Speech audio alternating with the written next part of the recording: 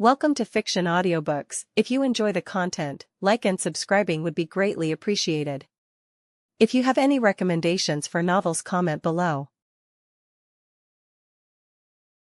Please join my Patreon at https://www.patreon.com/fictionaudiobook. Chapter 310, Chapter 2, The Speedster and the Witch. Given your current special circumstances, allow me to introduce myself. The synthesized mechanical voice spoke deliberately. I am Skynet, your most loyal servant. Sean sat on the couch, listening attentively as the artificial intelligence calling itself Skynet spoke. With each cold and measured word, the vast iceberg of sealed memories in his mind trembled, releasing fragments: Sentinel, Shield, the Avengers, Asgard. These keywords pieced together a rough outline of events. Even if his overall memories remained hazy, he now understood the gist of it. The cosmic tyrant had been the strongest enemy the Sentinel, Sean, had ever faced. Even with both of them wielding an Infinity Stone, Sean had struggled to secure victory. It wasn't until the final moment, when the white light in his mind surged, that the 50% power limit was fully unlocked. Sean had entered the void state. A perfect fusion of body and consciousness at their absolute peak. In that form, he had dragged the stubbornly resisting Thanos into the planet's core, triggering a cataclysmic explosion on a planetary scale. The two monstrous beings tore through the mantle, plunging into the heart of the planet. Magma erupted. The earth quaked. The impact was like a high-yield nuclear bomb detonating from within, resulting in a terrifying storm of energy. Blinding light. Gravitational collapse. Spatial disintegration. Under the chain reaction, the barren planet imploded and was reduced to cosmic dust. Thanos isn't dead. Sean stated with certainty.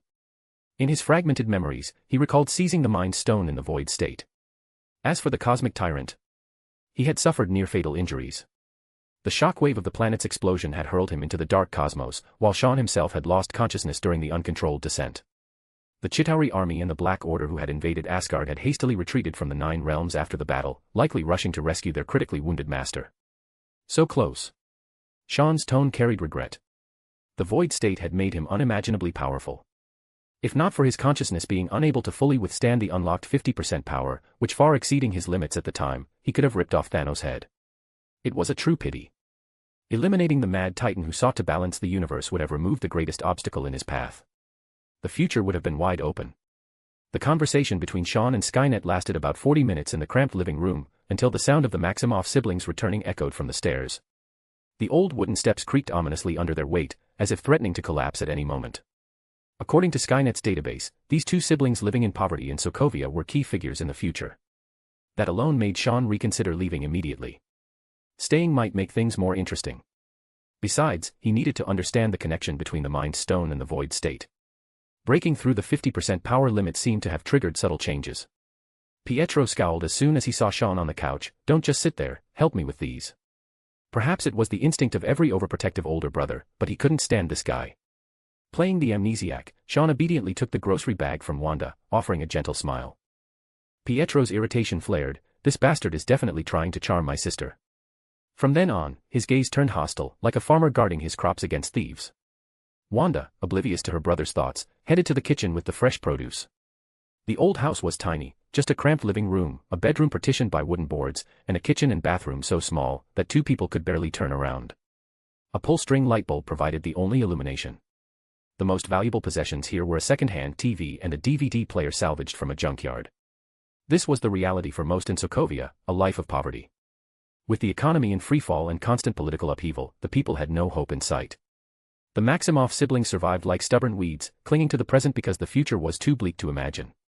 Dinner was unusually lavish: potato and mushroom soup, beef tenderloin with gravy, fried potato slices, and sweet cheese dumplings dusted with sugar. To Sean, this was nothing special. His fragmented memories and taste buds told him he had once lived far more luxuriously. But for the Maximoffs, this was a feast. The kind they only had on special occasions.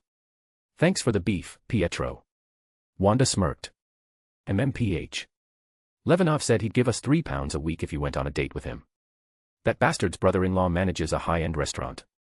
Pietro spoke through a mouthful of food. Nearly every guy at the factory wanted to ask Wanda out. If not for his connections in the workers' union, street thugs would be harassing her daily. You just called him a bastard, so don't sell me out for £3 of beef. Wanda kicked her brother under the table. Pietro didn't reply, instead glancing at Sean who sat quietly.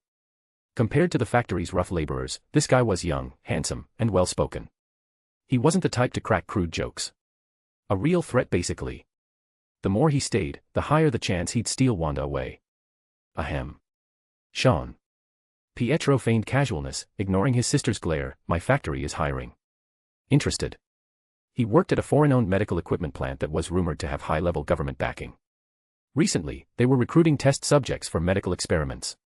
Pass the physical, complete the trials, and you'd get a hefty payout. Several co-workers had already signed up, praising the good pay and free meals. Pietro was also tempted, and figured he might as well drag Sean along. No freeloaders allowed. Sean paused.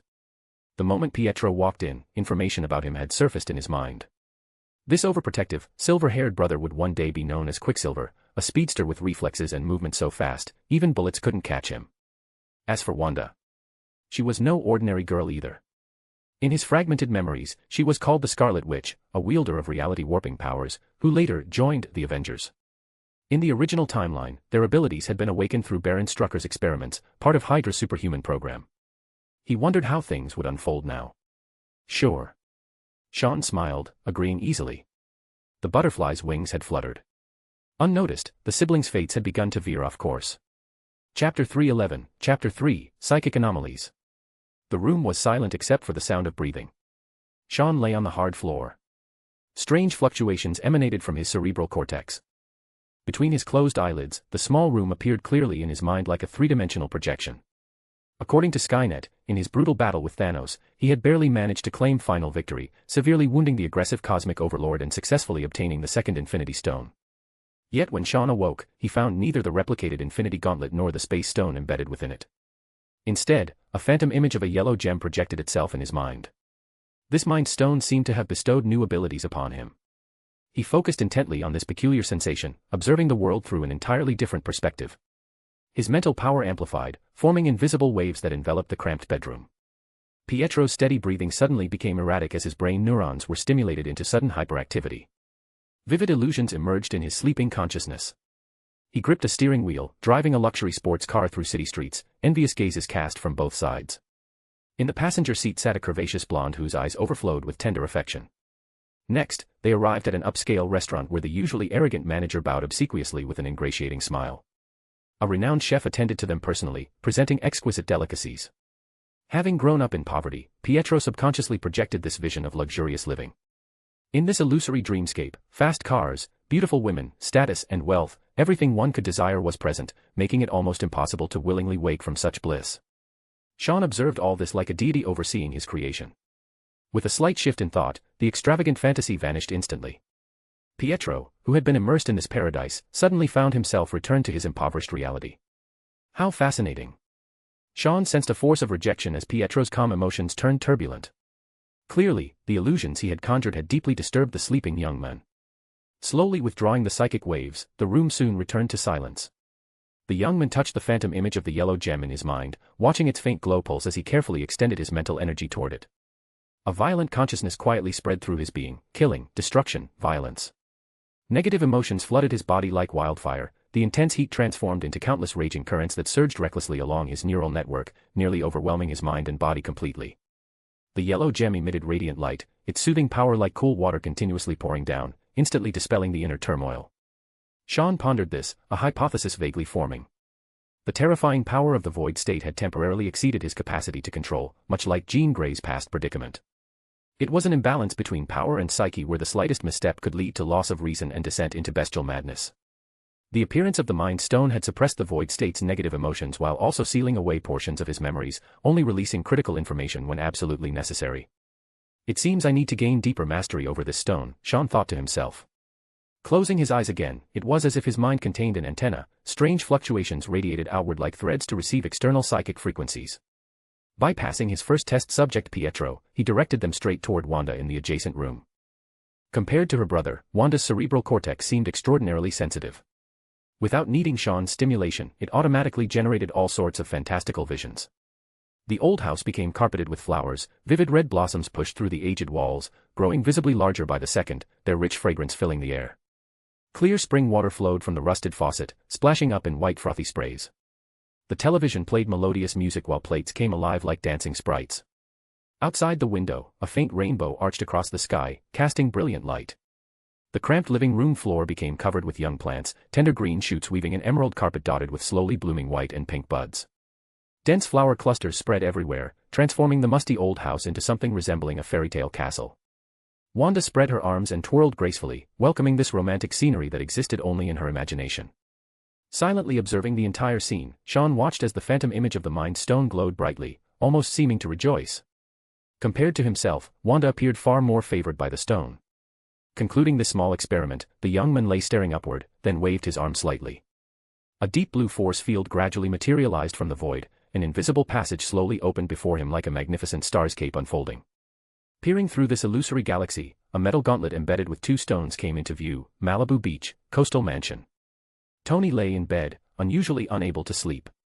In the past, he might have called up a bevy of supermodels and thrown an all-night party to burn off excess energy.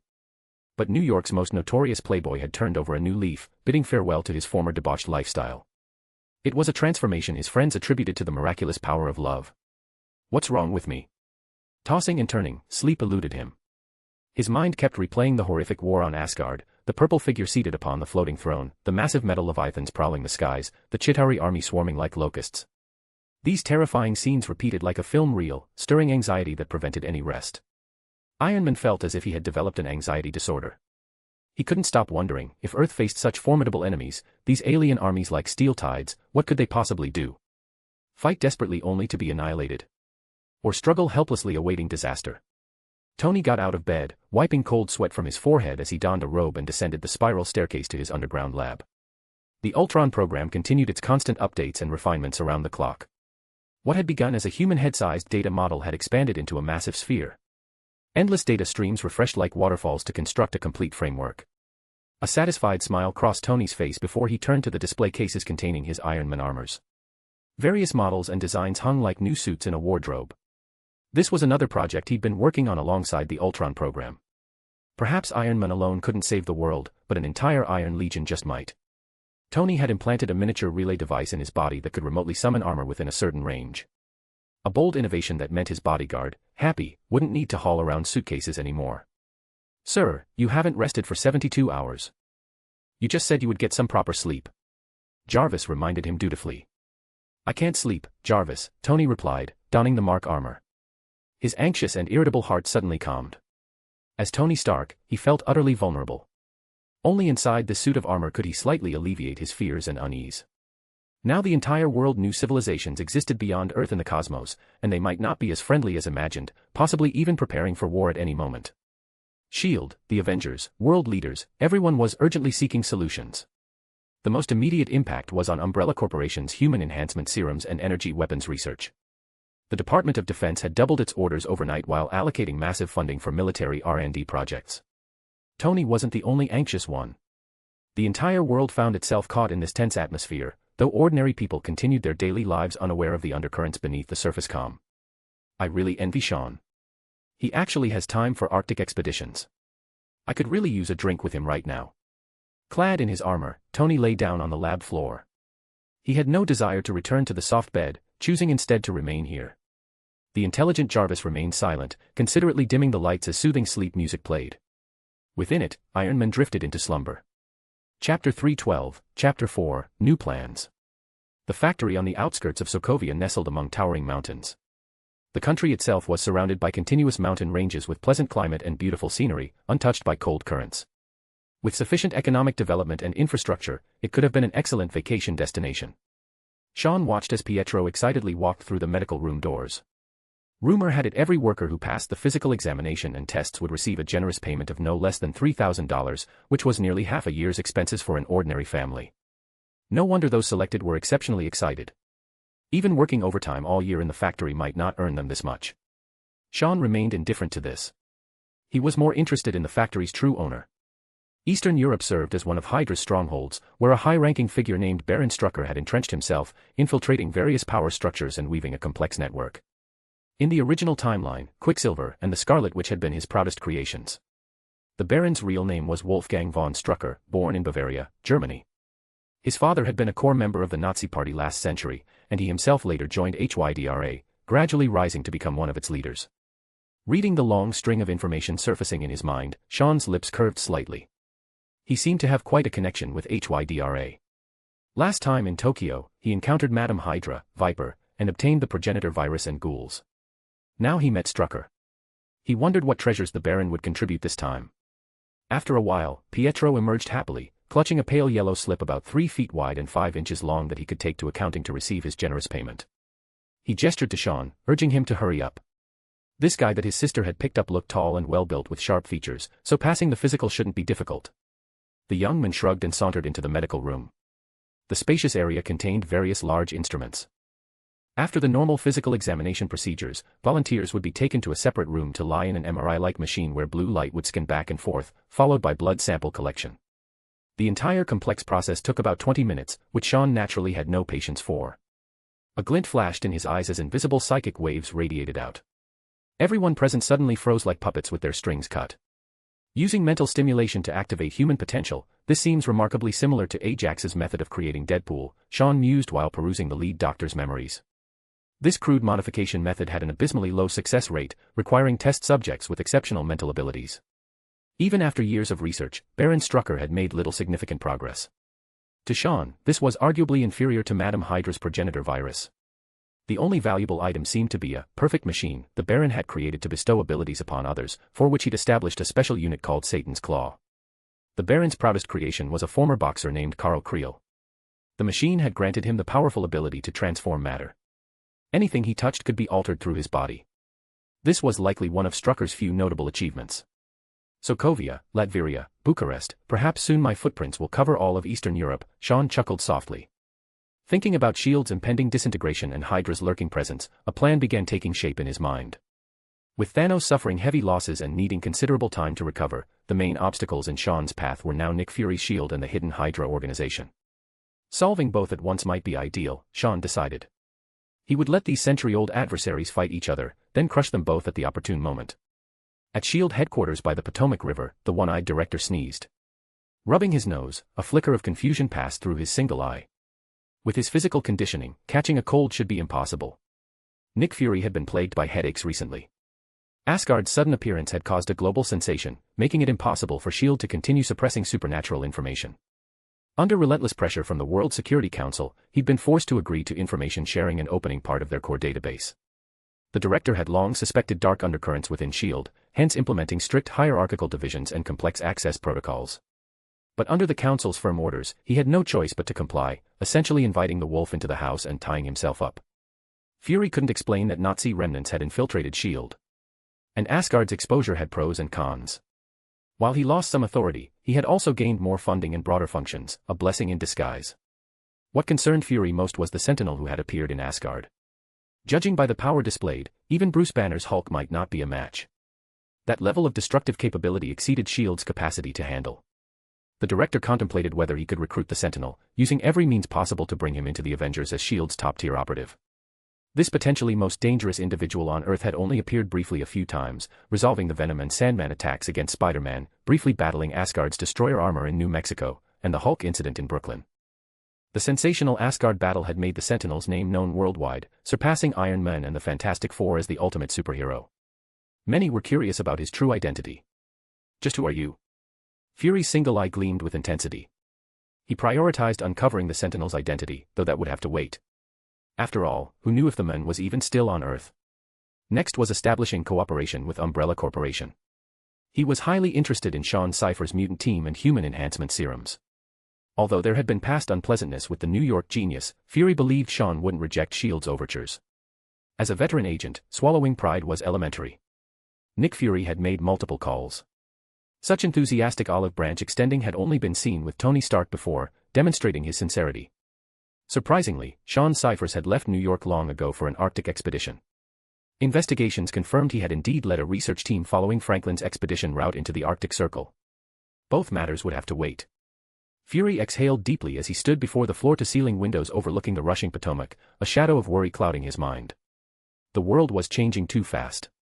What were once conflicts between nations now showed trends of escalating into interplanetary civilization wars.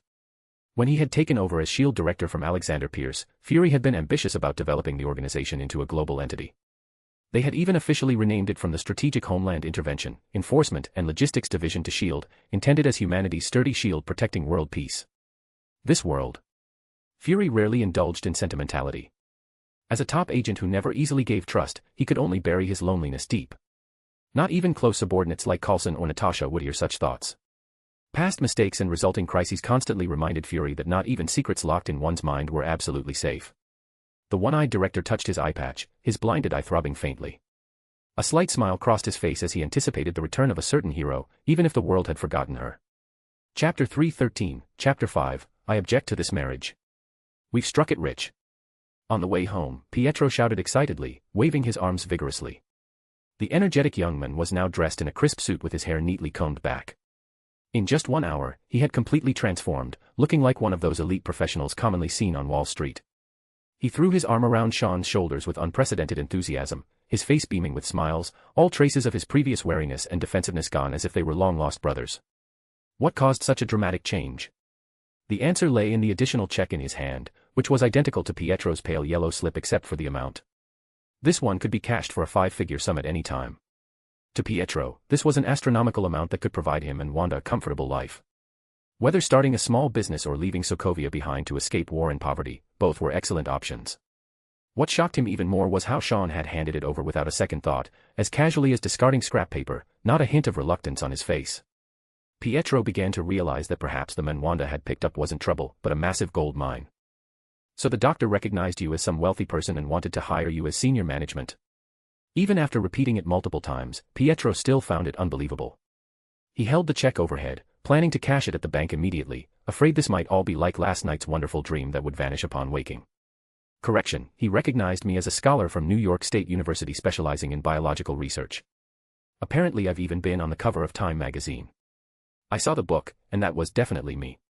Sean shrugged, speaking with complete seriousness. He had decided to participate in Baron Strucker's superhuman experiments, contributing to Hydra's grand cause. Mastering the Mind Stone's power required test subjects, and borrowing Hydra's resources seemed perfectly reasonable.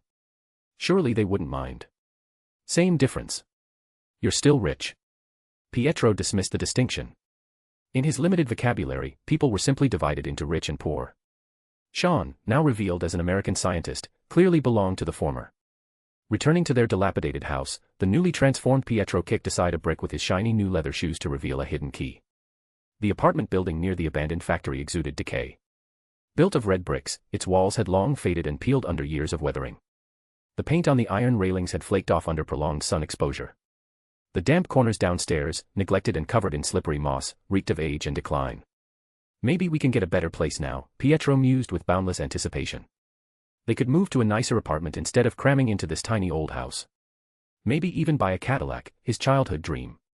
When Wanda returned from work and learned the news, Pietro's 6-hour fantasy came to an abrupt end. She dragged her brother into their room for an extended lecture. You didn't have to do this. Sean smiled from the rooftop as Wanda returned the check. Maintaining kindness and self-respect despite living in poverty was truly admirable. It reminded him of Captain America. That man, Steve Rogers, hadn't been born tall and strong. On the contrary, he had been small and weak, unable to pass military physicals. Yet this undersized man became the one and only super soldier. He never let ambition consume his reason like Red Skull, nor descended into the Green Goblin's path of letting violence dominate his being. Captain America remained unique, steadfastly maintaining his principles and bottom line. Wanda stammered, we shouldn't accept your gift. Pietro just lost his head. When I brought you home, if it were someone else. Sean interrupted the girl, they'd rob me blind and throw me on the street. Wanda, I'm grateful. This money means nothing compared to what you've done, which far exceeds monetary value. He wanted to give something back to these siblings, at least sparing them from becoming Baron Strucker's lab rats and turned into monsters by hatred. In the original timeline, Quicksilver and Scarlet Witch's fates were tragic. Their parents' deaths made them despise Tony Stark, volunteering for Strucker's experiments and becoming rare survivors. When the Ultron crisis erupted, they initially opposed the Avengers before realizing Ultron's genocidal plans and temporarily setting aside their hatred to help. Quicksilver died saving Hawkeye, while Scarlet Witch was nearly imprisoned during the Civil War. Sean's arrival, like a butterfly flapping its wings, changed what should have been. The Mind Stone was now in his hands, and the Ultron crisis was nipped in the bud. Having met these siblings who only had each other, offering appropriate help was nothing major. After all, in the future landscape, whether it's SHIELD or HYDRA, they would ultimately be phased out by the new era. Sean looked at the stunned Wanda as the gem phantom in his mind flickered. If it makes you uncomfortable, you could join the research team. Twin experimental data is quite rare. He was curious. How would the Quicksilver and Scarlet Witch created by his hands differ from the originals? Wanda blinked her large eyes, meeting the young man's profound gaze as her heart suddenly raced. Her thoughts became chaotic, inexplicable emotions surging like tides. Unconsciously, she recalled last night's fairy tale-like dream. Perhaps that was an omen. Sean's eyes seemed magical. They swirled with endless visions of creation and destruction that most would instinctively avoid, yet Wanda found irresistibly attractive. The night breeze danced past, carrying fresh air as the two lingered on the rooftop, sharing amusing anecdotes and experiences, their happy laughter carrying far into the distance. If that bastard dares lay a finger on her, I'll beat him to a pulp. Don't think some lousy check can buy me off. Pietro pressed his ear against the rooftop's metal door, muttering incessantly to himself. A young American millionaire meeting an innocent country girl, this wasn't the start of any good story. As her brother, Pietro's imagination ran wild with scenarios of Sean seducing and abandoning Wanda, leaving her to raise a child alone. Too horrible. I object to this marriage, he shook his head vigorously, trying to dispel the disturbing thoughts. Chapter 314, Chapter 6, Control. Strucker had recently felt that his luck was turning around, as if he had suddenly lifted the skirt of Lady Luck herself. The long-stagnant superhuman experiments had achieved several breakthroughs in succession, sending the Baron into ecstasy. After Madame Hydra in distant Tokyo lost contact, Hydra had retracted its forces, maintaining its usual secretive and low-profile style. Alexander Pierce had originally planned to assist Loki in bringing the Chitauri to Earth, creating greater chaos to keep S.H.I.E.L.D. scrambling and weakened. If they could kill two birds with one stone by taking out the Avengers in the process, all the better. Unfortunately, Loki proved incompetent. Not only did he lose the Tesseract, but he also drew Thanos himself into the fray. The result was Asgard being severely weakened and suffering heavy losses, while S.H.I.E.L.D. and Earth emerged as mere bystanders. This left Hydra in a complicated mood. They hadn't known beforehand that the cosmic tyrant backing Loki was so terrifying. Had the Chitauri army truly descended upon Earth, these Nazi remnants seeking world domination might not have fared much better. Strucker had chosen Eastern Europe as his stronghold precisely to evade S.H.I.E.L.D.'s scrutiny. After the fall of the Red Empire, Hydra had split into several factions. Alexander Pierce had infiltrated the enemy early, biding his time and even rising to a high-ranking position, while the Baron took advantage of the upheaval in Eastern Europe to establish roots in this chaotic region. Others, like Whitehall, who sought the miraculous powers of extraterrestrial life, and Madame Hydra, who researched viruses, represented different branches of HYDRA. They typically operated independently, contacting one another only when absolutely necessary. This ancient organization had fractured and spread like a virus across the globe after the Third Reich's collapse and the disappearance of Red Skull. Dr. Stalker, what exactly is going on? Wearing his signature monocle, Strucker strode through the secret base. Sokovia's largest medical center, which was in reality a covert Hydra facility for experimental research. The Baron's ancestors were hereditary nobles from Bavaria, Germany. When the Führer of the Third Reich rose to power, swept up in the nationwide fervor, they joined the Nazi Party and later became key aides to Heinrich Himmler, high-ranking members of the SS. Born into such an environment, Strucker was noticed by Hydra under Red Skull's leadership and recruited. After years of maneuvering, he had climbed to his current position. Dr. Cyphers has improved the experimental procedures and implemented new psychological therapies. The results prove this method has a higher success rate than before, replied Dr. Stalker, a sharp-featured man with a prominent nose and deep-set eyes. As Strucker's right-hand man, he had overseen the superhuman experiments for years and was regarded as the second-in-command in Sokovia. Dr. Cyphers. Strucker's tone was one of surprise. As the de facto leader here, he had never heard of this person. The superhuman experiments had always been managed by Dr. Stalker and Dr. Leonard. These two believed that mental stimulation and painful experiences could unlock human potential, and when combined with Hydra's enhancement serums, ordinary people could be granted extraordinary abilities. Karl Crusher Creel, the absorbing man, was a product of these experiments. Being capable of altering the properties of any material he touched, he had been appointed by Strucker as the leader of Satan's Claw. Dr. Cyphers is young and accomplished. He graduated from a prestigious university with dual degrees in neurobiology and psychology. Stalker spoke earnestly, his mind filled with fleeting illusions that made him utterly convinced of everything he said. The Mind Stone possessed the unique ability to distort consciousness and manipulate minds. Sean was continuously exploring its depths, striving to master it fully and free himself from the uncontrollable rampages that followed entering the void state. Hearing his trusted subordinate's explanation, Strucker felt somewhat reassured. He paced over to the secluded experimental center, where a young man in a white lab coat was conducting routine interviews with multiple test subjects. According to their biometric data, this Dr. Cyphers had made subtle adjustments to the enhancement serums. Moreover, he seemed exceptionally skilled in psychotherapy, achieving remarkable results in mental stimulation. He deeply aligned with Hydra's brainwashing expertise. Baron Strucker nodded, eager to meet this talented young doctor in person. He waited in a room while mentally preparing his recruitment pitch. To a pragmatist, he would promise benefits, and to a fervent Nazi loyalist, he would deliver a rousing speech. True selfless saints were rare in this world, and Hydra had always excelled in this regard. Within the organization's factions, only a minority were willing to sacrifice everything for the Nazi revival. Most were simply opportunists using the Third Reich's legacy to fulfill their own power fantasies. At the sound of knocking, Strucker looked up. "Dr. Cypher, how can it be you?" His eyes widened in shock as he recognized the young man entering. Sean Cyphers. A New York genius on par with Tony Stark, founder of Umbrella Corporation. His energy weapons and human enhancement serums were precisely the technologies Hydra had been desperate to obtain. During Loki's attack on Umbrella, Alexander Pierce had even dispatched a Hydra squad to steal advanced tech amid the chaos. But they had never been heard from again. Rumor had it that S.H.I.E.L.'s Nick Fury considered this young man a high-priority asset. Though stationed in Eastern Europe, Strucker had kept tabs on him. Had Sean not been under S.H.I.E.L.'s close watch, Hydra would have long since made contact. For a rare talent like this, recruitment would have been the ideal outcome. "Mr. Cyphers, I believe you've come to the wrong place." Almost instinctively, Strucker reached for the pistol hidden under the desk. Though he didn't understand why Sean was here, it couldn't possibly be good. That idiot stalker. How could he bring Sean Cyphers into Hydra's inner sanctum? This youthful face had graced the front pages of New York newspapers countless times, even making the cover of Time magazine. He was practically a household name across North America. "I just happened to be passing by and thought your superhuman experiments were rather inefficient. So, how about putting down that gun first, Baron?" Sean smiled faintly. Strucker's body jerked as if he were a robot, then mechanically set down his weapon. "Let's have a chat." Meeting the Baron's disbelieving stare, the young man casually pulled out a chair and sat down. Against his own will, Strucker's limbs stiffly followed suit.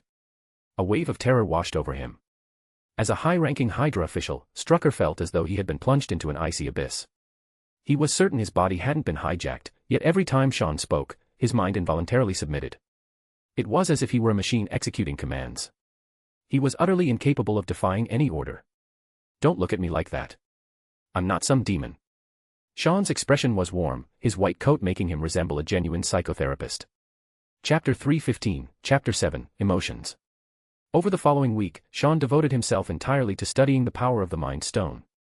To him, Hydra's secret base was utterly defenseless.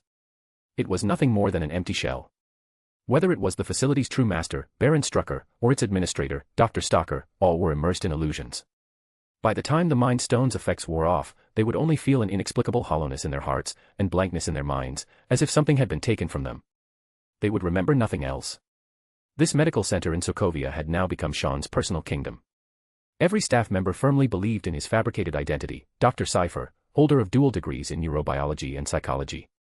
As for Pietro and Wanda, who had been drawn into the experiments, they remained blissfully unaware, believing this to be some clinical trial for medical drugs.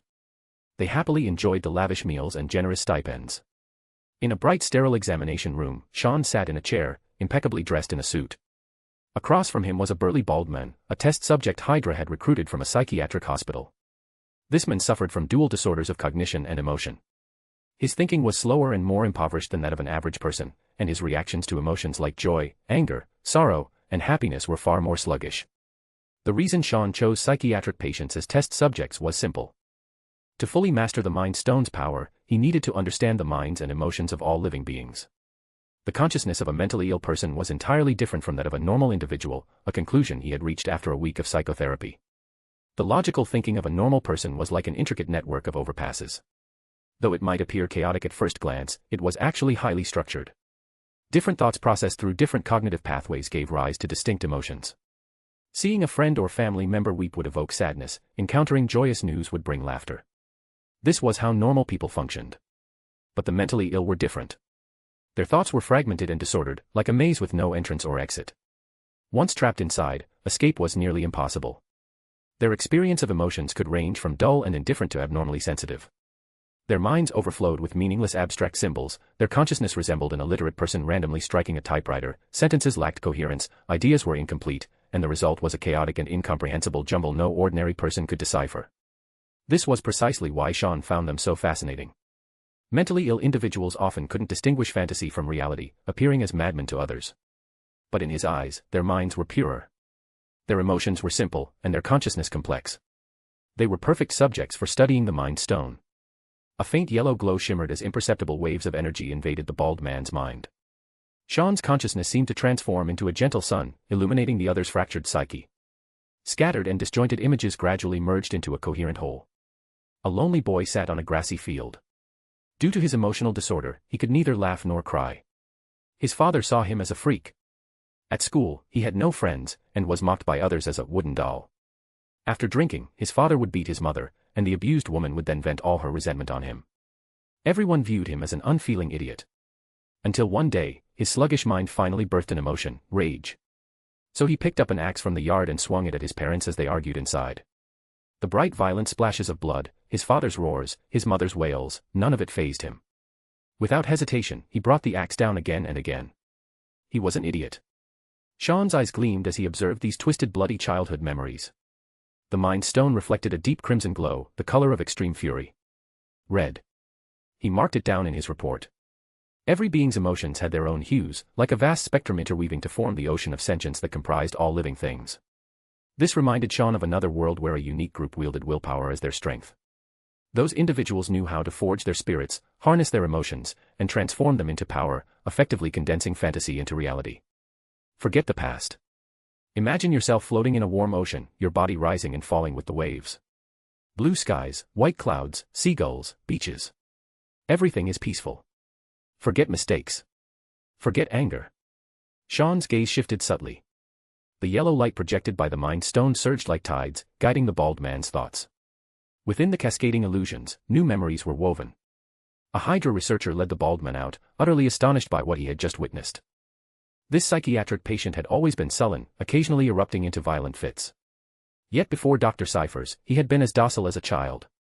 Standing nearby, Wanda watched with fascination. This miraculous transformation was nothing short of divine. It's as if Sean radiated a strange soothing power that brought peace to those around him.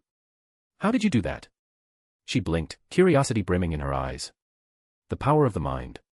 Sean shrugged, his expression deliberately mysterious. How has Pietro been lately? He's doing great. He is full of energy, like he can't possibly run out. He jogs around the field downstairs every day, says he loves the feeling of running. Wanda had noticed obvious changes in her brother. She, too, felt different. Every night, she fell into bizarre dreams, and would wake up with an oddly heightened sensitivity. Unbeknownst to her, this was the Mind Stone's corrupting influence. As for Pietro, Sean hadn't directly altered him to awaken his latent abilities. Instead, he had gradually enhanced the young man's physical strength, dynamic vision, and overall condition. He was preparing him for his eventual transformation into Quicksilver. Pietro thinks he can become the fastest man in the world, Wanda said, covering her mouth as she laughed. He's far from it. Unless he can outrun light and reverse time, that is. A faint smile tugged at Sean's lips. The title of fastest man in the world didn't belong to Pietro. It belonged to a speedster from another reality entirely. The day has gone by so quickly. Would you like to have dinner together later? The young man extended the invitation sincerely, his expression warm. Wanda was a natural psychic. Her perception was extraordinarily sharp, making her especially suited for the Mind Stone's transformative process. Sean intended to mold this girl into a more perfect Scarlet Witch. He was deeply curious, what wondrous abilities would the Mind Stone grant her? Mind control. Probability manipulation. Or perhaps chaos magic akin to sorcery. Sure. Wanda nodded, accepting readily. At this moment, her mind radiated bright swirls of pink and purple, vibrant hues of emotion. Chapter 316, Chapter 8, Tony's Message. Sokovia, Medical Center. In the underground testing chamber, a silver light flashed as violent wind pressure slammed against the walls like an extremely fierce gale. The air currents howled and swirled through the vast space, emitting a low moaning sound. Boom. The air vibrated with visible ripples as the silver light transformed from overlapping afterimages into an elusive phantom-like streak. In the monitoring hall outside, the values on the screen continued to rise, having just broken through the sound barrier. Wave after wave of turbulent air surged, carrying a thunderous roar as they crashed against the thick, solid walls. The silver streak pierced through the air as if propelled by an immense force, darting through the boundless void. All vital signs normal, physical energy consumption approaching critical levels, speed fluctuations stabilizing. Sean calmly recorded the data, his eyes fixed on the timer as he said in a low voice, "Pietro, you need to slow down." "No. I feel fine." His normal speech sounded like a drawn-out vocalization. At such high speeds, everything in the outside world seemed distorted. 10-minute time limit reached, vital signs beginning to fluctuate, blood sugar levels dropping, heart rate increasing. The silver streak had been running non-stop for 10 minutes. Maintaining the human body at extreme speeds for extended periods was a tremendous test of its endurance, consuming vast amounts of energy and placing immense pressure on the skeletal system. Yet Pietro relished the sensation, as though his entire being had merged with the air currents, becoming one with the wind. The sheer exhilaration of speed was undeniably addictive, breaking past human physiological limits, moving at high velocity without pause, the explosive bursts of air currents roaring like crashing waves against the thick walls. The silver streak flickered like a beam of light weaving through the void, elusive and unpredictable. Spatial orientation and gravity seemed to have no effect on Pietro. Whether running vertically along walls or walking upside down, it was effortless, as natural as breathing. Especially after breaking the sound barrier, his body seemed to enter another wondrous world. Clad in a specially designed bodysuit, he could feel his entire body in a state of continuous high-frequency vibration, slicing through air resistance as though moving through a vacuum tunnel. "Will Pietro be okay?" Wanda asked worriedly. The young lady seemed to have dressed up carefully. Her long brown hair draped over her shoulders, a fiery red coat covering a form-fitting vest that accentuated her curves, paired with a pair of straight-toned legs. Her innocent demeanor made her look like a schoolgirl, yet her vibrant red lips and the unintentional allure in her eyes added a bewitching charm. These two contrasting qualities blended together, weaving a unique magnetism, just like a mysterious medieval sorceress exuding an irresistible allure that made one yearn to uncover her secrets. "Don't worry, Wanda. Pietro is exceptional. He has outstanding potential, just like you." Sean reassured her with a soft laugh. He narrowed his eyes, studying the shy and introverted young girl. What truly captivated him wasn't Wanda's beauty or striking presence, but the unusual energy pulsating beneath her graceful figure. It was a flickering crimson glow, like faint shimmering embers. Extending his thoughts, he sensed an energy unlike anything he had encountered before. An empty void, as if nothing existed, resembling the primordial chaos before the cosmic explosion, making it impossible to decipher. The phantom of the Mind Stone trembled. The primordial chaos seemed to respond. It suddenly surged with overwhelming energy. In the boundless realm of the mind, the crimson light blazed brilliantly, intertwining illusion and reality as though capable of distorting existence and rewriting the world itself. Perfect chaos, altering the probabilities born from an ever-shifting future. Sean couldn't help but marvel inwardly. The power Wanda possessed held unimaginable potential for evolution. It was proof that the past months' relentless efforts had not been in vain. Under the transformative influence of the Mind Stone, this young girl had gradually revealed her extraordinary gifts. The fusion of spirit and consciousness into primordial chaos faintly displayed the immense potential to warp reality. Pietro, too, had undergone changes. His body surpassed ordinary human limits, his bones were as strong as steel, which finally unleashed his innate ability for high-speed movement. The siblings had given Sean a pleasant surprise. A speedster and a witch, two valuable cards now in his hand. After continuous training, Pietro's speed had grown even faster. In just a month, he had broken the sound barrier. While this world had no concept of divine power, persistent training and enhancement, aided by technological advancements, could one day push past physical limits. It was no longer an unattainable dream. Sean. Wanda remained oblivious to all this. Feeling the intensity of his gaze, a faint blush spread across her cheeks. "Let's end Pietro's test here," the young man said, snapping out of his thoughts with a smile. Wanda's potential was limitless, but equally unstable. It was fraught with danger. He hadn't forgotten that in another, now non-existent, timeline, the Scarlet Witch's mental breakdown led to the formation of a utopia in the world, directly leading to the near extinction of mutants. Before long, Pietro gradually slowed to a stop. The massive energy expenditure left the sturdy silver-haired young man drained, nearly stumbling to the ground. Wanda hurried over to support her brother. The now motionless Pietro heaved like a rapidly pulled bellows, his breath ragged and heavy. "Give him some glucose water and energy supplements," Sean instructed before turning to the newly minted Quicksilver. "How do you feel?" "Incredible. I've never experienced anything like this before. It's like entering another world where everything changes. Reality twists into blurry streaks of light, and I'm weaving through them. It's an indescribable rush." Having caught his breath and regained some strength, Pietro wore an expression of exhilaration, eagerly sharing his experience with Sean. "Don't stop here, Pietro. You should pursue the absolute limits of speed. There's no end to it." Sean smiled, pleased. He looked forward to seeing how the siblings would develop. The deeper his understanding of the Mind Stone grew, the more he enjoyed the thrill of altering others' destinies. Wanda helped her brother back to the rest area. Sustained high-speed movement demanded tremendous physical energy, and the strain on his bones was immense. Truthfully, it was far from comfortable. The faster he went, the more the wind pressure and shock waves felt like solid steel plates. Each breakthrough would only grow more difficult. For now, Pietro had reached his limit. Pushing further would be an almost insurmountable challenge. Tony's message. Receiving a call from Stark was unexpected. By all accounts, he should have been on an Arctic expedition, cut off from all external communications. Why would Iron Man suddenly reach out to him? Sean, it's me. There's no time, so I'll keep it short. I'm in trouble. If you get this, track my location. I don't even know where I am. The armor is acting up, and I can't contact Pepper. Luckily, your number was in Jarvis's contacts. Looks like vacation's over. Sean shook his head. Over this period, he had finally mastered the power of the Mind Stone. He absorbed and integrated the vast sealed iceberg of memories, and gradually reclaimed the wealth of information. Since Tony had run into some trouble, he might as well go and join the excitement. Chapter 317, Chapter 9, The 10 Rings. As Tony dragged his nearly destroyed Iron Man suit through the icy snow, he trudged alone, lost and helpless, like a traveler who had lost his way, unsure of what to do next. An unprecedented sense of loneliness washed over him. Tony found himself in a dire situation with no support. Without the high-tech armor that had always been his shield, the deep-seated sense of security within him slowly vanished. Back on the shield. Helicarrier, Captain America had once challenged Iron Man, take away that suit, and what are you? At the time, Tony had proudly replied, genius, billionaire, playboy, philanthropist. His tone was firm, carrying the unwavering confidence of the Stark family.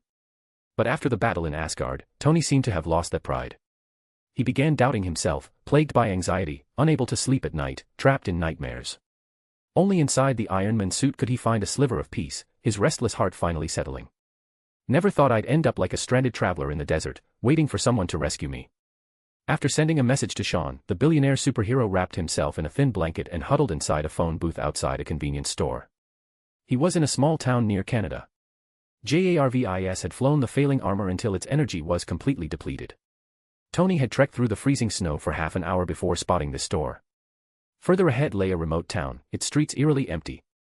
Everything had happened too suddenly, leaving Tony unprepared. He had barely managed to save Pepper before the explosion knocked him unconscious. The story began 2 weeks earlier. A terrorist organization called the 10 Rings had been dominating headlines, led by a self-proclaimed Mandarin who openly taunted the U.S. government. He broadcasted videos of massacres and issued threats, sending shockwaves through the media.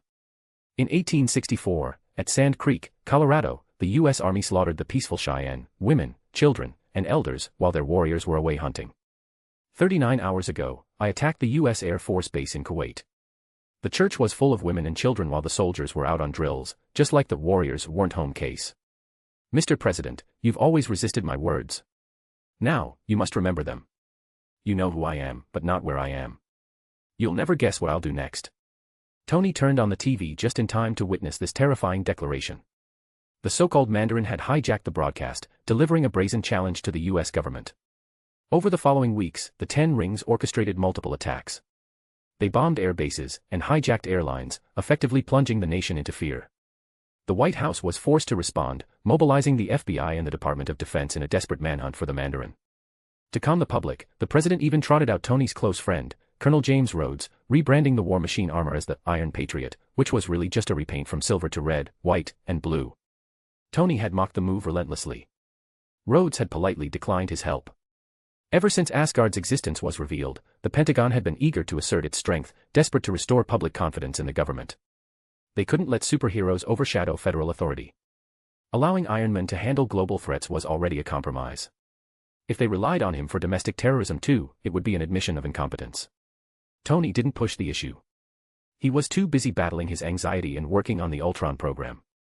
Busting international crime syndicates and dismantling terrorist cells hadn't been on his agenda for a while. Then came the explosion at Stark Tower and Happy Hogan's near-fatal injuries. Once again, Tony was dragged back into the fight. This was undoubtedly another one of the Mandarin's masterpieces. In just 2 weeks, the 10 Rings leader had orchestrated 9 bombings, each leaving no trace, not even shell casings. Public outrage was mounting. If this continued, the FBI director would likely be out of a job. I have a little holiday greeting for the Mandarin. My name is Tony Stark. You are not scary, you're just a coward. I'm coming for you. No politics, just good old-fashioned revenge. This isn't about the Pentagon or America. This is purely personal. Furious, Tony had stood before the cameras. He even gave out his home address, daring the terrorist leader to face him head-on. As he always said, he didn't have many friends. Beyond Pepper and Rhodes, Happy was one of the few people Tony truly trusted. The man had been his bodyguard for years, sticking by his side since Tony was 20. He was practically family. Stark was a man of action. After publicly declaring war on the Mandarin, he began compiling every scrap of intel on the Ten Rings leader. He sifted through data from S.H.I.E.L.D., the FBI, and the CIA, where he noticed glaring inconsistencies. For instance, the explosions reached temperatures exceeding 3,000 degrees Celsius, which was enough to vaporize everything within 12 yards, yet, no bomb fragments were ever found. Tony built a data model, analyzing patterns until he uncovered a trail. If this were a comic book, the story would end with Iron Man saving America once more, another heroic tale of good triumphing over evil. But this wasn't fiction. That afternoon, Tony's Malibu mansion was attacked. This time, the Mandarin pulled no punches. A cruise missile followed by strafing runs from 6 attack helicopters nearly killed Tony and Pepper on the spot. What a cruel joke. Tony mumbled, leaning against the phone booth, shivering. He hadn't contacted Pepper. The fact that the Mandarin could deploy 6 armed helicopters on U.S. soil meant his influence ran deeper than anyone imagined. So Tony reached out to Sean, who was supposedly on an Arctic expedition. Umbrella had formidable security. Even Loki had been humbled by them. Plus, their cutting-edge research facilities made them the perfect backup. Hope that bastard gets my message. Arctic expedition. I've never even been there. Lucky bastard. Tony tightened the thin blanket he had scavenged from a store mannequin.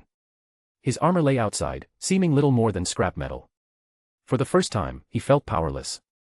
No suit, no billionaire bravado. Just an ordinary man. Stark men are made of iron.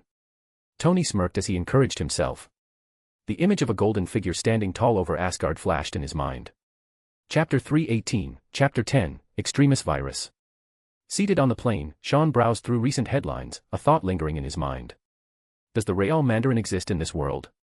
In the original timeline, the Ten Rings' villainous leader, the Mandarin, had been nothing more than a puppet, a fabricated persona played by a washed-up British actor obsessed with Shakespeare and luxury.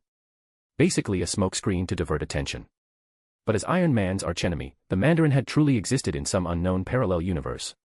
Under countless aliases, this long-lived figure claimed descent from Genghis Khan, born in the distant East. Much like Tony Stark, he had been obscenely wealthy from a young age, wielding a brilliant mind and vast resources in pursuit of immortality through ancient mystical arts.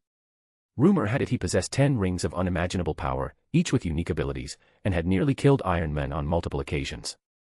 He was basically a competent supervillain. How amusing. Sean studied the 10 rings emblem frozen on his screen, 10 interlinked rings forming a circle. The symbol was no stranger to him. Long before Tony became Iron Man, Obadiah Stane, the former CEO of Stark Industries, had conspired with Afghan warlords to assassinate the Playboy heir and seize the Stark family's military empire. Those very warlords had kidnapped Tony Stark. Their leader had been a member of the Ten Rings. Though Iron Man had crushed their stronghold back then, the terrorist organization had now resurfaced under new leadership. Tony, is this karma for your past mistakes? A faint smile tugged at Sean's lips as he mused. While Iron Man might still be in the dark, Sean saw the full picture clearly. Aldrich Killian, this name had been splashed across tech magazines and weekly journals lately, its frequency rivaling Sean's own media dominance at his peak.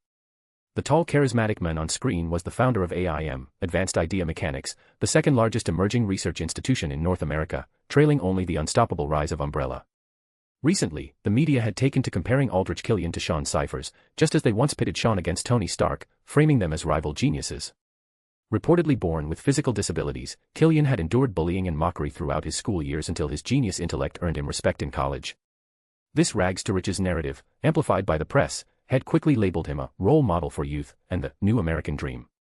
The formula was identical to Sean's own rise, layering himself in dazzling narratives of struggle and triumph to win public sympathy and media adoration. Sean chuckled. Clearly, this was another genius skilled in theatrics and branding. Audiences loved tragic backstories so long as they ended in glory.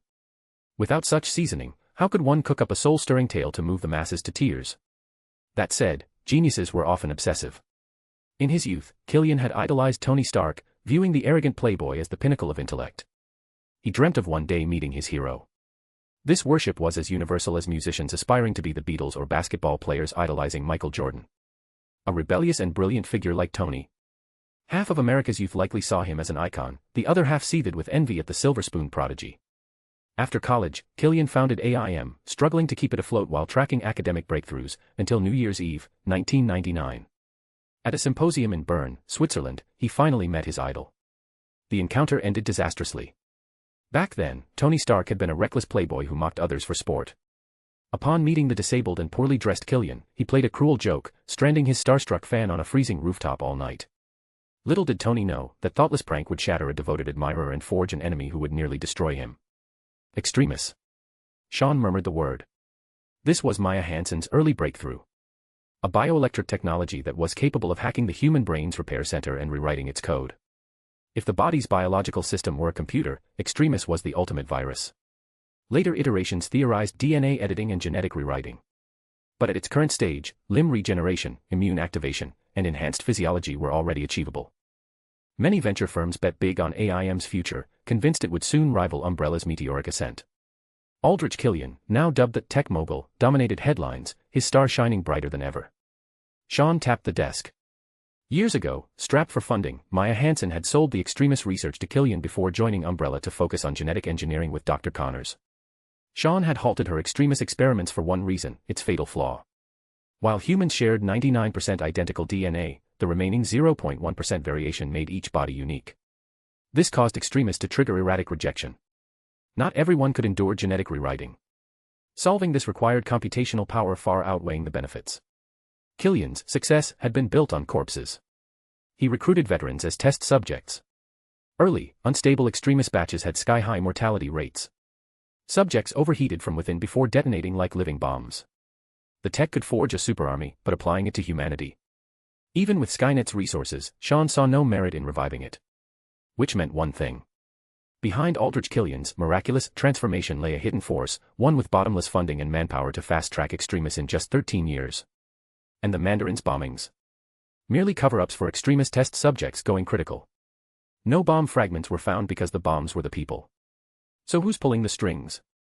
Hydra? Or is it the actual Mandarin himself? Sean's eyes narrowed, a smirk forming on his lips. This just got interesting. Chapter 319, Chapter 11, The Downtrodden Iron Man.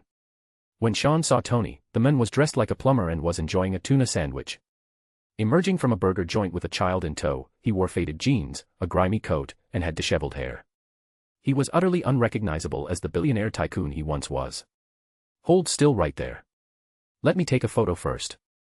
The Daily Bugle would absolutely love to feature this look of yours on their front page. A Porsche Panamera was parked by the roadside. Sean leaned against the hood like a wealthy playboy out to pick up hot girls, an act that drew equal parts envy and disdain from passers-by. The former reaction came from the 6 women who had approached him within 10 minutes, while the latter stemmed from the same reason. Thank God you not only received my message, but actually came in person. I'm touched. Tony ruffled the child's hair beside him, theatrically wiping the corner of his eye in an exaggerated display of gratitude that was about as sincere as a $3 bill. Truth be told, he hadn't held out much hope. Tony had long prepared himself mentally to go it alone, to uncover the truth behind the Mandarin and the bombing single-handedly, even without the Iron Man armor. This was the pride rooted deep in his heart. Tony Stark had never been one to back down. Even when his life hung by a thread, he would never relinquish the identity of Iron Man. Sean shrugged, indeed. A direct flight from Iceland to New York takes 6 hours, yet I made it from the other side of the planet to this Canadian backwater even Google Maps struggles to locate in just 3.5 hours. His tone was deliberately casual, as if to say, this was nothing, don't mention it, a demeanor that made the bruised and battered Tony visibly uncomfortable. For once, the usually arrogant Iron Man found himself offering genuine thanks. I owe you one. He quickly changed the subject, turning to the child, go straight home, stay with your mom, guard my Iron Man suit, and keep your phone on. You're an excellent partner. Tony paused awkwardly at the end. Expressing emotions had never been his forte, even with close friends or family. Arrogance and pride were often just a protective shell, like the Iron Man armor, shielding him from external harm. Wow, I thought that last line was meant for me. Sean voiced teasingly. Seeing Tony show vulnerability was rare, and he wasn't about to miss this golden opportunity to needle him. He just had to give the master of snark a taste of his own medicine. I'd be silently grateful if you could just not talk. Stark was growing increasingly flustered. His temper had been frayed by recent anxiety issues, and the whole Mandarin debacle where his reckless public declaration nearly got him killed and Pepper injured had left him simmering with guilt and rage. Where to? Sean tossed him a copy of the evening news. Theoretically speaking, you're already dead. The bold headline from 2 hours ago screamed, Mandarin attacks. Iron Man dead. The thick black font carried an ominous weight. No doubt S.H.I.E.L.D. was already on high alert. As an Avenger and a famous superhero, Nick Fury would surely mobilize all resources to track him down. I've found some leads about the Mandarin and his bombings. Tony's eyes burned with determination. He was dead set on taking down the terrorist leader. You mean using soldiers as test subjects, turning them into human bombs? Sean's lips curled into a mysterious smile. Or did you want me to accompany you to Tennessee to find the Mandarin's lair and capture the mastermind behind this? You knew all this. Now it was Tony's turn to be shocked. He'd only just managed to connect the dots by using Jarvis's data models and extensive analysis to link the Mandarin's bombings to the Rose Hill incident in Tennessee, where a military base explosion allegedly caused by a soldier named Charlie Davis had killed 6 people. What did you think I was doing during those 3.5 hours on the plane? Throwing parties with models or watching pole dances? Sean spared no effort in ridiculing him. Those were precisely the kinds of activities Tony used to adore, gathering a bunch of hot models dressed as flight attendants for wild parties on his private jet. Such antics were too numerous to count, which was how he'd effortlessly secured his title as New York's most notorious playboy. So you're determined to humiliate me into crawling into a hole today? Tony asked angrily. He was used to being the one dishing out verbal jabs, not receiving them, especially not while being unable to counter. From the late Obadiah Stane to Justin Hammer, currently enjoying prison soap, from military heavyweights like General Ross to high-ranking congressmen who hadn't been on the receiving end of Tony Stark's razor-sharp tongue. If they could see him now, they'd probably pop open champagne bottles in celebration, clapping their hands and declaring that karma had finally come around. Seeing Tony on the verge of losing his temper, Sean wisely backed off.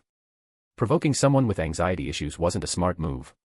It's not just Jarvis who has massive computational power, and you're not the only one who can build data models to analyze patterns and find clues in vast amounts of information, said Sean. Tony took a deep breath and asked urgently, how much do you actually know? About the same as you. Just the location of the Mandarin's Tennessee hideout, a private estate in the suburbs, and the fact they've been experimenting on soldiers. Those bombings were actually failed experiments due to incomplete technology. Sean replied as he started the car, the engine roaring to life. No doubt Aldrich Killian already knew Tony was alive and would likely send assassins any minute now. While Sean had no objections to plowing straight through, taking down Killian, hopped up on extremists, raiding the Mandarin's lair, and foiling their conspiracy, why should he? Sean had never identified as a superhero. Everything he'd done initially was simply to secure a better life. Then, as his power grew and ambitions expanded, he set his sights on wealth and influence, aiming for the pinnacle of the social pyramid. Eventually, he realized he could do more. He could create an entirely new future, and even take the whole world for himself. As Sean had said, he already made peace with the darkness within, embracing his insatiable ambition and desires. Observer and guide, that was the proper role he had taken up for himself. That's it. Tony curled his lip, secretly relieved the gap wasn't too embarrassing. Of course not. Sean grinned. I also know this all traces back to a prank you pulled 13 years ago, when you humiliated an overly sensitive fan named Aldrich Killian. Sean wore a look of pure delight as he savored the stunned expression on Tony's face. That expression alone made the cross-continental trip entirely worthwhile. Killian. Who? The utterly bewildered Tony asked in confusion. Chapter 320, Chapter 12, The Mandarin.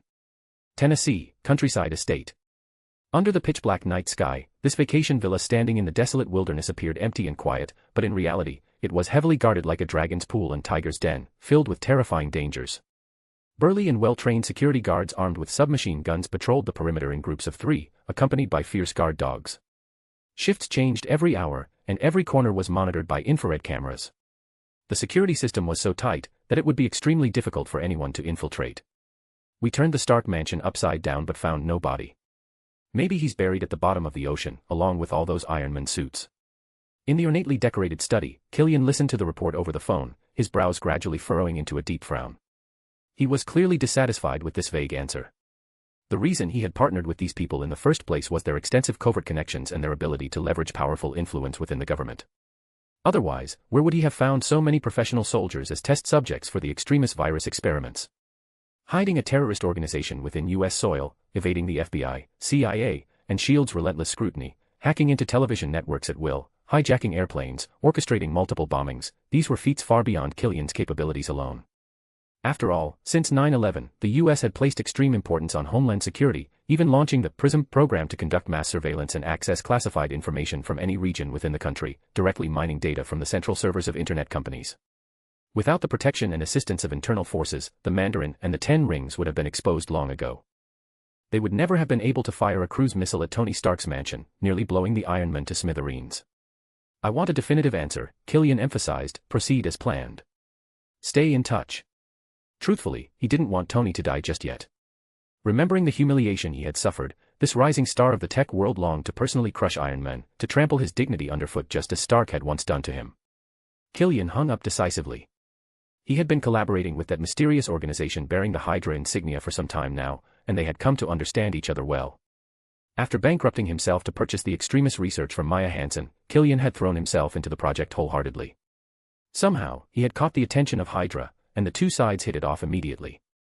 With massive funding and manpower, they had finally succeeded in applying the technology to human subjects. Though the rejection issues with extremists had never been fully resolved, neither Killian nor Hydra cared. They could create an unstoppable super army at any time.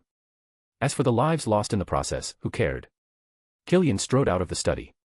The main hall had been set up like a broadcasting studio, with spotlights overhead, cameramen adjusting their lenses, and others meticulously arranging the set. The Ten Rings emblem was emblazoned on the walls, antique carpets covered the floor, and beside an ornate sandalwood chair stood two bronze-cast Eastern totems. The Mandarin's persona was that of an Easterner descended from Genghis Khan, with a British noblewoman for a mother. Orphaned shortly after birth, he was raised by his uncle. Thus, Killian had to ensure everything was perfectly staged so that the washed-up actor they had hired could convincingly portray the feared terrorist leader, the legendary and deadly Mandarin who had even brought down Iron Man, a man whose will none dared defy. Clad in a black robe and wearing 10 rings, the Mandarin stood ready. This down-on-his-luck British actor, whose real name was Trevor Slattery, had once performed in Broadway plays. Like most struggling actors dreaming of stardom, Trevor had languished in obscurity, never catching his big break. His only vaguely memorable role was as a Russian cop in CBS's Anger Management, but after a poorly received pilot, his scenes were cut entirely. By chance, Killian had encountered this third-rate actor wallowing in self-pity. Finding his appearance fitting, he decided to cast him as the terrorist who would strike fear into the heart of America. The Mandarin. In truth, the name should have been translated as Mandaswin, but due to transliteration quirks, most Americans preferred Mandarin. From that moment on, the actor Trevor Slattery ceased to exist, replaced by the Ten Rings leader Mandarin, an ambitious, world-destroying villain. Two women dressed in cheongsams lifted the Mandarin's hood, revealing a hooked nose, deep-set eyes, a thick beard, and hair tied into a traditional Chinese topknot. His grim expression exuded authority. This was the leader of the Ten Rings, the mastermind behind the wave of terror attacks that had plunged a nation into shadow. Killian nodded in satisfaction. Next, Hydra would hijack signals across the eastern seaboard and issue a direct threat to the White House. Their goal was to plunge the country into crisis, just like the Kennedy assassination, removing uncooperative figures and installing their own people. Political games were incredibly complex. They were full of scheming and power struggles. Yet, they were also brutally simple, provided one had the strength to flip the table and rewrite the rules at will. This was the agreement between Killian and Hydra. Once the new president and cabinet took office, they would hand over the Ten Rings and the Mandarin to appease public outrage, while silently consolidating power. With an extremist-enhanced super army and AIM's bright future, crushing Umbrella and toppling Stark Industries would be child's play. Tony, it's a shame you won't be here to witness this. Killian spoke with deep regret. He longed to see the look on that arrogant Iron Man's face when the empire his family had built came crashing down. Perhaps Stark would kneel at his feet, begging for mercy. That was what the founder of AIM imagined. New Year's Eve in Switzerland, 1999, remained an eternal wound in his heart. That night on the rooftop had irrevocably altered the course of his life. Killian had once idolized Tony Stark, viewing him as the world's greatest genius, a figure to be worshipped. But Stark had crushed his dignity underfoot, grinding it to dust without a second thought.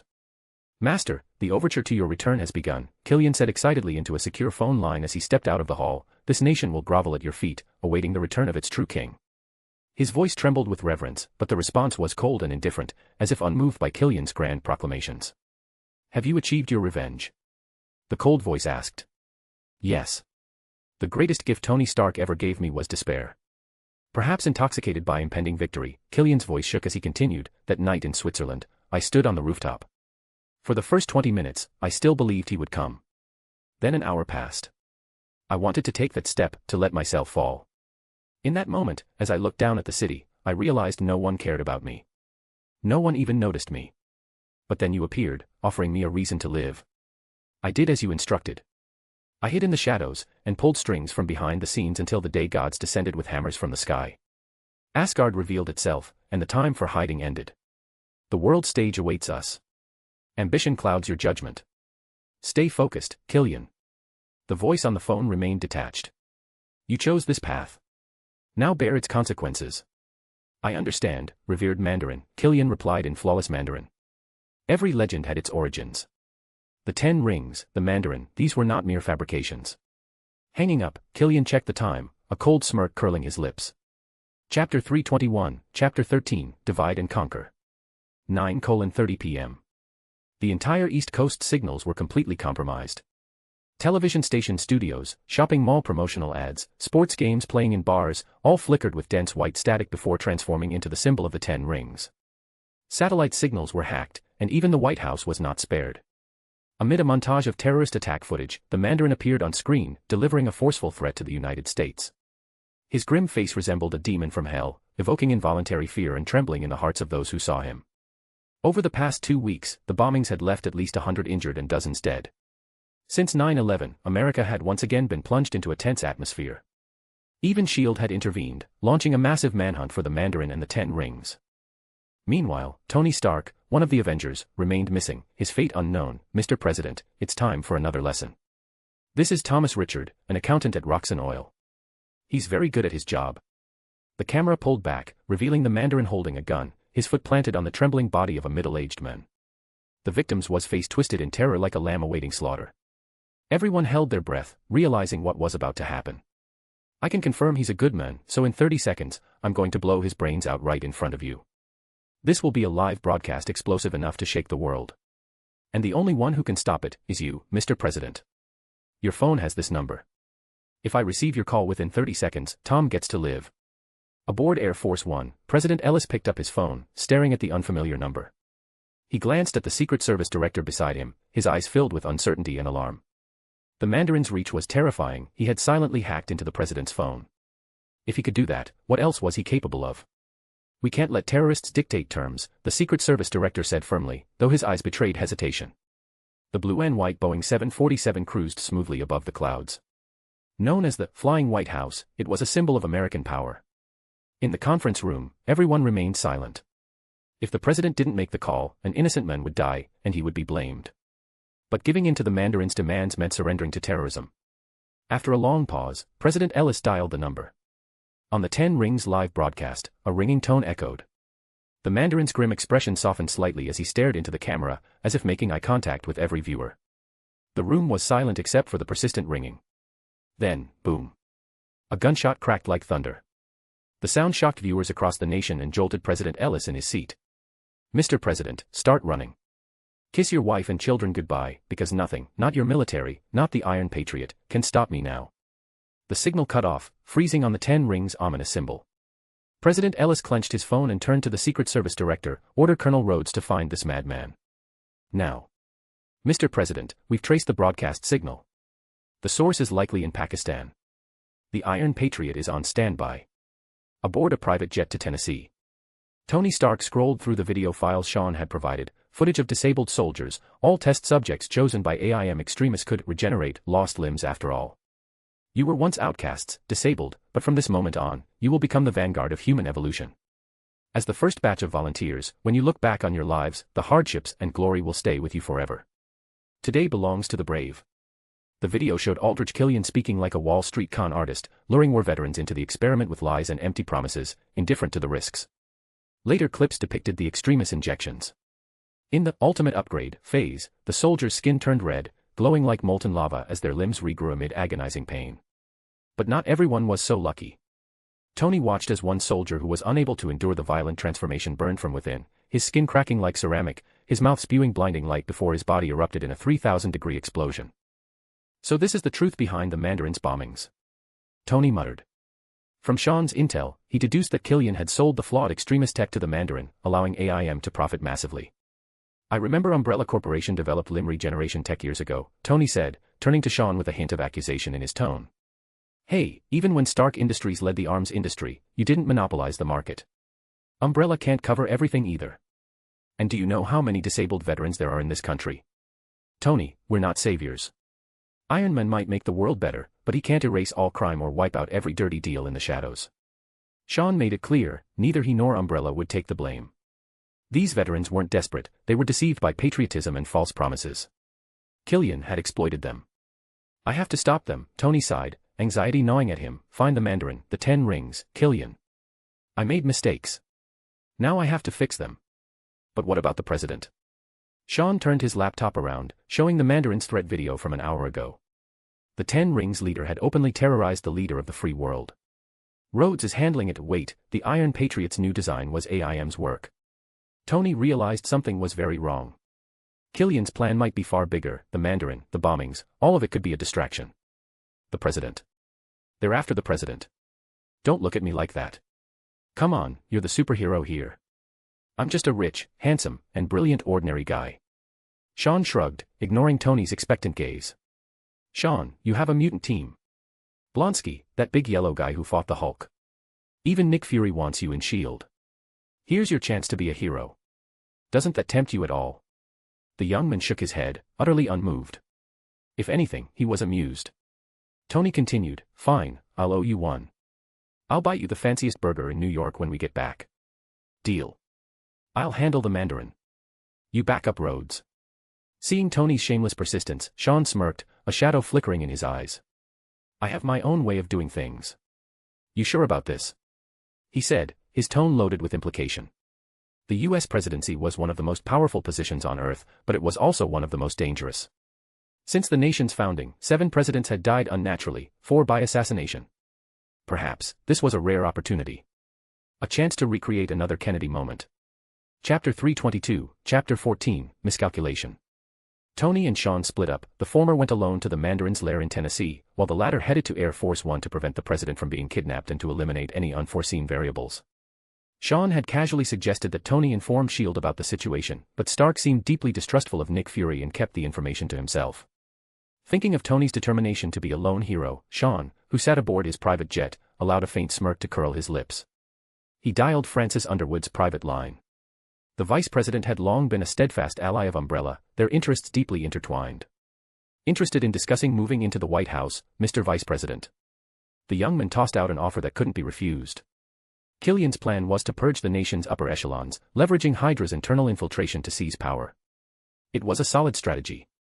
Controlling the most powerful leader in the Western world with one hand while commanding the most feared terrorist organization with the other. With extremists, AIM would grow into a monopolistic behemoth. But to pull this off, the president and his cabinet had to be eliminated. Targeting Air Force One was the perfect opportunity. As for the vice president and Congress, Hydra would handle them. Unfortunately for Killian, he hadn't accounted for a player in this game who operated above the rules. Sean, whose very presence rendered his grand scheme to nothing more than a fleeting illusion. After a half-hour discussion, the ambitious veteran politician eagerly accepted all the terms. No one would pass up such an opportunity. To sit in the White House, becoming one of the most powerful figures in the nation. In the dirty and complex game of politics, there was only one rule: interest first. In his official residence, Underwood subtly adjusted his tone. Allow me to once again express my excitement and sincere gratitude, Mr. Cyphers. The founder of Umbrella was no longer the small-time figure who once needed protection. Now, he could casually discuss replacing the president, and had the means to do it. Always meticulous about details, Underwood was quick to adapt to the shifting power dynamic. He was a seasoned politician. Dignity and pride had no place in his world. What do you need me to do? The vice president asked quietly. Even with his composure, the thought of stepping into the Oval Office and ascending to the pinnacle of power sent a thrill through him. Stay home and prepare a eulogy, Sean replied. After a few more polite exchanges, he hung up. According to Skynet's tracking, Colonel Rhodes and the Iron Patriot had arrived in Pakistan half an hour ago. Given Killian's efficiency, the Trojan horse plan was likely already in motion. He would steal the Iron Patriot suit, use it to infiltrate Air Force One, and successfully abduct the president.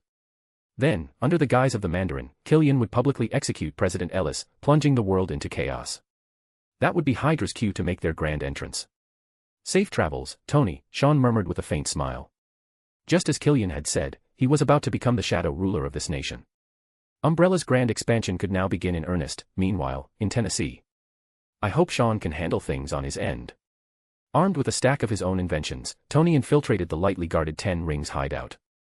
Thanks to Killian taking most of the manpower, security at the compound had been reduced by 2/3, leaving only a handful of burly mercenaries. Even without his Iron Man suit, Tony made his way inside effortlessly using compact EMP devices, electric shock gloves, and homemade grenades. If only JARVIS were here. I should have recorded my entrance and proved to everyone I've got the makings of an agent. Tony didn't hesitate to praise himself as he cautiously pushed open the door to the main house. The living room was a mess. It was like the aftermath of a wild party. Empty liquor bottles, pizza boxes, women's clothing, and a half-naked stripper sprawled across a table greeted him. After swiftly incapacitating a few guards, Tony stormed into a large hall set up like a broadcasting studio. The screens played the Mandarin's threat videos, the walls were covered in 10 Rings graffiti, and the tables were littered with prop weapons. This looked less like a terrorist base and more like a movie set. Venturing further into the bedroom, Tony found the men responsible for America's panic, a babbling old man. This Mandarin bore no resemblance to the sinister and imposing figure from the videos. Instead, he was grinning like a fool, slurring his words as if high on drugs. There was no trace of a feared terrorist leader here, just a washed-up third-rate comedian. Enough. You're not the Mandarin. Where's the real one? Tony leveled his gun at the old man. He refused to believe this was the leader of the 10 Rings. Sure, they looked alike, but the aura was completely off. If this was an act, the Mandarin was one hell of an actor. He's here, but also not here. It's complicated. Wait, don't shoot. My name is Trevor Slattery. I'm not a decoy or a body double. I'm just an actor. The old man raised his hands in surrender, spilling everything. It's just a role. The Mandarin isn't real. You know how it is. Actors take drugs sometimes. I got a little carried away, did some bad things. Then they found me, offered me more drugs, and other perks. Killian created you. The bombings were his doing. Tony asked in a cold tone. He had suspected Killian was the mastermind behind everything, that he was merely collaborating with the Mandarin and the 10 Rings.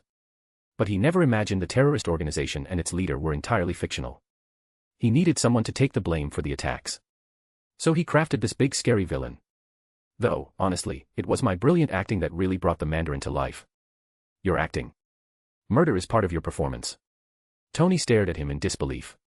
The fact that this was the Mandarin made him cringe. The evil mastermind he'd been so determined to defeat was this. Look around. Costumes, green screens, fake guns. I don't kill people. I'm just a dedicated actor. The old man popped open a can of soda casually. Where's Killian? And his super soldiers? Tony pressed. He'd assumed the Mandarin's lair would be the most dangerous place, which was why he had sent Sean to rescue the president.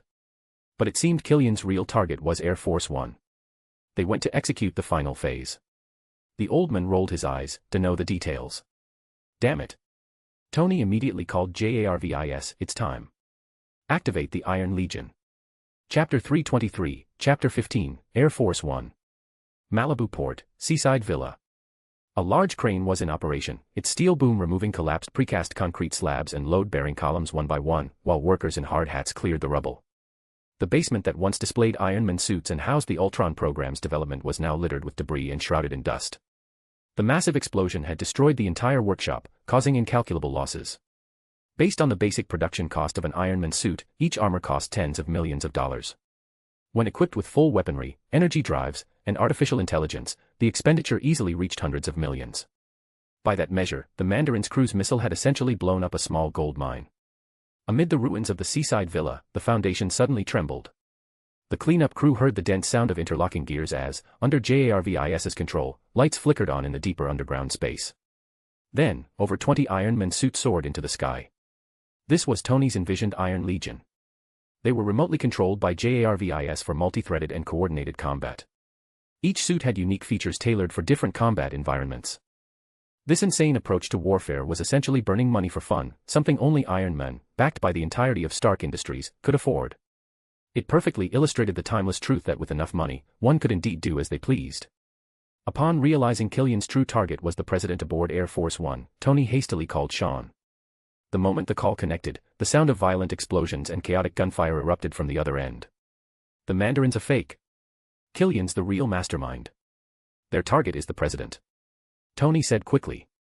Your timing is impeccable, came the sarcastic reply. I was just about to tell you that Killian is on a Roxxon oil tanker off the coast of California.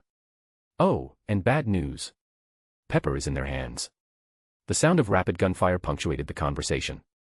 Tony's heart raced at the news of Pepper's capture. He knew Killian was the real mastermind, and there was no telling what the men might do if pushed to desperation. "Can you handle the president?" Tony sounded uncharacteristically sheepish. Iron Man had always prided himself as the superhero who saved the world, but when forced to choose between the President of the United States and his girlfriend, he wouldn't hesitate to pick the latter. "Of course. I've been considering a career change to superhero lately," Sean said mockingly. "Iron Man gets to rescue his girlfriend while I deal with terrorists. Honestly, S.H.I.E.L.D. should just fire you and give me your spot on the Avengers. Fury would probably love that." Tony sighed in resignation. He knew this was asking a lot. The 10 Rings terrorists were all injected with extremis. Even in his Mark series armor, victory wasn't guaranteed. "I'm sorry. I really can't find anyone else. It's too late to contact S.H.I.E.L.D., and Rhodey has been captured too. I have no backup left." Tony rarely adopted such a humble tone. This was one of the few times in his life he'd been reduced to such a state. Who would have thought the arrogant Iron Man could ever be brought to this point? "Wow. Tony Stark apologizing. I recorded that. You don't mind if I post it online, do you?" Sean chuckled. Having finally gotten his hands on blackmail material against Iron Man, he wasn't about to let it go. This would make for excellent entertainment during idle chatter. "You should be glad you're not standing in front of me right now." Tony snapped, his earlier guilt evaporating instantly. Sean didn't press further. After reassuring Tony that he'd handle Killian and rescue his beloved girlfriend, he decisively ended the call. The smile faded from the young man's face as he held the immobilized Iron Patriot armor. 10 minutes ago, Killian's men had brazenly infiltrated Air Force One wearing this very suit. "Sorry about that. Had to take a call," Sean said with a faint smile. "Now, care to tell me where the president is?" Eric Savon, a retired soldier and survivor of the Ultimate Soldier experiment, remained silent. The Iron Patriot's mechanical arm swung up and slammed down with brutal force. He had painstakingly eliminated the president's security detail. His plan was to use the Iron Patriot armor to airlift the president to Killian, then blow up the plane and parachute to safety. "You hijacked Air Force One, took it off the radar of the Presidential Airlift Group at Andrews Air Force Base, disabled the black box. Also you could operate freely." Sean continued speaking casually as he effortlessly snapped the gold titanium alloy mechanical arm in two. An opponent of this caliber couldn't even hold his interest. The entire armor disassembled and peeled away as Savon ejected from the back with a roar. His skin split open with dark red glowing patches, veins burning like fire, forming an intricate spreading web across his body. His severed arm regenerated visibly amid clear agony. His crimson eyes locked onto Sean with unprecedented ferocity. The air temperature spiked abruptly as Savon charged forward, his flaming fist hurtling toward Sean. The distance between them was so close, there was almost no room to evade. Pumped with extremis, Savon was brimming with confidence. He had tested his full power punches multiple times. Even punching through thick steel plates was no challenge. No matter how strong his opponent was, they were still flesh and blood, right? The thought flashed through his mind just as excruciating pain shot from his knuckles straight to his brain. Savon's eyes widened as if he'd seen a monster. The force that could punch through steel struck Sean's chest, only to leave nothing but a burnt hole in his white shirt. The powerful recoil alone left Savon reeling. "Are you here to be funny?" Sean asked impassively. He raised his hand, clamped down on Savon's right arm, and yanked outward violently. Ryup. With a sickening tear, the muscular arm separated from the body. "I'm taking you down with me." The insignificant underling's face twisted with madness. Realizing his predicament, that he couldn't win, he resolved to drag his opponent to hell with him. Savon channeled all his energy. The dark red patches on his skin flared like leaping flames, spreading from his core to his surface at an unprecedented speed. Sean curled his lip. A faint golden glow flickered around him as he erected an impervious force field. Boom. A muffled explosion rang out, and then it was as if a rain of red burst forth. Mangled limbs exploded outward. Warm blood mingled with pulped flesh before the 3,000°C heat vaporized everything, leaving only a wisp of smoke. Meaningless bravery. Sean offered his critique before striding toward the conference room. Soon, he found President Ellis hiding under a table. The leader of the nation looked thoroughly disheveled, his face was etched with lingering fear. President Ellis recognized him immediately. "Sean Cyphers. Seeing you is such a relief." He had once awarded Sean and Curtis Connors the National Medal of Science at the White House, even praising the young man as America's brilliant rising star. "Mr. President, I need your help," Sean said with a faint smile, the yellow gemstone at his palm glowing softly. "America will remember you." Chapter 324, Chapter 16, The Dust Settles. A week had passed. The turbulent and chaotic America had finally calmed down. Though the nation was still shrouded in a gloomy atmosphere, with people occasionally taking to the streets to lay flowers and candles for the innocent victims of the bombings, and television stations broadcasting the sensational funeral as if everyone was momentarily immersed in grief. But time would heal all wounds. The world did not exist for any one person, and life had to go on, whether in good or bad shape. Even if they had lost family members or a national leader, the trajectory of life did not stop turning for anyone. The sky was azure and cloudless on this day, and the morning sun felt warm against the skin. On the lawn of Umbrella, Maya Hansen pushed Pepper, who was seated in a wheelchair. The two outstanding women chatted, seemingly getting along quite well. Your ex-girlfriend and current girlfriend are together. Why are you just standing there watching? Go join them. Sean walked onto the transparent corridor and leaned on the railing with his hands, a smirk forming on his lips. It was rare to see the usually suave Tony Stark looking so frustrated. You did this on purpose, didn't you? You just had to put Maya and Pepper together. Tony grumbled. Over the past few days, he had endured no shortage of sarcasm and ridicule from Pepper, who had dredged up all his past romantic escapades. This was inevitably awkward for the once prolific playboy. Not everyone was willing to confront their own reckless past. Extremis was Dr. Maya Hansen's invention. It's only logical that I entrusted Pepper to her care, Sean shrugged, his tone innocent.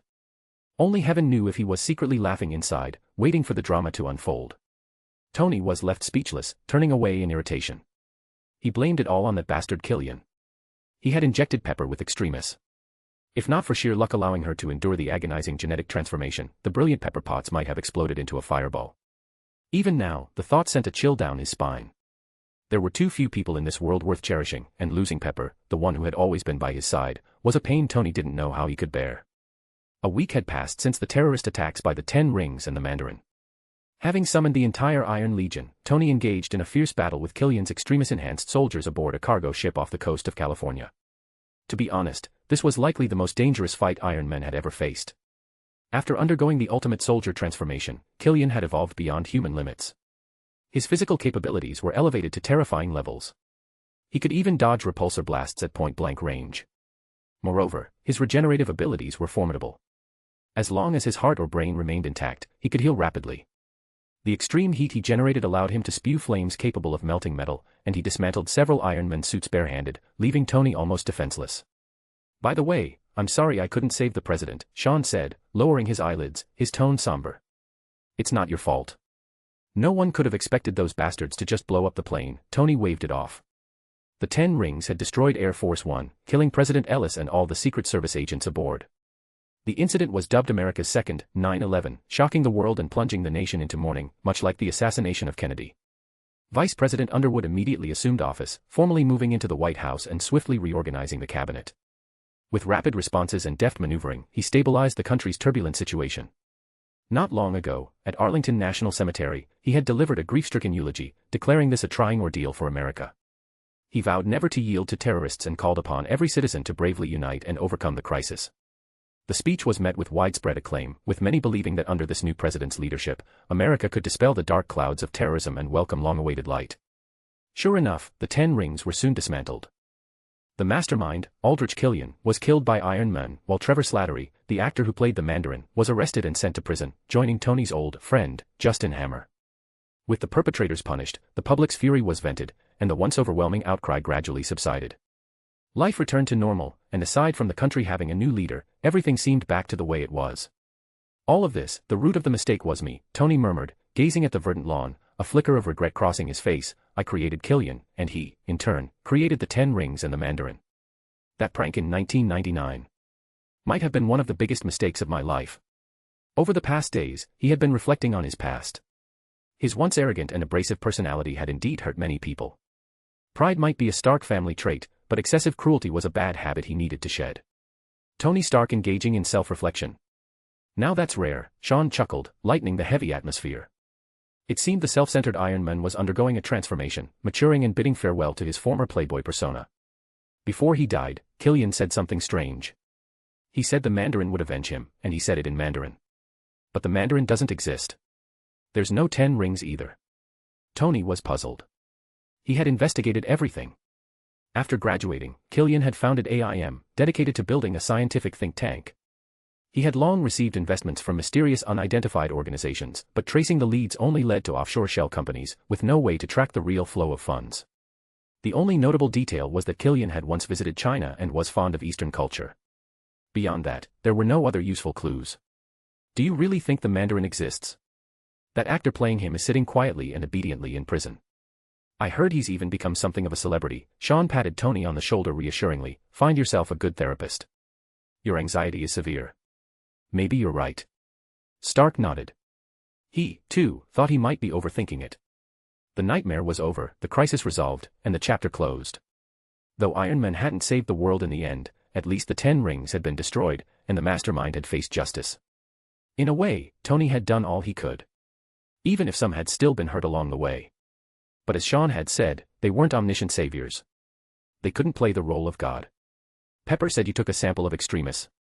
Sean asked casually, don't go experimenting with dangerous things. I have my own ideas, Tony replied vaguely.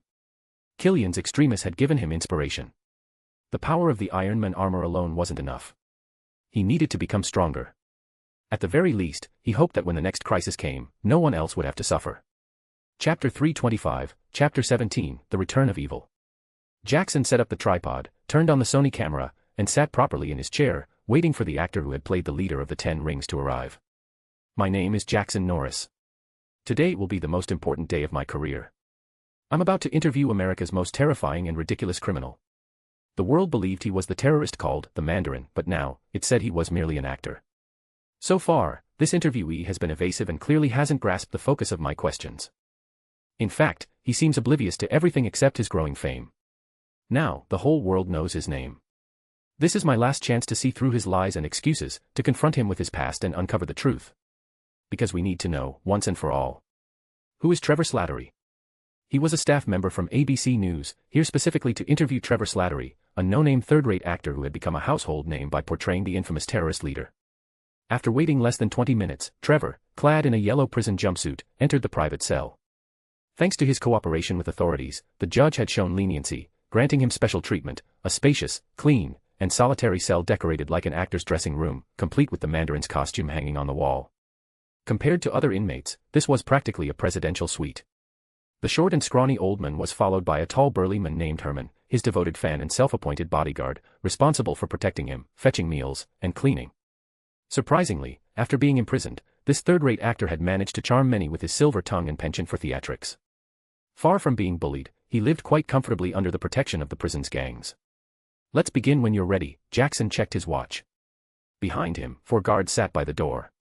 Even though nearly a month had passed since the president's death, the 10 rings and the Mandarin remained hot topics of conversation. People loved discussing Trevor Slattery, the washed-up actor who had played a terrorist, and the deceased tech mogul. The Daily Bugle had even dedicated a column to Aldrich Killian's twisted and tragic life, which they naturally embellished for dramatic effect. The story painted Killian, the mastermind behind the presidential assassination and the terrorist organization, as a pitiable figure who had suffered discrimination and bullying in his youth, harboring an unhealthy obsession with Tony Stark before descending into crime due to psychological issues. The sensationalized narrative had boosted the paper's sales significantly. Let me do some vocal warm-ups first. Old habit from my stage days, Trevor twisted his waist and made strange noises, like a clown. At the very beginning, you could never have imagined ending up like this, Jackson said, watching the old man's antics with disdain. Before the truth came out, who would have guessed the leader of the 10 rings was this grinning old man? There was no trace of the imposing and sinister presence from the videos. Many people want to know the real you behind those videos. The real Trevor Slattery. You know, there's a lot of internet gossip and tabloid speculation, but very little about you personally. Jackson studied the old man stroking his beard, a cold glint flashing in his eyes. I think actors should maintain some mystery. Otherwise, it ruins the audience's perception, Trevor replied carefree, lost in his own world. His failed acting career had left this washed-up third-rate actor addicted to drugs and alcohol until Killian discovered him and turned him into a puppet. If not for his sliver of conscience and the realization that he was expendable, he might have been discarded by Killian. Instead, he had spilled everything he knew to Tony Stark in time. This move had earned him special treatment, sparing him from the dark and brutal fate of other inmates. You seem to attribute your life to a series of missed opportunities, refusing to take responsibility for any of them. Over the next 10 minutes of interviewing, Trevor remained as evasive as ever. He dodged questions like a seasoned conman, leaving no openings. Did you ever consider that your performance might anger certain people? Like the actual 10 rings. That's all fucking fake. There's no Mandarin, no 10 rings. Trevor swore without hesitation. Jackson stood up, removed his brown suit jacket, and pressed a button on the camera. Its internal components whirred and reassembled into a compact handgun. Perhaps you don't know this, but the 10 rings and the Mandarin do exist. More accurately, it should be the Mandarin, the young reporter said, switching to Mandarin. He is a warlord, a descendant of Genghis Khan, said to have founded the 10 rings in the Middle Ages, perhaps even earlier. Who the hell cares, man? Because of my performance, people won't remember the Mandarin. They'll remember this name. Trevor Slattery. Trevor struck a pose for the camera like an old rogue. He couldn't care less about the Mandarin or the 10 rings. Jackson's gaze turned cold. Perhaps you're right. But soon, you'll regret this deeply. Every ring we believe in will leave a corresponding hole in your body. The hidden pistol inside the Sony camera ejected, and he snatched it up, firing 4 shots in rapid succession, killing the guards. The burly Herman charged at him, but Jackson whipped out a retractable baton from the tripod and knocked him to the ground. Target secured. In position. Extraction team, move out. Jackson spoke into a tiny communicator on his wristwatch. He picked up a guard's pistol, then aimed it at Trevor, who was cowering under the table. On his exposed arm was the tattoo of the 10 rings, 10 interlinked rings with 2 crossed scimitars. Relax, I'm not here to kill you. Though I'd love to put 10 holes in you for insulting the esteemed Mandarin, Jackson said coldly. You stole his name, and I intend to take it back. Then, Jackson lowered the gun, but the Mandarin needs a stand-in. So you get to live, to continue your work, Mr. Slattery. Chaos erupted in the prison. Alarms blared, gunfire echoed, and explosions lit up the halls as heavily armed terrorists stormed the facility. Now, I'm taking you to meet the real Mandarin. Chapter 326, Chapter 18, The Reveal. Trevor had never imagined his acting career would continue, let alone in the same role. Kidnapped from prison by Jackson Norris, who had posed as an ABC reporter, he now sat in a prisoner transport vehicle filled with armed militants. To be honest, this sly third-rate actor had no desire to leave his cell or regain freedom this way. He knew full well that cooperating with these dangerous individuals came with enormous risks. At any moment, the Avengers might swoop in and wipe them all out. Last time, he had been lucky enough to escape being implicated in Killian's schemes. But lightning rarely struck the same place twice. Yet now, he had no choice. Trevor wasn't the type to stand defiant with a gun to his head, so he obediently climbed into the transport van, a black hood pulled over his face. As for the prison that was attacked, it was in complete chaos. Dozens of guards lay in pools of blood, while hardened inmates took advantage of the situation. They overpowered the remaining officers, seized the keys, and released more prisoners. A full-scale riot was inevitable. The engine rumbled to life, tires grinding against the pavement. No one spoke during the tense, silent drive. After about 20 minutes, Trevor was shoved out of the vehicle and transferred to another car. This leg of the journey lasted half an hour before the sounds of bustling chatter, much of it in Mandarin, filtered in. Get out. And behave. Jackson yanked off the hood and hissed the warning. Trembling, Trevor, now changed out of his prison jumpsuit, stepped out of the car. Above him hung rows of red lanterns, flanked by Chinese restaurants and storefronts. They were in Chinatown. Located in Lower Manhattan, this was a predominantly Chinese immigrant community. Its origins traced back to California's Chinese Exclusion Act, which had forced persecuted Chinese laborers to migrate east. Over time, as the population grew, it became the Chinatown of today. Nearly all residents here were of Chinese descent, primarily from Guangdong, Hong Kong, and Fuzhou, so the dominant dialects were Cantonese and Fuzzunese. A third of the storefronts were restaurants, while the streets were lined with stalls piled high with fruits, herbs, and seafood. Beautiful Chinese signage adorned the buildings. During festivals, Chinatown buzzed with activity, drawing not only overseas Chinese, but also foreigners fascinated by Eastern culture. With a gun pressed to his back, Trevor obediently walked down the street and entered an antique-style tea house. Unlike the busy restaurants outside, this place was quiet, mostly frequented by elderly patrons sipping tea and listening to traditional music. Few foreigners ever visited. The owner, dressed in a traditional Changshan, greeted them warmly and led Jackson and Trevor upstairs. As he moved, the black 10 rings tattoo on his forearm became briefly visible. In the private room on the second floor, a figure stood by the window, his back turned. When he turned around, Trevor was face to face with a man who looked exactly like him. The same hooked nose, deep-set eyes, and thick beard. But unlike Trevor, this man radiated an aura of imperial authority. His expression was cold and commanding, like a lion daring anyone to challenge him. The most striking difference. This man was younger. He appeared to be in his prime at 30 or 40. He was also tall and powerfully built. Just standing there, he exuded overwhelming pressure, like an unshakable mountain. Honorable Mandarin, Jackson said with fanatical reverence, bowing deeply, I've brought the impostor who stole your name. Killian did choose a decent stand-in. The Mandarin strode forward, his sharp gaze studying Trevor, though I prefer his performance in the videos. That was more me. Trevor's legs shook. He'd studied some Mandarin under Killian's orders, so he understood most of the conversation. Don't be afraid. Be serious, yes, just like that. The Mandarin's voice was razor-sharp. Too much fear disgusts me. Clad in intricate black robes that evoked an emperor's regalia, he inspected Trevor with a gaze that forced the actor to lower his eyes. A glint of light caught Trevor's attention. 10 rings, each embedded with rare gems, their surfaces pulsing with latent power. The 10 rings need a puppet. So you will return to the stage. The true Mandarin's tone brooked no argument. He was the founder of the 10 rings, having established the organization centuries ago. Originally rooted in Asia, it had expanded into Vietnam, Japan, and Korea, rivaling even the Hand in influence. Its tendrils stretched across the entire Asia-Pacific, weaving a vast, secretive network. In every conflict-ridden region, the Middle East, Afghanistan, where they backed the warlord who kidnapped Tony Stark, the 10 rings lurked, supplying money and weapons to proxies, expanding their reach. I hear you love acting. That you're quite talented. The Mandarin's expression darkened as if recalling ancient history. I want you to understand this role more deeply. Trevor listened silently, not daring to interrupt. This man, the true master of the 10 rings, was said to have lived for over 1,000 years. Born in ancient China, he was allegedly a descendant of Genghis Khan, inheritor of the Golden Bloodline. From childhood, he displayed extraordinary brilliance. In an era of warlords and chaos, he amassed unimaginable wealth through ruthless business tactics. At the peak of his power, he abandoned it all, retreating to mountains and temples in search of the elixir of immortality. He scoured Taoist scriptures, Buddhist texts, and esoteric manuals, but found no answers. It was an age of spiritual decay, where the path to enlightenment had been lost. Until the 10 rings came. In a forgotten valley, he discovered the ruins of an extraterrestrial civilization, and within them, 10 rings imbued with supernatural power.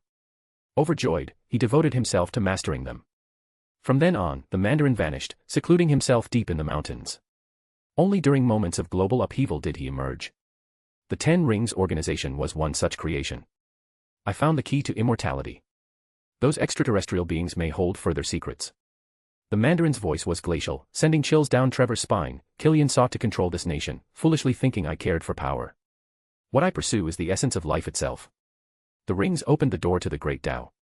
Yet I remain unsatisfied. I will possess this entire world. The Mandarin's words cut off abruptly. His hand shot out, seizing Trevor by the throat. With a flick of his finger, he sliced open the actor's skin and plucked out a grain-sized tracking device. Chapter 327, Chapter 19, The Power of the 10 Rings. The Mandarin's gaze was cold as the sapphire ring on his ring finger pulsed faintly. His mental energy surged outward like a tide, only to crash against an impenetrable barrier. A dull reverberation echoed through the psychic realm. The sapphire ring, which amplified mental power, flared brightly, causing everyone in the private room to lose consciousness, their eyes glazing over as if plunged into darkness.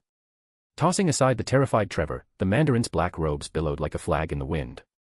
His voice boomed like thunder. Why hide in the shadows? Don't you dare show yourself. The wooden door of the private room exploded open as the gemstone ring on his right middle finger manipulated the air, compressing it into a high-speed vortex that shot forward like a cannonball. The howling wind pressure alone could crumple steel. Yet the swirling projectile collided with an invisible force field, dispersing into a violent gust. From the shadows emerged a young man. Sean, who had been observing all along. He was slightly surprised. He hadn't expected the tracking device secretly embedded beneath Trevor's skin to be discovered. The legendary 10 rings, each with its own formidable power, were indeed not to be underestimated. Who are you? The Mandarin frowned deeply. He couldn't find a single crack in the other's mental defenses. His ring-enhanced psychic assault, which should have flooded in like liquid mercury, was completely blocked. The light blue gemstone on his pinky finger glowed as a freezing beam shot out, swift as lightning, aimed straight at Sean's face. His 10 rings, collectively known as the Rings of Power. Each possessed unique abilities, emitting freezing rays, generating electricity, amplifying mental energy, spewing flames, and so on. The origins of the rings were ancient. The Mandarin had discovered them in an eastern valley, artifacts of an extraterrestrial civilization. For years, he had secluded himself in the mountains, mastering their powers in pursuit of the elusive secret of immortality. Sean's eyebrow arched. A flash of golden flame met the freezing beam, hissing as the two forces clashed.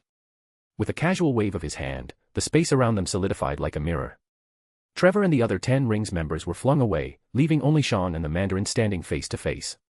A sorcerer from Kamartaj. Annoying, just like those monks from Kunlun. The Mandarin's eyes were like frozen steel, radiating cold fury. In his long life, he had clashed with both Camartage and the Iron Fist of Quinlan. The latter, in particular, the creators of the Ten Rings, were said to be closely tied to Quinlan's legendary dragon. They seemed to belong to the same civilization, having visited Earth in ancient times before mysteriously vanishing, leaving behind only the dragon bones that drove the hand to madness. I've been secluded too long. It's been ages since I've killed. Without further words, the Mandarin unleashed the power of the rings. The black gemstone on his right pinky flared, creating a black hole-like force field that devoured light, plunging the room into darkness. Simultaneously, the green zigzag-patterned ring unleashed a web of lightning, while another ring erupted with molten flames, roaring like a tidal wave. Activating 3 rings at once, the Mandarin was unstoppable. He had no fear of Camartage sorcerers. Even the Iron Fist had fought him multiple times, never gaining the upper hand. Sean smirked. The power of the 10 rings was extraordinary. Today, he would test it thoroughly. Golden light enveloped his body as he clenched his fist. The air trembled as if hundreds of barrels of gunpowder had detonated. A single punch unleashed a force like a cruise missile, the shockwave shaking the entire mirror dimension. The lightning and flames were extinguished instantly, like candlelight snuffed by a hurricane. The Mandarin's face twisted in shock. He propelled himself away with a vortex blast, barely dodging the devastating strike. Even a steel battleship would have been obliterated by that punch. In his centuries of life, he had never encountered such a being, someone who could unleash tens of thousands of tons of force with a casual motion, like the mythical monks who could capture dragons and hurl elephants. "Who are you?" the Mandarin demanded again, his voice strained. Camartage sorcerers were skilled in combat, but none had ever displayed pure physical power like this. Sean shrugged, just a passerby who's enjoying the show. Like Tony, he had suspected that Killian's schemes had a true mastermind, perhaps the real Mandarin. So he had used Trevor as bait. He implanted a microscopic tracker beneath his skin with the help of regeneration cradle technology, waiting to see if the 10 rings would take the hook. "Honestly, I'm just interested in your rings. But if I asked nicely, you'd obviously refuse." Sean's tone was light, so why waste words? "Let's fight first." Golden flames erupted from his body, distorting the air like a supernova. 3 miniature suns materialized behind him before crashing down toward the Mandarin. The true master of the 10 rings gritted his teeth, all 10 rings flaring at once, freezing storms, lightning torrents, explosive flames, vortex blasts. Every power was unleashed simultaneously. The collision of elements created a rainbow-hued shockwave, the sheer force shook the mirror dimension to its core.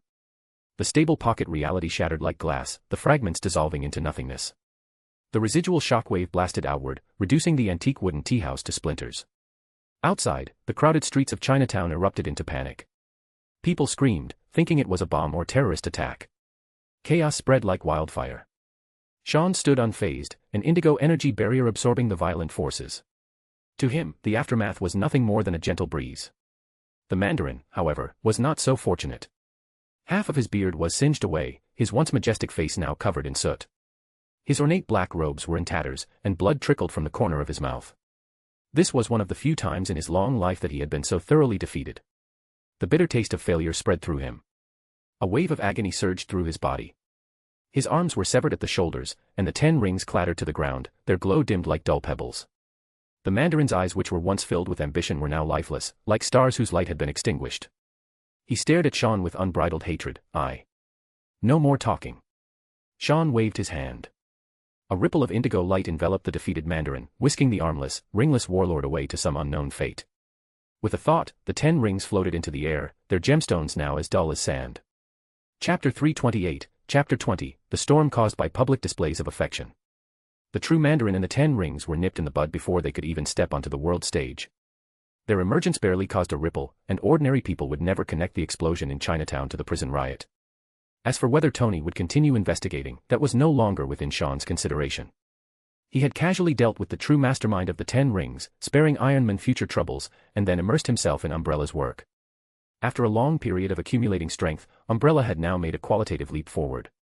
Its scale and influence had expanded significantly, profitability had risen steadily, and the world-class research team Sean had once promised Dr. Connors had become a reality. The original spire-like main building had undergone multiple expansions. Towering skyscrapers resembling unfurled sails now flanked it, connected by a straight corridor, giving the impression of clustered mountain peaks from afar. These served as research facilities for biomodification and genetic engineering, led by Dr. Connors and Maya Hansen respectively. Researchers had been continuously joining, some of whom might be SHIELD spies or Hydra moles. However, under the confidentiality measures enforced by the Red Queen, all malicious intentions were thwarted. Ordinary researchers and scholars had no access to core projects, while even high-level management operated under strict information compartmentalization. With an outwardly relaxed but internally tight approach, the nails planted within Umbrella were rendered useless. Instead, at regular intervals, Emil Blonsky, the head of security, would find some pretext to eliminate a batch of people. Some were recruited, some quietly left, and some simply vanished forever. Such trivial matters didn't require the attention of the young boss. When Sean founded Umbrella, he had chosen 3 primary directions for this emerging research institution: biology, energy, and precision manufacturing. Currently, they had already achieved major breakthroughs in the biological field, undoubtedly leading the world in genetic pharmaceuticals and biomodification. Energy and precision manufacturing had also made remarkable progress, especially the energy weapons developed by the Vanko father and son duo, which had already been applied to cutting-edge technologies. As a result, the military had placed large orders and signed a classified agreement with the Department of Defense to share advanced energy application technologies. Ivan Vanko was hired as General Ross's scientific advisor, and granted unrestricted access to the Pentagon, allowing the Vanko family to reclaim its former glory. Internal development continued unabated, as did external expansion. Umbrella constantly acquired new technologies and products through mergers and acquisitions in North America, Europe, and other regions, broadening its market reach. It also undertook commissions from government departments and non-profit organizations to resettle large numbers of mutants, promoting community building and fostering a positive living environment. To this end, Sean had purchased a 20,000-acre plot of land in Westchester for $30 million as a future settlement site. The local government had gladly approved the purchase. Bureaucrats were never ones to reject an economic boon.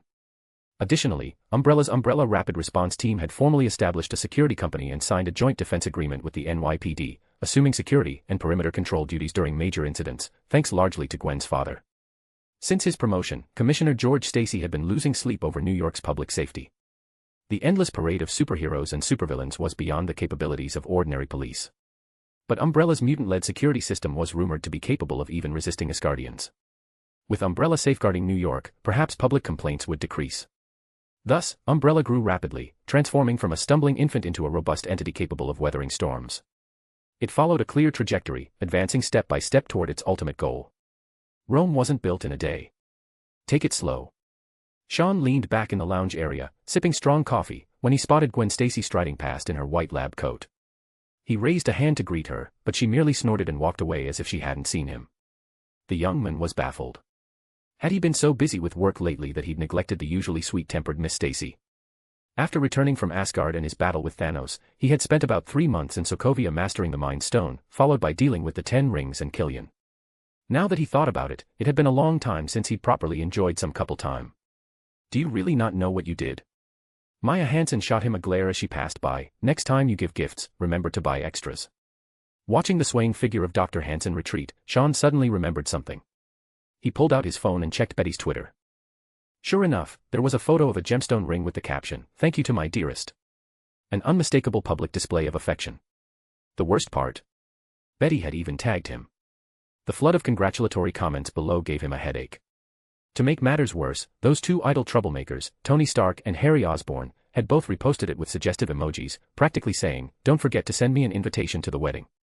No wonder Gwen was ignoring him. If Jean were still on Earth, she might already be on her way with a knife. Though the Phoenix host wasn't usually bothered by such things, when women got serious, their intensity was beyond imagination. Sean rubbed his temples. A few days ago, he'd happened to have dinner with Betty. Coincidentally, he had just obtained the 10 rings from the Mandarin. After studying them, he'd extracted some advanced technologies, energy conversion, matter manipulation, similar to the mystical arts of Camartage. Since he had no use for them, he remodeled one into a gift for Betty, both to please her and because the ring itself had multiple functions, including tracking and psychic imprinting. He originally planned to give one to each of his close companions as a token of their bond. But Betty had preemptively flaunted hers, essentially throwing down the gauntlet to the others. Thus, maintaining a harem wasn't for everyone. One misstep, and you'd find yourself in a battlefield of love. Sean sighed helplessly and took another sip of coffee. Maybe tonight, he could gather everyone for a heart-to-heart talk to clear up unnecessary misunderstandings. Busy saving the world while also preventing domestic fires. I'm carrying burdens no man my age should bear, he mused. Chapter 329, Chapter 21, Kicking Them Out of the Game. The faint light of dawn awakened the bustling city. Sean, who had fought fiercely through the night, climbed out from among the entangled jade-like bodies. He glanced at the enchanting beauty still deep in slumber. Her fair skin was exposed, and a satisfied smile lingered on her lips. It was clear that last night had been a delightful experience, both physically and mentally. As it turned out, for someone like him, victory in bed was never about numbers. Even if there were twice as many, it would still be a one-sided domination. At times like this, the young man couldn't help but reminisce about Jean, who was in Asgard. The Phoenix was the only one who could truly match him in this battle. The dim morning light pierced through the thick clouds. Sean emerged from the bathroom, the moisture on his body evaporating as he draped himself in a white robe and settled into the living room. Judging by the intensity of last night's battle, the two ladies sprawled across the bedroom's large bed would need at least another 2 hours of rest before waking. That gave him plenty of time to warm some milk, toast bread, and prepare 2 simple sandwiches. Playing the role of the perfect lover was something he had long since mastered. Opening his laptop, he browsed through the information compiled by Skynet. The exposure of Asgard's existence had indeed caused quite a stir in this world. Now that humanity officially knew they were not the only lifeforms in the universe, that the vast galaxy harbored other civilizations, some possibly benevolent, others perhaps holding shotguns, everything had changed. For now, nations worldwide were calling upon experts to establish a new field, cosmic sociology. Its primary purpose was to analyze extraterrestrial civilizations and life forms. Jane Foster, employed at Umbrella Corporation, had already been invited by the White House to join this effort. Her Foster theory was even being considered for a Nobel Prize. Sean wasn't surprised by these developments. In fact, he planned to stoke the flames further and accelerate this unprecedented transformation. During the 15th century age of exploration, adventurers had rushed headlong into the perilous unknown, lured by tales of gold and treasure on distant continents. Now, humanity's thirst for resources and land could be quenched by the boundless starry skies. The era of interstellar colonization would inevitably descend upon this planet like a roaring storm. Breaking free from Earth's gravity was only the first step. Looks like Nick Fury is getting restless. A faint smile tugged at Sean's lips. The opportunity to kick S.H.I.E.L.D. out of the game had arrived. The emergence of Asgard and the Chitauri army had left the one-eyed director uneasy. Fury had to prepare mentally for a high-level war. The Avengers alone were far from enough. S.H.I.E.L.D. needed to take control of the planet and be ready to crush any potential threats before they could take root. Only then could Nick Fury consolidate his forces and turn outward, resisting the invasions and plundering of extraterrestrial civilizations. If he couldn't even control Earth, how could he hope to face a high-level intergalactic war? Project Insight. Sean smirked. This must be the true origin of S.H.I.E.L.D.'s highest-level classified files. Project Insight. By collecting and analyzing big data, one could predict whether an individual might pose a threat to the established order based on their history and records. The airborne helicarriers would act like mighty swords of Damocles, cleansing or intervening against these potential dangers. To elaborate, the plan involved analyzing a person's past behavior, family background, personality traits, criminal history, online comments, every phone call, every text message, compiling vast amounts of data to create predictive models about their future actions. Of course, such an aggressive approach trampled on individual free will and modern legal principles. If exposed, it would trigger massive upheaval. It might even be dubbed a global-scale PRISM program. That was why Nick Fury had kept it hidden, not even sharing it with his most trusted aide, Phil Coulson. Had Captain America not pressed the issue, none of the Avengers would have known about it. It was only because of Asgard's existence and the fear it instilled in the World Security Council that they had approved Fury's bold move. They hoped quantum-level precision analysis could prevent future crises. From a macro perspective, it might have been a sound idea. Unfortunately, Hydra had twisted it into a tool for eliminating dissent. If not for Captain America's heroics, the planet would have fallen into the hands of Nazi remnants. A sword of Damocles hanging over humanity was, in itself, the greatest danger. And Nick Fury wasn't quite qualified to be the one wielding it. Would it be too brutal to kick both S.H.I.E.L.D. and Hydra out of the game at once? Sean stroked his chin. He believed this was the perfect moment. There was no need to expend his own strength. He could simply let the two giants tear each other apart, then step in to reap the rewards. Who to start with? Let's go with Nick Fury. The young man muttered to himself as he studied the bald director's profile. Once S.H.I.E.L.D. lost its leader, Hydra would seize the opportunity, unleashing even greater chaos. Next, he pulled up Steve Rogers' file. The war hero, frozen for 70 years, maintained a disciplined routine. He woke before 5 in the morning and jogged along the reflecting pool at the Lincoln Memorial under the rising New York sun, maintaining a steady pace of 13 miles in half an hour as part of his daily training. When not on S.H.I.E.L.D. missions, Steve would return to his old house in Brooklyn and try to live a normal life. He tried catching up on the internet, but still struggled to adapt to the modern world. Though often teased as a relic, he genuinely wanted to bridge the gap and integrate into this era. Occasionally, he visited the hospital to see Peggy, who was now frail and bedridden. The formidable woman who had once led S.H.I.E.L.D.'s predecessor alongside Howard Stark was a shadow of her former self. Sean continued tracking the Avengers' recent movements. With Asgard still recovering, Earth was enjoying an unusual calm. Though unseen undercurrents churned in the darkness, the surface remained tranquil. Tony was still expanding his Iron Legion and refining the Ultron program. Bruce Banner stayed obediently at S.H.I.E.L.D. He had nowhere else to go. Thor was busy rebuilding Asgard, while Clint Barton, after the Mind Stone's influence faded, was forced into an extended period of psychological therapy. At this thought, Sean remembered his alluring neighbor next door. The last time he ran into Tony, the man had casually warned him to be wary of the not-so-innocent Miss Scarlet. Time to end this game. Closing his laptop, Sean leaned back in his chair, his eyes half-lidded in contemplation. The infamous cosmic tyrant wouldn't give up so easily. Thanos would return one day with his Black Order in tow. It was time for Sean to pick up the pace. Asgard. The Dark Elves. The Ether. The path ahead grew clearer in his mind.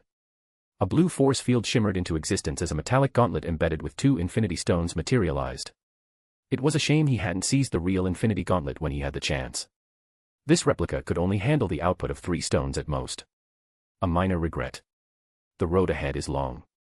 With a sigh, he rose and headed back to the bedroom. Life was about cherishing the moment and indulging in pleasure while one could. Before long, startled gasps filled the air as the sleeping beauties awoke, followed by waves of languid moans, like ripples of springtime desire. Chapter 330, Chapter 22, Ambush. A bunch of hypocritical politicians. Nick Fury cursed under his breath as he strode out of the White House. Ever since the World Security Council had demanded S.H.I.E.L.D. open up partial access to its database, some profit-blinded fools had become increasingly bold in pursuing their own agendas. They were like a pack of starving hyenas circling S.H.I.E.L.D., waiting for any opportunity to sink their teeth in and tear off a chunk of flesh. Did they ever stop to think who was actually protecting this world? Perhaps I should keep a lower profile. Fury understood the principle that tall trees catch much wind. Over the years, S.H.I.E.L.D. had indeed become far too conspicuous. He climbed into a black Jeep Cherokee, clutching a file on the elusive Sentinel. The information inside was sparse. This figure appeared and vanished like a ghost. Even Fury, a top-tier agent, couldn't extract any useful leads. It was almost unthinkable that, given S.H.I.E.L.D.'s global surveillance network, someone could leave no trace whatsoever. Fury had narrowed it down to 2 possibilities: either Sentinel was an incredibly powerful hacker, perhaps the one who had breached the global network, or this mysterious figure wasn't even from this planet. Who the hell are you? The one-eyed director gripped the steering wheel, lost in thought, until a deafening crash shattered his concentration. On Pennsylvania Avenue near Capitol Hill, a heavily reinforced SUV barreled out of nowhere and T-boned Fury's Jeep with brutal force, crumpling the metal door like paper. Blood trickled from Fury's nose as he shook his head, dazed. The driver's side airbag had deployed, cushioning some of the impact. Fractures detected. Recommend administering pain suppressants, the vehicle's AI assistant announced mechanically. Before Fury could react, another violent collision rocked the Jeep, then another. Reinforced SUVs boxed him in from all sides, turning the street into a kill zone. He was now a rat in a trap with no escape. Damn it. Contact DC Metro Police. Terrorist attack in progress on Pennsylvania Avenue. Gritting his teeth, Fury pulled a white injector from the dashboard compartment. Right now, he needed clarity. Suppressing the pain was priority 1. Apologies. Washington, D.C. Police Department has no available units in this area, the AI responded flatly. The SUVs reversed, letting off squads of heavily armed soldiers. Without hesitation, they opened fire with submachine guns, bullets spiderwebbing the bulletproof glass. This was a top-tier armored vehicle that was personally designed by the playboy Tony Stark. Its defensive capabilities were absolutely guaranteed. Get me out of here. Fury barked at the AI. It wasn't as advanced as Iron Man's Jarvis, but it could handle crisis situations well enough. Thruster systems offline. Then reboot them now. The one-eyed director roared as gunfire echoed like rain outside. Muzzle flashes lighted up the street. Even Stark's engineering couldn't withstand this pounding forever. Seeing the Jeep still intact, the attackers deployed a battering ram-like breaching tool. 4 metal spikes anchored it to the pavement before its hydraulic piston began slamming into the vehicle with enough force to nearly flip it over. Their approach was brutally simple: they couldn't maintain the street blockade for long and needed to finish the job quickly. Window integrity at 19%. Offensive measures recommended, the AI reported. Wait, another impact jolted Fury from his seat, but the veteran spy remained calm. His entire life had been one long battle. In moments of danger, maintaining composure was the only way to find an opening for survival. Window integrity at 1%. Execute. Fury shouted, gripping the quad-barrel rotary gun that had deployed from a hidden compartment. A torrent of gunfire cleared the surrounding attackers before a micromissile finished the job, flipping an SUV in a spectacular fireball. Thruster systems now online. The vehicle's propulsion systems chose that exact moment to come back to life. Full speed ahead. For once, Fury felt grateful to Stark. Though his usual opinion of the Playboy remained less than favorable. The mounted rotary cannon kept firing as the Black Cherokee rammed through the blockade, finally breaking free. Initiate vertical takeoff. Fury commanded loudly. This wasn't just an armored car. It had emergency flight capabilities for exactly such situations. Flight systems damaged. Unfortunately, the sustained gunfire had wrecked the thrusters. Then activate navigation cameras and switch to manual driving. Undeterred, Fury issued his backup plan. If he could just get out of DC and hold out until reinforcements arrived, he'd be safe. Contact Agent Hill. Fury needed to reach another trusted subordinate. Communications array disabled. What isn't damaged? Climate control currently operational. While engaging in this pointless banter with the AI, Fury maneuvered the Black Cherokee through traffic. He'd escaped the Pennsylvania Avenue ambush point, but several persistent SUVs still gave chase through the congested streets. Traffic blockage ahead, the AI warned. Find an alternate route. The Jeep barely scraped past a bus in a dangerous maneuver. Roosevelt Island Bridge closed. 17th Avenue clear 3 blocks ahead. Following the AI's guidance, Fury turned onto a relatively open road with lighter traffic. In this high-speed chase, the one-eyed man employed every trick to shake his pursuers. As a highly trained soldier and S.H.I.E.L.D.'s Level 10 agent, he possessed extensive combat experience and military knowledge.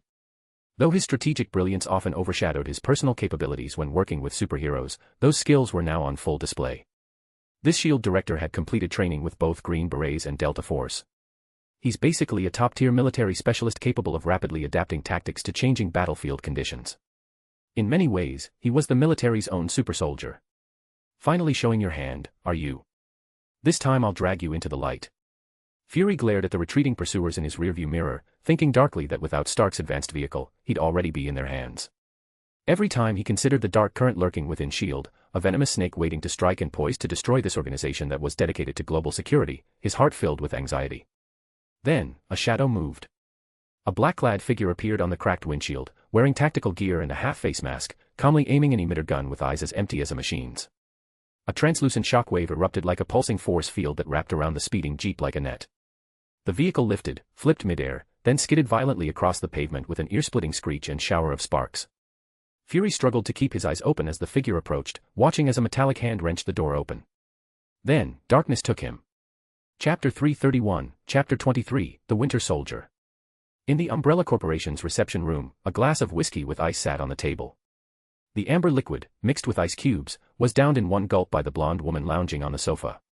Both HYDRA and S.H.I.E.L.D. have taken the bait, Sean said, tapping his fingers on the table as he looked at Mystique. You know what you need to do now, right? This core member of the Brotherhood of Mutants hadn't followed Magneto to Africa. Instead, she had stayed by his side as leverage, someone who would prove useful when the time came.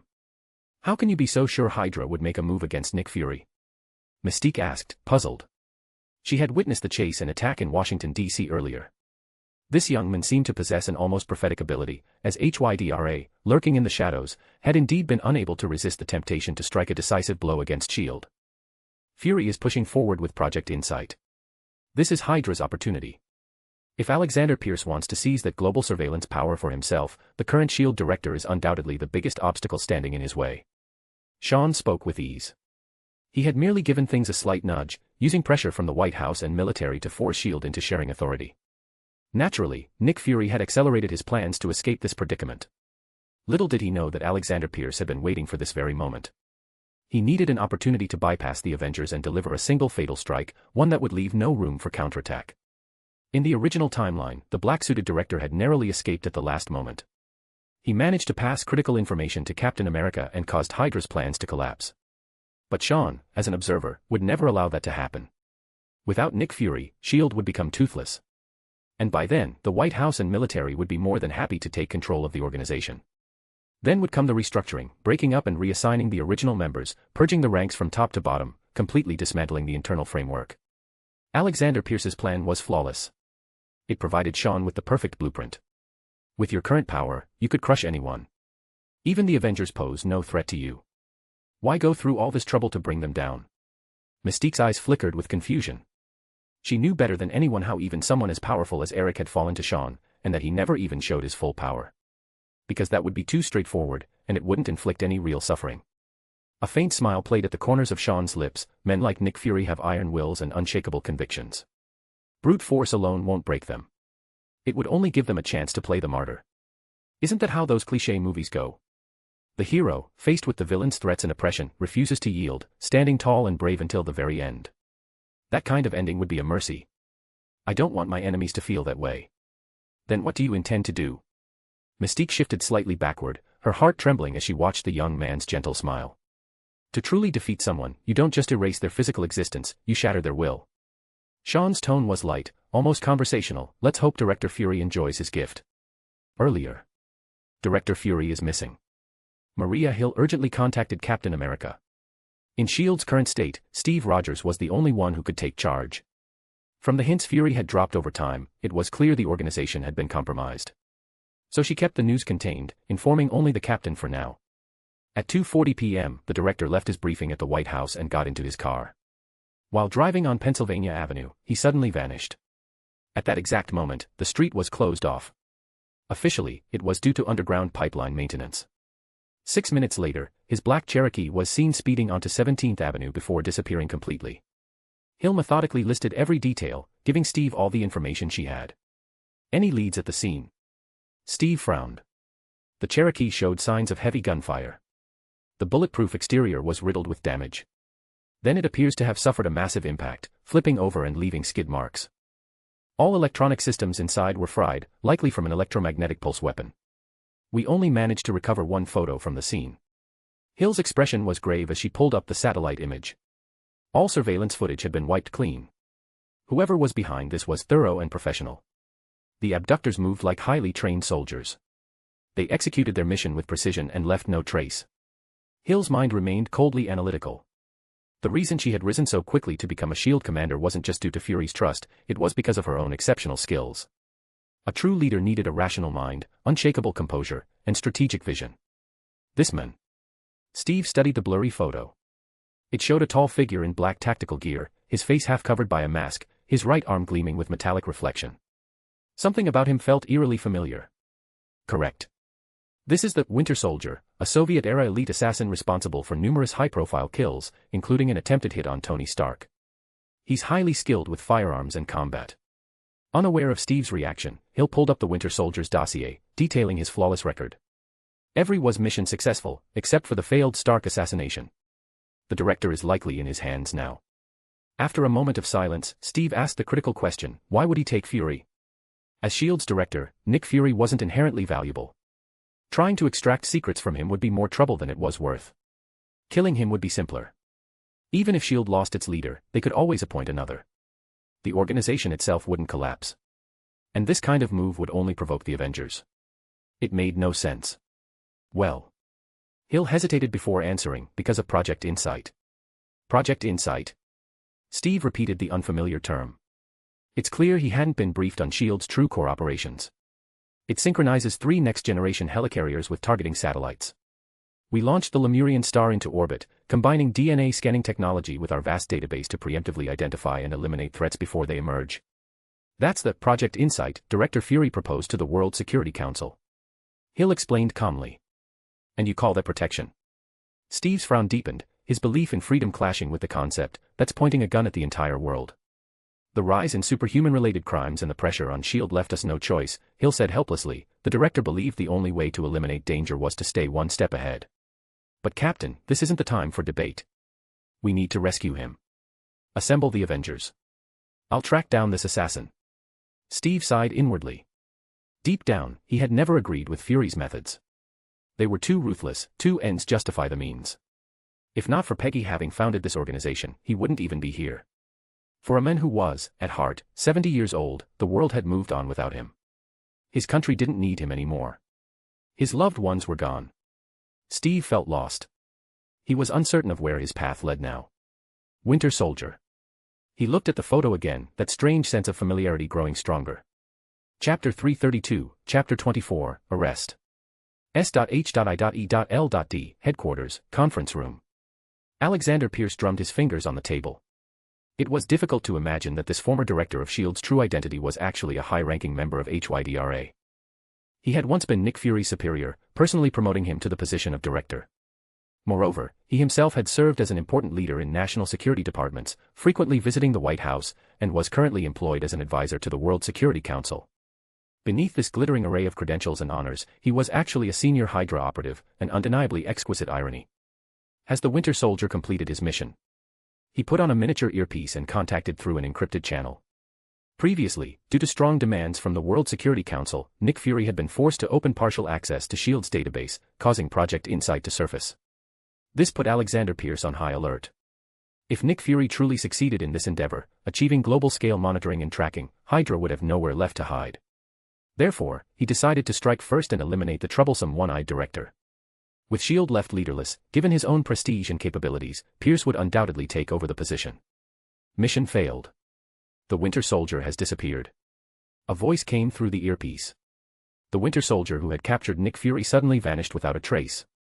The signal from the subcutaneous tracking device implanted in him had also disappeared. This left Hydra completely baffled. For many years, this brainwashed killing machine had never made a single mistake. Useless. Pierce slammed the table forcefully, revealing rare anger. The Winter Soldier isn't important. Nick Fury is the key. We must find him at all costs. Losing a super soldier didn't matter. Hydra could always manufacture more. But that one-eyed director who was captured with such difficulty was an exceptionally valuable bargaining chip. He possessed vast amounts of S.H.I.E.L.'s core secrets, and held incomparable strategic value. Pierce knew Fury was extremely vigilant and paranoid by nature, never fully trusting anyone completely, not even close aides like Agent Coulson or Maria Hill would receive his full confidence. That was precisely why he hadn't killed the men immediately. He wanted to pry more secrets from Fury's mouth. When it came to torture and brainwashing, those were undoubtedly Hydra's specialties. Before being captured, Nick Fury sent an encrypted message to Steve Rogers. A second piece of bad news arrived in quick succession. Pierce's expression turned grave.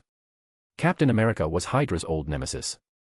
Red Skull had lost to him back then, nearly causing the entire organization to be wiped out. Later, S.H.I.E.L.'s predecessor, the Strategic Scientific Reserve, initiated Operation Paperclip, recruiting a number of German scientists as spoils of war to absorb their knowledge. This simultaneously gave Hydra a golden opportunity to revive itself. Bring Captain Rogers to me. Pierce removed his earpiece. Now that the plan had encountered unexpected developments, he needed to respond accordingly. 20 minutes later, Captain America in his star-spangled uniform arrived at the conference room, where Pierce waited alone in the spacious room. I'm Alexander Pierce. It's a pleasure to meet you. My father served in the 101st Airborne Division, and he often told me stories of your heroic deeds. Pierce adjusted his glasses. As a senior agent, he was highly skilled in various psychological tactics. When dealing with the famous Captain America, he obviously couldn't resort to crude methods like coercion or threats. This photo was taken 5 years after I met Nick. At the time, I was at the State Department in Colombia when local revolutionary forces occupied the embassy. The guards helped me escape, but the rebels took hostages. Nick was in charge of S.H.I.E.L.'s overseas security operations, and he proposed a plan to storm through the sewers to rescue the trapped government officials.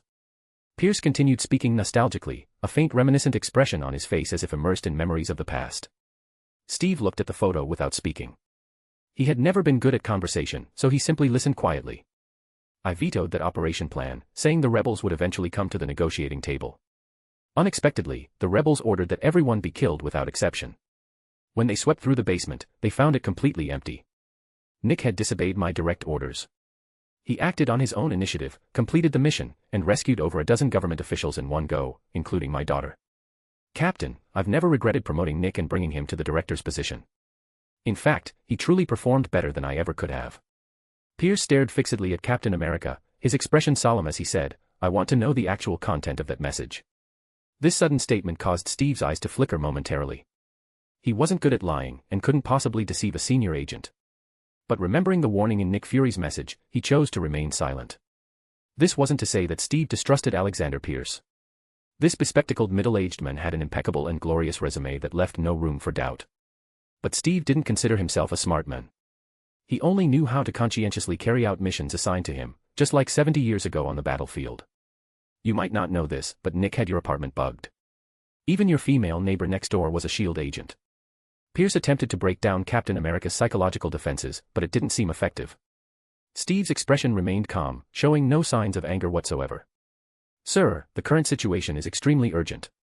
I still need to hurry and investigate that assassin. Captain America stood up, preparing to leave. My position on the council wasn't my personal choice, but something Nick actively requested, because we're both realists. We both understand that beyond diplomatic tactics and false pretenses, to build a better new world sometimes requires destroying the old one, and that inevitably makes enemies. Pierce remained seated without moving, his fingers tapping the table, producing dull thud sounds. People will call you shameless and dirty because you're willing to do underhanded things just to create the better world you envision. His tone turned cold. Captain, before disappearing, Nick contacted only you. He trusted you. And I hope you can extend some trust in return. Perhaps this could help S.H.I.E.L.D. find new leads. So I'll ask one final time. What did Nick tell you? He told me not to trust anyone. Steve replied. A trace of astonishment flashed across Pierce's face before he quickly regained his composure. He remained seated, removing his glasses to wipe away non-existent dust. I must uncover the truth. Anyone standing in my way will regret it. No matter who they are. Excuse me. Watching Captain America push open the door and leave, this high-ranking Hydra operative picked up the phone on his desk and said coldly, "Arrest Captain Rogers." With the Winter Soldier missing, Nick Fury's whereabouts unknown, and continuous unexpected incidents occurring, he couldn't afford any more complications. He needed to take control of S.H.I.E.L.D.'s internal situation swiftly. Chapter 333, Chapter 25, Who exactly is it? In the dark room, only a desk lamp was lit. Nick Fury struggled to open his eyes as his groggy consciousness gradually cleared. He instinctively tried to move his body, only to find his hands and feet firmly restrained to the chair, completely immobilized. If you're hoping to extract any secrets from me, you're bound to be disappointed. The director's voice was hoarse, his throat burning with a fiery pain. An unprecedented sense of weakness washed over his entire body, likely due to excessive blood loss from his injuries, which left him slumped weakly in the seat. Squinting, he looked ahead.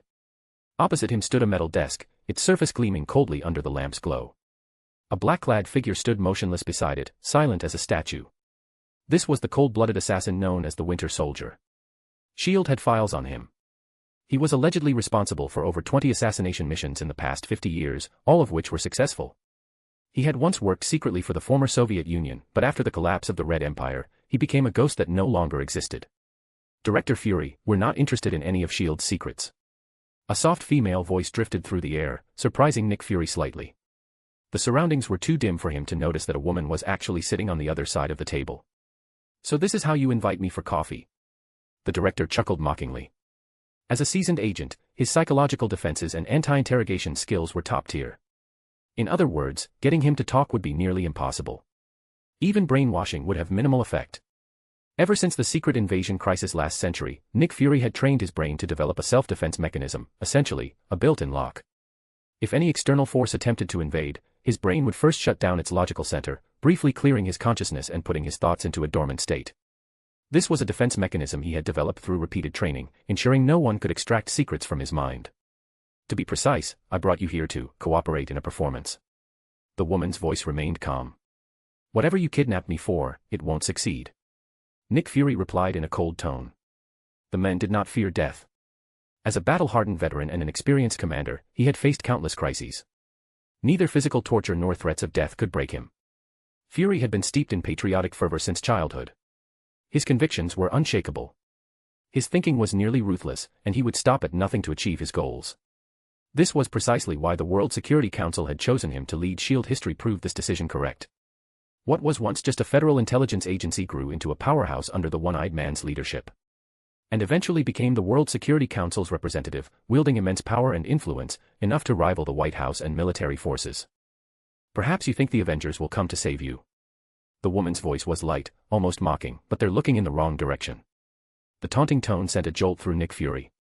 His instincts as a veteran agent told him the situation might not be as optimistic as he had thought. Who exactly are you? The director fixed his single eye on her. Who do you think I am, Director Fury? The woman sounded amused. This was like a cat playing with a mouse, slowly savoring the despair of its prey. There was a peculiar pleasure in it. I know who he is. Nick Fury glanced at the empty-eyed, expressionless Winter Soldier. He's a former Soviet assassin. Howard Stark's fatal car accident was his handiwork. You've been hiding in the shadows for so long, finally brave enough to step into the light. I sensed long ago that there was another force within S.H.I.E.L.D., like an invisible undercurrent lurking among us. That's why I implemented compartmentalization and created Project Insight. Also, I could root you out. Hydra. The director spat the name through gritted teeth. You were active during World War II, led by Johann Schmidt, the first subject of the super soldier serum, even before Captain America. He served under Hitler as a leader of the Nazi Party. After the war was lost, you were forced underground. That must have been when you infiltrated S.H.I.E.L.D. Nick Fury regained his composure. He needed to make it seem like he had enough information to deter his captors. Who would have thought that an enemy from 70 years ago had been hiding right under his nose, nearly taking over the entire organization? An impressive deduction. The voice carried a hint of amusement. Director Fury, if you wrote novels, I doubt you'd be any less skilled than Conan Doyle. The woman behind the desk clapped her hands. Lights flickered on one by one, forcing Fury to blink as his eyes adjusted to the sudden brightness. Raven Darkholme, he exclaimed in shock. The woman had smooth golden hair and wore a sky-blue professional suit. Her delicate face held a trace of cold allure. Nick Fury's expression was one of disbelief. This was Mystique, the shape-shifting mutant. Though she could take any form, S.H.I.E.L.D.'s records showed this was one of her most frequently used appearances. Had Magneto and the Brotherhood who had gone missing for so long joined forces with Hydra? Want to know who exactly brought you here? Raven smirked, finally understanding why the young men had orchestrated this. Watching an opponent's stunned expression was truly an enjoyable experience. Mutants. Hydra. Conflicting thoughts swirled in Nick Fury's mind. A sliver of unease crept into his heart. Who is he? You were actually very close to the answer at one point. Raven's tone was cryptic. Perhaps due to the trauma inflicted by Stryker, she had never held any goodwill toward government agencies. Seeing the S.H.I.E.L.D. director in this state even gave her a sense of satisfaction. Nick Fury sat frozen, piecing together the connections, the Mutant Registration Act, the vice president who pushed for it. Umbrella, that ghost who always seemed one step ahead. New Mexico, the Hulk's rampage. Asgard, the Sentinel. The overwhelmingly powerful golden figure slowly merged in his mind with the young and accomplished founder of Umbrella. Footsteps sounded clearly behind him. A deep voice spoke as a tall figure stepped into view, his youthful face wearing a gentle smile. Always one step ahead. Director Fury, your instincts are always right. Sean pulled out a chair and sat leisurely across from him. The S.H.I.E.L.D. director's eyes flashed with a cascade of emotions, shock, disbelief, realization, and then fury. Why? Nick Fury raised his head, fists clenched, his face settling into calm. He couldn't fathom why this man would make an enemy of S.H.I.E.L.D. Revenge. Ambition. Or was Sean Cyphers, founder of Umbrella, also a Hydra agent? It's simple. If a rock blocks your path, some people go around it, some stop. What would I do? Crush it, of course. The young man leaned back in his chair, just as relaxed as he had been in S.H.I.E.L.D.'s interrogation room, his smile as mild as ever. Now, let me tell you about the surprise gift I've prepared for you. Chapter 334, Chapter 26, You are Hydra. There's nothing for us to discuss. Fury coughed twice. His body bore multiple fractures, extensive muscle contusions, and a mild concussion. Waves of weakness surged through him, yet his single remaining eye burned with an unusually fierce intensity. He had never imagined that his intuitive suspicion would turn out to be the final answer. This man had lingered on the fringes of various incidents, appearing unrelated yet filled with bizarre details worth pondering. The director had harbored suspicions more than once. Judging from Sean Cypher's life trajectory, every unexpected rapid rise was accompanied by the dramatic fall of some individual or corporation. The Mob, Kingpin, Oscorp, Worthington Industries, Stryker. A series of coincidences strung together could never be mere happenstance. Don't you want to know why you're here? I didn't go through all this trouble, risking exposure, just to bring you here for no reason. Sean looked at the one-eyed man seated before him. So far, the S.H.I.E.L.D. director had maintained an indomitable will. Neither physical pain nor the bombshell revelation that Sean was the Sentinel had broken him completely. Even without reading Nick Fury's thoughts, Sean could be certain the man was racking his brains for an opportunity to find a way out or to send a message. Top agents like him, professionally trained, possessed extraordinarily resilient mental fortitude. Even under extreme torture, they might never talk. They often viewed interrogation as a game of wits. Compared to physical torment, psychological tactics and hallucinogenic drugs were far more effective. As Raven mentioned earlier, we brought you here to cooperate in a performance. So let me read the script. Seeing the director remain silent, Sean picked up a document from the table. Emblazoned with the Hydra insignia, the red skull with its writhing tentacles was strikingly conspicuous. Your full name is Nicholas Joseph Fury. You participated in the military's SSS program, taking Professor Berthold Sternberg's anti-aging formula to slow bodily decay. Natasha Romanoff, the agent sent to monitor me, received a similar serum injection. Nick Fury's eye twitched. He hadn't expected Sean's intelligence network to be so extensive, even reaching back to the last century to unearth his records. You were an outstanding soldier, an even more exceptional agent and strategic expert. You underwent and passed all training for both the Green Berets and Delta Force. You served as an instructor, a military advisor to the White House, then joined the CIA, holding leadership positions across multiple intelligence agencies. Your appointment as SHIELD director wasn't just due to Alexander Pierce's recommendation. Your credentials and capabilities played a significant role. Sean wore a gentle smile, yet fury, restrained in his chair, sensed an unfathomable malice lurking behind that calm expression. Later, you caught the attention of the World Security Council. You established the Supreme Headquarters International Espionage Law Enforcement Division, which frequently undertook international missions to mediate conflicts. Africa, Eastern Europe, the Middle East, all your battlegrounds. Notably, you joined SHIELD as early as last century. Peggy Carter, Howard Stark, even Hank Pym, these founding figures all interacted with you. That eye of yours, you lost it during one of SHIELD's crises. Let me guess, the Skrulls. The moment Sean uttered these words, Fury's single eye blazed with a sharp light. He stared fixedly at the young man, as if trying to pierce through that amiable facade to glimpse the true face beneath.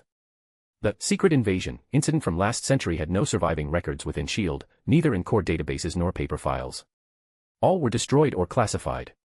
If Sean merely knew about his past, it could be attributed to formidable intelligence capabilities.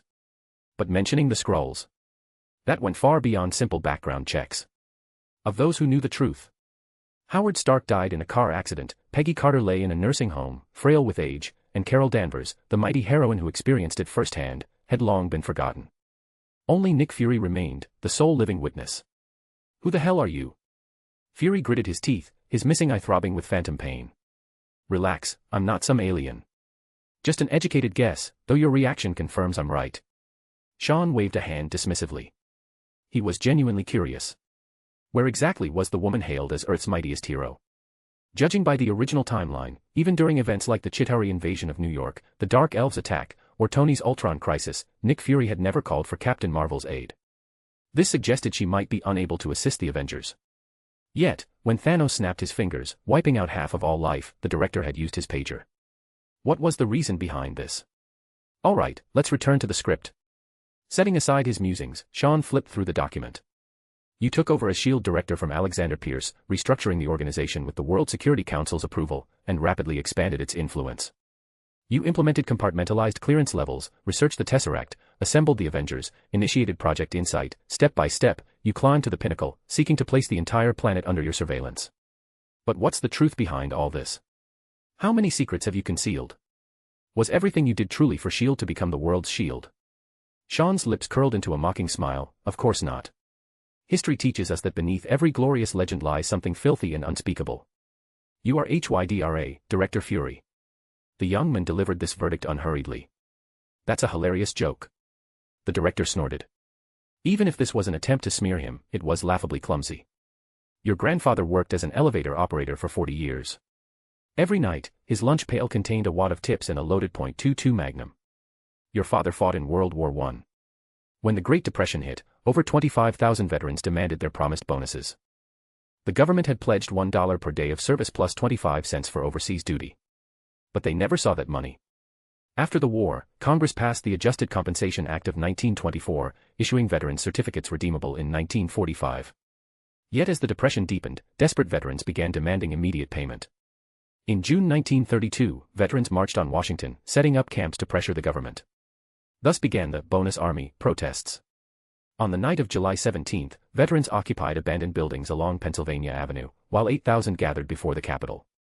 President Hoover ordered their forcible removal, deploying 2 cavalry companies under General Douglas MacArthur. 5 tanks rumbled through D.C. streets. 200 cavalrymen brandished sabers, charging across the White House lawn. 300 infantry in steel helmets, armed with rifles and tear gas, advanced on the protesters. It was a war zone. Gunfire, screams, curses, blood, veterans' corpses lay amidst smoke. Sean closed the file, smiling at Nick Fury as overwhelming malice crashed over the director like a tidal wave. Your father lost a leg in that chaos. He died 2 months after returning home. Perhaps that was when the seed of hatred took root in your heart. Later, joining SHIELD's precursor, the Strategic Scientific Reserve, you met Arnim Zola, a German scientist, a core Hydra member. That seed flourished. With Hydra's covert support, you gained everyone's trust. Alexander Pierce, the Patriot, never suspected you. He even recommended you as his successor. This is why you implemented compartmentalization, to let Hydra infiltrate S.H.I.E.L.D.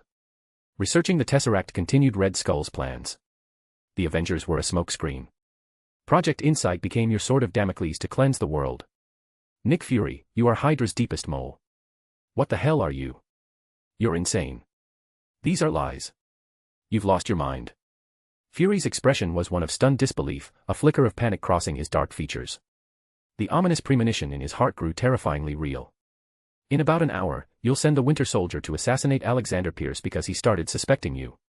Your fake death was to evade scrutiny, to hide in the shadows. Eventually, Captain America will uncover everything. Steve Rogers, that war hero who embodies justice and freedom, will expose the truth. Sean stood up, looking down at Nick Fury. He had crafted this script to perfection. Mother F***.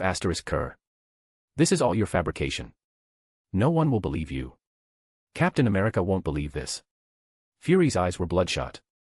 His body strained against the restraints like an enraged beast, but it was to no avail. The S.H.I.E.L.D. director's psychological defenses finally crumbled under this chilling calculated onslaught. He will believe. I've provided convincing evidence. Arnim Zola will identify you. Alexander Pierce will leave crucial clues. Most importantly, Captain America will discover the truth himself. You sent him encrypted messages. You led him to the USB drive. You guided him to the New Jersey bunker where Dr. Zola makes his grand entrance, completing the final act. Sean smiled pleasantly, his deep eyes fixed on the furious Nick Fury as he calmly declared, "You are HYDRA." Chapter 335, Chapter 27, The Ups and Downs of Life. S.H.I.E.L.D. Headquarters, Strategic Command Center. Attention everyone, drop whatever you're working on. Initiate Level 1 Combat Readiness. Agent Sitwell, the bald-headed operative, strutted in with an air of arrogance. With Nick Fury's fate unknown and Alexander Pierce now in power, as Hydra's loyal lapdog, he naturally believed his time to shine had come. Contact the Department of Transportation, set all traffic lights in nearby districts to red. Shut down Washington Airport, Dulles Airport, and all runways at Reagan International. Route all surveillance footage to the main control center screens. Monitor all communication devices, phones, computers, any electronic equipment. Keywords, Steve Rogers, Captain America. The moment anyone sends information containing these terms, report it to me immediately. With all due respect, if S.H.I.E.L.D. is ordering the arrest of Captain America, we have the right to know why. Agent 13, Sharon Carter, interrupted. She was the niece of S.H.I.E.L.D. founding member Peggy Carter, assigned by Nick Fury to be Captain America's neighbor while also handling protection and surveillance duties. Sitwell was left speechless. Everyone present stared at him with skepticism or shock. This was Captain America, the war hero from the last century whose deeds of valor were practically common knowledge. Because he deceived us. Alexander Pierce strode forward, his authoritative presence instantly commanding the room. Captain Rogers possesses critical clues regarding Director Fury's disappearance, but he refuses to provide them. This may be hard to accept, but Captain America is now a fugitive wanted by S.H.I.E.L.D. That fact is indisputable. Pierce scanned the room, removing his glasses to wipe his eyes, his face etched with sorrow as if lamenting the fall of a hero. His masterful performance moved everyone. With no leader at the helm, S.H.I.E.L.D. regained its stability and normal operations under his stewardship. Once the act was complete, Pierce quietly initiated a purge. Unable to confirm Nick Fury's status or the Winter Soldier's whereabouts, he decided to strike first. Leading S.H.I.E.L.D.'s Rapid Response Special Forces, he stormed into Maria Hill's office. As one of Fury's closest confidants, this formidable female commander had to be removed from the board first. Maria Hill. Pierce pushed the door open, followed by Sitwell and several burly black-suited agents. "I'm afraid you'll have to come with them. S.H.I.E.L.D. is conducting an internal investigation. You don't have the authority to do this." Though her voice seethed with anger, Hill's hands moved subtly, quietly activating the console's data purge protocol, the last service she could render to S.H.I.E.L.D. Nick Fury had once hinted that another dark force might be lurking within S.H.I.E.L.D.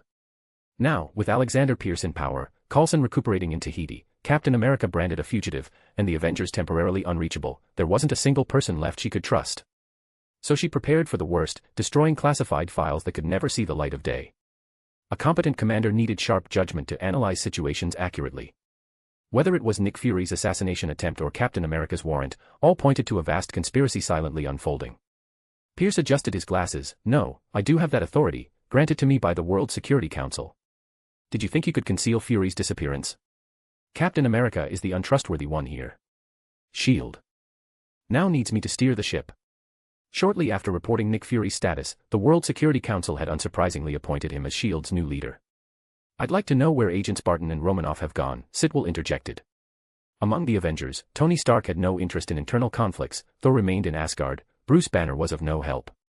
That left only Clint Barton, who was undergoing psychological treatment, and Natasha Romanoff. "You'll have to ask Director Fury about that." Hill shook her head, ignoring the bald agent as she walked up to Pierce and extended her hands. "I'll cooperate with your investigation." Pierce gestured, and the brawny agents immediately stepped forward, escorting Hill to the detention room. From this moment onward, a large-scale purge swept through S.H.I.E.L.D. Countless agents and staff loyal to Nick Fury, S.H.I.E.L.D., or simply not Hydra members were arrested or eliminated. After lying dormant for over a century, Hydra could no longer restrain themselves. They bore their fangs to tear chunks of flesh from S.H.I.E.L.D.'s massive body. Why not interrogate her under torture? She must know something useful. Sitwell remained in the office, puzzled by his superior's approach. Though HYDRA currently held the upper hand, as long as the superheroes still existed, the bald agent felt a sword of Damocles hanging over his head, ready to drop at any moment. "Are you afraid, Sitwell?" Pierce didn't turn around. Standing before the floor-to-ceiling windows, he mimicked Nick Fury's signature pose, arms crossed, gazing at the flowing Potomac River. "I just think the Avengers still pose a threat." Sitwell gave an ingratiating smile. Unlike Pierce, a fanatic with unwavering faith, he had betrayed S.H.I.E.L.D. simply because joining Hydra offered greater benefits and career advancement. As Pierce suspected, he was indeed an opportunist, siding with whoever held more power. "They're no longer a concern."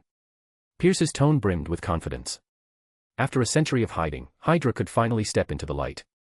"The World Security Council has approved my proposal to immediately launch Project Insight. Soon, the helicarriers will ascend, and an even larger purge will commence." Pierce was supremely confident. He had waited too long for this moment. Back then, willingly stepping down as director and elevating Nick Fury had all been to divert attention.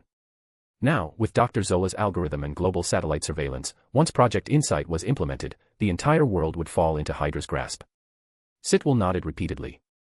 Once HYDRA fully absorbed S.H.I.E.L.D.'s resources, he would naturally reap greater rewards. "This is our era." Even the usually composed Pierce couldn't help but feel emotional. Hydra had lurked in darkness for too long. So long that many had forgotten the terror once invoked by its emblem. Glancing at the gleaming eagle insignia in the office, he smirked disdainfully. Hydra would never die. Cut off one head, two more shall take its place. Just as he basked in triumph, a red dot flickered across Pierce's glasses, zeroing in on his chest before settling near his heart. Alarms blared in his mind. His muscles tensed instinctively as he prepared to dive for cover. Bang. A 12.7mm armor-piercing round punched through 3 centimeters of bulletproof glass, tearing through Pierce's flesh and piercing his heart. A spray of crimson exploded before Sitwell's eyes. It was as if his superior's chest contained a miniature bomb. The bullet's impact shredded his torso, sending blood and viscera splattering backward. The mutilated corpse convulsed once before collapsing heavily to the floor. The bald agent's face was splattered with blood, his stunned expression rendered even more horrifying by the gory spectacle. Across the street, a tall man in a black mask shouldered a BFG-50A semi-automatic sniper rifle. His metallic arm glinted ominously in the sunlight. Following the commands implanted in his mind, he deliberately removed his mask, allowing satellites and cameras to capture his face clearly. Chapter 336, Chapter 28, Tracking. New York, Greenwich Village, Central Perk Cafe. Steve sat on a side sofa in casual attire, wearing a baseball cap. He was now a wanted man by S.H.I.E.L.D. Just an hour ago, Alexander Pierce, who had taken over Fury's position, had issued an arrest warrant for him. Had he not been alert, Steve might have been captured at S.H.I.E.L.D. headquarters. The current situation was unclear. Nick Fury's whereabouts were unknown, and as S.H.I.E.L.D. director, his fate was uncertain. Steve had to uncover the truth. Greenwich Village, also known as the West Village, was the heart of American counterculture. Since the last century, it had been a gathering place for artists, radicals, and rebels. Most residents here were writers, artists, or actors. Folk singer Bob Dylan had once sung the rebellious anthems of the 1960s here. Famous Hollywood stars like Robert De Niro and Al Pacino had honed their craft in small theaters here before starring in The Godfather, chasing their acting dreams. Unlike the grid-like city planning, the area's labyrinthine streets and its relatively sparse surveillance cameras made it an ideal hiding place for Steve. After leaving Pierce's meeting room, he had discreetly taken a USB drive from Fury's office. The encrypted message had revealed its location. Just as Steve sipped his coffee, pondering his next move, a woman dressed just as inconspicuously sat down beside him. "Captain, your disguise skills really aren't up to par." You've got half an hour before S.H.I.E.L.D.'s rapid response team arrives to decide whether to trust me, Natasha said softly. Fury said you were on a covert mission. He also told me not to trust anyone. Steve stared intently at S.H.I.E.L.D.'s top agent, known as the Black Widow. Like Barton, she was one of Fury's most trusted operatives. I know who took Fury, Natasha said calmly. Most intelligence agencies don't believe he exists. He's called the Winter Soldier. Over the past 50 years, he's been linked to over 20 assassinations. 5 years ago, I was escorting a nuclear engineer out of the Middle East when someone shot out my tires near Odessa. A bullet went through me and killed the engineer. Natasha lifted her jacket to reveal a scar on her lower right abdomen. After losing contact with Nick Fury, she had tailed Captain America. Like Maria Hill, she believed Steve Rogers was the only one she could trust now. If there was anyone who absolutely couldn't be a Hydra mole, it was Captain America. His morals and character were beyond doubt. Tracking the Winter Soldier is impossible. I've tried. He's a ghost. Natasha shuddered at the memory. Even now, the near-death experience from 5 years ago haunted her. The assassin had been like a machine. He was cold, precise, and utterly efficient. She hadn't even caught a glimpse of him. If not for the Soviet-era bullet lodged in the engineer's skull, she might have thought it was all a nightmare. Then let's find out who this ghost really is, Steve replied. He was a soldier. Retreat was never an option. Since Fury had left him a clue before being taken, all he had to do was follow the trail. 3 hours later, Steve and Natasha arrived at Camp Lehigh in New Jersey, the very place where Captain America had undergone basic training, brimming with nostalgic memories. They evaded S.H.I.E.L.D.'s rapid response team twice before opening the USB drive at a crowded electronics store. The data was protected by an AI and couldn't be accessed directly, so Natasha used a tracking program to pinpoint the signal's origin. Steve never imagined he'd return here one day. The long-abandoned training camp was overgrown with weeds, clearly left to decay before eventual demolition. Staring at the rusted flagpole, Steve could almost hear Colonel Phillips' furious shouts echoing in his ears. Back then, he'd been a scrawny kid who only passed the military physical because Dr. Erskine pulled strings. In every training exercise, he'd always been dead last. Colonel Phillips couldn't understand why Dr. Erskine had chosen him, until he finally realized that goodness mattered more than muscle. Steve Rogers had lived up to Dr. Erskine's expectations, always striving to do the right thing and be someone worthy of trust. This can't be the right location. There are no thermal signatures, no signals, not even radio waves, Natasha said frustratedly after scanning the area with her equipment. She felt duped. After sneaking all the way from New York to New Jersey, they'd hit a dead end. The derelict camp showed no signs of recent activity. No, we're in the right place. Military regulations prohibit storing supplies within 500 yards of barracks. This building shouldn't exist. Steve smashed the padlock off a warehouse door with his vibranium shield. Inside was a Strategic Scientific Reserve, SSR, outpost, its walls adorned with portraits of figures from the last century, Colonel Phillips, Howard Stark, Peggy Carter. After some searching, they discovered a hidden space behind a bookshelf. Taking the elevator down, they entered a massive server room filled with dust-covered antiquated equipment that clearly hadn't been maintained in years. Motion sensors activated as they entered. Lights flickering on one by one. Natasha noticed a pristine data port on the console. It was as if someone had anticipated their arrival. Inserting the USB drive brought the dormant machinery to life. It was unbelievable, these relics still functioned. Amid the whirring of spinning drives, green text appeared on an old monitor. Initiate system. Natasha didn't hesitate. She selected yes. Everything about this place felt off. Steve remained silent, a growing sense of unease creeping over him. It was as if someone had deliberately led them here, the training camp, the SSR outpost, this underground server room. He sensed unseen eyes watching him.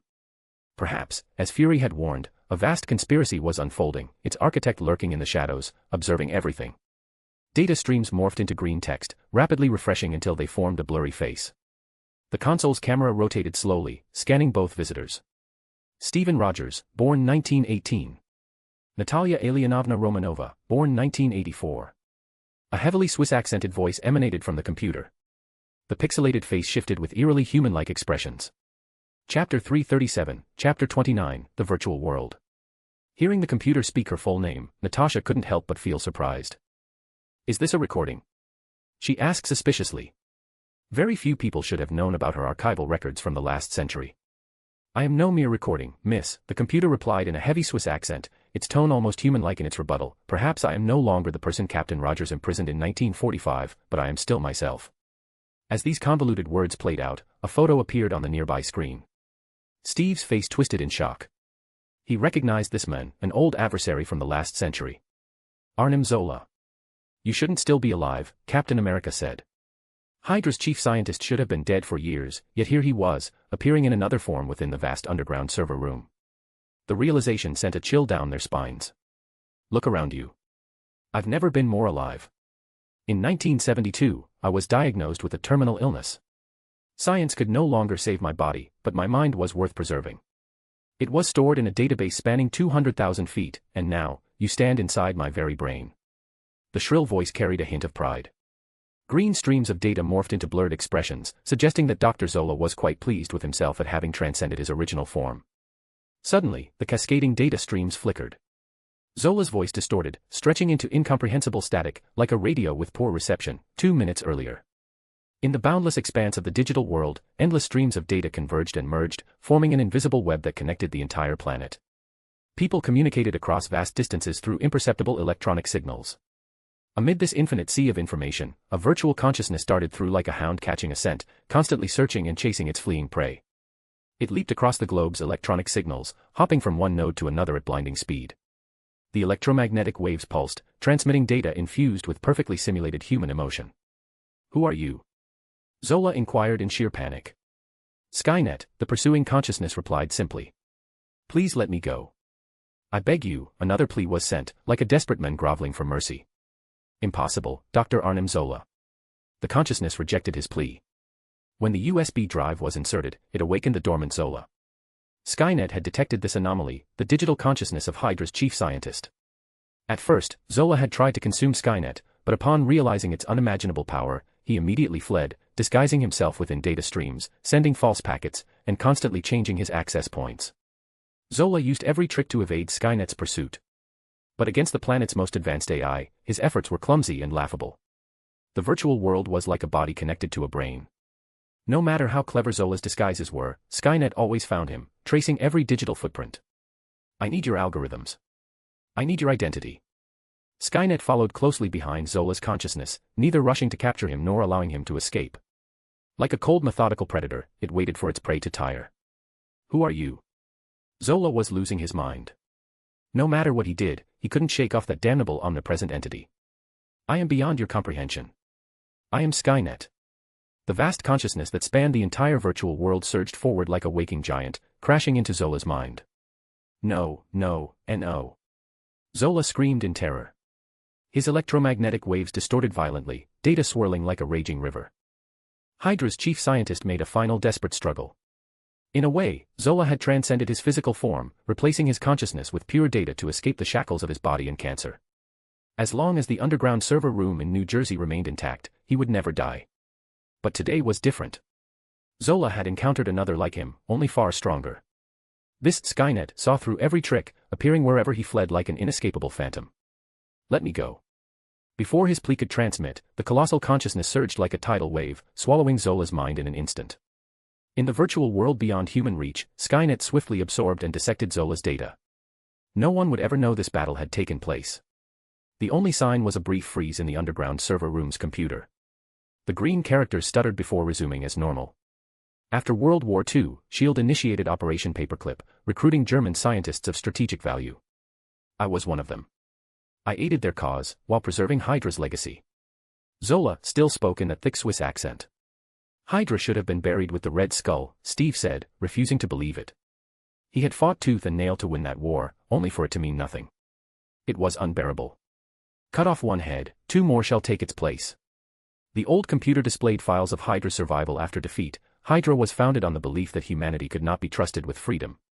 What we failed to realize was that if you try to take their freedom, they will resist. Our defeat taught us a lesson. Humanity must surrender its freedom willingly. After the war, SHIELD was formed, and I was recruited. The new Hydra grew like a virus within its enemy's body, silently feeding. For 70 years, Hydra has secretly nurtured crisis after crisis, profiting from chaos. When history refused to cooperate, we changed history. The chilling mechanical voice echoed through the server room as files flashed by, the Cuban Missile Crisis, the Great Depression, and other pivotal events. That's impossible. SHIELD would stop you. Natasha said in disbelief. SHIELD? There is no SHIELD, Agent Romanoff. It is Hydra. The revelation left them stunned. I found the Red Skull's true successor. He hides among you. Who? Steve thought of Fury's warning, trust no one. There was a hidden current within S.H.I.E.L.D. According to Zola, it was Hydra, risen from the ashes. Haven't you figured it out yet, Captain Rogers? Who led you here? Who designed Project Insight? Who experimented on the Tesseract? The cold voice delivered the final truth, the enemy you've been searching for is the one you trusted most. Q&A time is over. Though, I must apologize. I've been stalling. Humanity is finally ready to trade freedom for safety. Hydra will build a new world. We've won, Captain Rogers. Your life and death mean nothing. The server room's massive doors slammed shut. A short-range ballistic missile was inbound, 30 seconds at most. Natasha checked her handheld device. Satellite tracking confirmed its trajectory. She realized it all too late. This was a trap. Someone wanted her and Captain America dead. That was why Zola had revealed so much. There was no time to think. A blazing firestorm shattered the reinforced concrete walls. Boom. The explosion's shockwave hurled tons of debris like a thunderous downpour, burying the two tiny figures beneath the rubble. Chapter 338, Chapter 30, Offering Flowers to the Opponent. In the dark room, the extinguished lights flickered back on. The holographic projections on the walls gradually dissipated, fading into nothingness. Are you satisfied with this script? Sean asked. Nick Fury, slumped in his chair, looked ashen. His eyes burned with hatred as he stared at the young man who wore the gentle smile. His fists clenched so tightly that his nails drew blood from his palms. Never before had Fury felt such an overwhelming urge to kill someone. The cold, calculated composure of a seasoned agent had been completely consumed by rage. But what could he do? He couldn't resist. He couldn't see any hope of turning the tables. He was trapped in a cold, unyielding chair, unable to move. The black-clad director gradually lost the strength to struggle. His face twisted in grief. All the glory and purpose he had fought for had been obliterated in an instant. Sean Cyphers. The man who had orchestrated everything from the shadows had single-handedly destroyed Fury's life's work. The hero's glory, the soldier's duty, the responsibility of protecting the world. All of it had vanished like a mirage. Like a sandcastle on the shore, it was mercilessly crushed by the tide and reduced to murky sludge. Mother F***. Captain Rogers won't believe this. It's just Zola's one-sided statement. A faint glimmer of hope flickered in Fury's dimming eyes. Maybe Captain America wouldn't be misled. Maybe he could uncover the truth and clear Fury's name. Still refusing to give up. Such tenacity. Sean tapped the table, and the wall projected a screen displaying a virtual meeting of the World Security Council from 6 hours prior. You sent mercenaries to hijack S.H.I.E.L.D's Lemurian star. Alexander Pierce has already exposed that. Building trust takes time, but sowing doubt only takes minutes. Sean played the footage. The World Security Council members condemned Nick Fury as a traitor, accusing him of illegal dealings. In an instant, the once loyal director of S.H.I.E.L.D. had become a power-hungry schemer with sinister motives. This outcome wasn't just due to Alexander Pierce's manipulations, it was also a consequence of Fury's own methods. To put it bluntly, Nick Fury was too paranoid. Though S.H.I.E.L.D. was overseen by the World Security Council, he had always distrusted bureaucracy and government oversight. He compartmentalized operations to keep power firmly in his own hands. Perhaps his intentions had been good. But to others, it looked like tyranny, an attempt to turn S.H.I.E.L.D. into his personal fiefdom. You anonymously hired Batroc's mercenary group to attack the Lemurian star. You used encrypted emails and electronic transfers, routing the payment through 17 dummy accounts before depositing it into a holding company registered to Jacob Vitch. Sean's smile was pleasant, but his words cut like knives. But Vitch has been dead for 6 years. He doesn't exist. His last known address was 1435 Hearst Avenue. Coincidentally, that's the same place your mother once lived. Director Fury, you didn't trust S.H.I.E.L.D.'s own forces, so you outsourced the job to mercenaries. But people don't care about motives or processes. They only care about results and the truth. This staged farce looks more like a scheme to steal and sell classified intel. Combined with your Hydra identity, the evidence is overwhelming. If I were the judge, I wouldn't even need a jury to convict you. Fury's body sagged, as if all his strength had drained away. Sean had anticipated every possibility and prepared every piece of evidence meticulously. If not for his unshakable faith in himself, Fury might have even believed he really was Hydra. This young man was terrifying. He hadn't just handed them the answer. He had led Captain America to discover the truth himself. On the surface, they had followed the clues, walked into the trap, and nearly died. After such a harrowing ordeal, how could they not believe it? Emotion would resist, but logic would prevail. And once they accepted the conclusion, they would never question it again. You're insane. You treat this like a game, thinking you control everything. They'll see through this lie eventually. They'll see what you really are, Fury muttered weakly. The Winter Soldier, who had been in the room earlier, was gone. If Alexander Pierce was truly dead, then the narrative would be set in stone. Fury would never recover. Alexander Pierce, the Patriot, had uncovered Hydra's secret, Nick Fury's secret. Fury had faked his death to escape, then sent assassins to kill Pierce. He had manipulated Captain America into a trap, trying to eliminate the biggest obstacle in his path. Director Fury, sometimes people prefer to live in a beautiful lie. Reality is just too cruel. Sean stood, looking down at the broken men before him. A faint smile formed on his lips. With Nick Fury neutralized and Alexander Pierce dead, the leaders of both S.H.I.E.L.D. and Hydra had fallen. Now, it was time to reap the rewards, outside. Having watched the entire process, Raven's eyes widened in astonishment. What if those two really die, she asked. She had witnessed how this young man had systematically shattered Fury's will, how he had pitted S.H.I.E.L.D. and Hydra against each other, and how he had emerged as the ultimate victor. The most brilliant part. No one would ever suspect a third party. Even if someone pieced everything together, it would look like nothing more than a power struggle between two rival organizations. The truth always finds a way to reveal itself, Sean said lightly. I thought you cared about Captain America. And that lover agent of yours, Raven frowned. She still couldn't figure out his true nature. I respect people with strong convictions and unshakable will. But that doesn't mean I won't kill them with that same respect. Sean shrugged, as if it were the most natural thing in the world. Kill your opponent, then place flowers on their grave. That's the best way. Get ready. It's almost your turn. With that, Sean strode away, his figure disappearing into the shadows of the long corridor. Chapter 339, Chapter 31, Prelude. Baxter Building. Having narrowly escaped with her life, Natasha leaned back on the sofa. She wiped her damp hair, her face displaying a rare expression of confusion. The truth Zola had revealed in the underground server room in New Jersey had shocked everyone. Even someone like her, a trusted aide who had followed Nick Fury for years, couldn't help but begin to harbor doubts. The century-long covert struggle between S.H.I.E.L.D. and Hydra had, in reality, been nothing more than a ridiculous farce. The enemy had been lurking within all along, even rising to the highest positions of power. Tracing the threads of this matter, every piece of evidence was overwhelmingly solid, nearly flawless. From Nick Fury being taken by the Winter Soldier, to that USB drive, to the presence of Dr. Zola in the server room, connecting it all to the earlier hijacking of the Lemurian star. All these suspicious points led to the same conclusion. At first, Steve had believed Alexander Pierce was the one pulling the strings behind the scenes. But after their narrow escape, news reports quickly revealed that the new leader of S.H.I.E.L.D. who had been their prime suspect had been shot dead hours earlier. The assassin. None other than the Winter Soldier. It was like some kind of dark joke. Having been initially prepared to stand alone against the world and uncover the truth behind the conspiracy, the two of them had inexplicably discovered that they were actually trapped in an enormous lie. Their efforts were futile and laughable, nothing more than a ridiculous performance. Natasha chose to part ways with Captain America for the time being. Steve wanted to expose the truth and stop the implementation of Project Insight, but she no longer had the will to continue. This woman known as the Black Widow had once been S.H.I.E.L.D.'s top spy. She had joined the Soviet intelligence system during World War II and received training at a secret facility called the Red Room. Later, when the Red Empire collapsed, Natasha was left without an organization.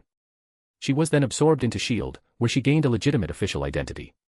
Like Nick Fury, Natasha had received injections of an anti-aging serum, allowing her to maintain the vitality and health of her bodily functions. Her flesh could evade the ravages of time, but her mind could not. In truth, she, Fury, and Captain America all shared the same deep-seated issue, loneliness and bewilderment. By age, they were all weathered individuals who had experienced the trials of time, the joys and sorrows of life, yet their appearances remained youthful, and their bodies brimmed with energy. Nick Fury had chosen to place his faith in his country. Steve followed the principles of freedom and justice he held dear. But what about her? Natasha couldn't help but sigh. Now that Fury's identity was shrouded in suspicion and S.H.I.E.L.D. was in chaos, she found herself at a loss for direction. Just as she had told Captain America, when she first joined S.H.I.E.L.D., she thought she had stepped onto the right path. Who would have guessed that, in the end, she had been working for Hydra all along? This was something Natasha could not accept. Click. The sound of the door opening broke the silence. Why are the lights off? A tall figure walked through the foyer and came to stand before Natasha. The female agent was lifted into a warm embrace, nestled against a firm chest. After enduring blow after blow, Natasha found herself unexpectedly clinging to this wonderful sensation. Her entire life had been spent acting on others' orders. From the moment she opened her eyes each day, she lived immersed in the perilous world of espionage, filled with lies and deception.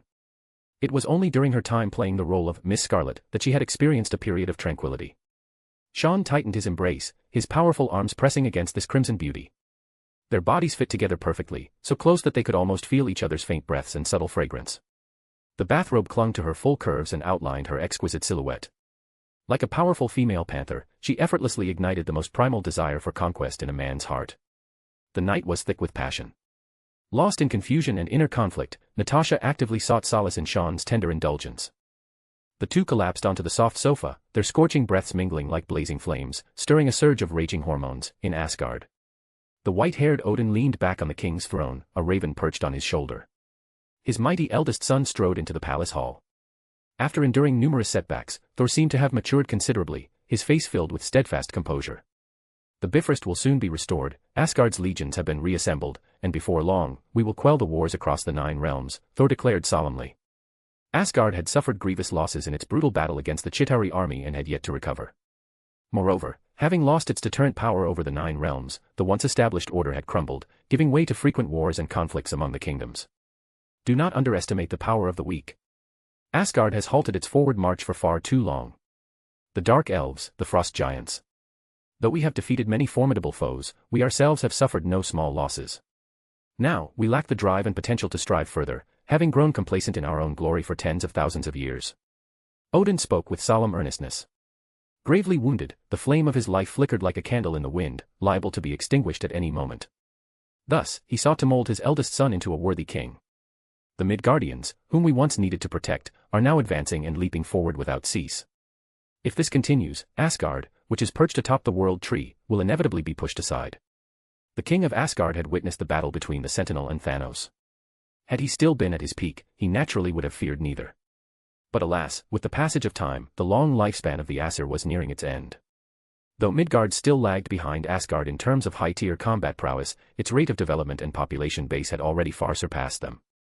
If left unchecked, it might one day become the new sovereign of the 9 realms. I sense a seething darkness. The 9 realms may soon face another great catastrophe. We must remain vigilant and prepare for battle. Odin sighed deeply. He faintly sensed that an ancient enemy from 10,000 years ago was about to return. If those fanatics were to awaken, they would undoubtedly stir up a storm of unimaginable proportions. Father, what should I do? Thor bowed his head. The wisdom of Asgard's king far surpassed his own. Go to Midgard. Learn to be a hero. Extend an olive branch of peace. Odin's eyes gleamed with unspoken thoughts. He had high hopes for his eldest son. On one hand, to temper his character through this experience, and on the other, to establish a connection between Asgard and Earth. They could no longer fight alone. If Thanos were to return with the Black Order, how would the 9 realms withstand them? Asgard's path forward was uncertain. The Dark Elves, and Hela who was imprisoned in Helheim. These were all tremendous crises that Thor would have to face in the future. Chapter 340, Chapter 32, the Superhero/Superhuman Registration Act. Compared to the bustling crowds of Manhattan, Washington, D.C. appeared far more orderly. Instead of dense forests of skyscrapers and intricate spiderwebs of highways, the city was dotted with enduring historical landmarks, the Lincoln Memorial, the Washington Monument, the Capitol Building, and more. If New York was a modern metropolis, then this place was more like a witness to the history of the United States. In a quiet cafe, Steve Rogers, dressed in casual attire, and his newly acquainted friend Sam Wilson were watching the news broadcast on the television. Nearly half a month had passed since the chaotic struggle within S.H.I.E.L.D.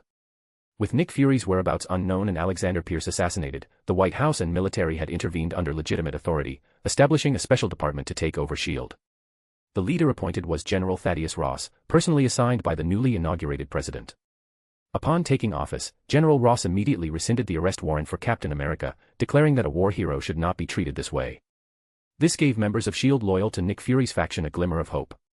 Unfortunately, the subsequent actions of this military heavyweight took everyone by surprise. As the new Supreme Commander of S.H.I.E.L.D., General Ross initiated a thorough internal purge. One more radical than even Alexander Pierce's measures.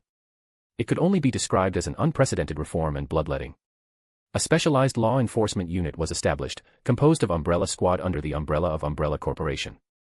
Mutant soldiers enhanced with supersoldier serum significantly bolstered S.H.I.E.L.D.'s overall strength.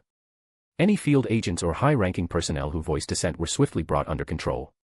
An investigation was launched into former S.H.I.E.L.D. director Nick Fury, confirming his alleged backdoor dealings with the mercenary group responsible for hijacking the Lemurian star. He was accused of bypassing the World Security Council to engage in illegal activities, branded a traitor, and officially placed on the wanted list. Had Alexander Pierce still been alive, he would have realized that General Ross's actions were clearly premeditated. Hydra had eliminated Fury's loyalists, while the government tightened its grip on S.H.I.E.L.D., gradually rooting out Hydra's hidden operatives. Undercover agents like John Garrett and Grant Ward were systematically purged. Not planning to return to S.H.I.E.L.D.? Sam asked. The African-American man was Captain America's newly made friend, a former pararescueman with the 58th Rescue Squadron who had participated in the classified EXO-7 Falcon program. After the tragic death of his wingman, he chose to retire and now worked at the Veterans Service Center. That place has become a government-controlled intelligence agency. There's no reason for me to go back. Steve lifted his cup, the black liquid tasting especially bitter on his tongue. I'm tired of all this. What do you think about the Registration Act Congress is about to pass? Sam's face was etched with concern. The world seemed to have changed overnight. Superheroes, once universally celebrated, were now facing government oversight. 2 weeks prior, General Ross, who was now in charge of S.H.I.E.L.D., had formally proposed the Superhero/Superhuman Registration Act to the White House. The move instantly ignited a firestorm of public debate, with the Avengers becoming the primary targets of scrutiny. In the original timeline, this legislation would have been triggered by Tony Stark's creation of Ultron, which would lead to the Sokovia Crisis and pushing public and governmental dissatisfaction with superheroes to its peak. But due to the butterfly effect, the timeline had shifted. There was no Tony Stark's Ultron, and no Sokovia Crisis. Yet the government's distrust of S.H.I.E.L.D. and superheroes had always existed. The very concept of superheroes was inherently anarchic. And when people recalled the Hulk's global rampage, where numerous superheroes had failed to prevent massive property damage and casualties, resentment festered. Thus, when the Superhero/Superhuman Registration Act was proposed, it garnered significant support. The debate raged on, with public opinion steadily turning against superheroes, placing them squarely in the crosshairs of controversy. Captain America watched the televised uproar outside Capitol Hill, where crowds of reporters and onlookers had gathered. Numerous senators stood before cameras, declaring that superheroes must be regulated. Only then could unnecessary casualties and destruction be avoided. After so many tragedies, America must ask itself, are superheroes our hope or our doom? Academics engaged in heated debates. They save us, but they can't save us every time. Superheroes are like weapons, firearms must be controlled, and so must they. A senator voiced his stance. A playboy puts on a metal suit and becomes a hero. A bunch of costumed freaks flying over our heads. Our protection should come from the government, not private organizations. The Daily Bugle ran a front-page headline, "Who watches the Avengers?" From the Baxter Building, Sean observed it all. Hydra had lost its direction. S.H.I.E.L.D. was leaderless. The chaotic landscape needed someone to restore order. Like a chess master seated before the board, he manipulated events as if pulling the strings of puppets. With 2 colossal secret organizations dismantled, the next step was to bring superheroes under control. This would leave the world with no further obstacles. Everyone believed they saw the truth.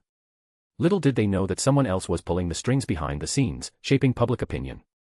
After enduring repeated disasters and attacks, the people of this land yearned only for peace and stability. But in this new era of proliferating superhumans, even the heroes were growing weary. They were not omnipotent gods. They couldn't save everyone. The public's adoration, cheers, and reverence had curdled into disappointment, resentment, and blame. Humanity's inherent flaws led them to shift responsibility onto others, rarely reflecting on themselves. And so, the Avengers became targets of scorn and condemnation, just as the public once ridiculed the government. Those who suffered misfortune always sought an outlet for their anger. This time, it was the superheroes who found themselves in the crosshairs. Watching the escalating spectacle outside Capitol Hill, Sean's gaze remained calm. This was all within his expectations. Individual power could save victims, protect the oppressed, and shield the defenseless, but it couldn't change the world. Perhaps, at times, superheroes were the very source of chaos. They attracted challenges, incited conflicts, and bred disasters. What this world needed was order, not freedom.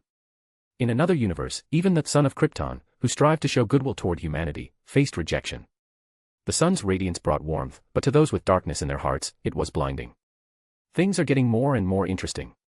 A faint smile touched Sean's lips. He picked up a glass of warm milk and freshly baked bread. Then he headed toward the bedroom where a certain female agent, spent from a night of passion, awaited him. In the future he envisioned, the Sentinel would become humanity's saviors. And Sean. He would be the architect of a new world. His Rome was steadily rising.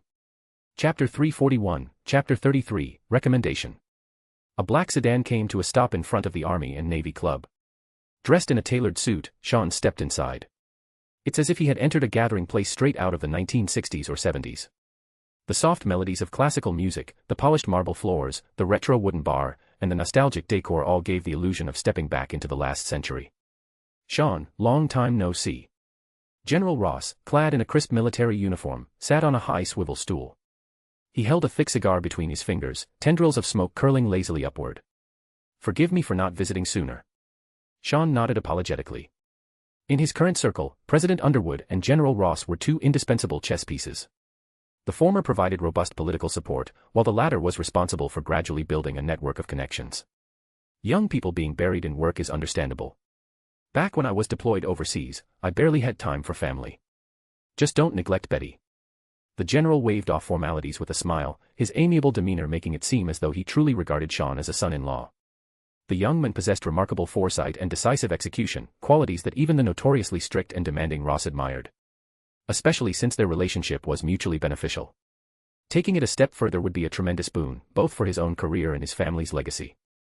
At his age, retirement wasn't far off. Though the general considered himself still in good health and capable of achieving more, it was time to start thinking about the future. Financially, General Ross had no worries. Military benefits were generous. Even the lowest-ranking brigadier generals earned between $8,000 to $10,000 a month, while full generals took home upwards of $20,000. Senior officers also enjoyed free housing, food allowances, and uniform subsidies. Given his tenure, his pension would likely exceed his active duty salary. If he grew restless, he could always publish memoirs or consult for major corporations. General Ross had devoted his entire life to his country. He left no loose ends, save for one, his only daughter, Betty. Had Betty been a son, the general would have pulled every string to secure her a place in the military, ensuring she inherited his legacy. The Ross family had deep connections in the armed forces, even if she couldn't reach his heights, she'd have had a stable path. But Betty was no soldier, nor had she any interest in military service, a fact that gnawed at the general. Fortunately, there was Sean, an ambitious and resourceful young man who had entered Ross's orbit. "Congratulations on your appointment as SHIELD Supreme Commander." Sean cleared his throat, steering the conversation elsewhere. Without Nick Fury's stubborn resistance or Alexander Pierce's shadowy control, government intervention in SHIELD was inevitable. No one would pass up the chance to reign in such a sprawling organization that was embedded in their soil. Just an interim role. Without the World Security Council's approval, I won't last long. Ross shrugged, clapping the younger man on the shoulder. "By the way, I owe you thanks. Those mutants under your command are remarkably obedient." Had it not been for Sean's extensive intel on Hydra's inner workings, General Ross might not have secured his position. SHIELD, long under Fury's grip, had developed its own entrenched power structure. Coupled with Pierce's deep infiltration, a thorough purge was no easy task. For now, I'm only holding SHIELD together. To truly stabilize it, I'll need your help. Ross's tone turned serious. The White House plans to appoint a senior advisor. I've recommended you. Sean nodded, not refusing the offer. This was the perfect opportunity to embed himself within SHIELD legally. With the Superhero Registration Act in motion, the Avengers and all other superhumans would soon fall under government oversight. I can introduce you to an exceptional leader. With him, we can erase Nick Fury's influence for good. The young man said, then signaled the bartender for a whiskey. With Fury and Pierce both out of the picture, SHIELD would soon be his. Someone you praise so highly must be extraordinary. Ross couldn't hide his curiosity. He's a friend I made in Sokovia, Colonel Helmut Zemo, formerly of their elite forces. Trust me, he'll exceed your expectations. Sean didn't skimp on his admiration. In the original timeline, this man had single-handedly dismantled the Avengers, achieving what countless villains had failed to do, sparking a civil war that turned allies against each other, nearly severing Iron Man and Captain America's bond, driving them to opposing sides. Zemo was no superhuman. He lacked genius intellect or extraordinary abilities. But his patience and analytical brilliance had exposed the Avengers' weaknesses. And he had exploited them, one by one. From one antagonist to another, Sean genuinely respected him. Hence the recommendation to General Ross. After purging Fury's loyalists and expelling Hydra, SHIELD would need fresh blood, new forces to rebuild. There's one more thing. Sean took a sip from his glass. I want the military to expedite the formation of an elite extraterrestrial combat unit. With SHIELD and Hydra's conflict resolved, Sean was setting his sights beyond Earth. It wouldn't be long before Asgard and the Dark Elves made their moves. He wanted the world to see that the threats superheroes faced could be handled just as well, if not better, by the government's forces. By then, the Avengers would be obsolete. Extraterrestrial combat. Ross hesitated, as if recalling something. Is this intel reliable? Asgard's existence was now common knowledge. Nations worldwide were preparing, and the World Security Council had initiated Project Insight for this very reason. The confirmed presence of external threats had spurred global action. The Department of Defense had long advocated for a superhuman military division, though plans had yet to materialize. Trust me, it's inevitable. Sean's eyes brimmed with confidence. The military has been overshadowed by superheroes for too long. General, it's time the world remembered that America's safety and stability should be guarded by its armed forces, not the Avengers. But the bureaucrats in Congress. Ross was clearly reluctant to gamble his political career. One misstep could tarnish his legacy forever. In every era, there were hawks and doves. Many in Congress believed Earth could establish peaceful relations with extraterrestrial civilizations, willfully ignoring the possibility of war. When disaster hits, they'll be on their knees, crying for their mothers. Sean's tone dripped with disdain. His gaze locked onto the silver-haired general, as if peering straight into the man's wavering resolve. You'll go down in history as a hero. Like Washington, like Lincoln. A century from now, your name will still be remembered. The words reverberated in Ross's mind, striking like tidal waves against unyielding cliffs. Yes. I'll be a hero. The general's thoughts emptied, leaving only that mantra echoing. America needs you, General. Sean smiled faintly as he raised his glass. The crystal-clear clink of their toast punctuated the air. Chapter 342, Chapter 34, Different Standpoints. Stark Tower, top-floor lounge. Tony reclined on the sofa, his legs propped up on the table, the picture of casual irreverence. He tugged at his tie, casting a sidelong glance at Sean seated by the bar. You know, I've never been fond of dealing with government types. That was true when Fury was around, and now with Ross, it's only going to get worse. I thought you'd at least humor me. After all, the great Iron Man owes this nobody a few favors, Sean replied, pouring himself a drink and taking a sip. The Registration Act is gaining momentum. The outcry is loud, both from the government and the public. Among the Avengers, Captain Rogers has refused to accept the act. Clint Barton is retiring. Thor is back in Asgard. And Dr. Banner has already agreed. Tony, everyone has to pick a side, choose a camp, and align themselves. You understand that better than I do. Stark fell silent for a long moment. As a former arms dealer, he knew the rules of the game played by those in power. When conflict brewed, everyone had to choose a side, or face being ganged up on by the rest. Stark Industries had once been firmly backed by the Department of Defense and had always been a steadfast ally of the military. After shutting down weapons manufacturing and pivoting to energy, they had turned to courting Congress for policy support. No matter the industry, alliances and quid pro quos were an unchanging reality. Tony Stark can have a stance. But Iron Man can't, the mustached man said, his usual irreverent grin fading. Captain Rogers is right. The Avengers were formed to make the world safer. We can't become government tools. In the original timeline, the Sokovia Crisis and the Battle of New York had forced Tony to confront the consequences of superheroes' actions, leading him to support the Accords and government oversight, which put him at odds with Captain America. But in this world, none of that had happened. Iron Man still stood shoulder to shoulder with Cap. I know you're close with Ross. You've even joined S.H.I.E.L.D. as a senior advisor and are overseeing its restructuring. I don't care about Fury's true allegiance, or last century's grudges between S.H.I.E.L.D. and Hydra. Those are old stories. Tony exhaled deeply. He had spent a lot of time lately thinking about the Superhero Registration Act, about what it meant to be a superhero. The world wasn't entirely kind to Iron Man. The Pentagon constantly griped about him ignoring sovereignty and borders, acting unilaterally without regard for consequences. Every superhero faced similar criticisms. Even the friendly neighborhood Spider-Man, New York's beloved hero, was no favorite of the NYPD. Commissioner George Stacy had publicly denounced vigilantes as undermining the law, calling for government oversight. I want to keep the right to choose. At the very least, I won't let the Pentagon or the White House order me around like they do with Rhodey. Tony shook his head. Before Sean arrived, he had discussed this with Reed. The Fantastic Four had been the first to sign the Accords. Unlike the Avengers, they didn't handle international crises or global threats. As celebrity superheroes, the Four were more like public figures. They appeared on talk shows, attended NYPD ribbon cuttings and fire department galas, and occasionally stopped bank robbers or mercenaries. Sean smiled and said, but you have to face reality. In 2 weeks, the UN will convene in Vienna to formalize the Superhero Registration Act. This isn't just S.H.I.E.L.D. or America's decision. 117 nations will vote. The whole world is watching. S.H.I.E.L.D. needed poster child superheroes for PR, Iron Man, the Fantastic Four, and Spider-Man. They were perfect for the role. Captain America would have been the ideal candidate, but he would never agree. Probably because it would remind him too much of his USO days, where he was made to dance on stage in a star-spangled costume to sell war bonds. Maybe Rogers can stand his ground against the world. But you can't, Tony. Sean's tone turned grave. You're not alone. Just like when Stark Industries faced Pentagon pressure, this will be worse. Superheroes want freedom. The world needs order. The Avengers will bear the brunt. You will no longer a private organization. Every move you make will be under S.H.I.E.L.D.'s watch. The lounge fell silent. Tony moved to the bar, poured amber liquor over ice and downed it in one gulp, fire burning down his throat. You're one hell of a lobbyist. Stark's eyes betrayed his inner conflict. He had always been a free spirit, a playboy even the Pentagon had to tolerate. After a string of crises, he'd matured somewhat, shedding some of his devil-may-care attitude. Even Pepper had noticed the change.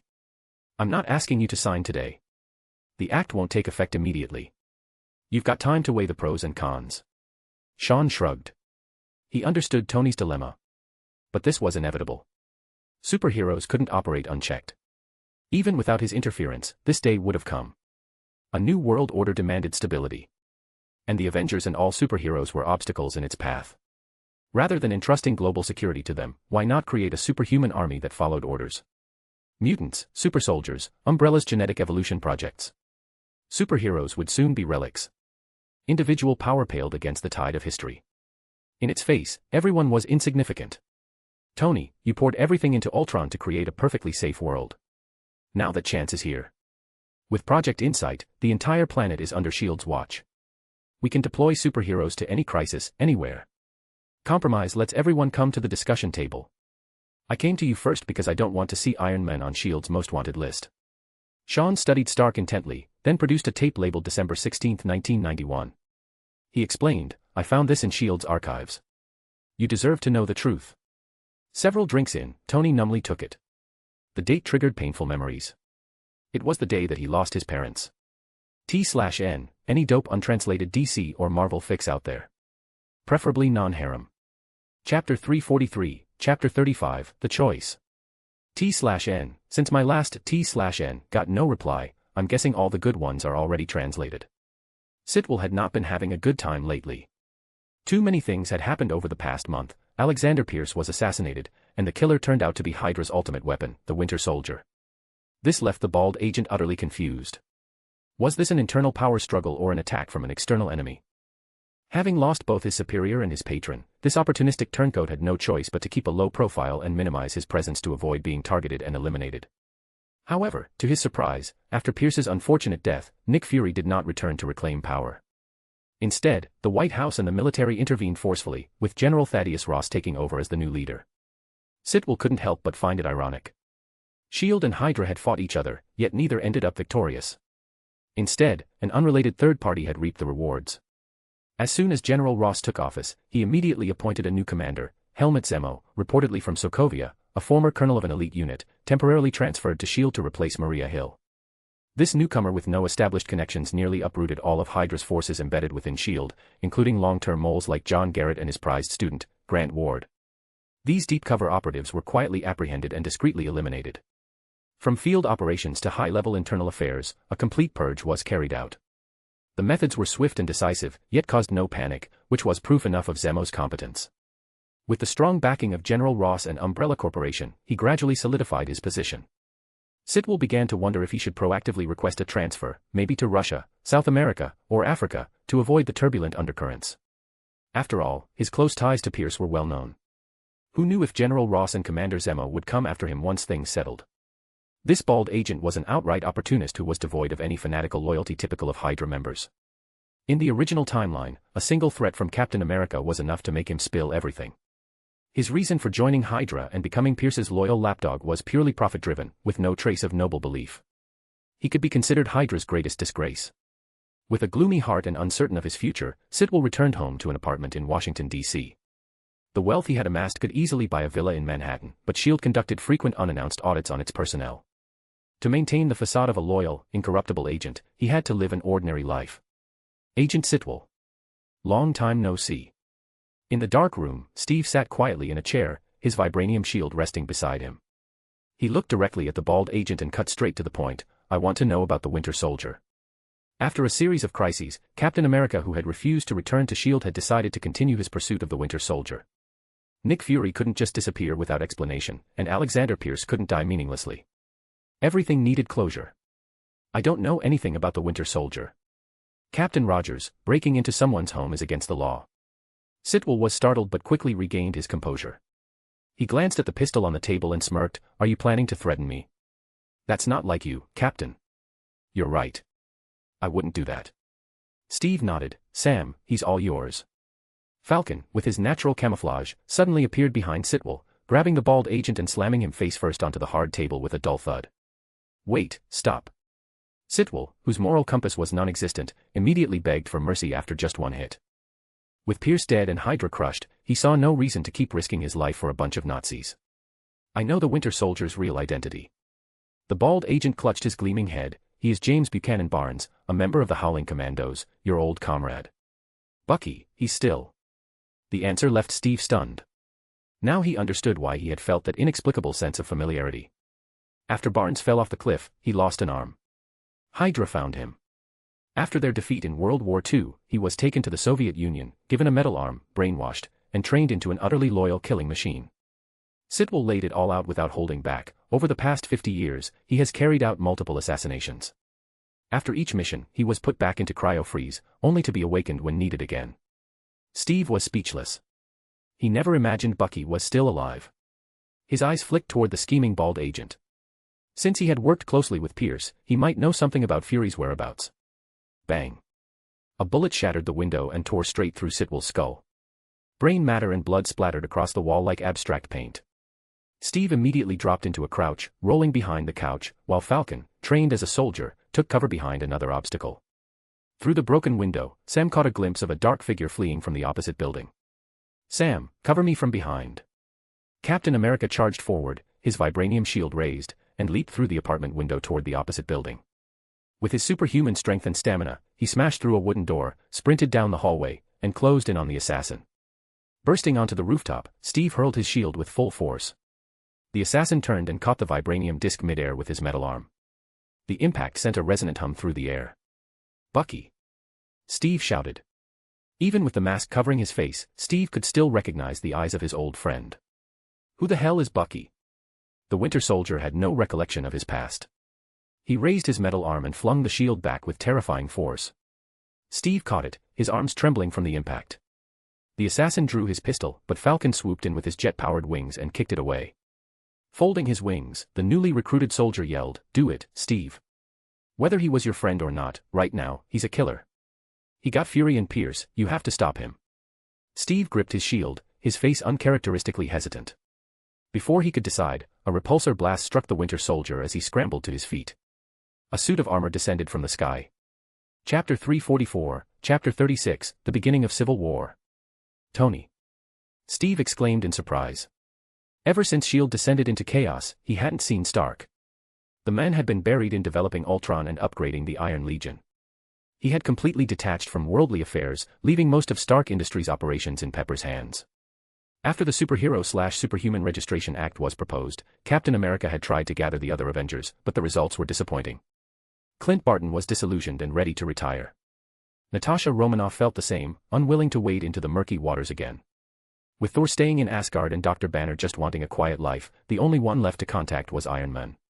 But Tony had made it clear that he wanted no part in S.H.I.E.L.D.'s internal conflicts. As for the Superhero Registration Act, he had outright refused it. Steve wasn't surprised. With Stark's personality, there was no way he would submit to government control. Even Fury's S.H.I.E.L.D. had struggled to keep him in line, let alone anyone else.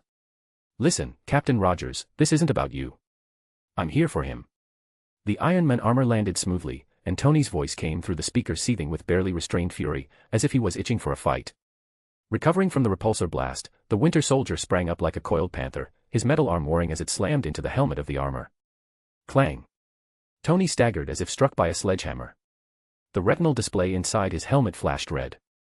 Even with the armor's advanced shock absorption, the impact left him momentarily dazed. Well, that settles it. Tony's eyes burned like fire. He had watched the tape. The one Sean had given him. The seething hatred had devoured his rationality. December 16, 1991. His parents had died in a car accident on their way to the Pentagon. That memory was a wound that never healed. He hadn't even gotten to say goodbye before losing the only family he had left. For years afterward, he drowned in guilt and grief. He partied recklessly and indulged in every vice until he graduated and took over Stark Industries. He had replayed that tape from the last century over and over. The men called Sergeant Barnes had crushed his father's skull with his metal fist. Then he had snapped his mother's neck. That image burned into his mind, igniting a rage unlike anything he'd ever felt. He had never wanted to kill someone so badly. The thrusters on his boots flared, and he lunged at the Winter Soldier. The palm repulsors charged and aiming straight for his head. Thwack. A shield knocked his arm aside. Steve didn't know what was happening, but he couldn't just stand by and watch Bucky's head get blown off.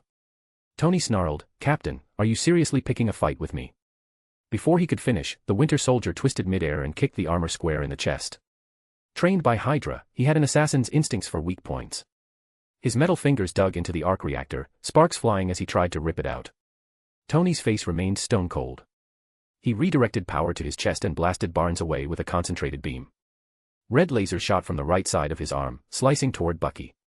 The Winter Soldier rolled aside, grabbing the fallen vibranium shield. He blocked the lasers, then slammed his knee into the armor, following up with a brutal shield strike. Do you remember them? December 16, 1991. What did you do? Stark roared, his voice raw with fury. His armor pulsed with a molten glow as he blocked the shield. Thrusters flared, and a powered knee smashed into Bucky's stomach. The metal hand clamped onto Barnes' skull, fingers digging in. Tony raised his other fist to smash his face in. Sam. Stop him. Steve shouted. Can someone tell me what the hell is going on? Falcon's wings snapped open as he sprinted, leaping into the air to kick Iron Man away. Sorry, man. I'm Team Cap. Sam muttered mid-flight. Get the hell off me. Tony's arm shot out, firing magnetic restraints that clamped onto Falcon midair. Sam yelped as he was yanked down, then punched across the rooftop. Do you even know what he did? Stark's helmet retracted, revealing a face twisted in grief and rage. He did the cruelest thing imaginable to me. Bucky was brainwashed, Tony.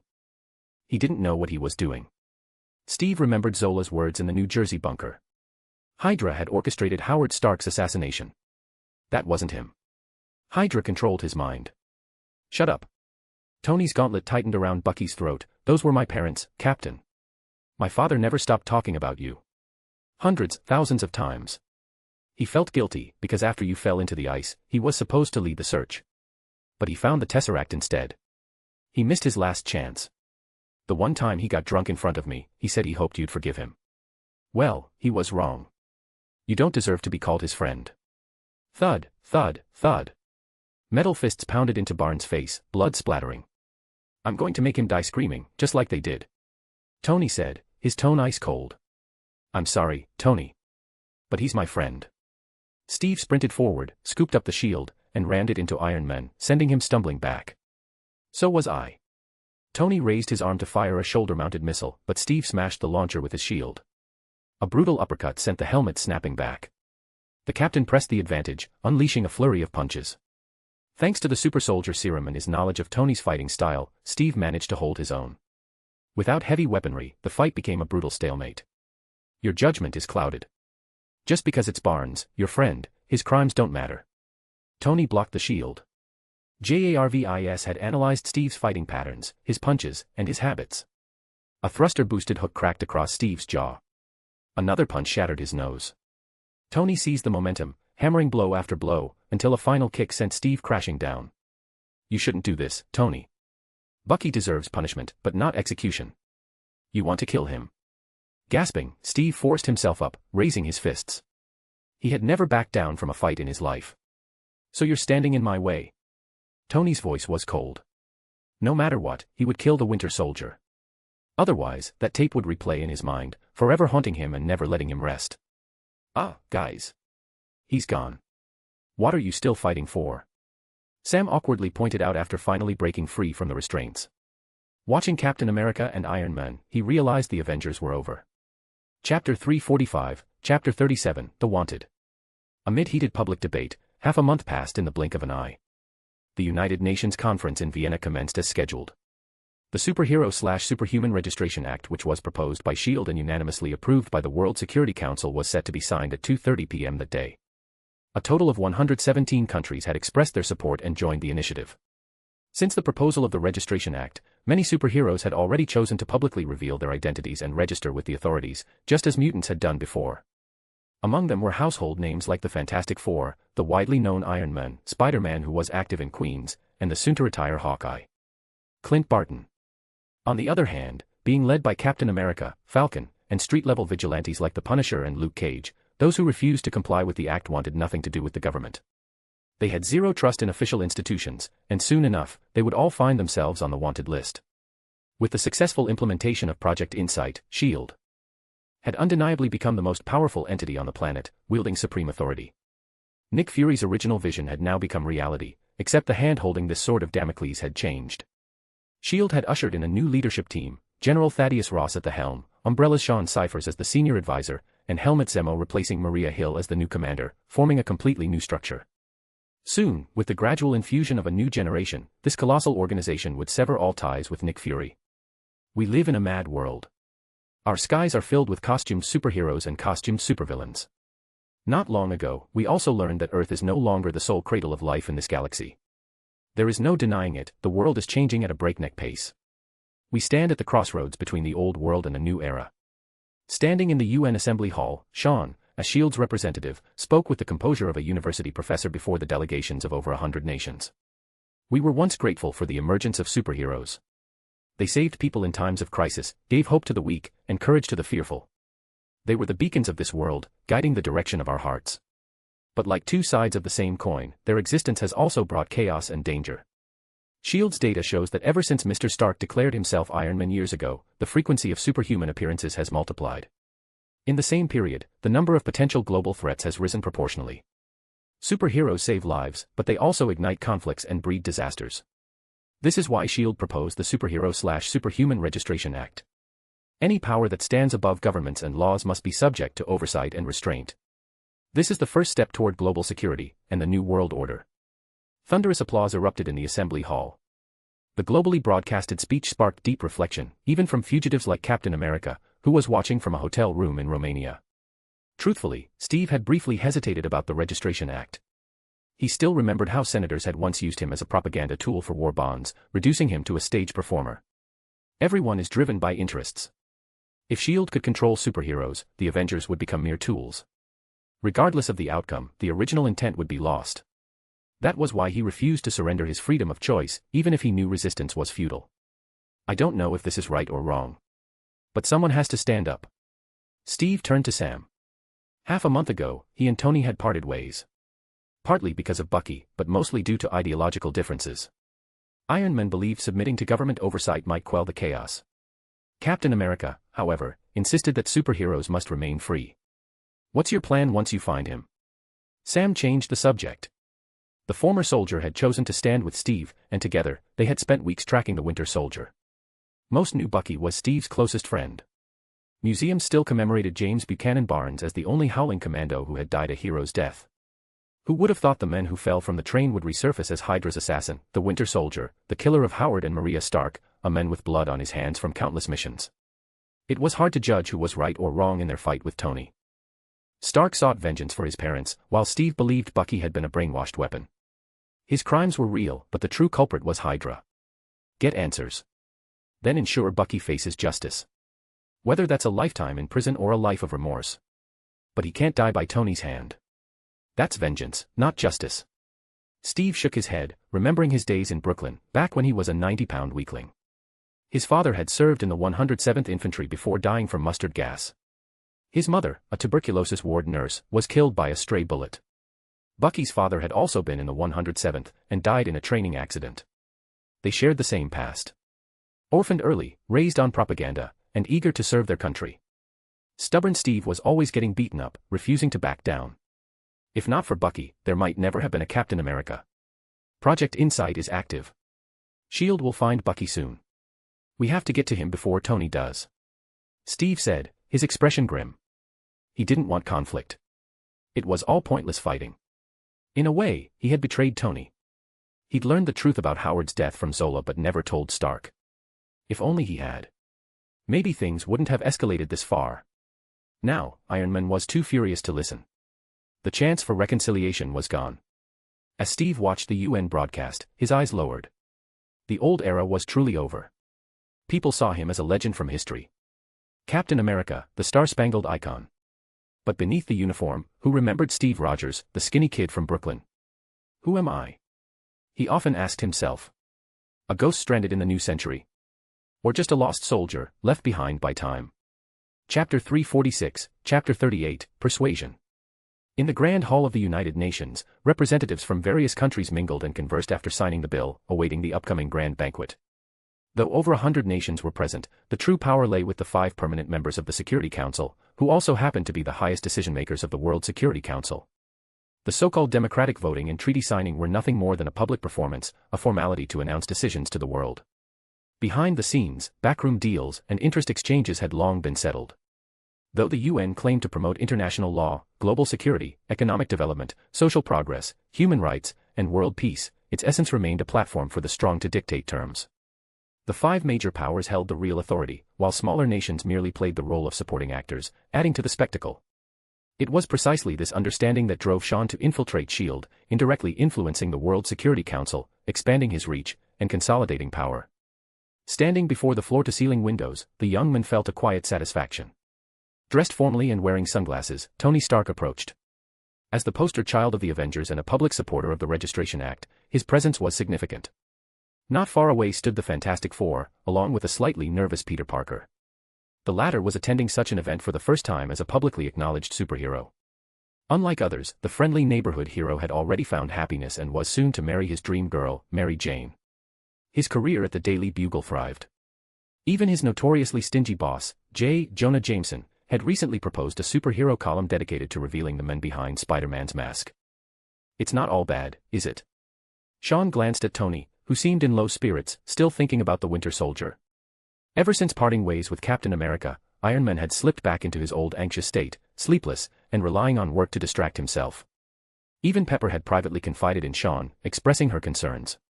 Next time you plan to use me as your poster boy, at least give me a heads up. Tony deflected. He didn't want to discuss the cold-blooded killer who had murdered his parents. To him, Captain America's defense of the Winter Soldier was nothing short of betrayal. Not just to him, but to his father. After a moment of silence, Tony slammed his fist against the bulletproof glass, the dull thud drawing curious glances. How could he not care at all? My father saw him as a friend, one of the men he admired most, and that bastard chose to defend the one who killed him. People's loyalties always lean one way, Sean remarked casually. If you had to choose between Pepper and anyone else, you'd pick her without hesitation. Barnes is Roger's closest friend. They fought side by side, and trusted each other with their lives. That kind of bond isn't something ordinary people can understand. Even without the Sokovia crisis, the Civil War had unfolded in its own way. Though Sean's subtle manipulations hadn't made things any better. With obstacles gradually clearing, there was no longer a need to hide his dual identity as Sean Cyphers and Sentinel. Soon, it would be time to reveal himself to the world in a grand fashion. Has S.H.I.E.L.D. tracked Barnes down yet? Tony asked as he turned away. Only by capturing the Winter Soldier could he silence the nightmares haunting him. Last known location was 4 hours ago. He should still be in Romania. But finding one man among 20 million isn't easy. Sean shrugged. The Winter Soldier had served his purpose. Now he was just bait, luring Captain America and Iron Man into a final confrontation that would shatter the Avengers for good. I heard S.H.I.E.L.D. built a special prison for people like us. Tony changed the subject. Not my idea. Sean raised his hands in mock surrender. That prison was originally designed for mutants. Years ago, before you became Iron Man, Magneto and his Brotherhood were causing havoc. The government built an underwater facility called the Raft. You didn't answer my question. Tony's smile was sardonic. He knew governments all too well. They were like a client who discards a courtesan after getting what they want. This was why he'd always been wary of S.H.I.E.L.D. saving the world. Maintaining order. Those were just noble-sounding excuses. Only a fool would take them at face value. I understand your concerns, Tony. Sean placed a hand on his shoulder. If you want to change the world, working from the inside is easier than fighting from the outside. Politics, capital games, they all have rules. People like us can master them effortlessly. Greed, selfishness, the pursuit of profit, these are human flaws, but also the driving forces of evolution. Suppressing them is pointless. Why not use them instead? Sean spoke frankly. If he had said this to Captain America, the men would have scolded him without hesitation. But Tony Stark was different. Born into wealth, and being the son of an American arms tycoon, he understood the rules of the upper world far better than Steve Rogers, the skinny kid from Brooklyn. Though Tony had once looked down on the dirty dealings of power and money, leaving them to Obadiah Stane, that didn't mean the former playboy was ignorant of how they worked. Presidents need votes, reputation, and support. General Ross wants glory, and a legacy. The World Security Council serves national interests. As the saying goes, all men labor under the sun for fame and profit. As long as we offer the right price, we'll always stay on the winning side. Sean's grip on Tony's shoulder tightened, his eyes gleaming with conviction. Stark absorbed the words, impressed by the younger man's depth of insight. Your Ultron program, if integrated with S.H.I.E.L.D.'s Project Insight, it could become humanity's ultimate shield. A global safety net that watches over this planet. Sean's voice thrummed with restrained excitement. Tony seemed swayed. He had never intended to cooperate with S.H.I.E.L.D., but now, his resolve wavered. Maybe you're right, he murmured. To be a true superhero, one didn't always need to play by the rules. Sometimes, shadows and schemes achieved far more than righteousness ever could. Chapter 347, Chapter 39, Successful Capture. Bucharest, Romania. Once a sinful city that served as a playground for vampires and werewolves, it had now regained a semblance of order under the gradual cleansing by the masters of the mystic arts. Those dark creatures were once again kept in check, no longer the apex predators of the food chain. A man in a baseball cap and gray jacket pushed open the door to his apartment. His face was scruffy with unshaven stubble. He entered the apartment, only to find Steve Rogers standing before him in full uniform, vibranium shield in hand. The two men locked eyes, and for a moment, it felt as though an eternity had passed between them. Bucky's tense muscles relaxed slightly. Had it been anyone else, he might have lunged forward and snapped their neck with his metal arm. Before you left the U.S., you went to the museum. Did anything there make you remember? Steve asked, his eyes filled with hope. They maintained a cautious distance, neither certain whether the man before them was still James Buchanan Barnes, the best friend of Captain America, or just the Winter Soldier, a hollow weapon. Bucky remained still, frowning as if struggling to piece together the shattered remnants of his past, fragments. You're Steve Rogers. We knew each other back in Brooklyn. You were that scrawny little guy who stuffed newspapers in his shoes. Ever since nearly being killed by Iron Man, the floodgates of his deepest memories had burst open, overwhelming his mind. Flashes of disjointed images flickered through his thoughts. They were fleeting, elusive, and impossible to grasp. Bucky continued, we delivered milk to the rich, worked as paperboys for tips. We'd lay couch cushions on the floor and play king and guard, you broke the law, hopping between enlistment offices, just to join the war. Steve, I remember you. Those memories keep rushing back. The museum doesn't mention any of that. A relieved smile tugged at Steve's lips. He took a careful step forward, we need to leave. S.H.I.E.L.D. will be here soon. You can't outrun them. I've done terrible things. I don't remember most of it, but the faces, the fear, the blood, they're clear. Bucky exhaled sharply. With Hydra gone, he no longer had to be their killing machine. So he wandered aimlessly, eventually ending up in Romania. After S.H.I.E.L.D.'s regime change, Hydra's main forces had crumbled.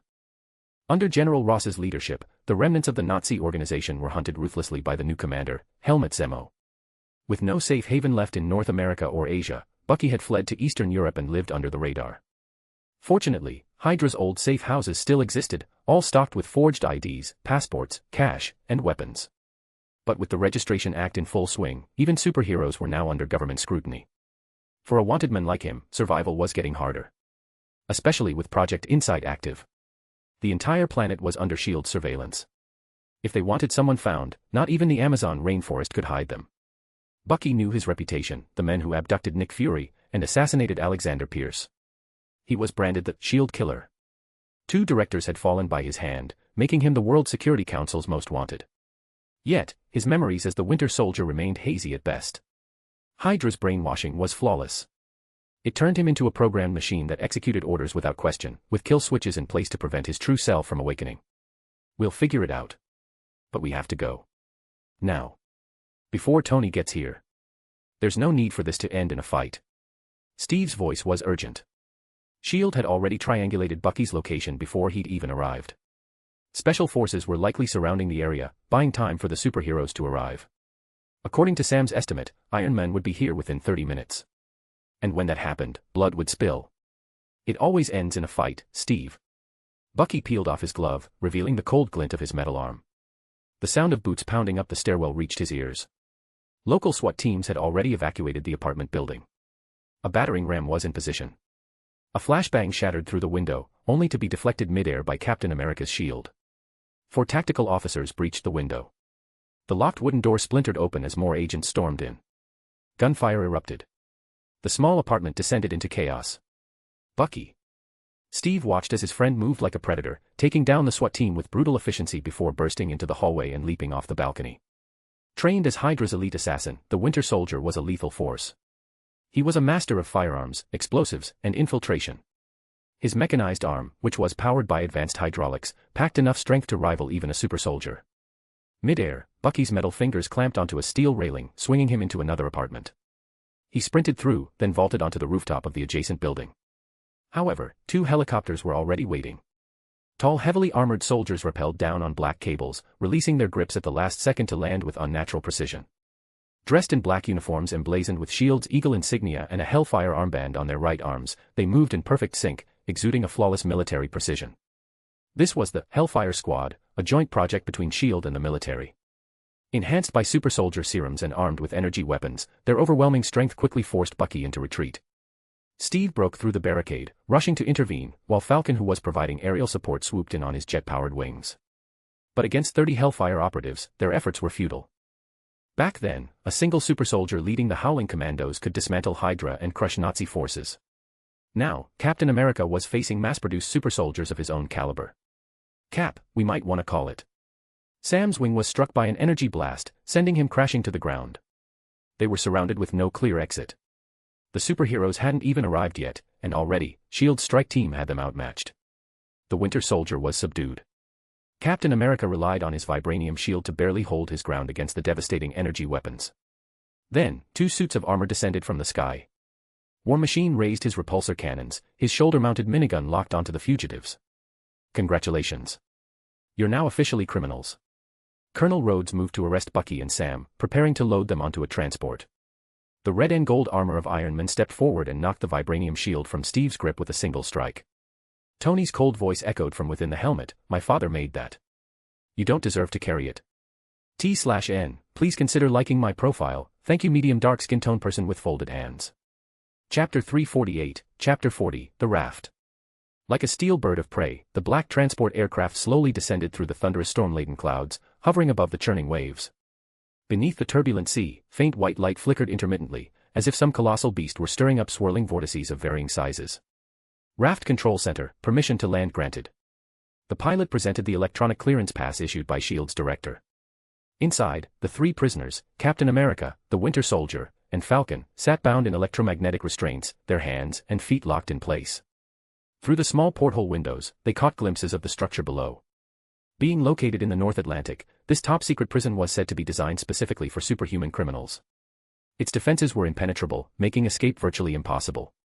It was called the Raft because it resided 2,000 meters below sea level.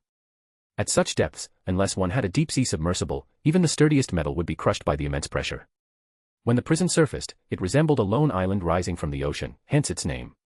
The roaring waves parted as a blinding white light pierced the surface. A massive black structure that looked like a steel island emerged from the depths. Its cold and unyielding form radiated an aura of absolute containment. Powered by nuclear engines, the raft tore through the swirling currents and stabilized itself on the open sea. Amid the howling wind and lashing rain, the transport aircraft shuddered as it touched down on the landing pad. After a brief descent, it entered the prison's interior.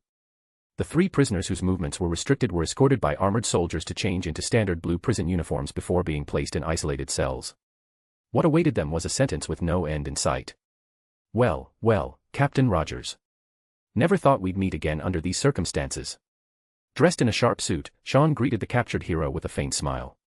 As the overseer of this facility, he held absolute authority over the raft. Its security protocols, prisoner management, and maintenance were all under Umbrella Corporation's jurisdiction.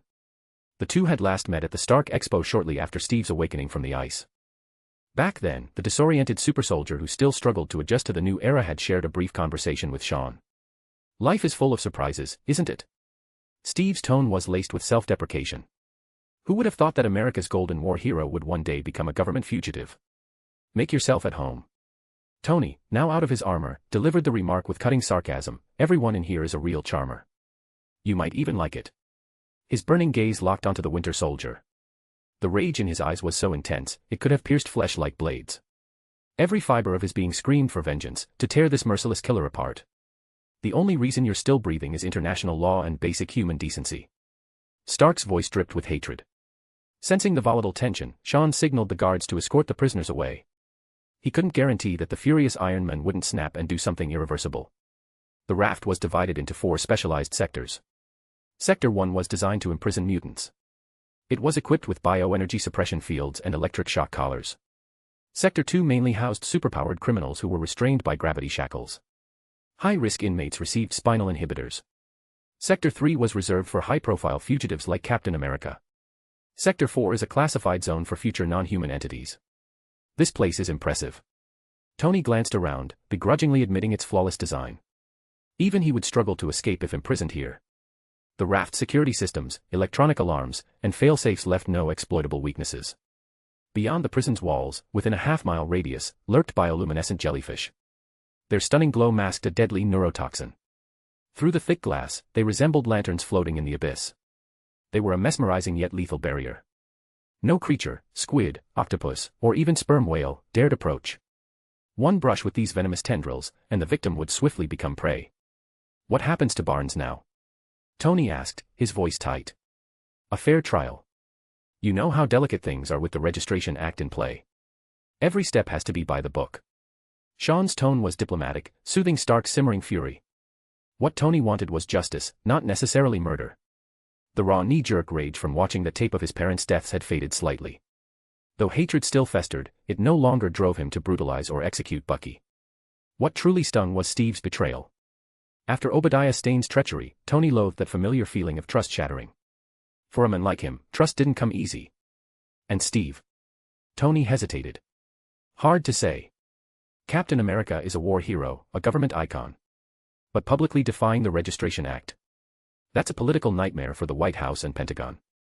Sean feigned concern, though inwardly, he was pleased. Steve's true power wasn't his strength. It was his unshakable ideals and the loyalty he inspired.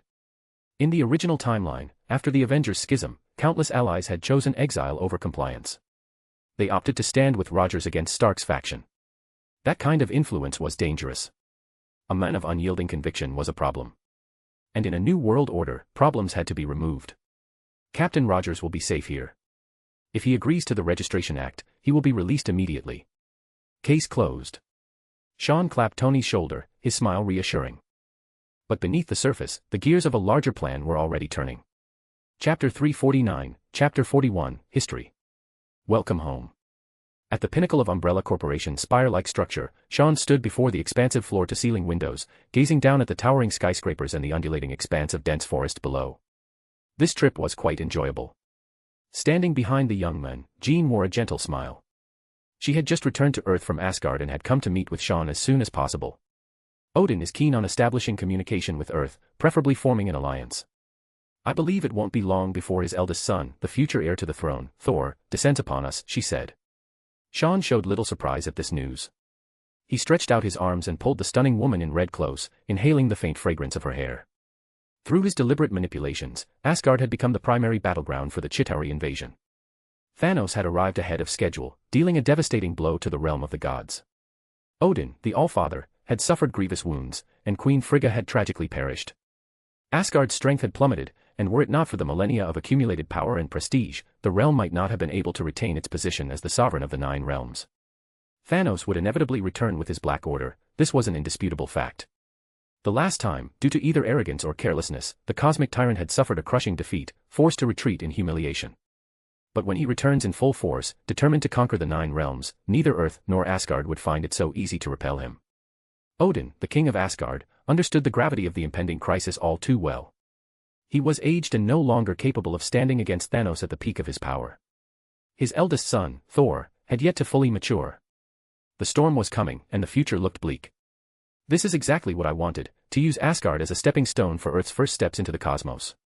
Sean reclined on the plush sofa, while Jean nestled against him like a languid Persian cat. Odin is no fool. During my stay in Asgard, I spoke with the former mightiest warrior of the 9 realms. Even in his old age with his divine power waning, he still possesses a keen eye for wisdom. Jean spoke softly, reminding him. The cataclysmic battle between the Sentinel and Thanos had unleashed violent energy tides that shattered the Bifrost, which left her stranded in Asgard. Odin, well aware of the terrifying potential of the Phoenix Force, had treated Jean with the utmost courtesy and respect during her stay. Through this, she had gained deeper insight into the mythical kingdom that had once dominated the galaxy. Though Asgard had suffered a calamity, and its once mighty armies decimated by the Chitauri and the Black Order, Earth's civilization still had a long and arduous path ahead if it hoped to surpass the realm of the gods.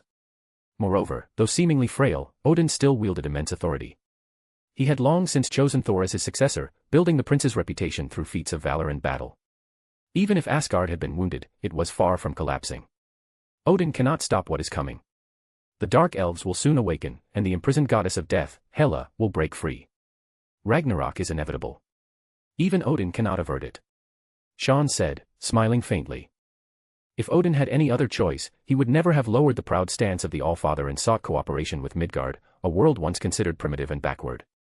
Convincing the king of Asgard to bow his head was no easy feat. The young man looked down at the phoenix nestled in his arms, then asked, "How was your time in Asgard?"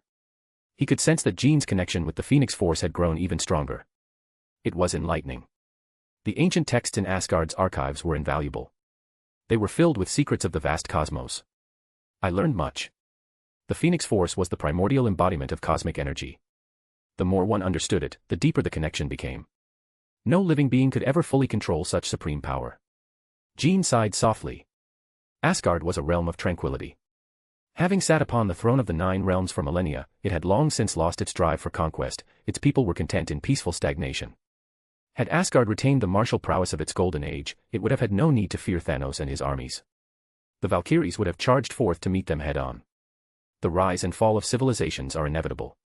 The Asgardians, blessed with lifespans of 5,000 years, divine power, and magic, are the favored children of the cosmos. Their rigorously trained warriors rival Earth's supersoldiers in strength. Sean recounted Asgard's long history in a quiet voice. Bor, the first king of Asgard, waged war against the Dark Elves, drove out Malekith and sealed away the Ether, cementing Asgard's dominance. A millennium later, the frost giants of Jotunheim sought to invade the Nine Realms, intending to plunge Earth into an eternal ice age with the casket of ancient winters.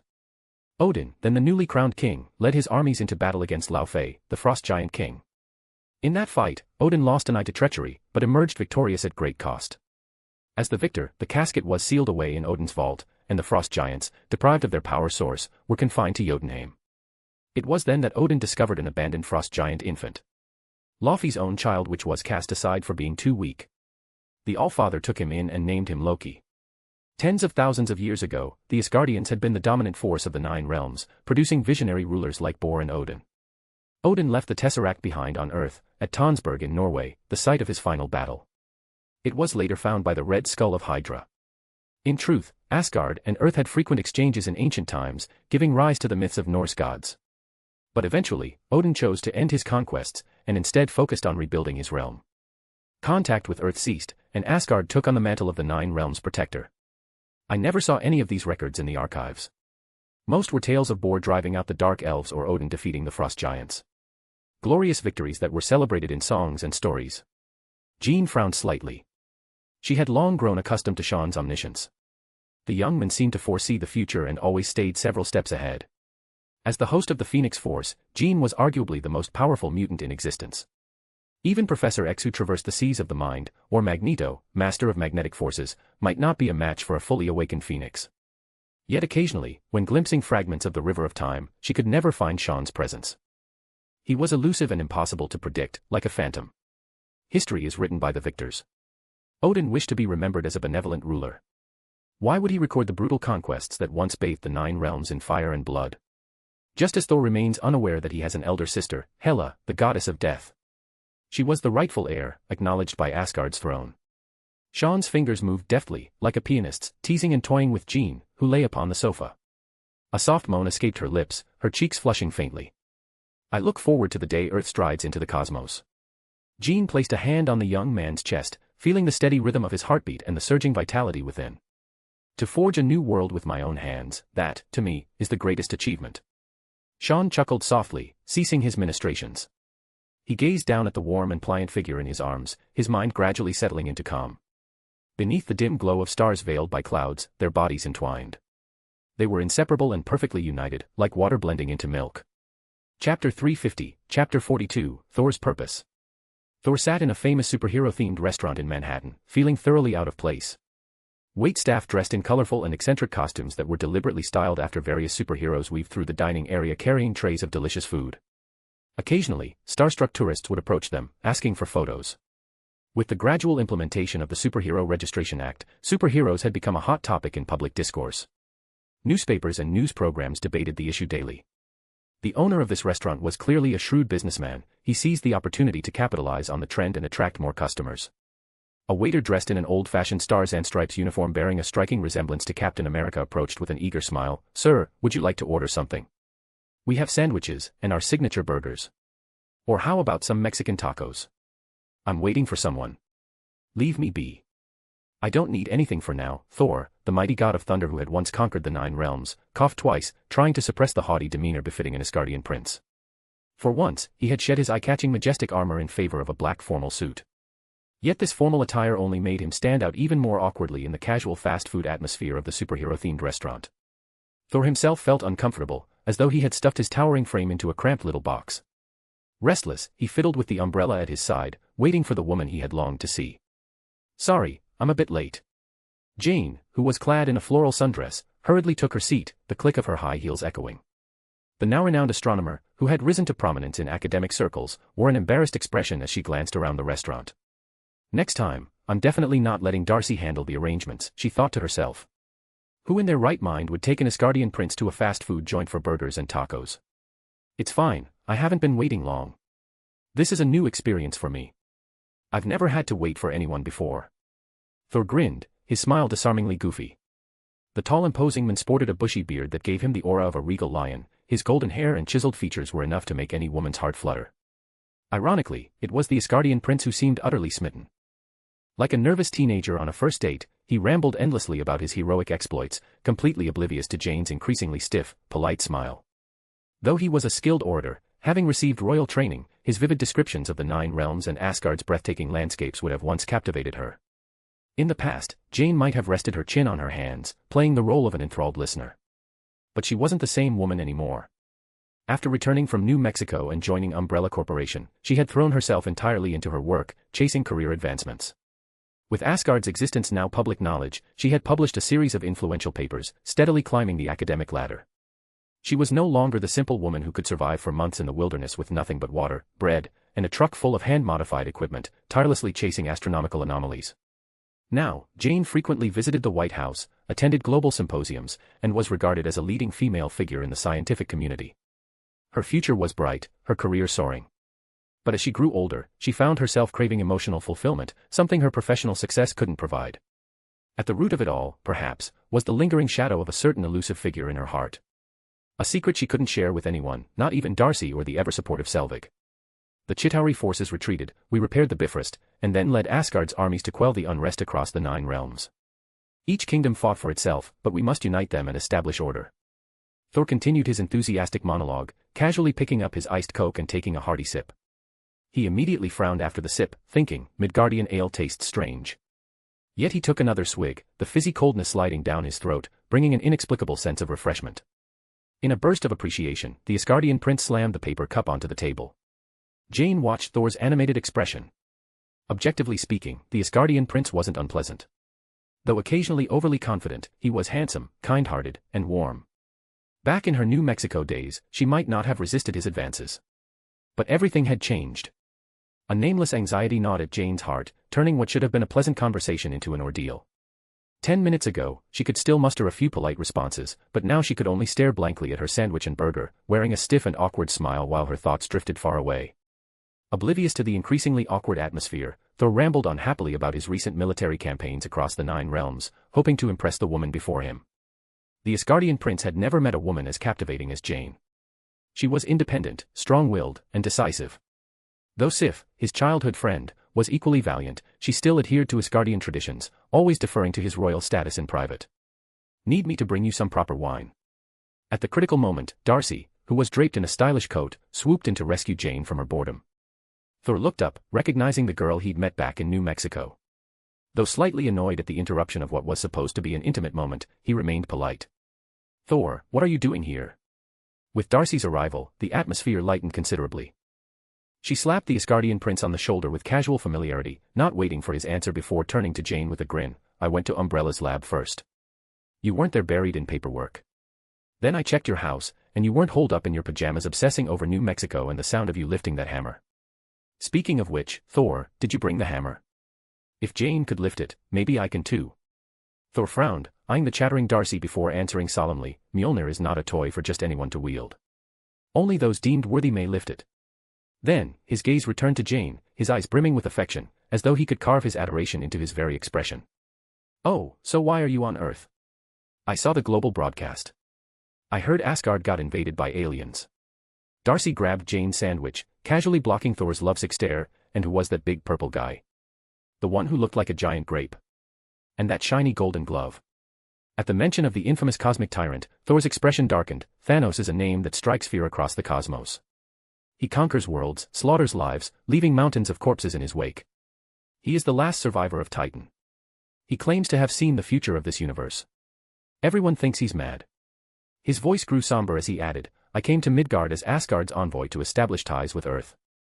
But I've since learned that the Avengers have disbanded, and S.H.I.E.L.D. has undergone changes. Coulson, Nick Fury. I can't even find them. At this point, Thor shrugged, some men in black suits found me and said there'd be a special conference on Asgardian relations tomorrow. They told me to wait. He had always despised bureaucratic formalities, so he had simply asked S.H.I.E.L.D. to arrange a meeting with Jane. Being with the woman he admired was far more comfortable than sitting alone in a hotel. Chapter 351, Chapter 43, A Little Secret. A black sedan slowly drove into the suburbs north of Long Island, New York. The tree-lined road on either side filtered the afternoon sunlight, leaving only scattered golden patches on the ground. Stepping out of the car, Sean looked up at the towering structure before him, a steel giant standing between heaven and earth. He should have been at S.H.I.E.L.D., personally receiving the envoy from Asgard. After all, this was the first official contact between Earth and an extraterrestrial civilization, an event of monumental significance that warranted global attention. But the young man had instead advised General Ross to leave Thor waiting for now. He understood the Asgardian prince's intentions, but this was not the right moment. Negotiations and alliances were about leverage and status. If he wanted Asgard to sincerely lower its haughty pride, Earth needed to demonstrate its own strength first. Showing off one's power was an indispensable step. Entering the main building, Sean spotted a familiar face. An elegant and intellectual woman in a loose white lab coat, walking hurriedly with her head down, as if rushing somewhere. Dr. Foster, is there a monster chasing you? The friendly voice snapped Jane out of her preoccupied state. When she saw Sean, her expression turned complicated, with a hint of evasion, as if deliberately avoiding his deep gaze. The astronomer didn't know how to face the men who had changed her life. She still remembered, during the journey back from New Mexico, how his youthful face had inexplicably overlapped with that mysterious low voice in her mind. After returning to New York, Jane often dreamed of that moment, the surge of scorching energy, the voice in her ear, her hand instinctively gripping a lightning-wrapped hammer as thunder roared in the sky. She had felt like a Valkyrie reborn from Norse myth. It had been an unprecedented experience, as if she had glimpsed a new world, one where a mere flick of her wrist could shatter supposedly indestructible Asgardian armor. Hey, am I that scary? You look like you've seen a ghost. Sean chuckled. The usually composed Jane stood frozen, clutching a pile of files like a student waiting to be scolded by a teacher. The sight was almost comical. I've been a bit on edge lately. Maybe I haven't been sleeping well. I need to catch a flight to the UK soon. Jane forced an awkward smile, lowering her head to avoid his probing gaze.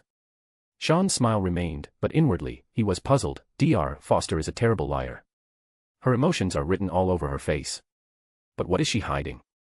Could female intuition really be that sharp? Considering the possibility, Sean felt a flicker of surprise. Jane was indeed one of the few people who had interacted with both him and the Sentinel. If she had suspicions, it wasn't entirely unreasonable. Darcy said you haven't been in the best shape lately. If work is too much, you can take a break. I'd hate for people to call me a heartless capitalist who exploits his employees, Sean teased, watching Jane's nervous demeanor. I heard Thor asked you out. Being on the receiving end of the Asgardian prince's pursuit, truly a one-of-a-kind honor. I'm fine. Thor and I are nothing. We're just friends. Jane stumbled over her words, her carefully made-up face betraying rare panic. All right, let's drop that. I've seen the lab logs for the past month. You've practically turned the lab into a second home. Sean's tone turned serious. Jane shook her head hurriedly, her lips trembling as if hesitating to speak. Her usual grace was gone, replaced by the same flustered demeanor Thor had displayed during their date. Sean guided her into the elevator, heading to the lounge on the upper floors. He spoke in a tone that brooked no argument. Work can wait. Sit down and rest for a while. Don't think about anything. If you miss your flight, I'll send you to London on my private jet. So, coffee or tea? Tea, please. Sean expertly brewed a cup of fragrant Ceylon tea and handed it to Jane. Even under the loose lab coat, the elegant woman's graceful curves were unmistakable. Dr. Connors mentioned you applied for a research trip to London. Sean asked, his gaze meaningful. Yes. Jane nodded softly. There have been some unusual phenomena there. I'm interested. You seem uncomfortable being alone with me. A faint smile played on Sean's lips as his gentle eyes studied the woman sitting across from him. Not at all. Maybe I'm just nervous. Jane forced another smile, feeling like prey caught in a trap while the young man closed in like a hunter. Their interaction felt strangely charged. Why would you be nervous around me? Did you figure out my other identity, that besides being Sean Cyphers, the young billionaire and head of Umbrella, I'm also someone else? Sean spoke lightly, eyes teasing, as if enjoying a game of cat and mouse. Truthfully, at this point, he no longer bothered hiding the Sentinel's identity. S.H.I.E.L.D. was under his control, the superheroes were in disarray, and even if the world learned Sean Cyphers and the Sentinel were one and the same, it wouldn't matter. If a playboy could don an iron suit and become a superhero, why couldn't he have a secret identity of his own? Besides, the Sentinel wasn't a supervillain. If anything, he had saved Spider-Man, stopped the Hulk from destroying New York, and helped Asgard repel Thanos' invasion. What? No. I don't know anything. Jane blurted out instinctively. Her intuitive guess was a secret she would keep buried forever, never to be shared with anyone. Sean rubbed his forehead. She really is a terrible liar. This adorable attempt at hiding the truth might as well be a neon sign saying, I know your secret. It's not a big deal. Did the world really think Tony Stark could be the only rich, irresponsible superhero? Honestly, I know another guy who, after his parents were shot in his childhood, grew up to play a playboy by day and a masked vigilante by night. Compared to him, I'd say I'm pretty normal. Jane kept stirring her tea, creating tiny whirlpools in the cup. Finally gathering her courage, she looked up at Sean. He was still smiling gently, his tone lighthearted as he reassured her. But in the movies, lone heroes are always afraid of people finding out their true identities. Jane pouted slightly, the weight in her chest suddenly lifting. Sean was at a loss for words. He hadn't expected the usually reserved Dr. Foster to have such a girlish side. Honestly, I just didn't know how to face you before. Jane relaxed, a relieved smile appearing on her face. Friend, subordinate, or fan? Any of those work. Sean shrugged. He always maintained a respectful and amiable attitude toward those he admired. It was his way of doing things. Just as a certain great man once said, be warm as spring to comrades, and ruthless as winter to enemies. Any other options? Now that the atmosphere had lightened, Jane no longer avoided Sean's gaze. Instead, she became more animated, exuding the charm of a mature woman. It was the kind of allure that came with age, like fine tea. All right, let's get you to London. I'm heading that way myself. Sean coughed, changing the subject. The dark elves were about to awaken, and the ether would soon reveal itself. The young man was eager to see what surprises the third Infinity Stone would bring. Chapter 352, Chapter 44, The Ether. London, England. The first light of dawn peeked over the horizon, casting faint rays through the thin mist that blanketed the city like a shroud of gloom. The capital of Great Britain had always been cloaked in grey, with clear skies a rare sight. During the Industrial Revolution of the last century, London became infamous for its smog, earning the nickname, the Big Smoke. The burning of coal and massive industrial emissions led to severe air pollution, which even caused the deaths of approximately 12,000 people, most from respiratory diseases. Of course, the British later reflected on the bitter consequences of air pollution, leading to the world's first air pollution control legislation, the Clean Air Act. Over half a century and vast sums of money were spent to mitigate the smog that once choked the city.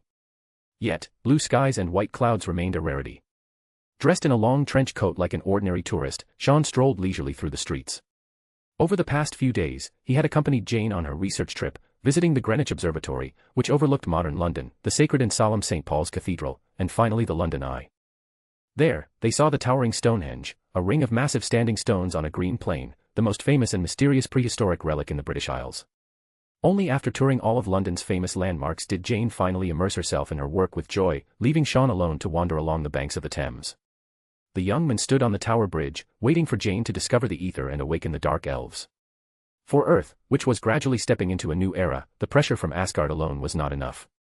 Humanity needed to viscerally experience the aggression and destructive power of extraterrestrial civilizations. Only then would they wake from their endless internal conflicts, like prey traversing a dark forest, where a hunter's rifle could fire at any moment. This tense pressure would force this quarrelsome and self-destructive species to unite. Under such an overwhelming tide, order would be established more swiftly, the Registration Act would be implemented, and superheroes would be caged, bound, and controlled by rules and regulations. An alliance. Sean murmured to himself. Thor had come to Earth with a mission of peace. Asgard had extended an olive branch, seeking to establish communication and sign a treaty. But to Sean, this was still far from enough. It did not mean Earth and Asgard stood as equals. Odin merely sought a powerful ally. To put it bluntly, he valued the Sentinel's strength, not Earth's capabilities. Without equal footing in dialogue and leverage, one side would inevitably lose balance. That was why Sean had advised General Ross to stall Thor with the tedious formalities of a foreign ambassador's reception. They were waiting for the right moment to show Earth's might. It was time for Earth to shed its outdated image as a primitive backwater and present a new face to the cosmos. To the Asgardians, 1,000 years might be but a blink. But for this blue planet, it was enough to leap across eras, achieving a staggering pace of development. The third Infinity Stone is almost at hand. Sean was satisfied. Through the energies of the Space Stone and the Mind Stone, he had traced the presence of the Ether. However, the Reality Stone, which once belonged to the Dark Elves, was not on Earth. It was sealed in a desolate dead corner of the galaxy. Tens of thousands of years ago, the Dark Elves had obtained the Ether. They saw this precious gem that was capable of bending reality itself as the ultimate weapon of their civilization. They sought to exploit a once-in-5 millennia celestial phenomenon known as the convergence, where the gravitational shifts of the 9 realms aligned them into a straight line. At that time, the boundaries between worlds would collide and overlap, energy tides weakening dimensional barriers until the 9 realms became as one. Malekith, leader of the Dark Elves, intended to wield the Ether's power to twist the laws of physics, plunging the universe into darkness and creating a perfect homeland for his people. But Asgard thwarted this plan. Odin's father, Bor, led an army to seize the Ether, crushing the Dark Elves and cementing Asgard's dominance in an era of glory. Even now, Asgard's ancient texts and epic poems still sang of this grand history. The king of Asgard at the time sealed the Ether in a barren wasteland, its location unknown. Meanwhile, Malekith and his surviving followers went into hibernation in some forgotten corner of the 9 realms, waiting for the day they could rise again. In an abandoned factory on the outskirts of London, Jane, accompanied by her intern Darcy, arrived at their destination. According to news reports, this decommissioned power plant from the last century had recently been the site of bizarre phenomena that defied scientific explanation. For instance, a tanker truck parked in Westminster had inexplicably teleported into the factory, accompanied by strange gravitational anomalies. The inexplicable occurrences had prompted Scotland Yard to escalate the case to S.H.I.E.L.D. After AI-assisted data filtering, it was uploaded to the central database and accessible to Umbrella Corporation as a cooperative partner. That was why Jane had traveled from New York to London. Based on instrument readings, the factory was likely a gravitational anomaly. Its spatial boundaries were highly unstable, making it a research subject of great value. After presenting her Umbrella ID, Jane was granted entry. The first thing she saw was a floating tanker truck, its massive frame hovering mid-air as if gravity had ceased to exist. A police officer leading the team casually lifted the truck's front end, and the multi-ton vehicle flipped effortlessly, making Darcy's eyes widen in amazement as she clutched her measuring device, eager to try it herself. They followed the officers upstairs, where one of them picked up an empty bottle and tossed it from a high point. After falling a short distance, the bottle vanished, only to reappear moments later from above. It was as if that section of space had been cut out of reality and existed in isolation. The bottle cycled endlessly, falling and reappearing, until, after a few minutes, it failed to return. This place is bizarre. Things thrown down sometimes come back, sometimes don't. Even Scotland Yard's consultants can't explain it. The officer spoke matter-of-factly. They had tried tossing live mice down, most never returned. There was no discernible pattern. Jane watched the spiking readings on her device, astonished. She had only seen such phenomena a few times before. Like back in New Mexico, when the Asgardians descended. Ignoring Darcy, who was having the time of her life playing around, Jane walked alone with her measuring device until she reached an empty corridor where the data peaked. A howling wind erupted from the dark hallway. An invisible irresistible force yanked Jane into a spatial rift. Like a ripple in water, the astronomer's figure vanished without a trace. Chapter 353, Chapter 45, The Third Stone. After a brief moment of darkness, Jane broke free from the weightless state. The violent pulling force dragged her through the pitch-black empty corridor and into another dimension. Darcy! Jane shouted at the top of her lungs, trying to suppress the fear in her heart. Her voice echoed far across the desolate wasteland, but no one answered. At this moment, the female astronomer felt a pang of regret. I shouldn't have wandered off alone. The gravity anomalies in this factory were riddled with invisible spatial rifts, making it extremely dangerous. A single misstep could send someone tumbling into another dimension. Jane wanted to retrace her steps and return through the original passage, but she could no longer find the gravitational distortion point. She had no choice but to cautiously observe her surroundings. Above her was a starless, lightless night sky, while beneath her feet lay solid ground. By the faint glow, she could vaguely make out countless sunken trenches covering the Earth's surface, resembling meteorite craters. A breeze brushed past her ears, lifting strands of her hair. The atmospheric composition here is very similar to Earth's. No signs of biological activity detected. Magnetic field direction remains undetermined. Jane lowered her head, fiddling with the measuring device as her scientific instincts kicked in. Amidst the cold silence, she spotted a hazy red glow emanating from the cracks between towering boulders behind her. The faint light spilled out, casting a dark crimson hue. Driven by intense curiosity, Jane carefully approached the rough stacked boulders. Beneath them, intricate patterns resembling ancient Asgardian script were etched into the stone. The dark red glow reflected on Jane's face as she peered into the crevice, spotting the restless ether particles. They swirled like a shifting liquid substance, exuding an eerie yet irresistible allure. "Don't touch it." The sudden voice made Jane jump. She shuddered violently and swung her measuring device behind her in panic. "Hey, it's me." Her slender arm was caught in a firm but gentle grip, stopping the astronomer from lashing out further. Jane snapped out of her fright and realized it was Sean standing there, his warm smile making him seem like a knight who had descended from the heavens, instantly filling her terrified heart with a sense of security. "How did you get here?" Jane asked, puzzled. "Your scientific equipment has a shield tracking device to ensure researchers' safety. About 3 minutes ago, someone reported losing your signal." Sean shrugged, offering a brief explanation before shifting his gaze to the dark red substance in the crevice, the ether, the legendary reality stone. "Don't touch it. This thing is dangerous." The young man pulled Jane back a few steps. The Asgardians had sealed the ether here to prevent the Dark Elves from reclaiming it. This barren planet lay at the edge of the 9 realms, untouched by civilization. Had it not been for the convergence, the rare celestial alignment, no one would have ever found it. In the original timeline, Jane had accidentally stumbled into this sealed realm, unwittingly becoming the ether's host and awakening the slumbering Dark Elves. Thor had later found her and taken her back to Asgard for treatment. Each Infinity Stone possessed the miraculous power to bend the laws of reality, but not just anyone could wield them. The Space Stone was encased within the Tesseract, and the Mind Stone embedded in the Golden Scepter. None could be carelessly touched, let alone claimed by ordinary mortals. For example, the Power Stone, which contained boundless might, would incinerate any lesser being who touched it without the protective casing of the orb, reducing them to ashes in an instant. As for the ether, unless one was a Dark Elf or an Asgardian, races born with immense resilience, ordinary beings acting as hosts would have their life force drained and wither away. A ripple of sapphire light shimmered in the air as a golden gauntlet materialized. Sean stretched out his hand and slipped it on, an unparalleled surge of power flooding his being. He took a deep breath, suppressing the void-like emotions stirring within. Glancing at Jane, who stood quietly behind him, the young man pushed aside the massive boulder sealing the ether. The Asgardian enchantment crumbled before him like sand in the wind. "Warp reality. Turn falsehood into truth," Sean murmured. The silent space was suddenly filled with the sound of a babbling brook as the ether, like a serpent rousing from hibernation, slowly floated before him. The dark red liquid-like substance circled around the young man, its shimmering light flickering as if infinite worlds were being born and destroyed within it.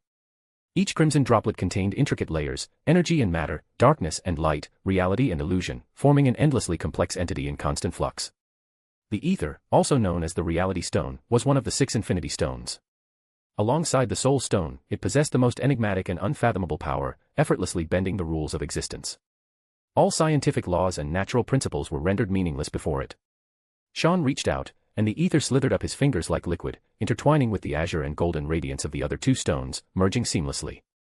Through the endless dark red glow, he glimpsed the true form of the Reality Stone. Unlike the other Infinity Stones, the ether appeared as a shifting liquid-like substance. The boundary between illusion and reality blurred within its shimmering light, and the moment his mind touched it, it was as if he had brushed against an entirely new world. The dark red liquid coiled up his arm like scattered droplets, clinging to Sean's body. Then, a new transformation began. The ether's energy suddenly turned violent, and the space and mind stones embedded in the gauntlet trembled violently in response. 3 overwhelming forces surged into his body. Spatial distortions erupted in sapphire waves. Psionic energy swelled like tidal waves. Azure and golden light clashed with the illusory crimson aura, colliding relentlessly. Like a raging inferno, the energy storm raged without end. A flicker of pain crossed Sean's face as the endless tide of power crashed into him. The overwhelming pressure bore down from all directions, filling every cell in his body. Microscopic particles tore apart and rapidly reassembled. The external pressure threatened to crush him into free-floating atoms, while the internal expansion seemed ready to blast him into dust. The conflicting forces squeezed inward and outward, and the metal gauntlet on his right hand cracked with fine fissures, unable to withstand the strain of the 3 stones. Time itself seemed to stretch, slowing to a crawl. In Sean's eyes, the entire world twisted and distorted. The 3 stones' energy was infinite, and only the golden flames of the Sentry's power within him barely maintained balance. The violent tremors continued to gather. Every drop of blood, every strand of hair, bore the weight of immense power. Though Sean pushed his limits again and again, he still struggled to contain it all. Had it not been for the gauntlet regulating the energy output, he would have been ground to dust long ago. The overwhelming force forced his cells to continuously break apart. Blood seeped from his pores under the pressure, coating his entire body. The half-open dimensional gate inside him erupted with unprecedented golden light, billions of radiant threads surging forth. The ground beneath his feet trembled violently. The barren planet rumbled as ferocious energy currents tore through the dark starless sky, shooting straight into the heavens. The terrifying phenomenon lasted less than a minute before the aftershocks gradually subsided. Sean slowly opened his eyes. The world had returned to normal, yet it was utterly different. Tiny particles drifted in the void. Violent radiation decomposed into twisting and shifting strands of light. The ether shed its liquid-like facade, revealing its original form, a red oval-shaped gem. Now embedded silently in the metal gauntlet. Read more than 80 chapters ahead of schedule, here. p@tray0n.com/myamatengel. Chapter 354, Chapter 46, The Dark Elves. In the dimly lit dark star sector, the boundless void was as silent as death, with scattered asteroid belts floating motionlessly. This was a desolate no man's land at the edge of the 9 realms, a place of utter barrenness and cold, devoid of any signs of life. A subtle, imperceptible ripple spread out, as if triggering an alarm mechanism. Deep within the asteroid belt, a massive black warship suddenly trembled. On its internal control panels, small lights flickered to life one by one, flashing red violently. The exiles who had lain dormant for tens of thousands of years slowly awakened upon receiving this signal. The first to rouse from the hibernation pods was Malekith, the leader of the Dark Elves. This ambitious schemer, who had once sought to use the ether's power to plunge the 9 realms back into chaos, abruptly opened his eyes. From confusion to realization, his pale face shifted through expressions as his dormant consciousness gradually sharpened. Distant memories flashed through his mind like fleeting shadows until everything came back to him. In the primitive era of the 9 realms, before the seeds of civilization had even been sown, the Dark Elves had dominated the galaxy, unrivaled. At that time, Malekith had used the ether to create the ultimate weapon, one capable of corrupting matter into darkness. It was the supreme sacred artifact of the Dark Elves. But as civilizations emerged, the light of dawn arrived unexpectedly. The 9 realms gradually developed, ushering in an era of light that ended the Dark Elves' reign. Malekith refused to accept his forced exit from the stage.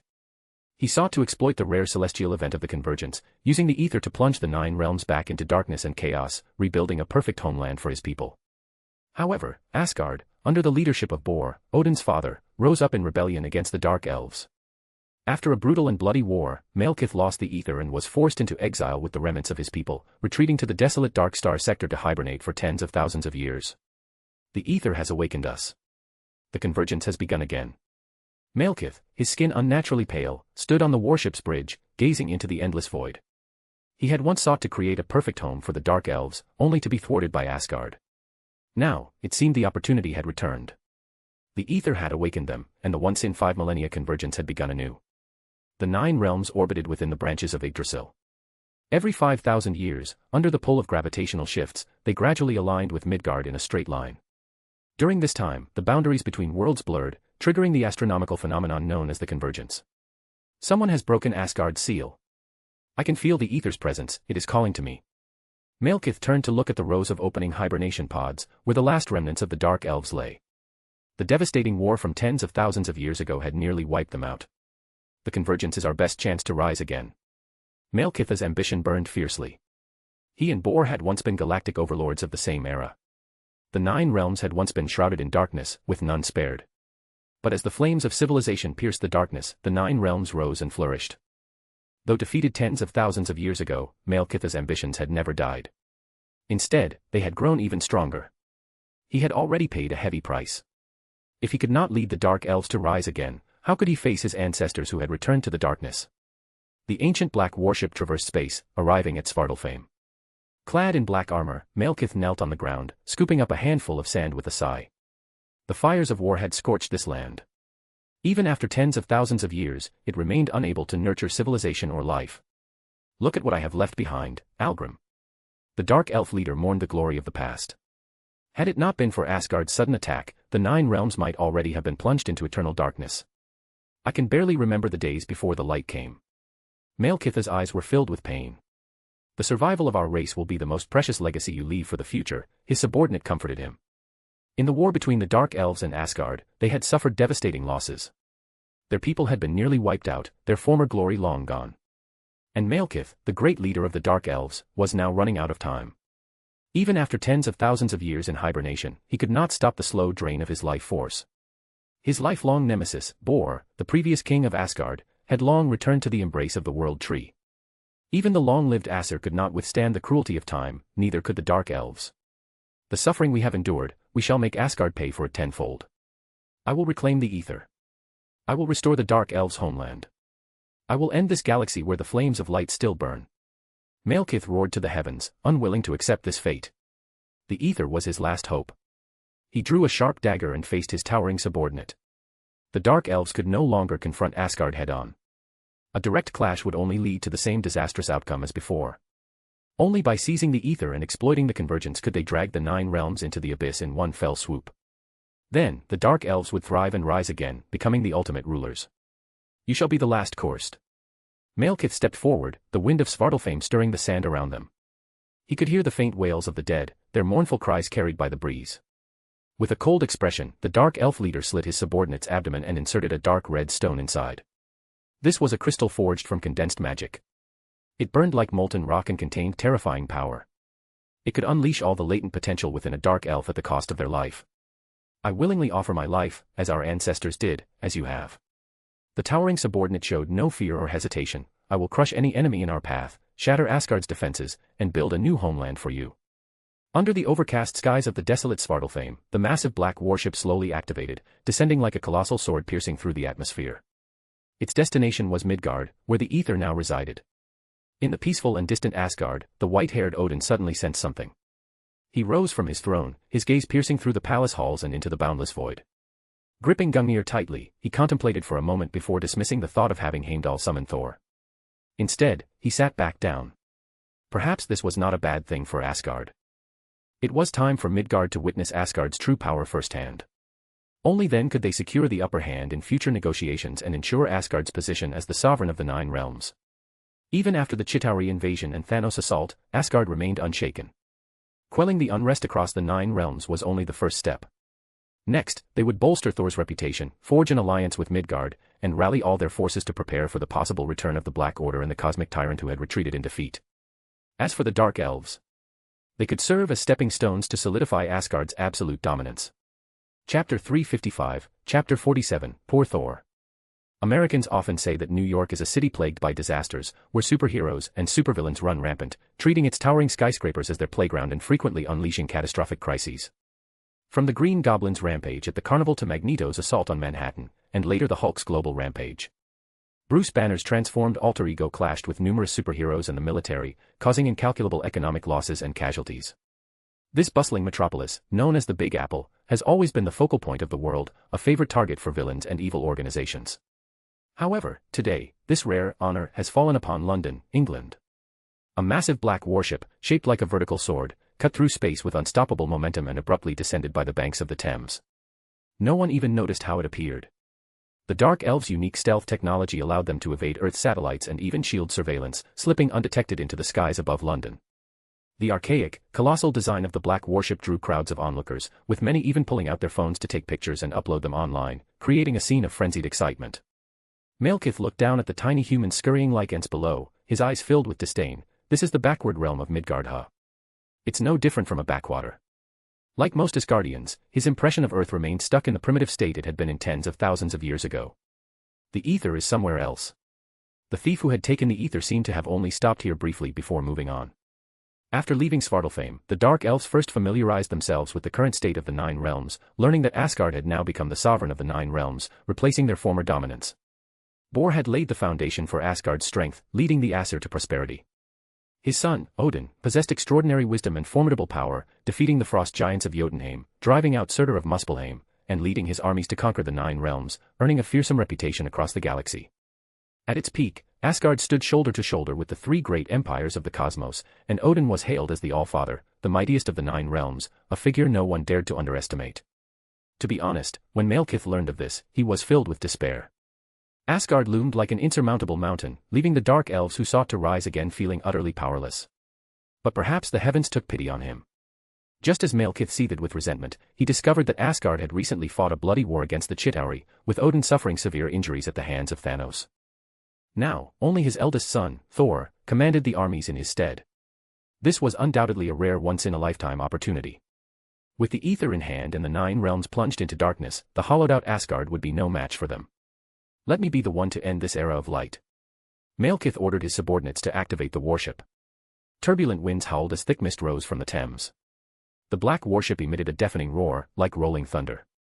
To the countless onlookers below, the massive black vessel seemed to slice straight through a towering skyscraper, like a colossal sword cutting through the sky. The building at the heart of London swayed unsteadily before collapsing with a thunderous crash. Countless bricks and shards of glass rained down like a storm. Amid the deafening noise, crowds fled in panic as thick clouds of dust billowed outward. The Dark Elves, focused on tracking the ether, cared nothing for the lives of Earth's inhabitants, nor did they spare a thought for the beings of the Nine Realms. These long-dormant Dark Elves had but one ultimate goal, to create a perfect homeland by plunging the Nine Realms into an abyss of eternal darkness. The black warship slowly made its way toward North America. Meanwhile, Sean, who had returned to New York ahead of time, strolled through a lavish banquet with Jane, who wore an elegant light blue evening gown. Nearby, Darcy chattered excitedly, dragging along Harry, whom she hadn't seen in a while. The two lovebirds shamelessly flaunted their affection. Of course, Sean and Jane were unfazed. The one truly suffering was the Asgardian prince.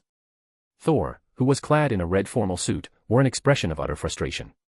He had always been the center of attention at banquets, basking in admiration and respect. Never before had he been reduced to a mere background character, overshadowed by others. Avoiding the government officials and enthusiastic ladies, Thor coughed twice and sat at the bar, awkwardly inserting himself between Jane and Sean. "What are you two talking about?" the Asgardian prince asked, feigning nonchalance. "The convergence. It might be a good opportunity to observe the Nine Realms," Sean replied with a faint smile, meeting Thor's hostile gaze without hesitation. It was clear that Thor saw him as a romantic rival. He was determined to outshine him and win Jane's affection. "I know all about that. The convergence happens once every 5,000 years, aligning the Nine Realms in a straight line. In Asgard's ancient tales, the Dark Elves used this event to nearly plunge the entire galaxy into darkness. My grandfather defeated them, saving the Nine Realms in one fell swoop." Thor spoke with pride, unaware that Asgard's victory over the Dark Elves had not been achieved through sheer martial prowess but through cunning tactics. By diverting the Dark Elves' attention with part of their forces and launching a sudden assault via the Bifrost, they had seized the ether mid-activation, barely managing to repel the demoralized Malekith. That was the truth of the ancient war. But history is always written by the victors. The Asgardians had no desire to portray their revered king as someone who relied on underhanded methods to win. Thus, they embellished and glorified the tale, turning it into a grand epic sung far and wide. The Dark Elves longed for a lightless world, rejecting the birth and spread of civilization's flame. In the end, they were defeated, and the Dark Elves ceased to exist. After the war tens of thousands of years ago, Asgard had carried out large-scale massacres to prevent the Dark Elves from rising again. They burned their lands, destroyed their cities, and reduced everything to ruins. Truly worthy of the Nine Realms' protectors, Sean remarked dryly. Thor, oblivious to the sarcasm, laughed heartily, deeply proud of his ancestors' glorious deeds. Jane, however, was unimpressed. As an astronomer, she revered the boundless cosmos. War and slaughter held no appeal for her. In fact, she found them repulsive. Thor glanced at Jane, thinking, this is why she's the woman I admire. If this were Asgard, the women would already be swooning, their eyes sparkling with admiration, eager to throw themselves at him. After all, who wouldn't want to be the future queen of Asgard, crowned and robed in splendor, basking in the envy of others and the blessings of the gods? Jane, just as Thor was about to pour his heart out, the building suddenly shook as if struck by an earthquake. The crystal chandelier overhead rattled violently, and the delicacies on the long table spilled everywhere. The grand hall erupted into chaos. Thor's eyes sharpened as if sensing something. His gaze pierced through the floor-to-ceiling windows, spotting the black warship descending with a thunderous impact. "Jane, don't be afraid." Thor turned back, only to see Jane nestled in the arms of that damned bastard. Sean glanced at the Asgardian prince and offered a friendly smile, his hand resting on the smooth exposed skin of the woman's back, her fair complexion as soft as fine jade. "Don't worry, Prince Thor. I'll take care of Jane." The young man delivered the final blow without batting an eye. Filled with indignation, Thor smashed through the reinforced glass curtain wall and flew out, Mjolnir in hand. If he had a choice, he would have gladly used the hammer to smash that infuriating smirk off Sean's face. Chapter 356, Chapter 48, The Fortress. A massive black warship hovered arrogantly over Manhattan, its domineering presence impossible to ignore. Dozens of armed helicopters circled nearby. The Department of Defense had only recently received word of this bizarre vessel, which had first appeared in London, England, causing massive destruction before heading straight for North America. Thanks to the Dark Elves' unique stealth technology, it had evaded satellite surveillance and infiltrated American airspace undetected. It wasn't until the black warship breached Manhattan that S.H.I.E.L.D. finally managed to track the Dark Elves' movements. As a global superpower, the U.S. government couldn't simply sit back and allow such an invasion to unfold. The White House swiftly issued orders, mobilizing the National Guard and dispatching aircraft carriers from naval bases. The president himself made a public statement, vowing to make the invaders pay a heavy price. S.H.I.E.L.D. was granted full authority to handle this crisis. After initial warnings went unheeded, the armed helicopters opened fire first. The rapid-fire 30mm rotary cannons unleashed a torrent of bullets, raining down on the black warship's armored hull with deafening explosions. The relentless barrage of gunfire pounded the massive sword-like vessel like a storm, but unfortunately, the initial assault yielded little effect. The Dark Elves' flagship remained unscathed. Pathetic. Standing at the bridge, Malekith sneered in disdain. The Dark Elf leader's eyes were filled with contempt. Even after tens of thousands of years, this backwater world remains so primitive. We must retrieve the ether before Asgard reacts. Malekith had already made up his mind. Ignore the Midgardians. I sense the ether's presence. It's somewhere in the city. Find our ultimate weapon, and the 9 realms will never see light again. Malekith barked his orders, his cold gaze sweeping over the glittering metropolis below. Perhaps from this moment onward, the sun would never rise again. The galaxy would sink into darkness, the realms dragged into the abyss. And the Dark Elves' resurgence would be unstoppable. Suddenly, a violent tremor rocked the black warship. The control panel's display showed dozens of advanced fighter jets rising from the nearby sea, their cannons firing beams of laser light that struck the flagship like dazzling pillars of destruction. This was no longer the ineffective assault from before. The energy weapons, products of Umbrella Corporation, immediately demonstrated their devastating power. Send out the destroyers. Tear them apart. Malekith seethed with rage. The very Midgardians he had just dismissed as insignificant had now unleashed a fierce counterattack, humiliating him. It was like a slap to the face.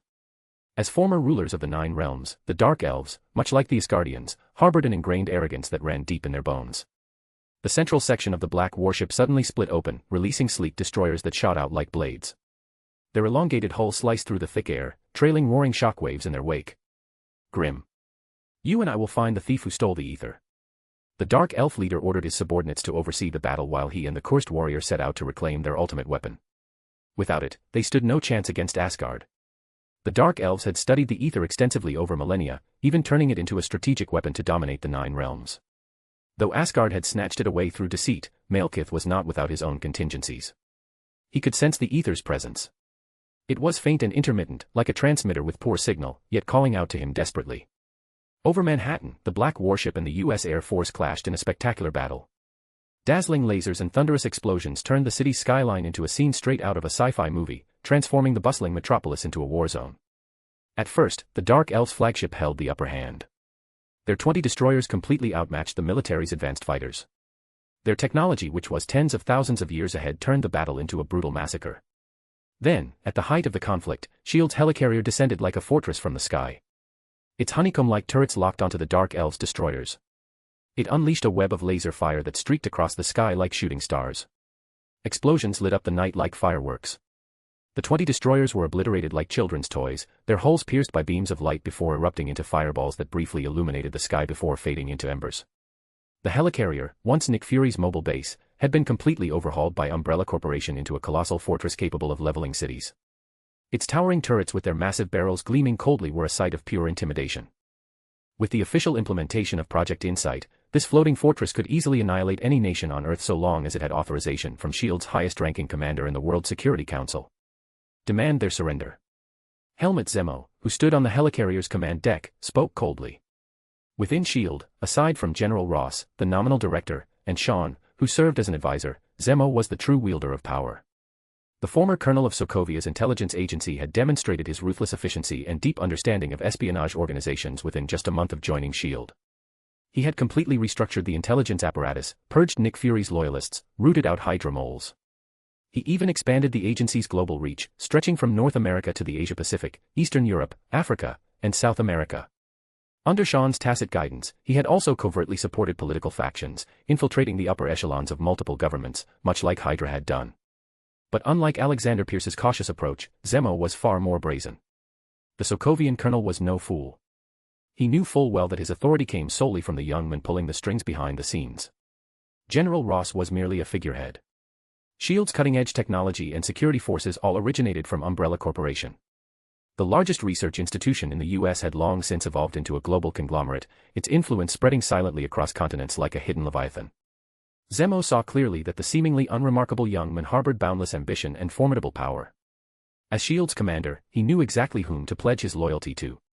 No response from the enemy. Zemo's expression remained cold as he calmly input the commands, activating the weapon systems without hesitation.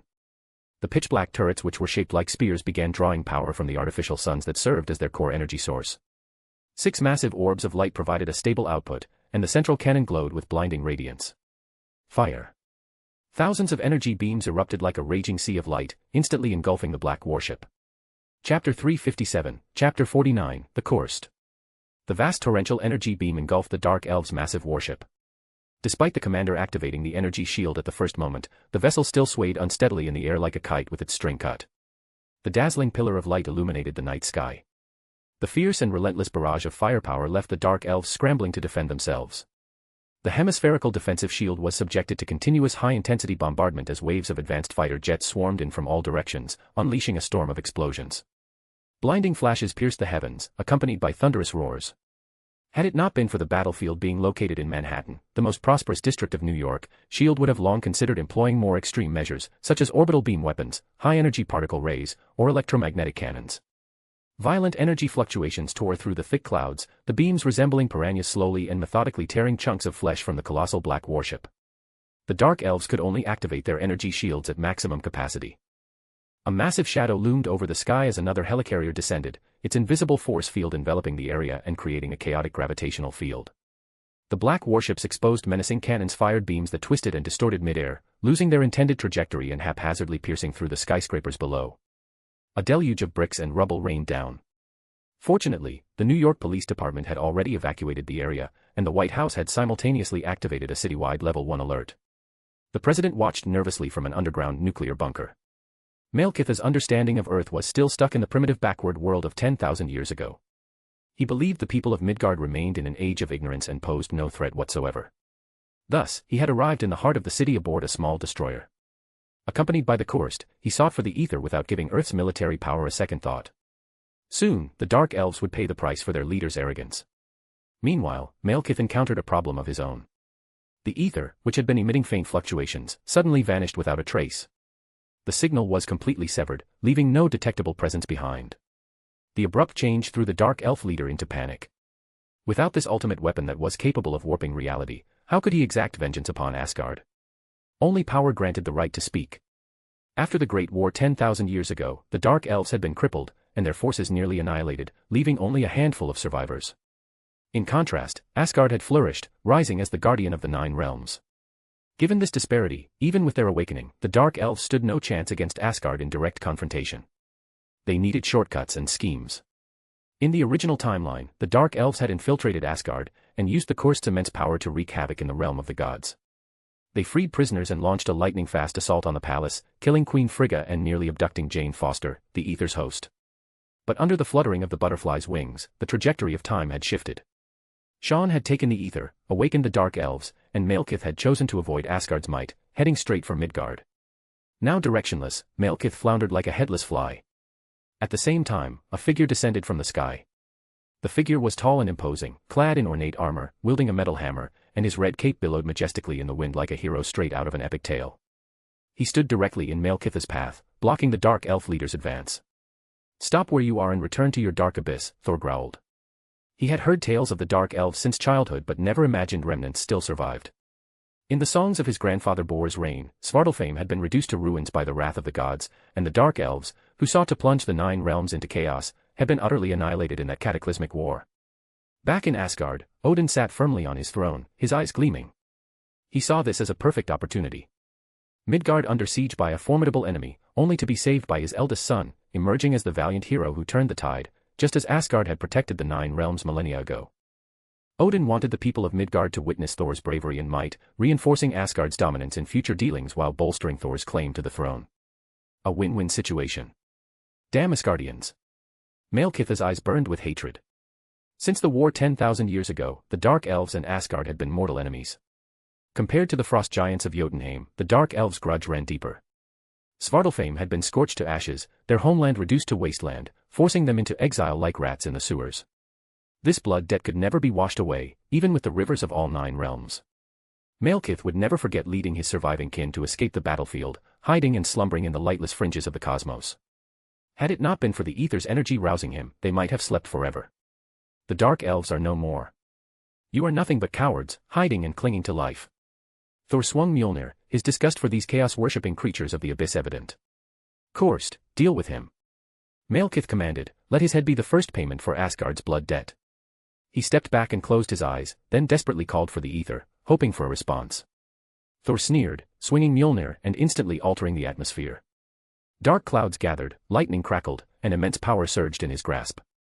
With a mighty throw, the indestructible hammer shot forth like a thunderous dragon, tearing through the air with a deafening roar, wreathed in blinding lightning.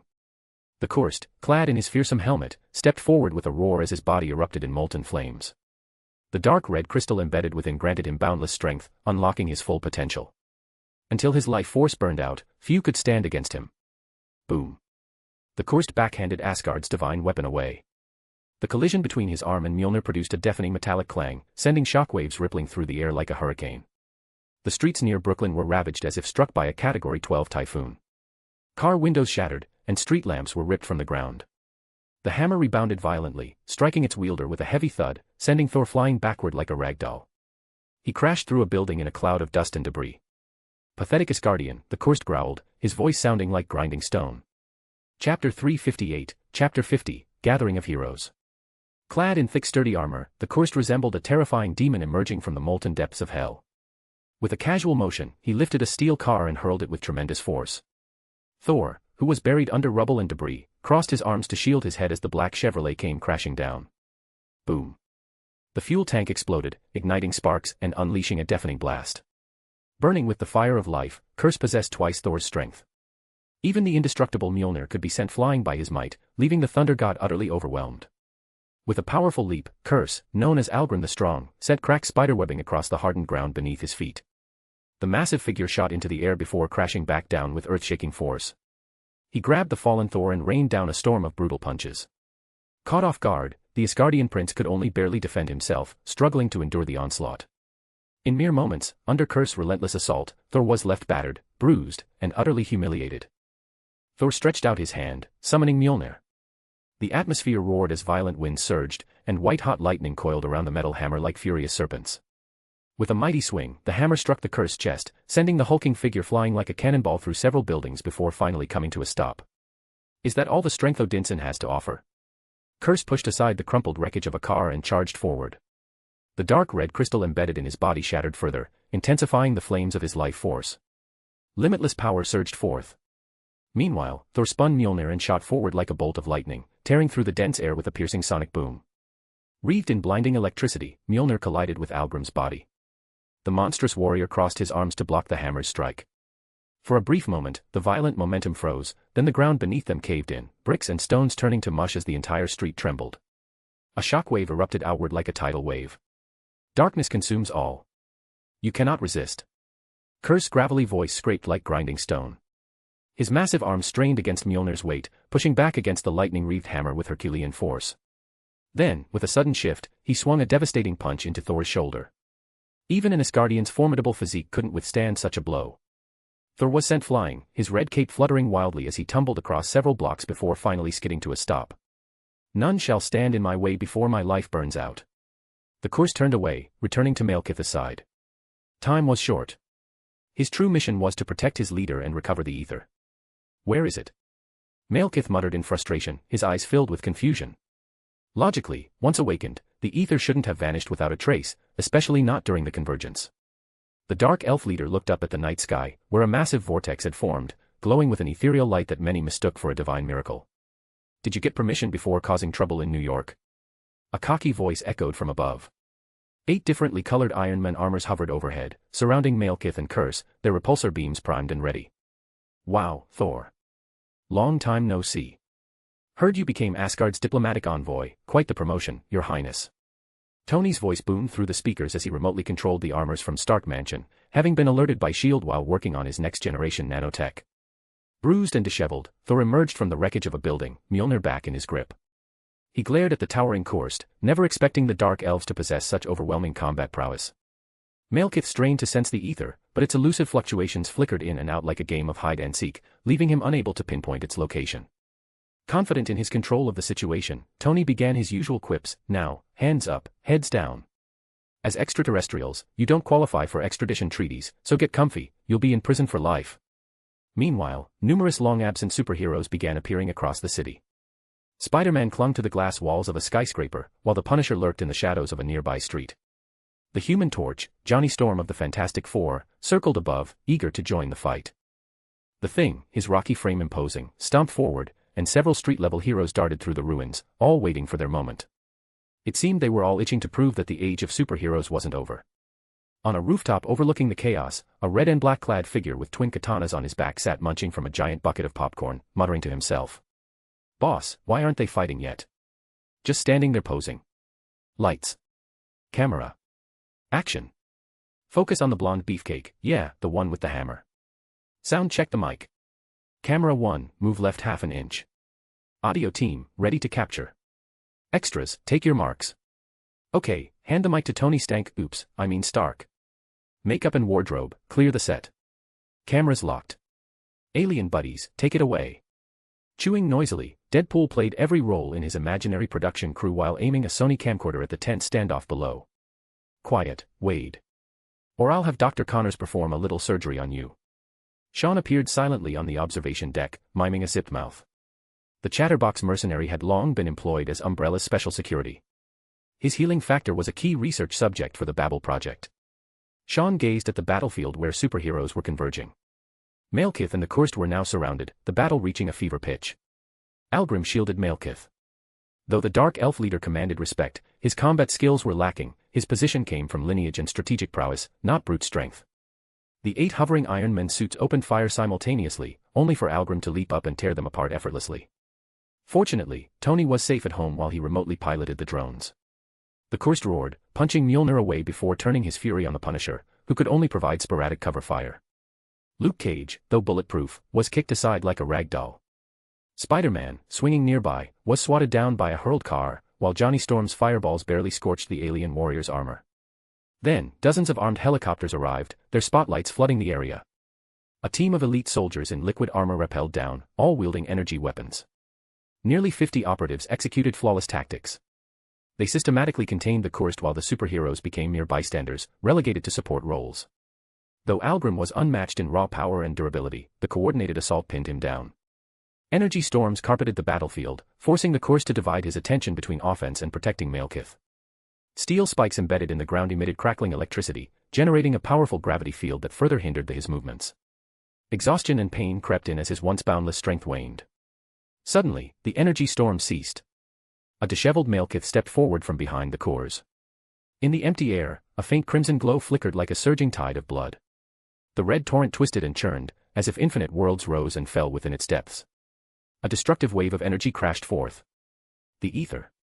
Malekith whispered, his entire being submerged in the ether's flow. Illusory images warped around him like burning flames, searing into his very soul. Chapter 359, Chapter 51, Dialogue. Malekith. Algrim's thunderous and violent roar could not rouse the Dark Elf leader from his immersion in the ether.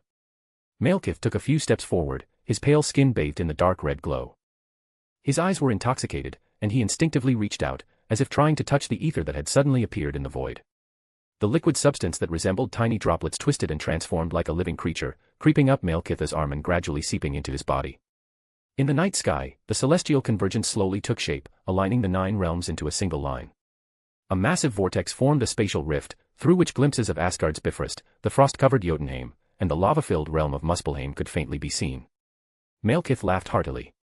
As he channeled the ether, he envisioned the chaos and darkness swallowing the 9 realms, reducing all existence to nothingness.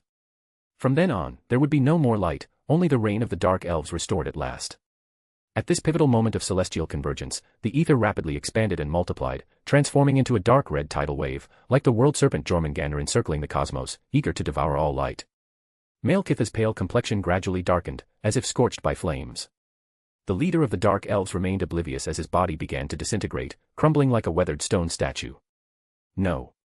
The cursed, Algrim, roared, trying to snap him out of it. The moment his thick arm touched Malekith, it was immediately corroded by the ether. The reality stone bent the rules, and the hulking warrior instantly transformed into a giant bubble, floating uncontrollably into the sky. Nearby, the superheroes watched in stunned silence. As the ether's power spread, the entire block suddenly changed. Flashing colored lights, drifting balloons, and a cacophony of lively noise filled the air. Is this a circus? Spider-Man looked down to find himself in a tailcoat, with a comical fake mustache stuck to his face and a top hat perched on his head. He stood on a stage cluttered with props, facing an audience of enthusiastic clapping spectators. Spider-Man spotted the Human Torch, Johnny Storm of the Fantastic Four. The handsome young man was now dressed in a black and white striped bodysuit, wobbling unsteadily on a bouncing ball while juggling bright red apples.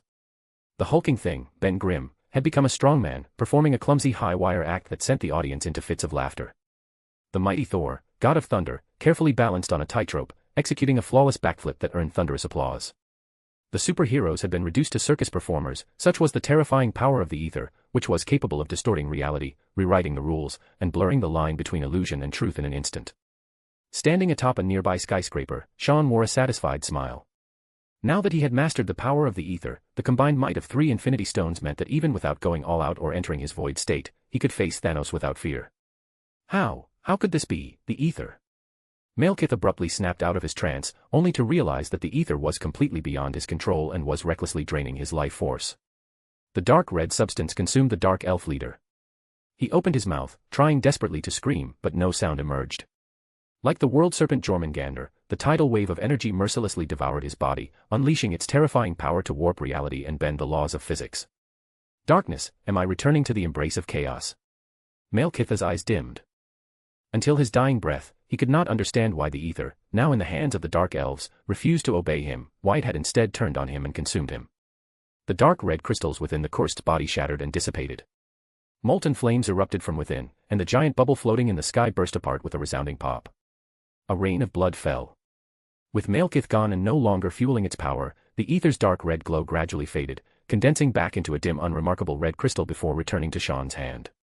The superheroes who had unwittingly performed in this absurd circus suddenly froze. As they looked around at the ruined streets and the armed helicopters roaring overhead, the truth dawned on them. What had they just been doing? Facing the gathering crowd of reporters and the incessant flashing of cameras, the heroes stood in stunned confusion. Far away in Asgard, Odin let out a quiet sigh.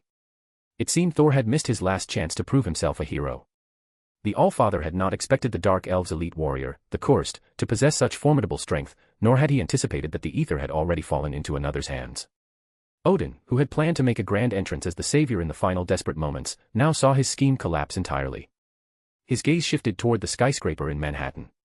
Standing on the observation deck, Sean looked up, calmly meeting the scrutinizing gaze of the king of Asgard. The 2 most powerful beings of their respective worlds locked eyes, sending invisible ripples through the void. The Sentinel, Odin murmured, recognizing the young man's true identity.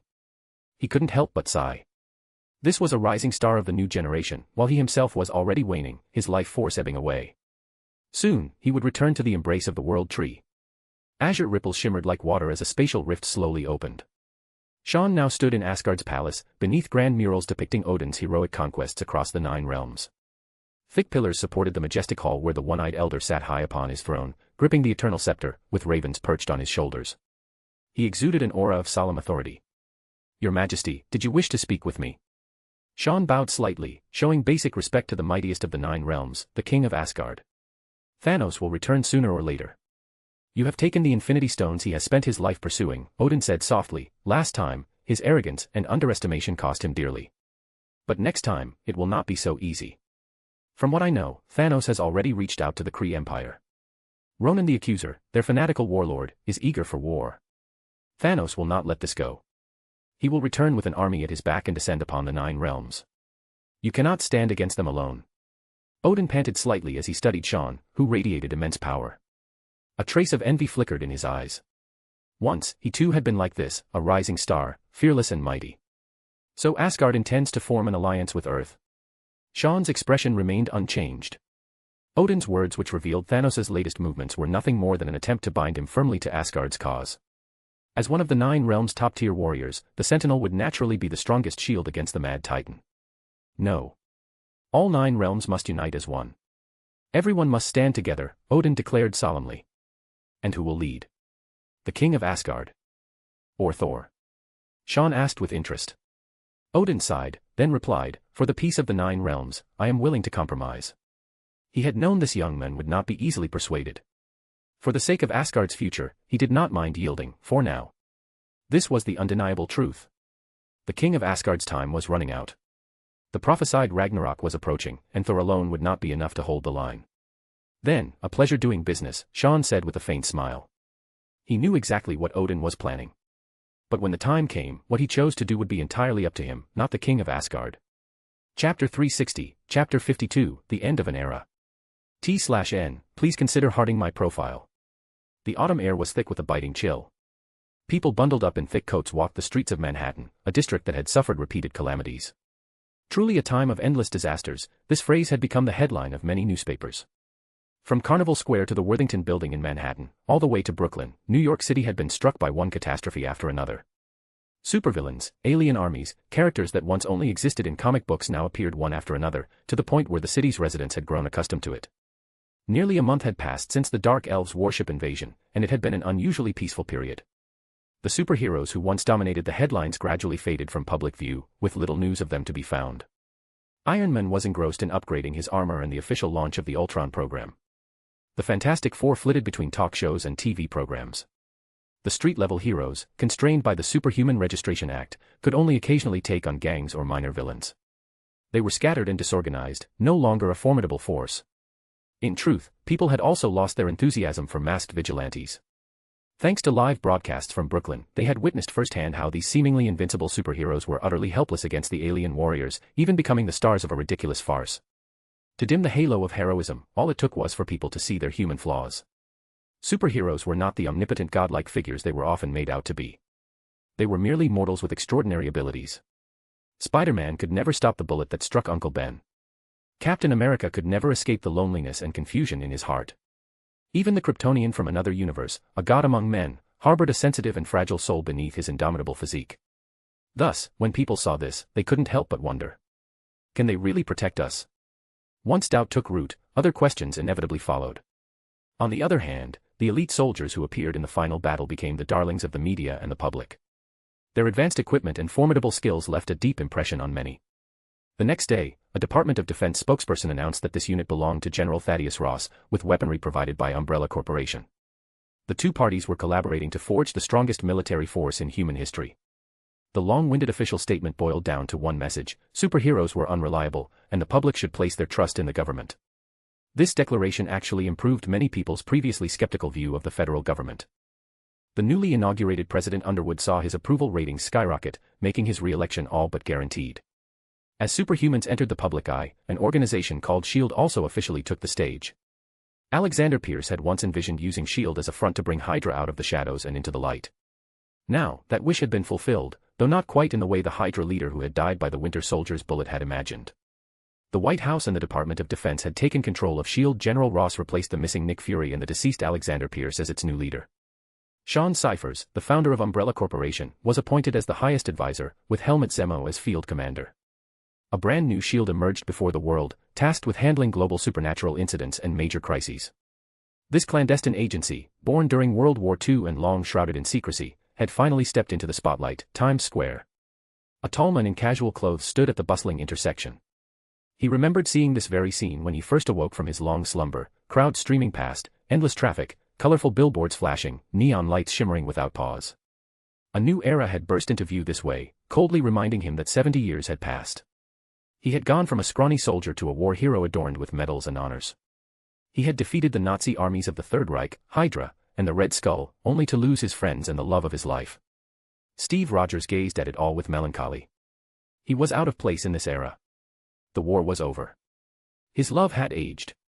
Even his friends had become strangers. Not long ago, Captain America had signed his name on the Superhero/Superhuman Registration Act, and walked out of prison with Sam Wilson, the Falcon. As for Bucky, he would face a public trial, with Tony Stark serving as a witness. What had changed Steve's mind was the Dark Elves' invasion.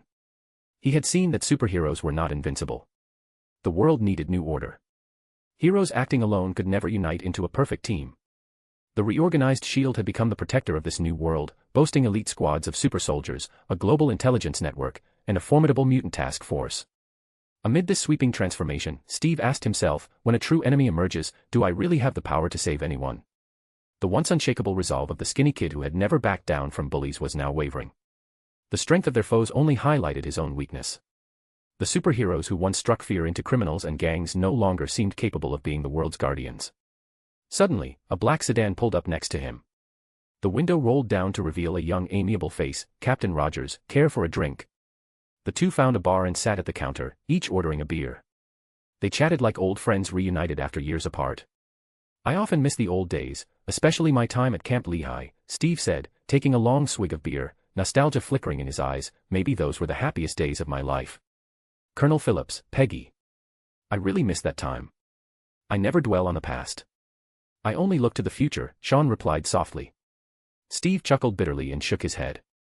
The men beside him never seemed lost, always knowing exactly where he was headed. It was something Steve envied deeply. In this era, I can't find my own worth. I want to do what's right, but I don't even know what is right anymore. Everyone has a different opinion about the country, about politics, about everything. You all make simple things so complicated. Maybe I really am getting old. Steve said as he set down his glass, staring at the dim light cast on the bar counter. He seemed to recall the smoke-filled battlefields of the war. Back then, he had only wanted to enlist and serve his country. But the tides of history had swept him along, transforming him from a superhero into a national icon. The young man beside him finished his drink, his gaze steady and profound. Maybe it's time to let it all go, Captain Rogers. The duty of defending the nation, the identity of a superhero, even the title of Captain America. Don't you feel the weight of it all? You could live a life that belongs to Steve Rogers and have your own story. No one is born to save others. Responsibility is a virtue, but it shouldn't become chains that bind you. Steve was silent for a long moment before finally murmuring, Dr. Erskine once said the serum wouldn't just affect my muscles. It would create a regenerative and healing system in my cells. That means I can never get drunk. He stared at the glass in front of him and said nothing more.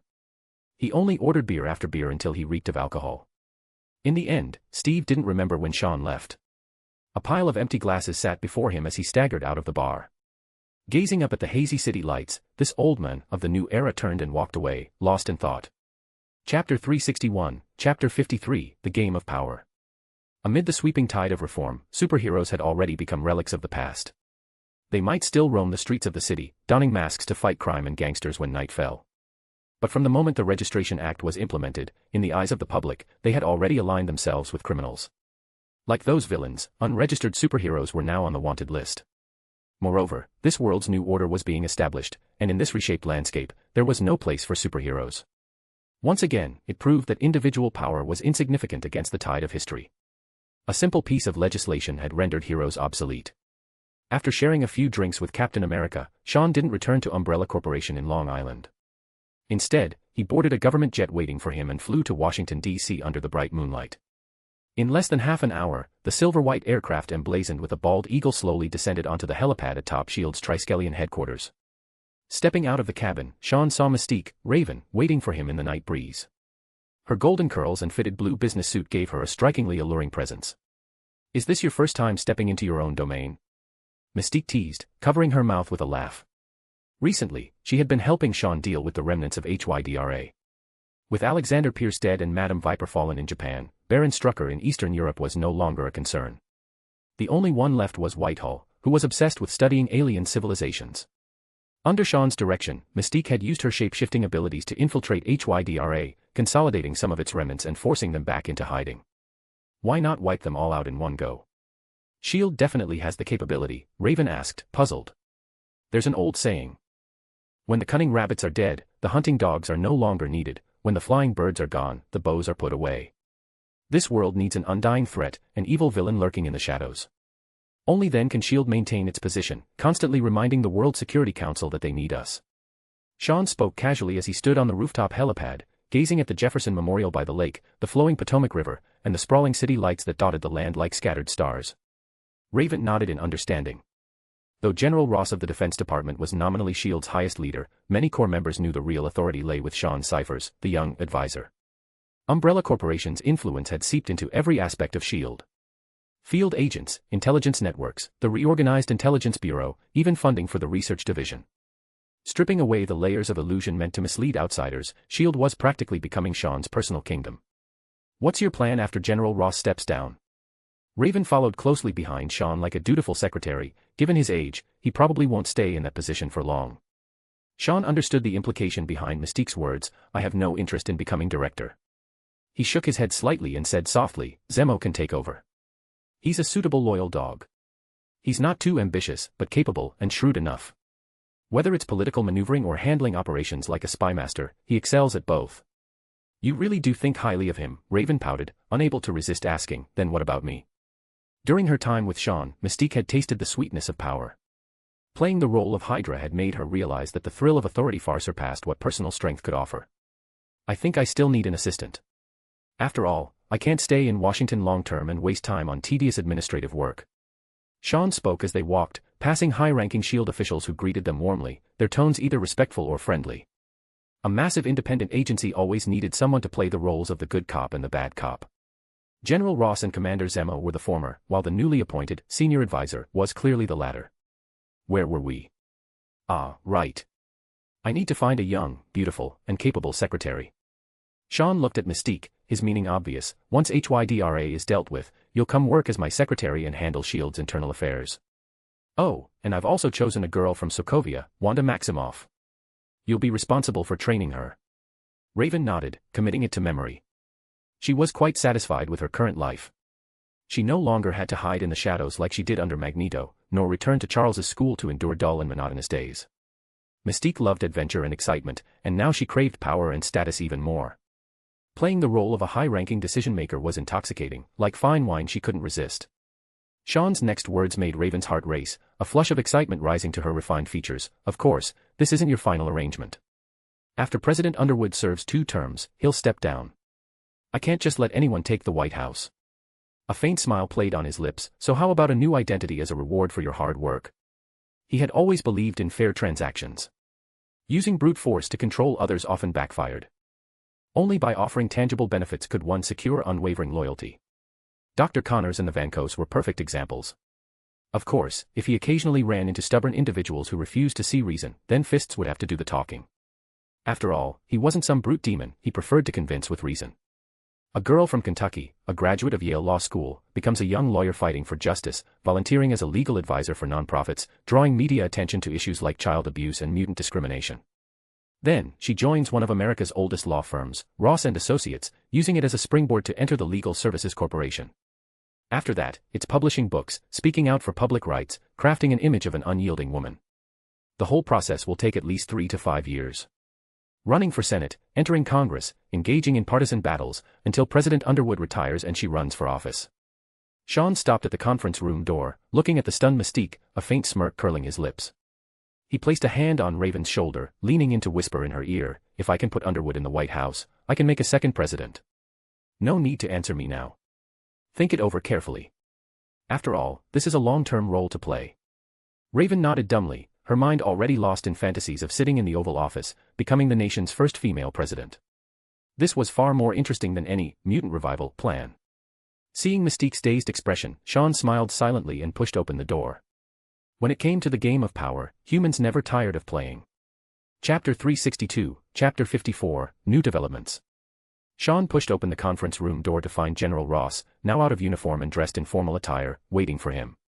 The general had landed at Dulles International Airport near the Pentagon an hour earlier and rushed straight to S.H.I.E.L.D.'s Triskelion headquarters on the banks of the Potomac. Captain Rogers actually signed the Registration Act, that's truly unexpected. The general was visibly surprised. Steve Rogers had always been a stubborn hardliner. SHIELD had engaged in heated internal debates over whether to detain Captain America, with the White House favoring a softer approach and the Department of Defense divided. After all, this was a war hero from the last century, someone who had made great sacrifices for the country. Heavy-handed enforcement would only invite unnecessary controversy. But Captain America had stood firm, unmoved by political maneuvering. He left scheming politicians empty-handed and ultimately forced them to abandon their attempts to co-opt him. Sometimes, showing a good man the harsh truth is more effective than sweet talk or torture. Sean shrugged. Captain America's compromise was a good thing. Otherwise, given his influence among superheroes, his resistance could have caused significant trouble. General, you didn't rush here just to talk about Captain Rogers. The young man took a seat on the sofa. Despite General Ross's efforts to maintain composure, a trace of agitation still seeped through.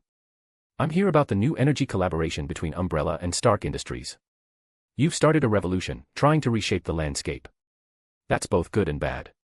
General Ross shook his head with a sigh before explaining the recent developments. In the energy sector, Stark Industries, Umbrella Corporation, and the established giant Koch Industries had formed a triumvirate. They rapidly seized the market with overwhelming force and stabilized the situation in record time. But as the new energy sector expanded aggressively, it sent shockwaves through the industry.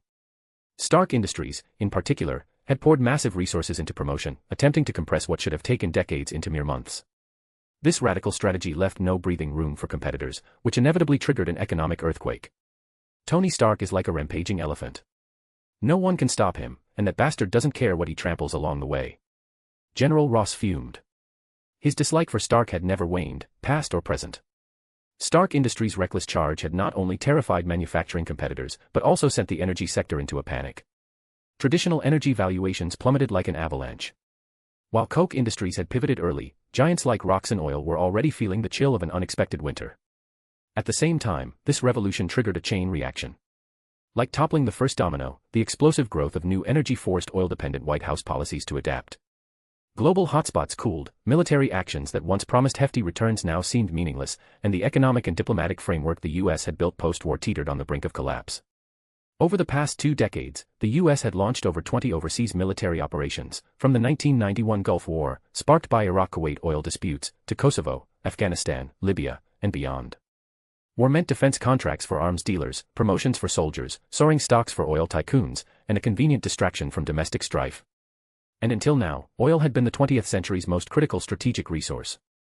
As former U.S. Secretary of State Henry Kissinger once said, oil has irrevocably changed the world. Since Colonel Drake drilled the first oil well in Pennsylvania in 1859, human life had become inseparable from petroleum and its derivatives. It was a resource fought over by superpowers and the lifeblood of modern warfare. For the U.S., oil wasn't just the backbone of modern industry, it was the linchpin of the petrodollar system, ensuring the dollar's dominance in global trade. The superpowers' interventions in Afghanistan, Iraq, and the Arab-Israeli conflicts all served one purpose: to fracture the Middle East and cement OPEC's reliance on dollar-denominated oil transactions, reinforcing American hegemony. Thus, the petrodollar system became the successor to the collapsed Bretton Woods system, anchoring the dollar at the heart of international finance. But Stark Industries' reckless charge was about to end the age of oil and usher in a new world order. In this revolution, countless would suffer, speculators ruined, elites dethroned. The most immediate example. The moment Stark Industries, Umbrella, and Koch Industries announced their collaboration, global oil prices nosedived to near-freezing levels, triggering geopolitical tremors and a flood of conspiracy theories. Many believed this was a U.S. Saudi conspiracy to economically cripple Russia through sanctions. Rumors ran wild, markets fluctuated by the minute, and no one could predict the future. Similar chain reactions rippled across the globe. As international tension surged, the White House found itself in hot water. Any other company would have been forced to shut down for provoking such outrage, and its leaders would face prison. But the Stark family was part of the ruling class, Umbrella was a rising powerhouse with formidable backing, and Koch Industries was no pushover. Together, even the most aggrieved tycoons could only grit their teeth and endure, for now. Yet sooner or later, these tensions would erupt into full-blown conflict, and when they did, the retaliation would be swift and brutal. Ross continued, "So, as someone lashed to Stark Industries' chariot, should I stand with Tony or jump ship early?" Sean remained unfazed, as if utterly unconcerned about the upheaval caused by new energy.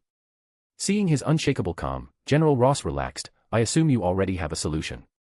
The young man always inspired confidence. As Betty often said, he was like an undefeated general, capable of pulling off miracles time and again. "How's Blonsky performing?" Sean changed the subject, Shifting to the Department of Defense's recent moves, the bureaucrats finally approved your proposal for an elite expeditionary force. Congratulations, General. Thank the aliens for that. The President is our staunchest ally.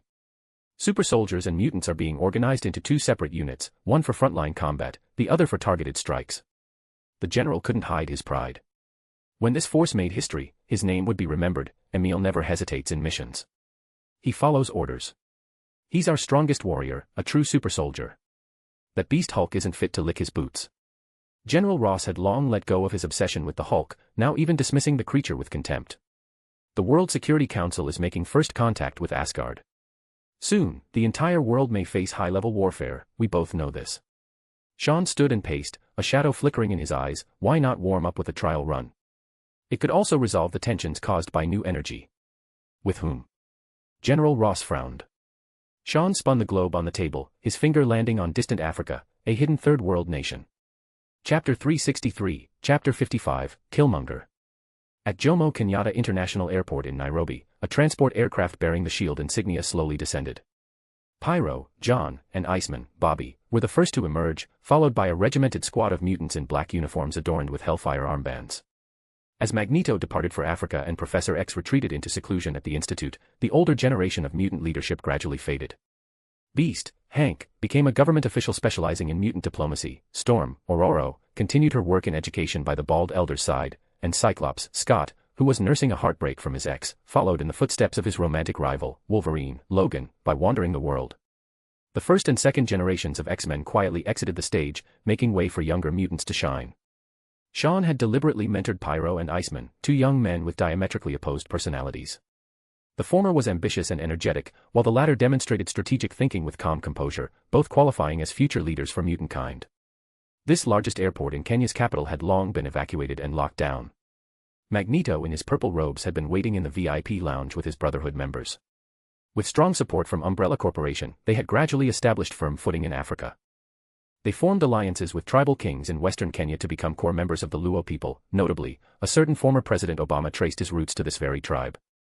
Magneto expanded his influence under the banner of the Odinga family, the Luo ruling class. This powerful clan rooted in western Kenya had contributed significantly to national independence, with their ancestor, Jaramogi Oginga Odinga, serving as the first vice president. After Kenya's independence, the Odinga and Kenyatta families from central Kenya divided political dominance equally, establishing unshakable leadership in national politics. Under the guise of international aid and humanitarian assistance, Umbrella had been supplying the Odinga family with weapons like human enhancement serums, fetching astronomical black market prices of $300,000 per dose. 3 crates delivered monthly to Nairobi allowed the Odingas to build a formidable private army. These short-sighted African natives thought they were getting the better deal, unaware they had merely become Umbrella's dumping ground for defective products. Some trivial advanced weapons and tech were enough to let them welcome a tiger into their courtyard. With this foothold secured, Magneto wasted no time expanding his influence. In less than 3 months, he secretly colluded with the Kenyatta family to incite warlord conflicts and tribal warfare. The Brotherhood leader never expected things to proceed so smoothly. The backward tribes sitting on mineral wealth would fight over mines, water sources, even living areas. Under Umbrella's sweet promises, the chiefs behaved like rutting bulls, creating endless small-scale conflicts everywhere. By the time the well-connected Luo king realized what was happening, it was too late. The mutant faction had grown strong, controlling multiple tribal chiefs while allied with Kenya's most powerful family, the Kenyattas.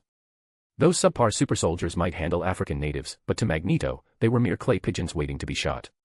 Thus the Brotherhood built their first stronghold atop the corpses of Kenyan tribal kings, becoming the nation's true rulers. They had become the uncrowned kings behind the scenes in under half a year. Were it not for fears of attracting superpower attention or sparking native rebellions, the flamboyant Magneto might have already declared himself king of a new nation. Humph, Hellfire, you intend to inherit Sebastian Shaw's legacy. Magneto sneered at the extravagant display. During the Cuban Missile Crisis last century, Sebastian Shaw, the Nazi scientist who pioneered artificial mutant technology, founded the Hellfire Club to trigger WWII and establish mutant supremacy. We're merely reclaiming the name. Mutant and proud. John pressed fingers to his chest solemnly. Hearing this slogan, Magneto's expression turned serious as he appraised the once immature Pyro, who was now tempered, with visible approval. Only after establishing himself in Kenya did he realize how laughable his former ambitions were. Mutant gifts weren't omnipotent, they couldn't manufacture assembly lines, medical supplies, or daily necessities.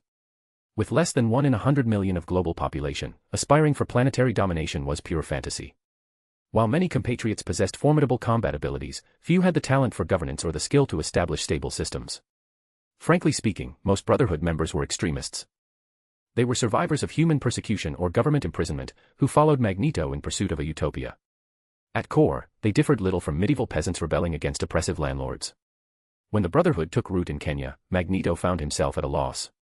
The entire nation lay before him like untouched fertile soil, yet this veteran mutant leader lacked the means to cultivate it. 500,000 square kilometers of territory, over 40 million population, 18% arable land primarily for livestock, major religions and ethnic groups, long-term development plans. When President Kenyatta Jr. presented the reports, Magneto's mind went blank. How could he have not considered these matters? Endless domestic issues, frequent terrorist attacks that crippled tourism, massive annual healthcare investments to improve sanitation, diplomatic policies, persistently high poverty rates. It was like a bandit chief who was suddenly enthroned as emperor. His old ways of plunder and self-sufficiency no longer worked. Sustainable development required comprehensive reforms. This harsh reality chilled Magneto to the bone. He had imagined gradually breaking free from Sean's control, only to sink deeper as a pawn in the other's game. Without Umbrella's cutting-edge weapons, medical supplies, infrastructure, funding, and most crucially, security guarantees that made the U.S. military turn a blind eye to the Brotherhood controlling Kenya, annexing tribes, and backing warlords. Everything Magneto had gained would likely vanish within weeks. What's your next move? I'll cooperate fully. The restrained Magneto became remarkably accommodating. A far cry from his former self who would have dismissed youths like John and Bobby outright. Just as the boss originally planned, find Wakanda. Bobby interjected, you have Ulysses Clow, and we've brought another key bargaining chip. The Hellfire troops parted to reveal a powerfully built young black man with an air of lethal competence. Bowing slightly to the imposing Magneto, he introduced himself. I am Eric Stevens. Many call me Killmonger, the Merchant of Death. Chapter 364, Chapter 56, Another Tale of Revenge. Nairobi National Park, Kenya's capital, is the world's only wildlife reserve located within a national capital. Situated on the southern edge of the city, it spans 120 square kilometers of beautiful woodlands and grasslands, enclosed by electric fences. Its complex terrain resembles a scaled-down map of Africa's diverse landscapes. Magneto led the mutant forces arriving in Kenya into a spacious wooden lodge within the park, a secret Brotherhood base. Beneath it lay an expansive underground space used for stockpiling weapons and housing an intelligence center. Even as the situation for mutants gradually improved, the Brotherhood, led by Magneto, remained deeply wary and distrustful of humans. The group descended slowly via an elevator into the heart of the Brotherhood's territory. John and Bobby led the way, heads held high, their gazes sharp and composed. They did not fully trust their African-bound brethren who had come to expand their influence. In the spacious hall, a holographic projection of Africa stood out prominently. Centered on Kenya, numerous red dots marked the warlords backed by mutants, those who plundered resources, seized territories, and gradually consolidated control over surrounding tribes, forming a defensive perimeter. This demonstrated that while Magneto might lack expertise in governance and economic development, he possessed fundamental strategic acumen, especially after learning about Wakanda from Sean's ciphers, which had made him even more cautious. Across the African continent, and even in the Americas, wherever black populations resided, Wakanda had planted spies and sleeper agents. This seemingly isolated homeland of the Black Panther, which was hidden in the mountains, was not to be underestimated. Otherwise, in the original timeline, Killmonger would not have been so audacious as to challenge the entire world, inciting large-scale wars in an attempt to establish a black-dominated era. Bobby stared at the holographic projection of the endless desert wasteland. It was a barren and desolate land that reinforced the world's stereotypical view of Africa. In truth, the vast African continent was one of the birthplaces of ancient humans and civilizations. After enduring centuries of colonization, from Spanish fleets to European powers, at its peak, about 95% of its territory had been carved up by foreign powers, its resources systematically plundered. Even today, Africa remains a dumping ground for global superpowers and a hub for resource extraction. Beneath its seemingly barren soil lie rich mineral veins of nearly every known variety. Magneto adjusted the hologram, revealing Wakanda's geographical location. I used Kenya's influence to gather intelligence, but the information I obtained contradicts your claims. Wakanda is just a small African nation, one of the poorest in the world. Its people live in tropical rainforests. They never engage in international trade or accept foreign aid. Like a primitive tribe, they are isolated and cling to outdated traditions. Nestled in Africa's interior, east of the Great Rift Valley, Wakanda faced Ethiopia and Kenya from afar. To the north lay Sudan, while to the south, it bordered Lake Turkana, the Jade Sea, surrounded by mountains and smaller nations. The projection clearly depicted Wakanda as a land of rugged mountains and dense rainforests. It is seemingly a backward agrarian society reliant on livestock and textile trade, ostracized from global trends, with almost no external interactions. The only notable diplomatic activity was King Chaka's recent participation in a United Nations conference, where he signed the Superhero/Superhuman Registration Act. In short, it was merely for show, during which UN staff embarrassingly struggled to locate Wakanda on a world map. These are all illusions meant to deceive outsiders, Your Excellency, Magneto. The smuggler, Ulysses Klaue, stepped forward. He had previously shared this with the Brotherhood leader, though the latter remained skeptical. Such skepticism was understandable. Who could imagine that an ostensibly impoverished backwater was, in reality, a technological marvel far surpassing the rest of the world? Wakanda is the Golden City explorers have sought for centuries, a miracle built upon the rarest metal known to mankind. Ulysses Klaue recounted his tale to the gathered audience. He was one of the few outsiders who had infiltrated Wakanda, stolen vibranium, and lived to tell the tale. Vibranium. Wakandans call it the gift from the gods. It's unimaginable. For centuries, they've lived atop an enormous extraterrestrial vibranium meteor, with reserves so vast, they seem infinite. Greed flickered in Ulysses' eyes. He knew it was an incalculable fortune. Though the market price for vibranium was already $10,000 per gram, private transactions fetched even higher sums due to its scarcity. Whenever it surfaced, it was snapped up instantly. Tony Stark often mused about crafting an entire suit of vibranium armor for his 40th birthday. Wakanda has developed vibranium-based technology to power cities, manufacture weapons, and even sewing the precious metal into clothing as everyday items. You can't fathom it. What's impossibly rare elsewhere is piled up like mountains there. They've mined it for centuries, yet it remains inexhaustible. I'm the only outsider who knows the truth and survived. Ulysses clenched his teeth. He had once collaborated with Prince Njobu, King Chaka's brother, to smuggle vibranium out of Wakanda. But during their escape, to evade the Black Panther, the smuggler detonated explosives at the border, causing heavy casualties, including the death of the former military leader. It became one of Wakanda's greatest shames.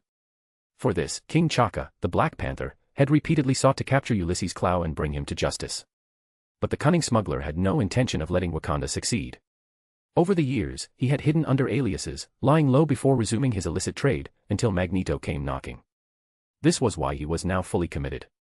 The shrewd smuggler knew he needed powerful protection, and the mutants, which were backed by Umbrella, were the perfect shield. What he says is true. As far as I know, the Wakandan royal family alone controls a fortune worth over $500 billion, which far surpasses Stark Industries' total assets. Killmonger stepped forward, his voice cold. Because of their vast vibranium reserves, Wakanda's rulers have feared inviting disaster. To keep their secret, they've maintained a facade of poverty, selling only minuscule amounts on the black market to create the illusion of scarcity.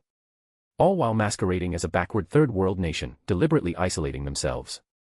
Hearing this, Ulysses' eyes widened in shock. Who are you? How do you know so much about Wakanda? The smuggling team that had infiltrated Wakanda years ago had been completely wiped out by the Black Panther. Had he not been lucky enough to escape, he also would have died there. Even so, his neck bore a deep scar, a Wakandan brand marking him as a thief. My Wakandan name is Njidaka. Son of Prince Njobu. Killmonger pulled back his lower lip, revealing a line of glowing blue, which was a distinctive Wakandan marking. He continued, my father was killed by the Black Panther. I seek nothing but revenge. T/N, bonus chap at 60 stones. Chapter 365, Chapter 57, A Justifiable Excuse. Many years ago, King Chaka killed my father, his own brother, leaving a claw mark on his chest. From then on, I was orphaned, left to wander the streets. At 14, I joined a gang, and by chance, I was recruited by the CIA as an external operative. Later, I attended the University of Maryland, graduating at 19, then earned a graduate degree at MIT before joining the Navy SEALs. My commanding officer sent me to the battlefields of Afghanistan. There, I killed relentlessly. Taking lives became as natural to me as breathing. People began calling me Killmonger, which means a dealer of death. I worked for the CIA while searching for Wakanda. I slaughtered countless lives, showing no mercy even to the weak, the elderly, women, or children. I became a true killing machine. When Mr. Cyphers found me, I was training with the Ghost Unit of the Joint Special Operations Command. He promised me a fair chance to challenge the Black Panther in front of all of Wakanda and kill him. To finally take my revenge. The young man, Killmonger, spoke with grief and fury, his voice trembling with rage. That powerful man had offered him the generous assistance he had dreamed of for years. With just his own strength, revenge was impossible. Even setting foot in Wakanda would be difficult. Killmonger knew there was no such thing as a free lunch. This help wouldn't come without a price. But he had no reason or right to refuse. Even if he became someone's pawn, as long as he could avenge his father and wash away years of suffering with blood, it would be worth it. It seems you've prepared thoroughly. No wonder Sean said there was an important bargaining chip waiting for me. Magneto stared at the young man who claimed to be the son of Wakanda's prince, immediately understanding the situation. The young mastermind had him expand his influence in Kenya, and now he was handing over Wakanda's lost royal heir. This was all part of a carefully laid plan. The thought made him sigh. Just when he had begun to feel proud of his small achievements, the other men had already moved far ahead. Wakanda possessed mineral resources of immense strategic value, an incalculable fortune, a treasure that could change the world. Whoever fully controlled it could effortlessly become one of the wealthiest and most powerful figures on the planet. Those advanced weapons, the endless veins of precious ore. They were enough to drive any man to madness. Magneto sighed again, pushing the thoughts aside. In a low voice, he said, I assume the mastermind behind all this has devised a flawless plan to ensure success. If Wakanda is truly as you describe, unless the United States is willing to launch another large-scale overseas military operation, like they did with Iraq or Syria, a single team won't be enough to control an entire nation. Though the Brotherhood had taken hold of Kenya, the figurehead ruler was still the Kenyatta family, which had absorbed the Odinga clan and rapidly expanded. At best, Magneto was a king without a crown, able to influence the nation's direction. If he kicked aside his puppet and declared himself ruler, the ignorant and lazy natives would rise up in rebellion, and world powers would never tolerate a mutant seizing such power. The white-haired elder stared at the holographic map of Africa. His experience in fighting human governments was vast. He knew all too well what happened to those who became global enemies. We'll enter Wakanda under Mr. Klau's guidance, Bobby said. I'm sure he'll be thrilled to revisit old stomping grounds. The group turned their eyes to Ulysses, who chuckled nervously. He had no power to refuse. And if the plan succeeded, he stood to gain immense rewards. The founder of Umbrella had always upheld the principle of fair exchange, which was one reason he had agreed so readily. We can start in Sudan, then use the underground black markets along the border to infiltrate Wakanda. It's been a long time since I set foot on that land. I hope nothing has changed, the bearded Ulysses said. He was a reckless adventurer at heart. If the reward was tempting enough, no risk was too great. However, Ulysses hesitated. Wakanda is extremely xenophobic. Outsiders are strictly forbidden within the kingdom, and their border defenses are tight. We can't bring in a large force. Plus, they have powerful protectors. Every king takes the mantle of the Black Panther, consuming a heart-shaped herb to gain superhuman abilities. The smuggler glanced at the imposing Magneto, then at the disciplined mutant soldiers, before adding uneasily, I don't mind acting as Umbrella's guide. The generous payoff and my own grudges against Wakanda's royal family are strong motivators. But I'm not looking to die for nothing. A team of fewer than 20 mutants, plus Magneto's Brotherhood, less than 50 in total. Once inside Wakanda, we'd be facing border armies, the king who holds the Black Panther title, and thousands upon thousands of warriors. Maybe Magneto and his people could survive by revealing their identities, but I wouldn't be so lucky. Even now, he didn't fully understand the group's true plan, so he couldn't help but worry. Are you scared, Mr. Klau? John smirked, clearly looking down on the hesitant smuggler. Wanting rewards but fearing risks, such men could only be kings in small ponds, never achieving greatness. The old man beside you is Magneto, one of the most infamous mutants in the world, and he is backed by a team of highly trained warriors. Even if we fail, we will ensure your safety, Bobby reassured. He paused before adding, besides, our goal isn't to conquer Wakanda. It's just to make the world take notice of it. What's the point of that? Ulysses asked, confused. Of course there's a point, John cut in, grinning, our boss is a man who plays by the rules. This way, we will have a justifiable excuse, such as helping a persecuted royal heir seek justice. By Wakandan tradition, those of royal blood can challenge the king. This will be a trial. A long overdue revenge. Killmonger lowered his gaze, fists clenched. He had waited for this day for far too long. Chapter 366, Chapter 58, This is my decision. As John and Bobby, with the assistance of Ulysses Klau, made their way toward the isolated nation of Wakanda, a security meeting was convened at the White House. The discussion had shifted from Asgard and the Nine Realms to a human nation on Earth. Not long ago, the Department of Defense submitted a detailed report on Wakanda, while a diplomat concerned with international affairs presented a request for international aid from the Wakandan royal family. By a striking coincidence, this third-world nation had suddenly caught the attention of politicians and tycoons. The first report claimed that Wakanda possessed extraordinarily valuable mineral resources, with unmatched economic and military significance. The second report stated that a displaced member of the Wakandan royal family was facing persecution and had sought international assistance, while also describing the brutality of the ruling class and the suffering of innocent citizens yearning for salvation. When these two reports collided, even a fool could see that someone was orchestrating events behind the scenes.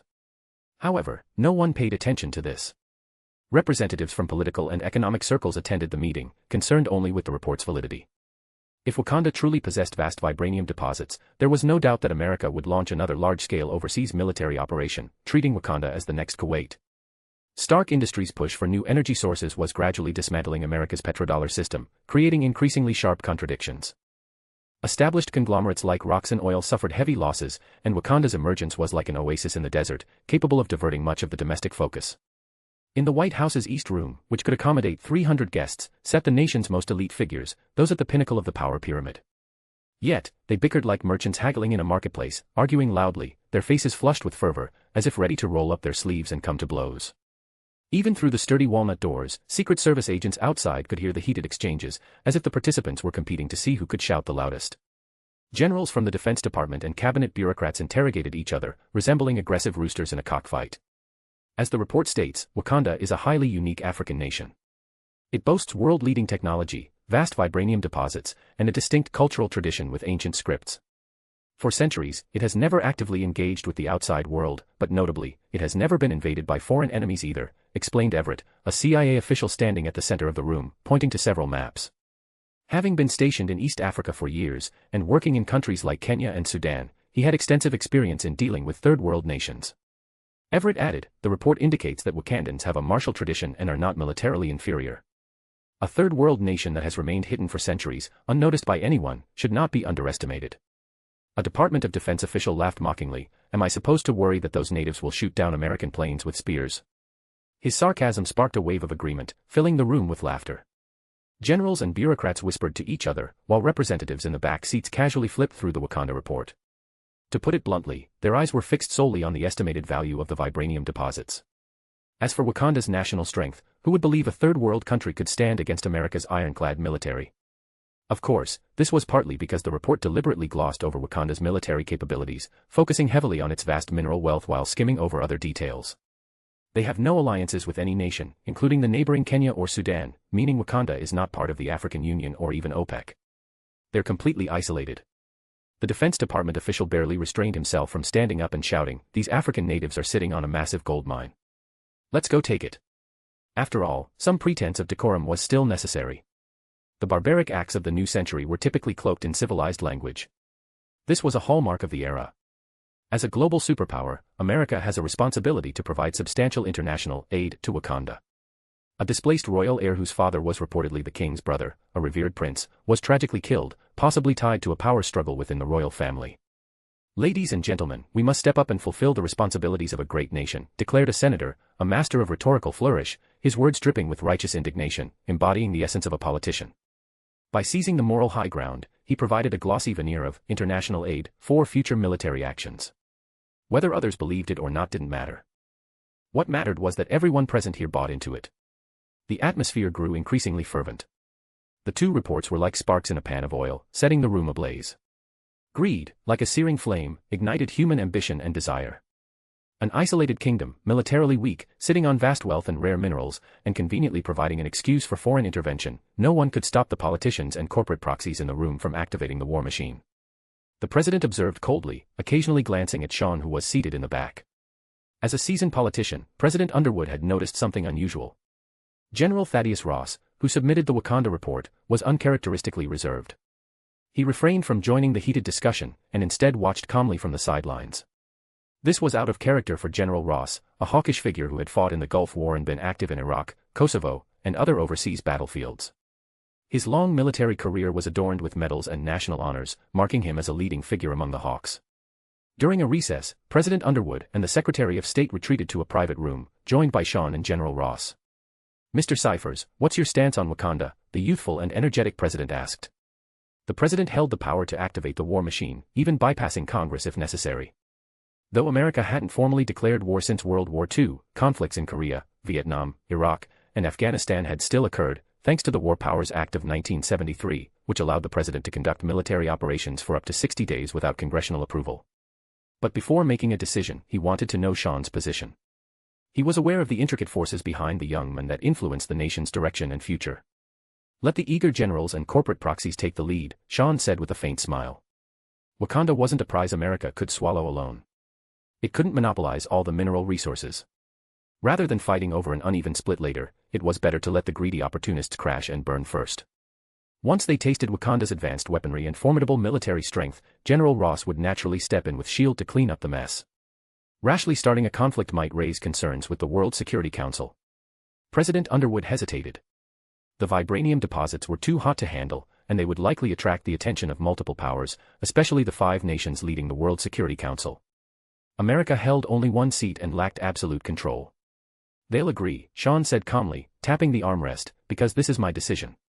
The president froze for a moment, then nodded, saying no more. In that moment, the young man in the chair seemed to be the true master of the nation. Chapter 367, Chapter 59, Before the War.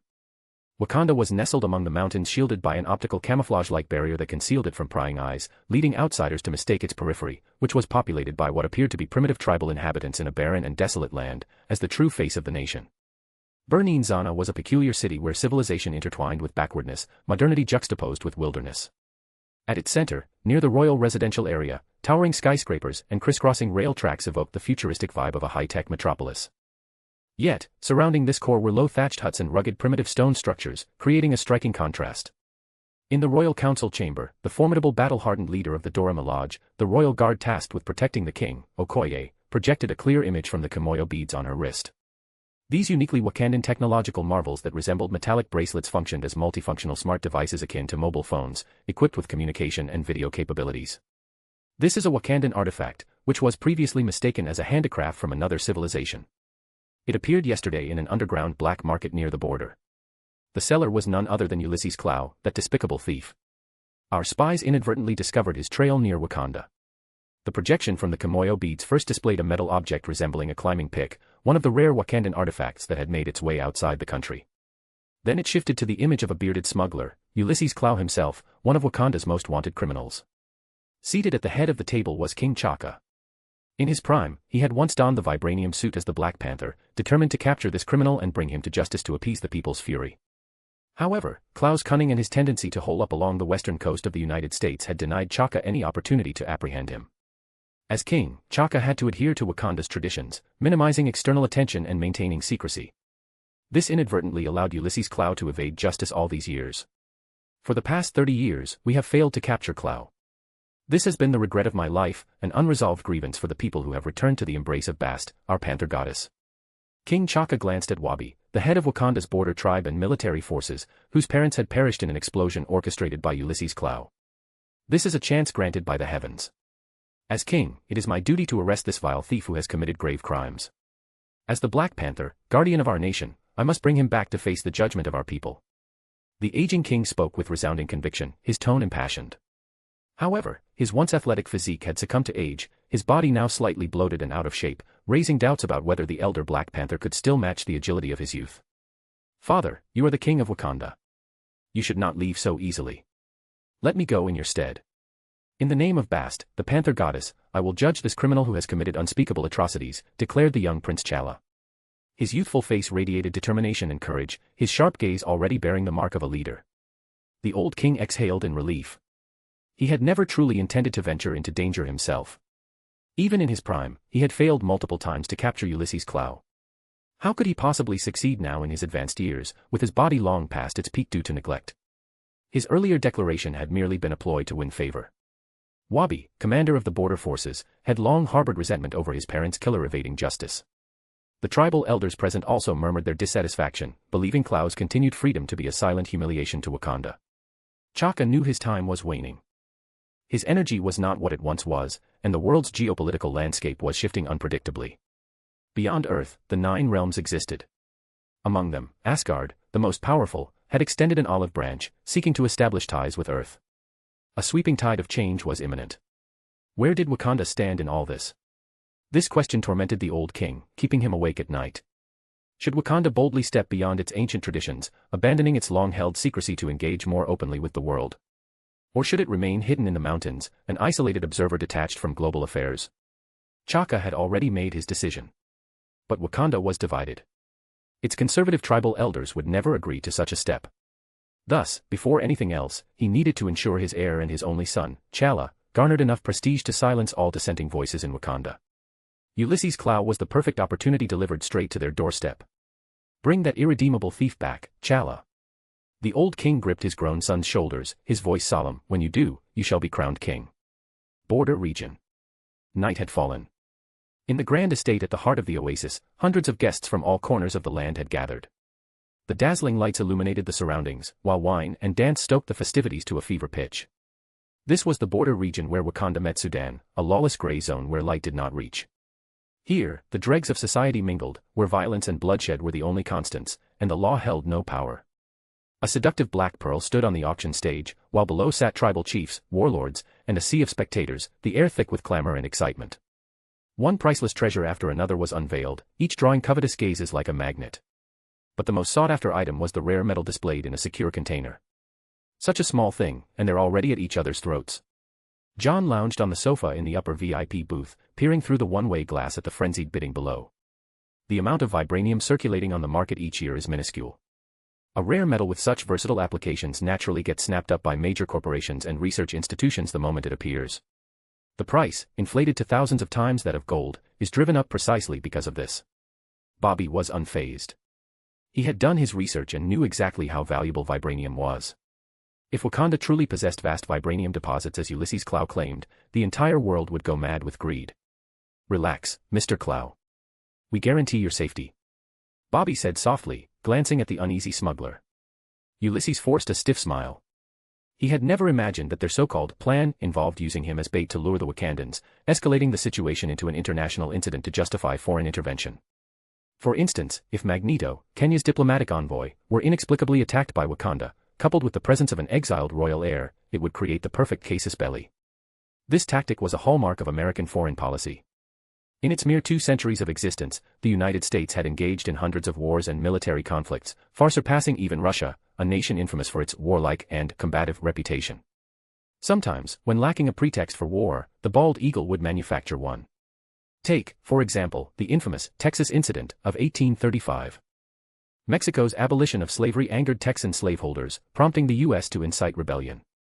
When Mexico moved to suppress the insurrection, American forces intervened, sparking the Mexican-American War. This conflict allowed the U.S. to seize nearly 2.3 million square kilometers of Mexican territory, transforming overnight into a transcontinental power spanning the Atlantic and Pacific.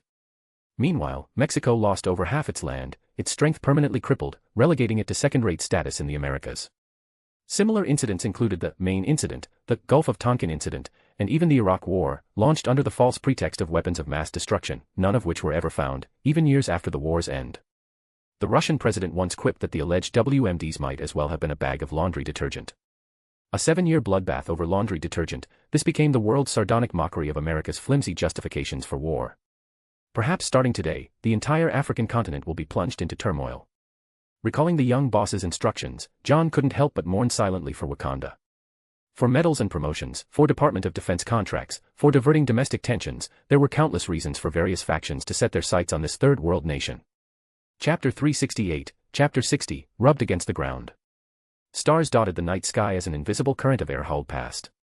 The dark canopy of heaven seemed to split open like a massive will tearing through the cold clouds, gradually revealing a colossal silhouette. The bright moonlight filtered through the dense dark clouds, casting a cold metallic gleam on Wakanda's fighter jet. Standing at the center of the aircraft, the young Prince T'Challa, clad in his vibranium suit, held his Black Panther helmet with a solemn expression on his dark face. Your Highness, did you volunteer for this mission to capture Clow yourself, or to rescue that reckless girl? Okoye, the leader of the Dora Milaje, sat cross-legged in the pilot's seat. Her hands formed an unusual gesture. It was her unique method of controlling the aircraft.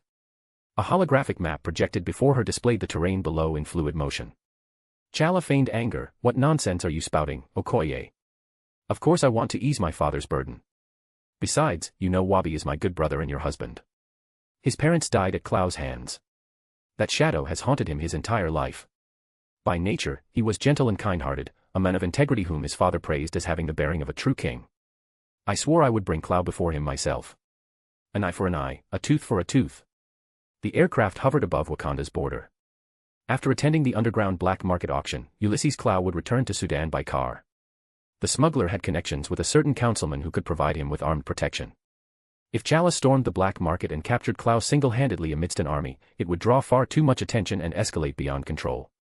So instead, he planned to wait until Clow was on his way back and take him down then. As for the reckless girl Okoye mentioned, that was the young prince's ex-girlfriend, a beautiful woman from the river tribe, at least by traditional Wakandan standards. Chala had once shared a youthful romance with a girl named Nakia.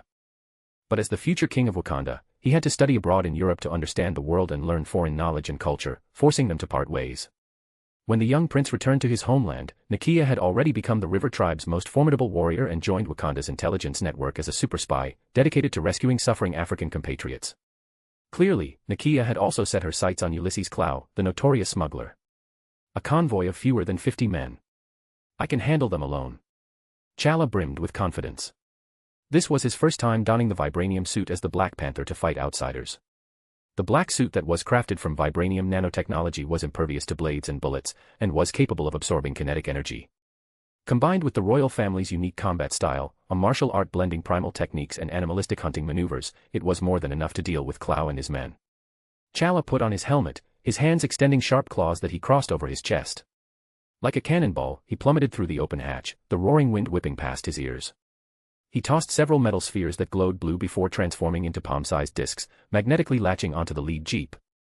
An invisible electromagnetic pulse erupted, causing the front vehicle to lose control and crash into the roadside jungle. The resulting pile-up triggered chaos. The Black Panther. Wakanda's protector. It must be him, hissed Ulysses, who sat in the middle jeep and was flanked by John and Bobby. The mutant soldiers wore face coverings, blending in with the private militia. Why panic? Wakanda's king is in his 50s or 60s. At best, he's an old panther. John remained unperturbed, sitting as steady as a mountain while the chaos unfolded outside. The private militia which belonged to the Sudanese councilmen formed a defensive perimeter, scanning their surroundings warily. He has a son, Prince Chala. Rumor has it he recently returned from studying abroad, Bobby reminded softly. The explosion orchestrated by Ulysses Clow had killed and injured over 100 Wakandans, including the leader of the border tribe. It was an exceptionally egregious incident in Wakanda's history, which had never before suffered foreign invasion. Given that, Wakanda's response this time wouldn't be half-hearted. It was unlikely to be the border tribe's army. Mobilizing troops would draw too much attention. More probable was the latter option, the Black Panther.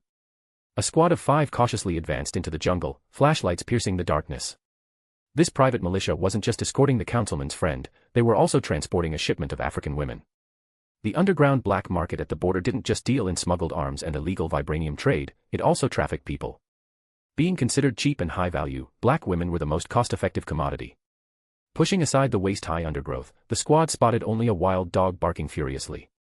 When they looked up, a shadow crouched on a tree branch like a black panther, its sharp gaze chilling their blood. Did you find anything unusual? The militia leader's question went unanswered over the comms. The next moment, a figure was hurled from the undergrowth like a cannonball, smashing into a jeep with a deafening crash that crumpled the entire vehicle. Gunfire shattered the silent night. Streaks of muzzle flash lashed out like whips, shredding the jungle undergrowth. But the black figure moved like lightning, charging through the hail of bullets straight into the convoy. The figure was as swift and merciless as a hunting panther. In less than 10 minutes, the private militia lay defeated. Bullets ricocheting off the vibranium suit sparked harmlessly, their kinetic energy absorbed completely. Chala didn't even feel them. He slashed a jeep door open with his claws, then hurled the gunman firing behind him to the ground.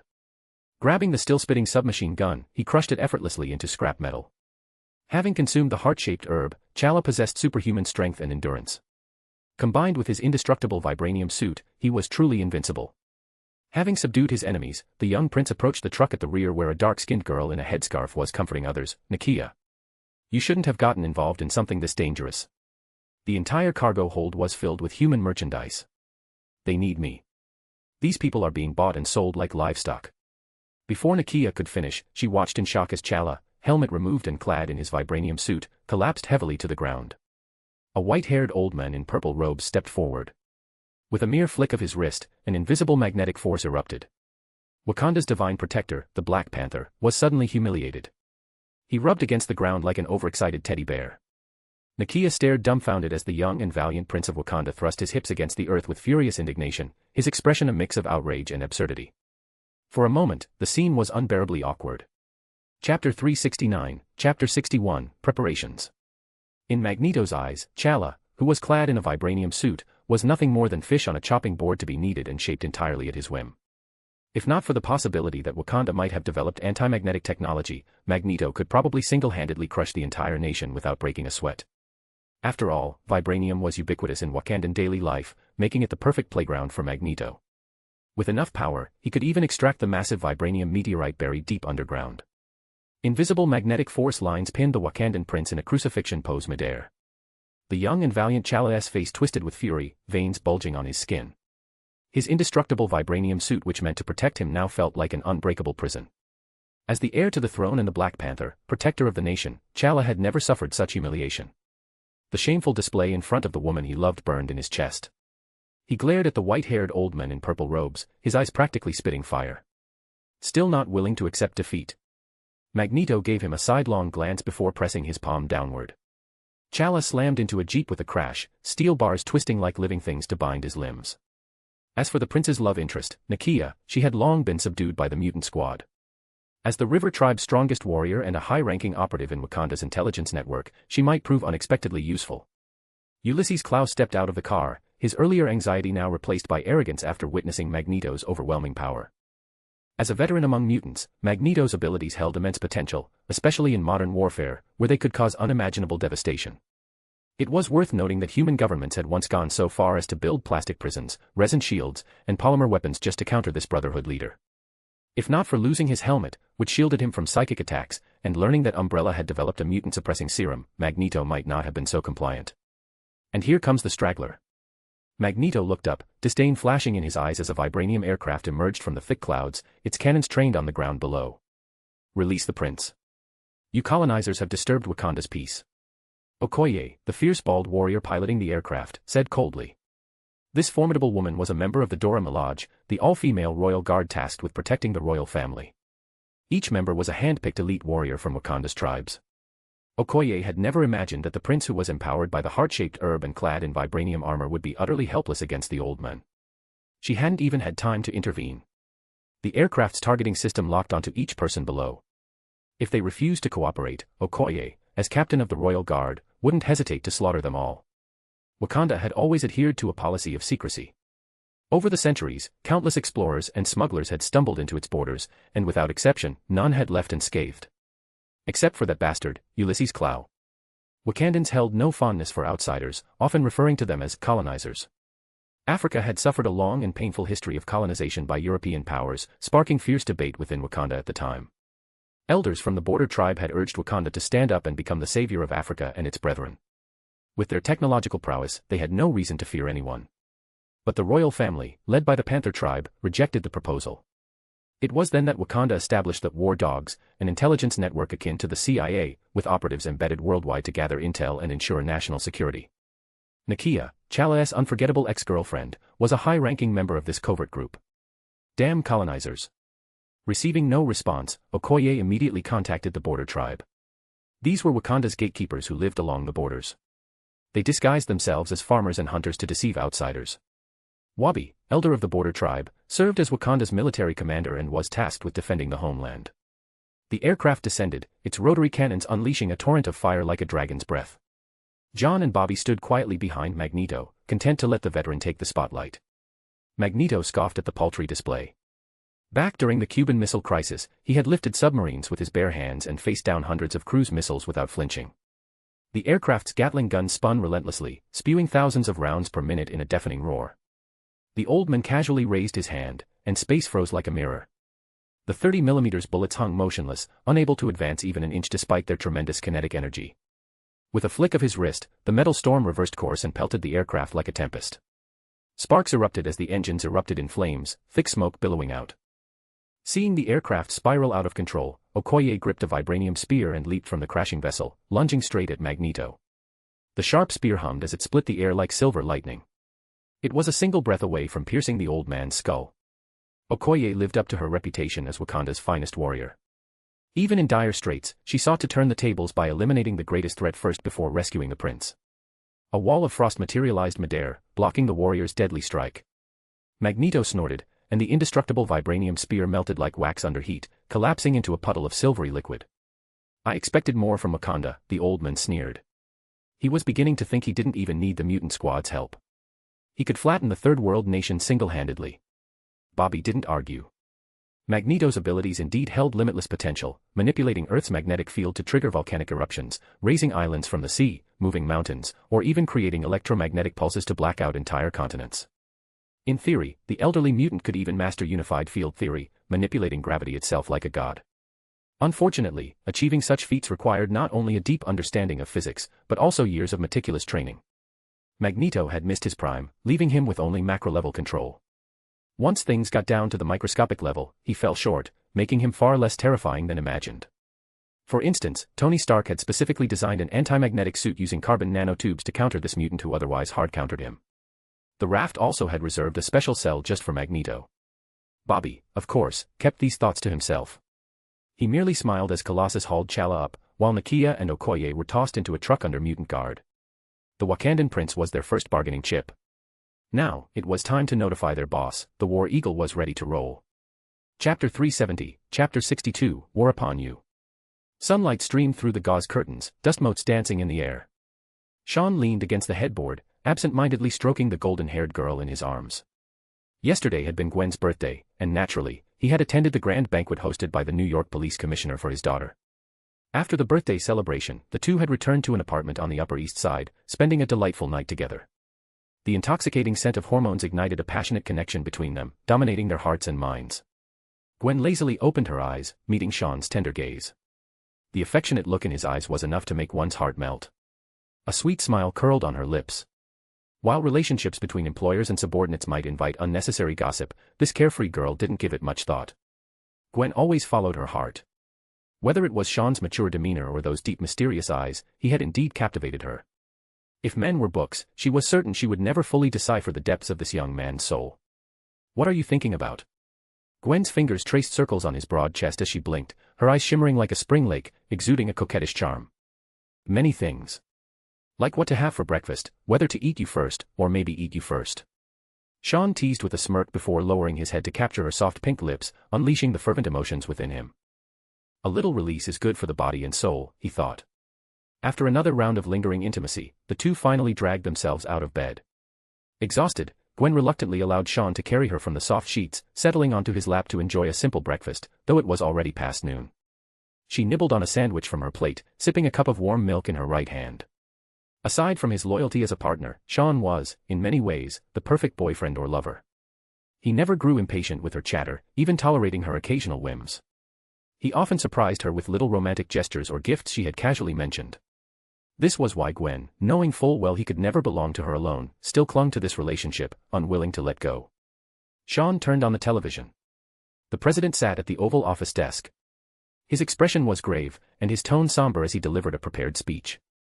One had to admit, the man was a masterful performer. His stirring, impassioned address was flawless, worthy of applause and admiration from all. President Underwood solemnly announced to the media the military plans concerning Wakanda, claiming that at 12:40 a.m. last night, Prince T'Challa had conspired to assassinate Kenyan ambassador, Eric Lencher. According to reliable sources, Eric was a reformed mutant who had abandoned his radical past to advocate for the rights of African mutants. Official speculation suggested that this assassination attempt stemmed from Wakanda's ruling class feeling threatened by Lencher's egalitarian ideals, prompting Prince T'Challa to take drastic action. The attack had left over 20 injured and 6 dead. Video footage released by the authorities showed the prince clad in strange armor, slaughtering without mercy, treating lives as worthless. His brutality truly shocking. Like a replay of the Gulf War, the United States was the first to condemn Wakanda's unjust actions, demanding that the nation allow American troops to be stationed along its Kenyan border under the guise of international aid. Still in the dark, Wakanda responded with cautious diplomacy. King T'Chaka logically refused this unreasonable demand. Though his tone was polite, the newly inaugurated President Underwood deemed it dismissive and a silent insult to America. The capital buzzed with excitement. This isolated African nation had dared to provoke the American eagle, giving the war hawks the perfect excuse to mobilize the military machine. War and colonization had always brought immense profits to capitalists and interest groups. Historical precedents like the East India Company, which grew rich from the slave trade, proved this. Under the carefully crafted public narrative, the war proposal faced little resistance. Congress swiftly approved the military operation, and the armed forces eagerly prepared to showcase their might, eager to claim medals of honor. The only surprise in this feast of crows was General Thaddeus Ross, a man known for his belligerence, who remained silent. He even allowed General Mattis, who was backed by corporate interests, to seize command. This general, whose reputation and achievements rivaled Ross's, had once led the U.S. Joint Forces Command and NATO's Allied Command transformation. He later oversaw operations in the Middle East, South Asia, and the Sahara. A victory in Wakanda would cement his legacy, securing him the position of Secretary of Defense. Yet Ross seemed indifferent, leading many to wonder if the Thunderbolt had lost his fighting spirit. In any case, America was swept up in war fever. The expected anti-war movement never materialized. Under the federal government's guidance and relentless pro-war propaganda, the military operation was approved with startling speed. As Sean often said, when the interests of the majority align, the voice of the people becomes insignificant. Democracy and freedom had never truly existed in this country. Those at the top merely played by the rules of capital, while the cries of the people went unheard. While Sean enjoyed his peaceful breakfast across the ocean, Wakanda, which was thrust into the eye of the storm, was not faring well. King T'Chaka sat in his chambers, having just concluded a heated council. The tribal elders had argued fiercely, each holding their ground, none willing to yield. Wabi, leader of the border tribe and head of Wakanda's military, insisted on war. After all, further concessions from Wakanda would only invite more aggression. Meanwhile, the elders of the river and mining tribes urged caution, believing rash action would only bring disaster. T'Chaka was torn. He didn't understand what had happened. The war dogs, Wakanda's intelligence network, had detected no warning signs. Everything had unfolded too suddenly, like an unexpected bullet. His son, T'Challa, had only gone to apprehend Clow. So how had that escalated into this? First came Kenya's furious condemnation, accusing T'Challa of inciting diplomatic strife. Then America, an ocean away, inserted itself into the conflict, like a neighbor's quarrel suddenly drawing in a stranger from another street. The old and politically astute king perceived the truth of the matter. Wakanda's secretive vibranium reserves had been exposed, attracting the greedy eyes of thieves. But what of this exiled prince? A sense of foreboding gripped T'Chaka. He had committed a grave sin. After ascending the throne, he had sent his younger brother, N'Jobu, to America as a spy. But N'Jobu fell in love with a woman in Oakland and fathered a son. Witnessing the discrimination and persecution of their people abroad, N'Jobu dreamed of using Wakanda's might to change the world. It was then that he crossed paths with Ulysses Clow, a smuggler. The two conspired. N'Jobu needed funds and revealed secret routes into Wakanda, allowing Clow to bypass border patrols and steal vast quantities of vibranium. But Clow was eventually caught. In his escape, he detonated explosives, killing countless Wakandans. Discovering his brother's betrayal, T'Chaka confronted him. Unbeknownst to N'Jobu, the king had planted a spy, a young man named Zuri, by his side. When Zuri exposed N'Jobu's plans, T'Chaka demanded his brother return to face judgment. But in their heated argument, the king accidentally killed him. Whether out of guilt or fear of exposure, T'Chaka left N'Jobu's body behind along with his orphaned nephew. I deserve punishment for my sins, but Wakanda and T'Challa are innocent, the old king murmured alone in his chambers. This buried memory had haunted him for years, a ghost he could never escape. Bast, guide me. T'Chaka pressed his hands to his forehead. Closing his eyes, he thought of his son who was now in Kenya's grasp. His hesitation faded. The aging Black Panther, his form now heavy, clenched his fists. You want war? His eyes burned with fury as he declared, then Wakanda will give you war. Chapter 371, Chapter 63, On the Brink of War. The 60-day military campaign officially began the moment General Mattis set foot on the African continent. The vanguard forces departed from an Air Force base in Tennessee and, after a 10-hour flight, arrived at the border region of Kenya. Near the Wakandan border in Kenya, the guide, Ulysses Clow, had been waiting for a long time, accompanied by a contingent of mutants and members of the Brotherhood. Standing amidst the vast grasslands of East Africa, the American soldiers who were accustomed to deployments in the Middle East or their homeland gazed in awe at the famous Great Rift Valley and the majestic Mount Kilimanjaro. Supplies and equipment were continuously transported via military cargo planes, while the newly erected camp stood like a fortress, with rows of neatly arranged structures. The U.S. military was attempting to seal off this stretch of the border to encircle Wakanda. The soldiers, having traveled thousands of miles to this unfamiliar land, appeared to be in high spirits. In their eyes, war was the best way to earn honors and medals, as well as one of the quickest paths to higher ranks. Kenya, for its part, had no objections to America's actions. As one of the African nations receiving the most aid from the U.S., the two countries maintained strong diplomatic relations and frequently engaged in joint military exercises. Both sides understood the precious value of vibranium and acted with mutual understanding. Moreover, Wakanda was not a member of the East African community. The nation had repeatedly rejected Kenya's attempts to establish diplomatic ties. Due to its isolationist and conservative policies, Wakanda had long been diplomatically isolated. Most nations viewed Wakanda's international disputes with detached amusement, while the world powers with real influence remained unaware of vibranium's existence and thus had no reason to intervene. In this war game, Wakanda would have to fight alone. Their prince, T'Challa, had committed murder with irrefutable evidence, while the self-proclaimed persecuted royal heir, who was now packaged by certain interests as an exiled leader, claimed that his father had died in an unjust power struggle and that he had spent years living in fear and hardship. General, this is Mr. Ulysses Clow. He is familiar with Wakanda's internal affairs and has valuable intelligence channels. You may find him useful when necessary. John introduced the smuggler to General Mattis before turning to Killmonger. This is the son of Prince Njobu of Wakanda. He has a legitimate claim to the throne. In Wakandan tradition, any royal-blooded descendant may challenge the king to a fair duel. The victor becomes the new ruler. A bunch of backward savages. General Mattis made no effort to hide his disdain. He glanced at Killmonger and sneered, and some say this country possesses technology surpassing the rest of the world. Ridiculous. What do they think governs a nation? A bunch of primitives brawling with spears and clubs like it's the Stone Age. Perhaps Wakandans need to learn the power of planes and artillery. The 57-year-old army general had nothing but contempt for Wakanda. His illustrious career was filled with achievements, rivaling even his old adversary, Thaddeus Ross. Mattis had enlisted in the Marine Corps Reserve at 19, later serving as a second lieutenant. By the time of the First Gulf War, he had risen to lieutenant colonel and was part of the Breaker task force that stormed Kuwait City. 10 years later, Mattis was promoted to colonel and led the 1st Marine Expeditionary Brigade into Afghanistan. He also took command of the U.S. Navy's Task Force 58, making him the first Marine officer in American history to command a naval fleet. So of course, he had every right to dismiss Wakanda's so-called technological superiority. A warlike nation, no matter how fierce, stood no chance against advanced weaponry. A country with less than 200,000 troops can only have so much military strength. Killmonger remained silent, while Ulysses forced an awkward chuckle. After all, as a small-time player, he couldn't afford to offend anyone. Ignoring the two insignificant figures, General Mattis strode out of the camp onto the desolate plains. Behind him stretched an airfield crowded with military transport planes, bustling with logistics personnel. Over the next 60 days, this would serve as the U.S. military's forward base, fueling the war machine. Wakanda would soon be engulfed in flames, until its king either accepted the terms of occupation or abdicated, surrendering the ancient nation and its vibranium wealth. General Mattis checked the time. NATO forces should already be mobilizing.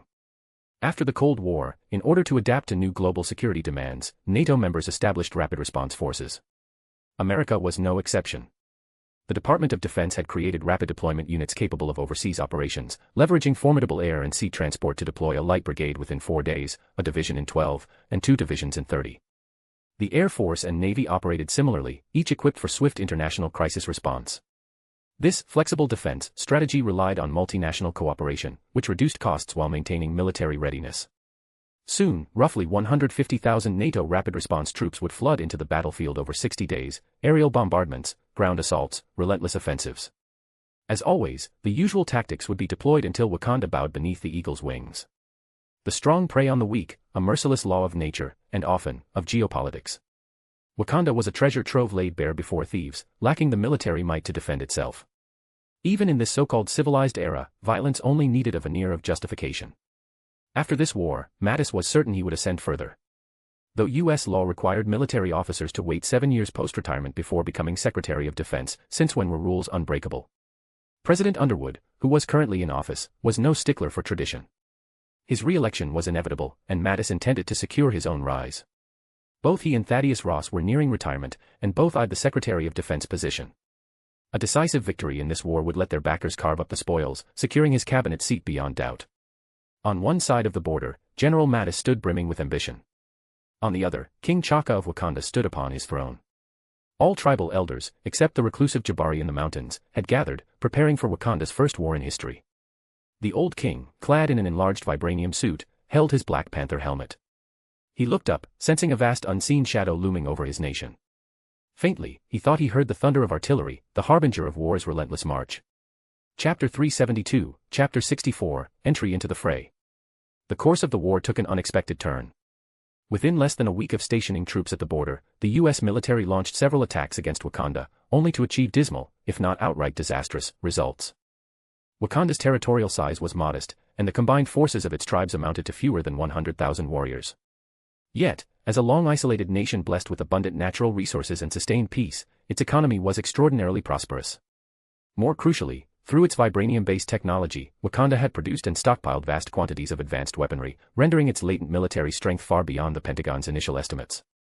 In the original timeline, after defeating T'Challa, the Black Panther, Killmonger had sought to distribute weapons to black communities worldwide, aiming to ignite a sweeping revolution and establish a new era of dominance.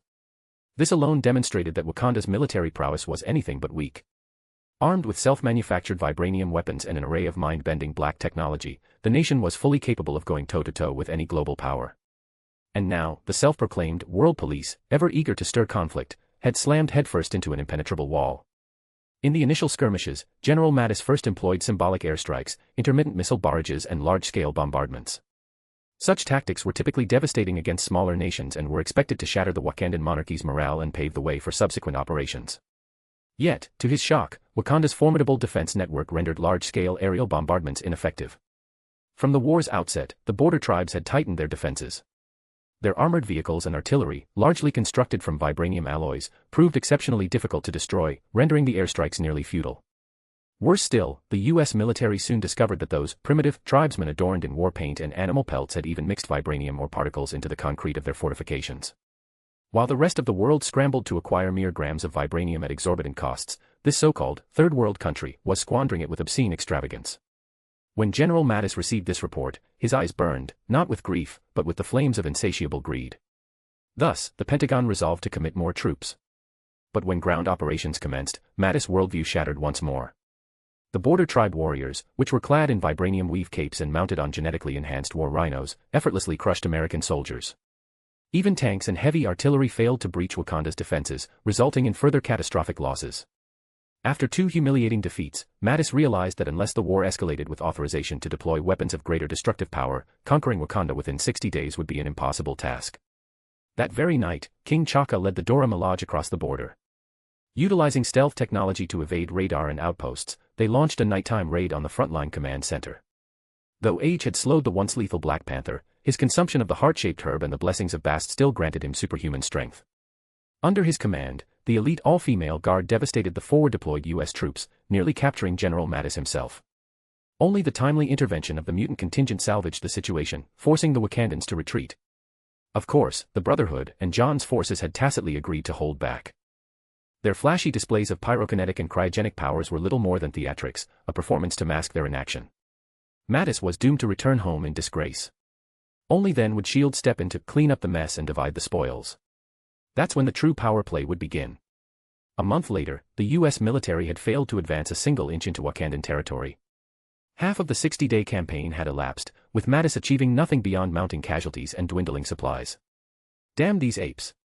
The general lowered his binoculars, seething with frustration. Never had he imagined suffering such a crushing defeat, at the hands of savages wielding primitive weapons no less.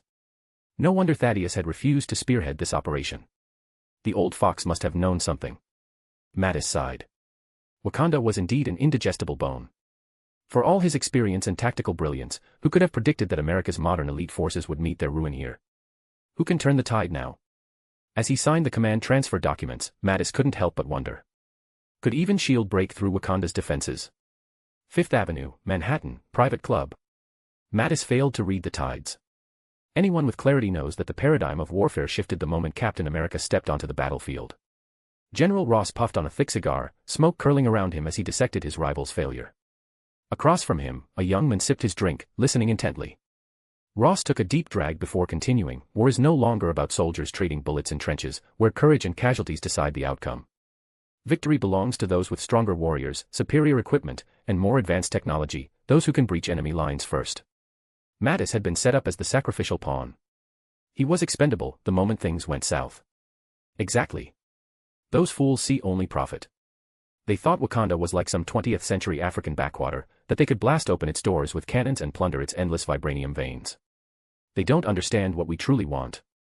Sean nodded along, omitting the fact that he had deliberately withheld critical intelligence, allowing certain factions to charge blindly ahead. Greed had blinded them to the truth. No one could monopolize a prize this vast. We don't care about profit, only power. The young man said firmly, his demeanor exuding authority. America can't swallow Wakanda whole. We must learn to share, to trade our spoils for influence, to appease the World Security Council, to rewrite the rules, and in doing so, seize greater power. Indeed. Now, sit back and watch us perform. "Oh, and thank you for that little gift, Sean," Ross said in high spirits. The Pentagon had already recalled Mattis. With half the operation's timeframe remaining, results were non-negotiable. Should this war end in failure, America's global prestige, its astronomical military expenditures, all of it would become a noose around the eagle's neck, tightening by the day. Sean said, "Think nothing of it, General. Homo superior is the future. Umbrella's fountain of youth was specially developed for men like you. It can slow aging and enhance vitality. And the dose you received? It's a flawless masterpiece." Ross flexed his hand, marveling at the youthful vigor coursing through his once declining body. The man in his 50s now moved with the vitality of a man half his age. "To think I'd one day possess strength like Banner's." He smugly stroked his beard. "To the nation's future. To our future." Their glasses clinked, each toasting to a different vision. Chapter 373, Chapter 65, Premature Conclusion. When General Thaddeus Ross arrived at the Kenya-Wakanda border aboard a SHIELD aircraft with an Umbrella security detail, the letter of authorization for command transfer was promptly delivered to General Mattis. Bearing the frustration and unwillingness of a defeated man, Mattis met his longtime rival. He couldn't fathom why Ross, who had initially chosen to stand aside, now waded into these troubled waters. Wakanda had proven its military prowess with 2 stunning victories, shocking the world with seemingly outdated warfare tactics and extravagantly costly vibranium arsenal. It was an inconceivable display for a so-called third world nation. Short of deploying nuclear weapons, even the domineering American eagle had no choice but to swallow its pride and admit this was a Waterloo-scale defeat. Global powers watched closely. If Wakanda withstood America's full-scale assault, its international standing would skyrocket, earning recognition worldwide as a rising power. Meanwhile, the humbled eagle would grapple with soaring military expenditures and domestic unrest, which would definitely give the newly inaugurated president sleepless nights. "You seem very confident," Mattis said, intending to offer a warning, but he held back upon seeing the smug assurance in Ross's expression. "The times have changed, old friend," Ross replied with palpable superiority, as the saying from the last century goes, "Only tanks can defeat tanks." This is an era of superhumans. Cutting-edge technology dictates the course of war, much like the old debates between battleship and aircraft carrier factions. The form of warfare you know has been left behind by the tides of progress. The newly appointed commander's lips curled as he gazed toward Wakanda's border, his eyes burning with conviction. With the Mutant Legion and Umbrella Squad at his disposal, breaching this formidable defense line was no insurmountable task. Moreover, Sean had already made foolproof preparations for this war. All obstacles would be swept aside. "I'll be watching, Ross," Mattis scoffed. As a veteran of countless battles, he wasn't swayed by mere words, "Don't come crawling back to DC in disgrace like I did." With that final jab, Mattis boarded a transport plane, still unconvinced that Ross could easily break the defenses he had failed to overcome in a month. Even knowing Ross had invested heavily in a small unit of super soldiers, Mattis believed that in a battlefield of tens of thousands, such forces were but a drop in the ocean. Wakanda's vibranium weapons and the impregnable shield around its capital remained NATO's core headaches. Even aerial bombardment had proven futile against the energy barrier, which boasted extraordinary defensive capabilities and withstood relentless artillery barrages.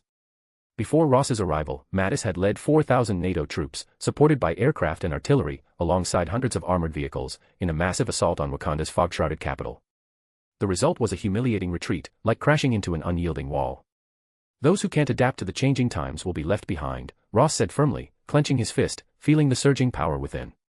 By the time Sean, who was still in Manhattan, received Ross's triumphant report, 3 days had passed. Upon reaching the front, Ross had mobilized 300 prepositioned mutants, which were quietly deployed under Umbrella's planning, and organized them by ability into a cohesive legion. Combined with 1,700 super soldiers equipped with Umbrella's liquid armor and energy weapons, this formidable force was unstoppable, like a charging bull. With new generation fighters and armored columns providing cover, they advanced steadily toward Wakanda's capital. The vibranium arms and war rhinos of the border tribes, which had previously repelled assaults, now faltered against this steel tide. In this pivotal skirmish, Umbrella unveiled its flagship weapons, the iron suits designed by Chief Engineer Ivan Vanko. Unlike Tony Stark's sleek aesthetics, the Russian's creations bore the blunt and utilitarian stamp of his homeland, bulky, rugged, and above all, cheaply mass-produced via assembly lines acquired from Hammer Industries. These earned unanimous praise from the Department of Defense.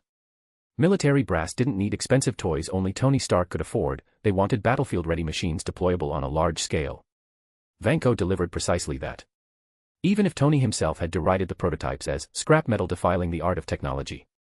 Yet this scrap performed flawlessly, weathering attacks from vibranium-clad rhinos, hovercraft, and artillery alike. The border warriors fell back to the energy-shielded capital, where King Chaka, armored in vibranium, gazed grimly at the advancing metal horde. For centuries, Wakanda had spared no effort to cloak itself. They used optical camouflage, massive defense perimeters, and every conceivable safeguard for their priceless vibranium veins. "We don't desire war, General," Chaka said with practiced diplomatic finesse. "This is all a misunderstanding stoked by Ulysses Clow, a thief who was condemned by Wakanda, and is now peddling lies. We seek only peace." Fresh from the front lines, Ross studied the shimmering dome over the capital. Without breaching it, true occupation and access to the vibranium mines remained impossible. Given any opportunity, the border tribes' warriors, led by the king, would reclaim lost ground. With the home field advantage, Wakanda had plenty of ways to counter NATO forces. This is why Ross had to shatter Wakanda's defenses in one decisive blow. "Apologies, Your Majesty. We came for war." Ross spat, his eyes mocking, before ordering the attack. The super soldier and mutant legion charged toward the capital. Behind the shield, Wakandans held their breath, confident the barrier would hold. 500 meters. 300 meters. 100, suddenly, the energy shield flickered like a bulb burning out and went dark. The steel army surged forward. Like the all-seeing eye of Horus, the global Skynet had penetrated Wakanda's security. Princess Shuri, who oversaw their systems, stared in disbelief. She had never imagined there were hackers capable of dismantling her firewalls undetected. Wakanda's energy shield, like a nuclear code, was divided into 3 parts, one held by the king, one by the administrator, and one by the high priest. Even with all the keys, royal blood was required to activate it. Yet this ironclad defense collapsed in an instant, shattering Wakandan morale and sparking despair. Ross lit a cigar, triumphant. The 60-day deadline was moot. As of this moment, the war was over. Chapter 374, Chapter 66, The Pacifist. A silver-white private jet emblazoned with a bald eagle descended upon the capital of Wakanda. As Sean stepped down the stairs, the magnificent palace and towering skyscrapers came into view. Wakanda was a nation where modern prosperity intertwined with primal ruggedness. There were young elites dressed in sharp suits alongside elders who preserved tribal traditions. The stark contrast between soaring high-rises and scattered huts created a strange yet harmonious sense of contradiction. After nearly 2 weeks, General Ross had finally taken control of the city. During this time, both sides engaged in repeated negotiations, probing, and even armed suppression before reaching a tentative consensus and maintaining a delicate balance. Strictly speaking, even though General Ross had won the war, fully securing Wakanda's vibranium resources remained a daunting task. This hidden third-world nation in Africa revered martial prowess and possessed an indomitable will. Despite NATO forces occupying the capital, Wakandans had launched no fewer than 20 assassination attempts in just 2 weeks.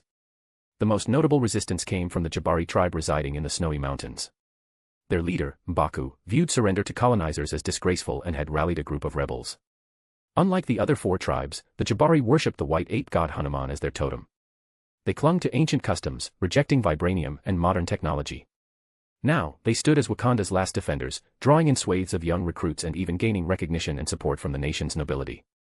Compared to the swift conquest, post-war governance proved far more troublesome, giving General Ross endless headaches. Even though the former king, Chaka, repeatedly tried to pacify the restless Wakandans, having witnessed the horrors of colonial oppression in Africa during the previous century, they refused to quietly accept defeat and descend into subjugation. At this point, Ross could somewhat empathize with his old rival, Mattis. Wakanda's interior was dominated by dense rainforests, impassable to armored vehicles and artillery. Even without the energy shield, aerial strikes proved ineffective, and the jungle terrain was ill-suited for U.S. military operations. If the Wakandans refused to admit defeat and committed to prolonged resistance, it would become a severe problem. NATO forces couldn't remain stationed in Wakanda indefinitely. Moreover, in terms of sheer combat prowess, the tribal warriors surpassed even the well-equipped American soldiers. Take, for instance, the agile and lethal Dora Milaje. These fierce warrior women had nearly breached the super soldier defenses during General Ross's initial entry into the capital, attempting a decapitation strike against the commanding officer. Had Ross not undergone Umbrella Corporation's deep-level enhancements, thus transforming into a hulking red behemoth in front of everyone, with his massive body bursting through his ornate dress uniform as he repelled the Dora Milaje, they might have succeeded. In another timeline, the general would have retired from the military due to heart disease, later becoming Secretary of State and a high-ranking SHIELD official. But now, he had a new path. Persuaded by Sean, he accepted an injection of Umbrella's serum, undergoing radical physical augmentation. He was no longer plagued by aging or illness, but had become a humanoid monster akin to the Hulk. General Ross believed this to be Sean's goodwill, unaware of the deeper machinations at play. Umbrella's fountain of youth had gained immense popularity among the elite. Slow aging and enhanced physical prowess was a dream come true for the powerful. Even billionaires and world leaders could not escape disease and death, nor reclaim lost youth and health. But Umbrella offered a solution. The upper class and celebrities clamored for the Fountain of Youth, oblivious to the fact that they were becoming part of a new breed of humanity. When society transformed from the top down, with people embracing technological advancements and the changes they brought, a new era would dawn. That was Sean's true goal. You finally arrived. General Ross approached Sean. Conquering Wakanda had not been as easy as anticipated. The natives' unyielding resolve, combined with international scrutiny, prevented the U.S. from employing outright brutality.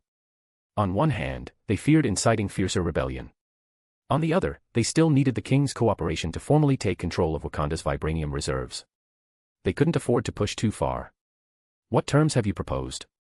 Sean asked as he strode into Wakanda's council chamber, ignoring the hostile glares of the tribal elders, and boldly seated himself upon the king's throne. General Ross didn't object.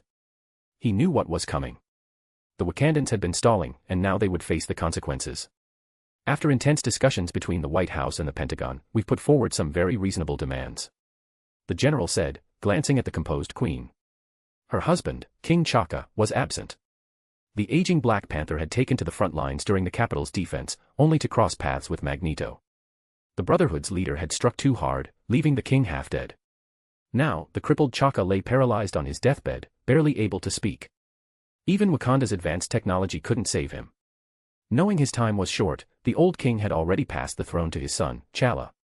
The Pentagon insists that the royal family must voluntarily relinquish all power and dissolve the current government and military. In exchange, we will waive post-war trials and reparations. The new king, T'Challa, and other royals may take their personal wealth into exile, but they are forbidden from setting foot on Wakandan soil without the World Security Council's permission. General Ross laid out the key terms of the ceasefire. Over multiple meetings, both sides had been testing each other's limits. The Wakandan royals would never accept the treaty. To be exiled from their homeland in such disgrace with their centuries-old rule erased was a fate worse than death. So when the terms were announced, many nobles joined M'Baku's rebellion, generously supplying vibranium weapons. Even the high priest Zuri and the dying T'Chaka tacitly allowed the secret distribution of significant quantities of the heart-shaped herb, the very foundation of the royal bloodline's power, which was more precious than vibranium itself. A bit excessive, don't you think? Sean rested his chin on his hand, feigning indifference. I am a pacifist. As the supreme consultant of S.H.I.E.L.D., I was authorized by the World Security Council to mediate this international dispute. I must personally condemn the United States for this barbaric act of plunder. General Ross nodded with a grin, having long rehearsed this scenario with Sean before Congress approved the military campaign. Victory was only the first step. Sean continued, in my capacity as S.H.I.E.L.D.'s supreme consultant, I hereby reject all terms of this treaty. The tribal elders exchanged bewildered glances. Even the stoic queen was stunned. They were all wondering whose side was this young man on. Furthermore, I demand that all NATO forces withdraw from Wakanda within 1 week and release Prince T'Challa, no, pardon me, the newly crowned King T'Challa. I've already contacted the White House. President Underwood will take responsibility for this incident and issue a public apology. Sean offered a gentle smile to the assembled elders and royal family. Rest assured, as a pacifist, I've never favored solving problems with fists, especially not through something as vile as war. Bonus chapter at 40 Power Stones. Chapter 375, Chapter 67, The Challenge. A week later, in the Grand Council chamber, Sean, an outsider, sat composed in the foremost seat. Below him stood the recently released Prince T'Challa, the Queen Mother of Wakanda, Princess Shuri, and other members of the royal family. Not long before, this young prince had inherited the throne of Wakanda by receiving the vibranium ring symbolizing royal authority from his father. Under the witness of High Priest Zuri and the tribal elders, he had rightfully ascended to the kingship in accordance with tradition. Wakanda was composed of 5 tribes. The Panther tribe, represented by Gold, had been the nation's rulers for generations. The first Black Panther, Bashenga, had accidentally discovered the heart-shaped herb under the revelation and guidance of the Panther goddess Bast. With formidable martial prowess, he unified the 5 tribes, won their allegiance, and established the nation. Next was the Border tribe, marked by Blue. These people lived along the borders year-round, joining the military upon adulthood. They were Wakanda's first line of defense, skilled in animal husbandry and raising war rhinos. In daily life, they disguised themselves as farmers and hunters, masking the nation's true nature from the outside world. The remaining tribes were the River tribe, Green, the Mining tribe, Red, and the Jabari, who dwelled in the snowy mountains. These 5 tribes formed the nation of Wakanda. Today, the council chamber was filled with the leaders of each tribe, including the hulking Baku of the Jabari, who sat with a complex expression. Sean, the self-proclaimed pacifist, had personally ventured into the snowy mountains to visit the Jabari. He effortlessly bypassed their defenses and persuaded M'Baka to attend this meeting. Mr. Cyphers, the Queen Mother spoke with dignified grace, unlike her principled son Chala, who lacked worldly understanding. We thank you for your righteous actions in driving away the insatiable colonizers from Wakanda. To express our gratitude, we have prepared a small gift for you. Would 1,000 tons of vibranium suffice to convey Wakanda's sincerity? The Queen Mother, well versed in the ways of outsiders, understood their greed all too well. This young man, who claimed to be S.H.I.E.L.'s supreme consultant, lived across the ocean, yet had ruthlessly condemned America and forced the invaders to withdraw. It certainly wasn't due to any nonsense about pacifism. Such lofty, embellished words could only fool naive children and short-sighted fools. Africa's long history of suffering had long proven that outsiders never came with good intentions. In the Queen Mother's eyes, what Sean truly sought was the vibranium veins buried beneath their land. Since he had preserved Wakanda and ensured her son's safe return, it was only natural for the royal family to offer some compensation. Unnecessary. Sean waved his hand in refusal without hesitation. He looked at the stunned Queen Mother, the visibly uncomfortable Chala, and the silent tribal elders, a faint smile playing on his lips. I did not come here for wealth. Though Wakanda's vibranium is invaluable, there are things far more precious than it. The expressions in the room shifted. Vibranium was the rarest metal in the world. It had extraordinary properties that made it incredibly versatile and effective. This was precisely why vibranium's price remained astronomically high. Not just due to its scarcity, but also its unparalleled utility and efficiency. Had it been anyone else, the noble elders would have scoffed. But this young man sitting above them had single-handedly forced NATO's withdrawal from Wakanda's capital with just a few words. Such an unfathomable figure was not to be provoked lightly. Ignoring the complicated emotions of the Wakandans, Sean looked down and continued speaking as if to himself. More precious than vibranium is justice and righteousness. General Ross led an army to invade Wakanda, a nation isolated from the world. A powerful nation bullying a weaker one is an unjust act that deserves condemnation. The expressions below grew even stranger. Only the newly crowned King Chala showed agreement. This prince, who was raised in privilege and coddled since childhood, had studied in Europe before returning to his homeland. He was, in many ways, still a fledgling who had never left the ivory tower. Unlike the original timeline where Zemo's bombing at the United Nations killed his father, forcing Chala to hastily assume the throne and learn statecraft, this Black Panther remained untested by hardship. He was still green and inexperienced. Much like Asgard's Thor, Chala had been taught by his father to aspire to be a benevolent monarch, to bring happiness to his people. But he knew nothing of the world's cruelty. General Ross has withdrawn from Wakanda. Days ago, the White House also called to express President Underwood's deepest regrets over the unfortunate fate of the old King Chaka. Sean's gaze swept across the room, cold and detached. He had not traveled thousands of miles to this foreign land for some trivial gift from Wakanda. And America had not mobilized its war machine just to settle for a fraction of vibranium.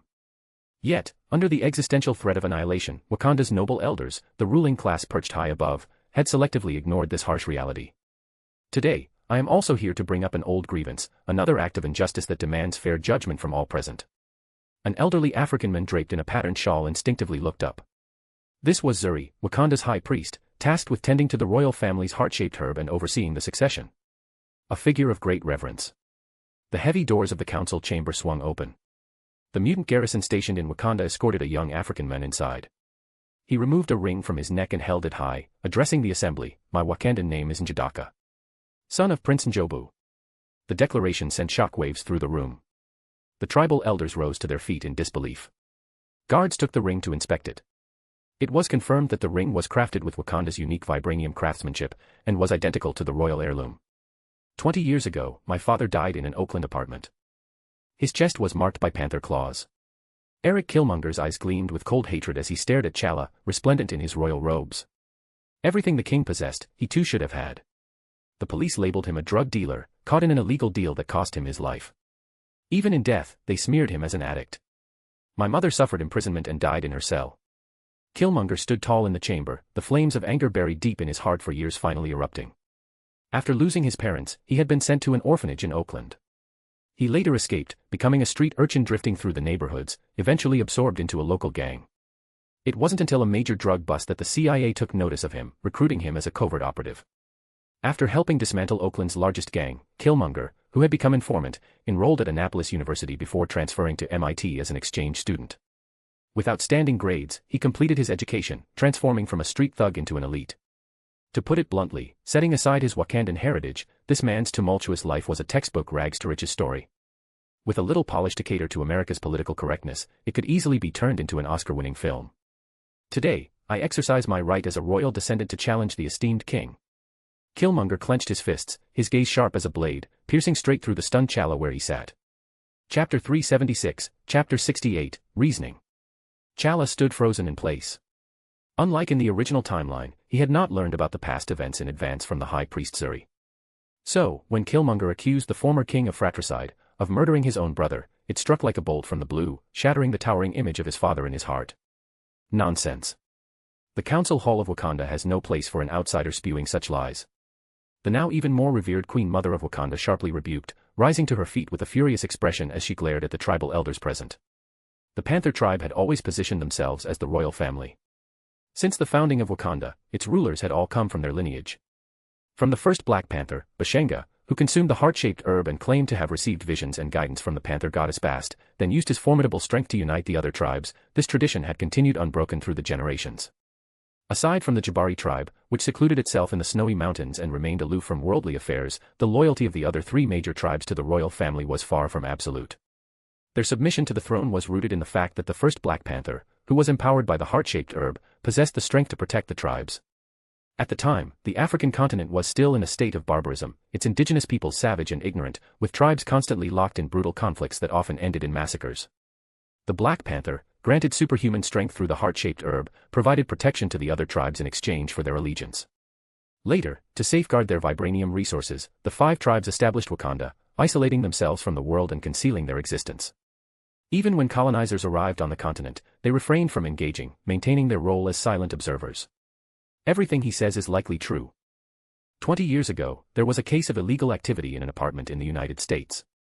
The victim, suspected to have been killed by gangsters, bore claw marks on his chest. And this royal ring is proof enough of his identity. Sean rested his hands on the armrests, speaking in a calm tone. He met the conflicted gaze of High Priest Suri, a faint smile playing on his lips before he continued. Moreover, whether this is true or false, the High Priest should know best. 20 years ago, weren't you sent as a royal spy to keep watch over Prince Njobu? The tribal elders exchanged glances. They did recall that before Suri ascended to the position of High Priest, he had been part of the War Dogs, a special unit established by the royal family. Later, he returned to Wakanda with King T'Chaka, and soon after, the shocking news of Prince Njobu's accidental death spread. You are no noble prince, no young king of Wakanda. Your father was a murderer. None of you are fit to sit on that throne. Emboldened by Sean's support, Killmonger's voice thundered as he glared at the bewildered Chala. The Black Panther is Wakanda's protector, the messenger of the gods. Today, I challenge your king. I challenge the Black Panther. Faced with Killmonger's declaration of challenge, Chala's lips trembled slightly, as if he wanted to accept. Do not believe his lies. Prince Njobu has been dead for years. Now, a stranger emerges, claiming to be his flesh and blood. How convenient. The Queen Mother of Wakanda gripped her hesitant son. Regardless of the truth, she could not allow Chala to accept the challenge. That would mean allowing her husband, the former King T'Chaka, to bear the stain of fratricide, severely undermining the royal family's authority, especially at this critical juncture. M'Baku, leader of the Jabari tribe, had won widespread public support by organizing the resistance. Meanwhile, the royal family's performance during the invasion had been lackluster at best. In fact, one could argue that all of this trouble had been their doing. From Chala's attack on the Kenyan ambassador to King T'Chaka's forced peace talks, the royal family's reputation had plummeted, and dissatisfaction brewed among the tribes.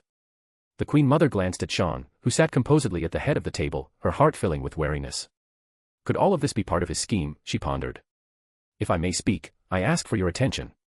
Sean raised a hand, silencing the murmurs. He paused, choosing his words carefully, preparing to once again dismantle Wakanda's fragile logic with his rhetoric. As far as I know, the people of Wakanda have a unique method of identification that can verify the truth. Moreover, Killmonger previously sought international aid, claiming his father had been persecuted and died in a power struggle. In criminology, there is a method called retroactive reasoning. To uncover the truth, let us trace the timeline. The Queen Mother clenched her teeth. She knew that allowing Sean to continue could lead to unpredictable consequences, but cowed by his power, she had no choice but to endure. If this young man gave the order, General Ross could lead his forces back into Wakanda, and their fate would be far from pleasant. Over 20 years ago, the young King T'Chaka ascended to the throne as Wakanda's supreme ruler. Shortly after, his brother, Prince Njobu, joined the War Dogs, becoming a royal spy sent to live in the United States. This was supposedly a royal tradition. Wakanda established a special intelligence agency, dispatching spies and informants across the globe to gather information and study world affairs. There, Njobu met a woman from Oakland. They fell in love, married, and had a child. According to S.H.I.E.L.D.'s records, Prince Njobu was a radical. He even participated in large-scale protests against racial discrimination, becoming a champion of democracy in his community. At one point, he was arrested along with his wife for organizing illegal activities. 20 days later, Njobu was released, but his wife remained imprisoned. Soon after, the Wakandan prince made contact with a smuggler. That is none other than Ulysses Klaue. Torn between rescuing his beloved and liberating his oppressed brethren of African descent, Njobu ultimately betrayed his homeland, conspiring with Klaue to steal vibranium. Sean spoke like a judge presiding over a trial, his tone solemn and meticulous, reconstructing the events of the past before everyone's eyes. What happened next, I assume, is known to all. Klaue's theft of vibranium was exposed. During his escape, he detonated explosives, killing and injuring over 100 Wakandans. At the time, King T'Chaka found Njobu and sought to bring him back to Wakanda to face royal judgment. Njobu, of course, refused to abandon his imprisoned wife. A confrontation ensued, and in the struggle, T'Chaka accidentally killed his own brother. Returning to Wakanda, he left Njobu's son behind in the United States to cover up the truth. On the surface, this seems like a tragedy of misunderstandings. Njobu betraying his country, T'Chaka accidentally killing his brother. But upon closer examination, the truth may not be so simple. Sean's tone shifted as his gaze bore into the silent High Priest Zuri. As everyone knows, the position of High Priest in Wakanda is reserved for those of great virtue and prestige. Yet, from what I understand, High Priest Zuri was once an unremarkable figure in the Panther tribe. As an adult, he joined the War Dogs, displaying mediocre abilities with little to distinguish him. How, then, did such a man, upon T'Chaka's return, overcome all opposition to ascend to the position of High Priest? Is that not suspicious? Furthermore, after T'Chaka became king, why did he send his younger brother across the ocean, far from Wakanda's center of power, while secretly placing him under surveillance? This chapter of history is riddled with too many peculiarities worth pondering. Sean paused, smiling faintly. Then he added, a Wakandan prince dies tragically in an apartment, a royal orphan is left to wander the streets. Behind this old tale, what lurks? The distortion of power? Or the collapse of morality? High Priest Zuri, can you enlighten us? Drenched in cold sweat, Zuri met Sean's piercing gaze, his face ashen. He never imagined this outsider would unravel the dark history of the past with such precision. Chapter 377, Chapter 69, Trial by Combat. T'Challa, who had remained silent, suddenly rose to his feet, his eyes burning with fire.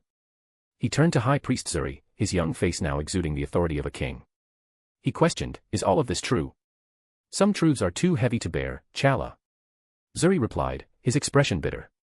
He had never imagined that this buried chapter of history would one day be unearthed. Back then, he had been sent by the former king to keep watch over Prince Njobu, carrying out his surveillance mission while Njobu, who was unaware of this, trusted him as a loyal friend. Aside from his true origins, Zuri had hidden nothing from him. But as a member of the Panther tribe, Zuri's loyalty could only lie with the king. When the former king arrived to confront Njobu, his original intention had only been to bring his brother back to Wakanda to face royal judgment, at worst, imprisonment. Yet in the ensuing struggle, he had accidentally killed his own brother. If this were to become public, it would irreparably damage the royal family's authority. The tribal elders would never accept a king who had murdered his own brother. It would become an indelible stain. So when the two returned to Wakanda, they tacitly agreed to bury the truth, sealing it away as if nothing had happened. This is not for you to decide. We have the right to know the truth. T'Challa, steadfast in his integrity, pressed forward relentlessly. He wanted to know what had truly happened back then. From this perspective, T'Challa was not suited to be king. By demanding the truth from Zuri in front of everyone, regardless of the outcome, he was forcing the royal family to shoulder an immense risk.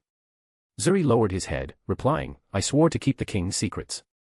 For years, he too had carried the weight of guilt, often haunted by the image of Prince Njobu lying in a pool of blood, his vacant eyes staring accusingly at him. I am your king now. T'Challa roared. Under his relentless questioning, High Priest Zuri finally revealed the truth. Though some details differed from Sean's deductions, the fact remained, the former king had killed Prince Njobu. The council hall fell deathly silent.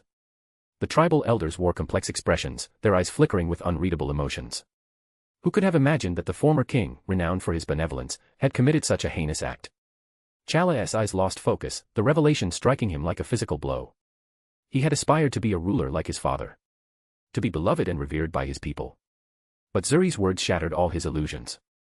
Moreover, Sean's earlier maliciously crafted speech had planted even darker suspicions in the minds of those present. Sending his younger brother across the ocean, planting a spy by his side, these calculated moves made the accident seem far from accidental. The former king's mistaken killing of his brother now appeared premeditated. Zuri had initially wanted to defend the late king, but seeing the doubt in everyone's eyes, he wisely chose to remain silent. Now that the truth is out, we must discuss what comes next. Sean declared, a faint smile playing on his lips. The reason he had General Ross withdraw his forces was to avoid giving the World Security Council further pretext to intervene. The world powers would never stand by while the US seized Wakanda and monopolized its vibranium. Rather than letting the great nations tear each other apart, it was better to sit down and divide the spoils together. And as for who would oversee this division, well, that would naturally be Sean himself. The NATO forces had merely been the key to opening Wakanda's doors. The true linchpin was Killmonger, a man with legitimate royal blood. A new king who could not be legally faulted, and whom the tribes would tacitly accept. This was the perfect candidate to install. First, by Wakandan tradition, Eric Stevens, the son of Njobu, indisputably has the right to challenge the king. Second, the former King T'Chaka committed a grave sin. As his son, the current King T'Challa's right to the throne is now in question. Sean spoke unhurriedly. The tribal elders dared not interrupt, and even the seething Queen Mother and the rest of the royal family could only swallow their anger. Sean had already seized the moral high ground, further resistance would be futile. Their only hope now lay in T'Challa's martial prowess, that he could defeat Killmonger in combat. How about this? Let the grievances of the past generation be settled in this one. Sean proposed, by Wakandan tradition, a trial by combat. The victor shall be king. Killmonger clenched his fists, his heart pounding with excitement. He had waited too long for this day. T'Chaka, the man who had killed his father, was now a frail old man. Killing him would bring no satisfaction. But T'Challa was different. To make the old panther watch as his son died by Killmonger's hand, to fill the void in his heart with the cries and wails of his enemy, that would be true vengeance. I will kill you with my own hands, before the eyes of all. Killmonger grinned, not bothering to conceal the murderous intent in his eyes. He had no fear of the young and strong T'Challa. Though the latter had consumed the heart-shaped herb, Wakandan tradition dictated that the Black Panther's powers would be temporarily stripped away to ensure a fair duel. Thus, even if T'Challa was Wakanda's most formidable warrior, Killmonger remained undaunted.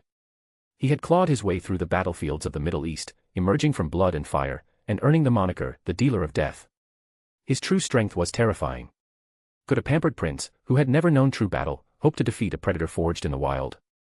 The challenge ceremony requires weeks of preparation. The royal family still refused to give up, trying to buy T'Challa more time. The longer they delayed, the greater T'Challa's chances of victory. A lone outsider, even if he truly was Njobu's son, would amount to nothing without the support of the tribes. The Queen Mother glanced at Sean.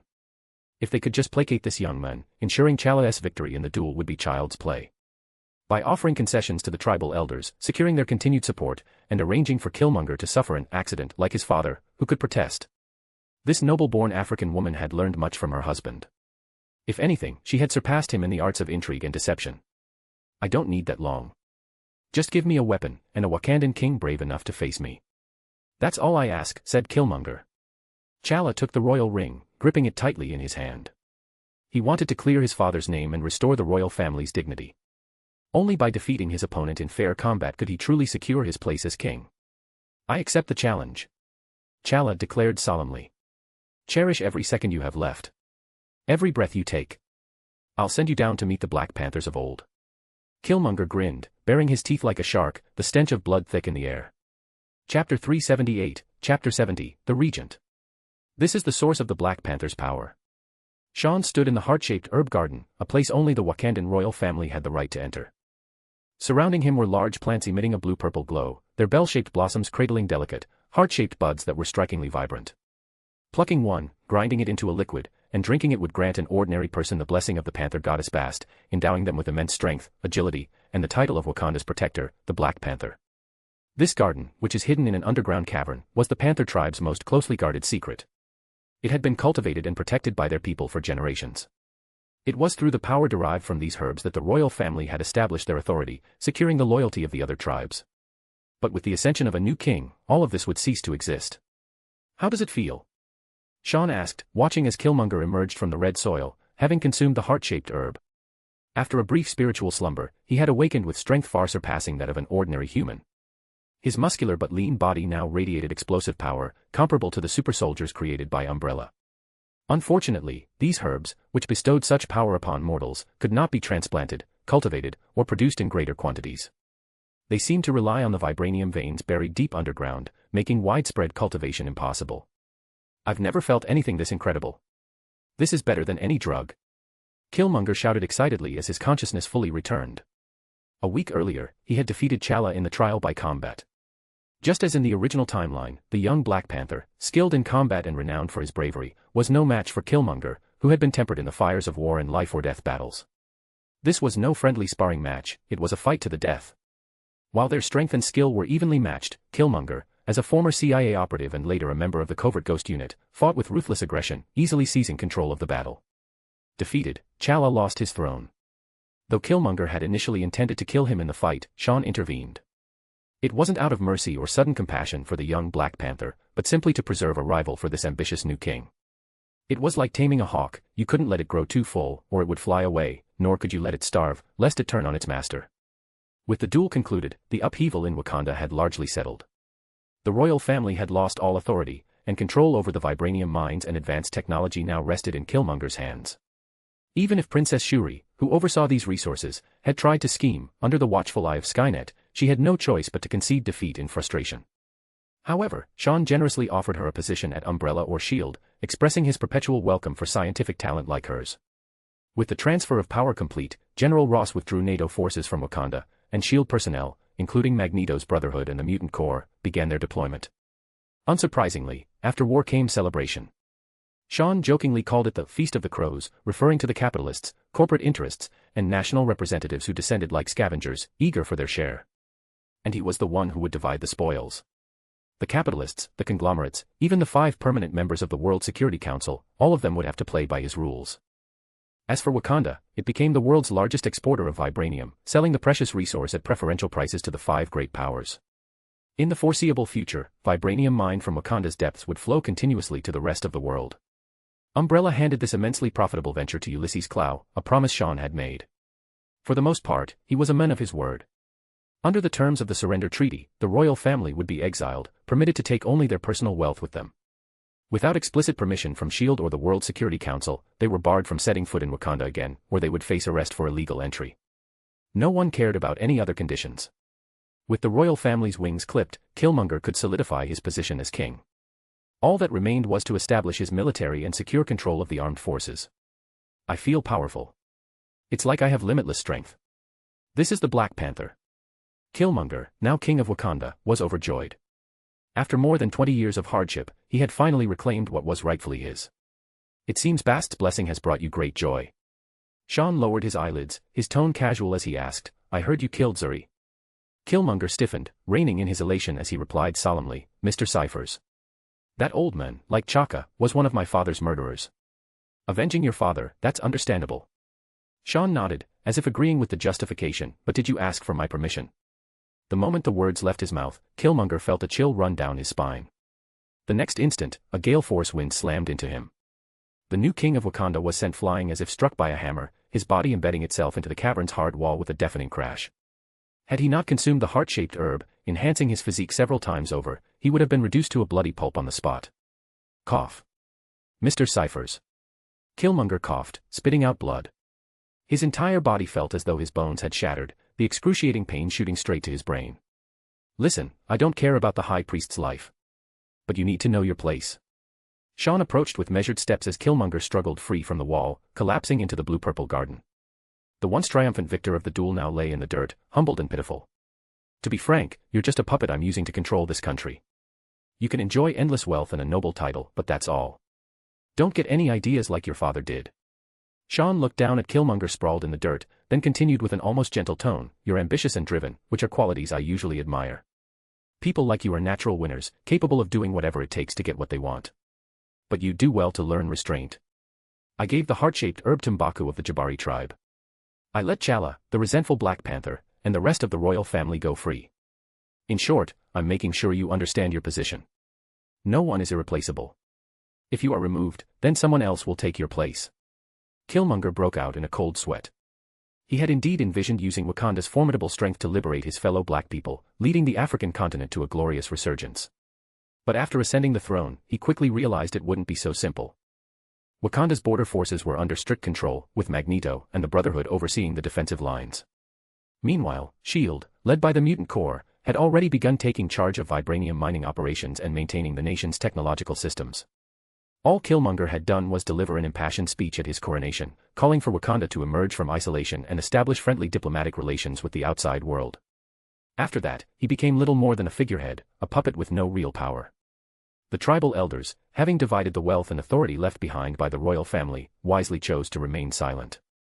Compared to outright invasion and occupation, this silent erosion of sovereignty was at least more dignified. I understand. Lord Regent. Killmonger staggered to his feet, adopting a more reverent title. Chapter 379, Chapter 71, The Voice. The first rays of dawn rose from the horizon, the soft, warm hues awakening Manhattan. The moment the alarm sounded, Strange pressed down on the shrill ringing before it could fully erupt. He had performed 2 challenging surgeries the day before, especially the last craniotomy, a procedure so difficult that even the most skilled surgeons would find it daunting. A patient declared brain dead by doctors, with a bullet lodged in the skull, required an exceptionally precise operation to extract the alloy bullet near the brainstem. As everyone knew, the brainstem was surrounded by dense and intricate neural networks, making the surgery extraordinarily complex. Yet, without the aid of imaging navigation, Strange manually removed the foreign object, preserved the patient's life, and executed a textbook-perfect procedure. The hospital hailed it as yet another flawless performance.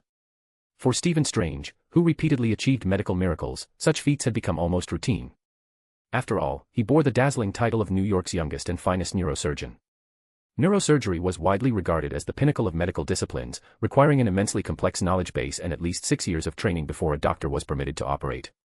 It was the longest and most demanding specialization in medicine. A prodigy like Strange was all but guaranteed to ascend to the summit of the medical field. Taking a deep breath, Strange got out of bed and drew back the curtains. The morning sunlight streamed in, gentle yet bright. Below him stood the towering steel jungle of the city, the streets gradually filling with the clamor of life. He had always been a man of punctuality, waking moments before his alarm. It's like a biological rhythm was ingrained in him. Yet, distrustful of the human body and more reliant on machinery, Strange still set his alarm diligently every day. A new day. To the strains of Chuck Mangione's Feel So Good, Strange began his morning routine, washing up, shaving, donning a custom-tailored black suit, and fastening his tie. The renowned genius doctor examined his refreshed reflection in the mirror and smiled in satisfaction. The 2 surgeries from the night before had left him far from exhausted. Strange knew he thrived on such challenges. Like a mountaineer conquering one treacherous peak after another, the sense of achievement was immense. His ex-girlfriend Christine, however, had accused him of being too cold, obsessed only with complex diseases and high-risk surgeries, lacking respect and understanding for life itself. Strange neither confirmed nor denied it. He didn't reject the aloofness buried deep within him. His surgical mastery was a means to wealth and fame, saving lives came second. In his view, doctors didn't snatch patients from death's grasp. On the contrary, they merely informed them that their time was running out. Contrary to popular belief, the genius doctor wasn't passionate about medicine. Born in Philadelphia as the eldest of 3 siblings, Strange had once aspired to become a doctor at 11 after his younger sister, Donna, was injured in an accident. Ironically, by the time Strange entered Johns Hopkins University to pursue his medical dreams, Donna had drowned. Preoccupied with his studies, he hadn't been by her side in her final moments. The tragedy greatly diminished his enthusiasm for medicine, yet he graduated with top honors. His arrogance and pride, however, gradually estranged him from his family. Strange's explanation for this echoed Tony Stark's, "Geniuses seldom mingle with mediocrity." Opening a cabinet-style watchwinder, he retrieved a Jaeger-LeCoultre perpetual calendar moon phase watch and fastened it to his wrist. Strange had always harbored a love for collecting luxury timepieces. In his eyes, nothing in the world was as precise as time itself. As an exceptional doctor, he revered stability and precision. This was one of his life's tenets. Truth be told, were it not for his career as a top surgeon, he might never have indulged in such an extravagant hobby. The watchwinder alone was a costly investment, designed to keep unworn mechanical watches wound, especially those with perpetual calendar functions. A mere glance revealed an impressive collection, a Rolex Daytona with a white dial in the upper left corner, which was a classic favorite in business settings, and a striking red timepiece, one of Jaeger-LeCoultre's most iconic series, which exuded a vintage sporty elegance coveted by collectors. The watch he now wore had been a gift from his ex-girlfriend, its caseback engraved with the words, "Time will tell you how much I love you, Christine." He had invited Christine to join him at the Neurology Association's gathering, but she had politely declined. About 20 minutes later, a sleek Lamborghini Huracan roared out of the garage. Strange gripped the steering wheel as the sky, which had just begun to brighten, suddenly darkened. Ominous clouds gathered, and soon, heavy raindrops poured down, shrouding the world outside in a misty haze. Strange didn't slow down, weaving confidently through traffic, a testament to his unshakable arrogance. The sudden downpour reduced visibility on the highway to near zero. Even with the wipers working furiously, the windshield remained blurred. At high speed, the lights of passing cars streaked into dizzying ribbons of light. Damn weather. Strange muttered. Had he not been invited as a guest speaker, he wouldn't have ventured out in such miserable conditions. The war in Wakanda has concluded. NATO forces withdrew from its borders half a month ago. SHIELD vows to safeguard Wakanda's sovereignty, condemning any unlawful invasions. Wakanda's new king has issued a statement, pledging to establish equal and harmonious diplomatic relations with nations worldwide, signing the Vibranium Export Convention with the World Security Council. Listening to the news on the radio, Strange scoffed. The world was becoming increasingly incomprehensible. First, there were costume superheroes, then Asgard proved Earth wasn't the only civilization in the universe, and now even third-world nations were making headlines. Stephen Strange. Amid the storm, as the Lamborghini raced down the highway, an elusive whisper seemed to echo around him. Strange strained to listen, but the relentless downpour drowned out all sound save for the thunder's roar. Shouldn't have had that whiskey before leaving. He shook his head. He rarely drank. Alcohol could destabilize the hands that wielded a scalpel. Every medical professional in New York knew Stephen Strange possessed hands steadier than machinery. To him, even the most complex surgeries were merely thrilling games. His thoughts grew muddled, whether from the alcohol or that fleeting, illusory voice, he couldn't tell. His vision blurred slightly. Foot pressed firmly on the accelerator, the Lamborghini tore through the rain like a bolt of lightning, its wake kicking up twin sprays of water. Crash. Only the deafening impact jolted him back to awareness. The windshield shattered under the force of the collision. Strange's world twisted and flipped as if turned upside down. Excruciating pain flooded his mind. His hands, still gripping the wheel, were embedded with shards of glass, bloodied and mangled. Stephen Strange. Even as darkness claimed him, that phantom voice lingered in his mind. Chapter 380, Chapter 72, The Gifted. Deep beneath Wakanda's vibranium mines, Sean stood in the central control room, his gaze piercing through the thick reinforced glass to observe the elevated high-speed rail tracks crisscrossing like metallic serpents, forming an intricate transportation network. It was worth noting that centuries ago, the Wakandans had relied on manual excavation, using vibranium mining tools to dig, followed by rudimentary smelting methods to extract pure vibranium. It wasn't until the royal family established their first laboratory and initiated technological reforms, which were led by the new generation, represented by Princess Shuri, that a full set of automated equipment was developed, along with a comprehensive transport system. This drastically improved efficiency, shortening the entire process of vibranium mining and production. This was precisely why the royal family had disregarded opposition from the tribes and entrusted Wakanda's entire technological system to Shuri, a child still wet behind the ears. Beyond her royal bloodline, the key reason was that she was, in fact, an exceptional inventor. She was brimming with ingenious ideas and possessed the ability to bring them to life. In the original timeline, her creations, nanotech-infused vibranium suits, long-range remote control devices, the Kimoyo beads, which served both communication and healing functions, and various civilian smart terminals were proof of her inventive prowess. She elevated Wakanda's technological level to unprecedented heights. Most notably, she pioneered Wakanda's unique brand of vibranium-based technology. Boss, Skynet has infiltrated Wakanda's data center. The entire system is under our control. John Allardyce, the pyrokinetic mutant known as Pyro, who now wore the Hellfire insignia, strode in confidently, followed closely by Bobby Drake, aka Iceman. These two were the young leaders of the new generation of mutants. They command considerable respect among their peers. Once Magneto and Professor X fully stepped off the stage, they would undoubtedly inherit the torch as the next leaders of mutant kind. Long time no see, John, Bobby. Sean said with a smile. Under his deliberate cultivation, the two young men had shed their former immaturity and grew into poised and steady figures. Even the once hot-headed Pyro now exuded a firm resolve, faintly reminiscent of Sean's own demeanor. This pleased Sean. In a way, John and Bobby were his hand-picked successors, groomed to take over mutant leadership as the new era dawned. With Magneto and Professor X aging, a new generation of mutants was rising. The X-Men had long since disbanded. Cyclops would have been the ideal leader in the original timeline. He was powerful, experienced, and Professor X's protégé. But after suffering devastating emotional blows, he left the Institute, wandering the world like Wolverine. Others, like Storm and Beast, had no interest in leadership. Rather than leaving mutant kind directionless, it was better to nurture qualified successors who could steer them at critical moments. You've done well in this operation. Sean's praise was genuine. He had trained John and Bobby in different directions. The former was aggressive and passionate, while the latter was strategic and level-headed. After the Mutant Registration Act was implemented, the two had actively supported their fellow mutants, providing food, shelter, and job opportunities while solving various problems. Their reputation spread rapidly, making them symbols of hope for many young mutants. With Sean's careful packaging, the two photogenic young men frequently appeared in headlines and press conferences, winning over countless supporters as the public faces of mutant kind. What about Magneto and the Brotherhood?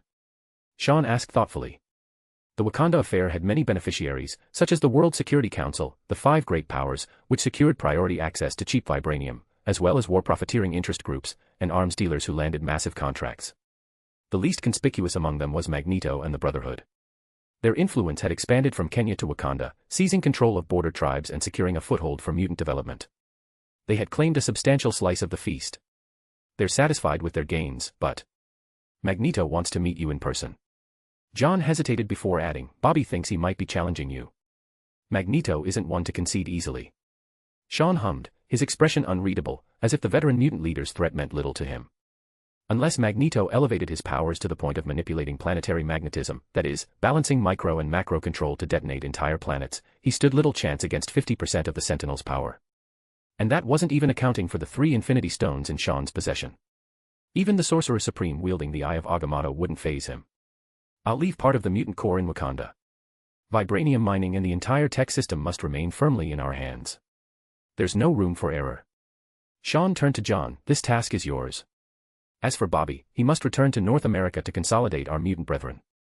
Recently, a small mutant faction had emerged. They were neither aligned with Xavier's academic approach nor Magneto's Brotherhood. Being led by a few young mutants, they had caused quite a stir.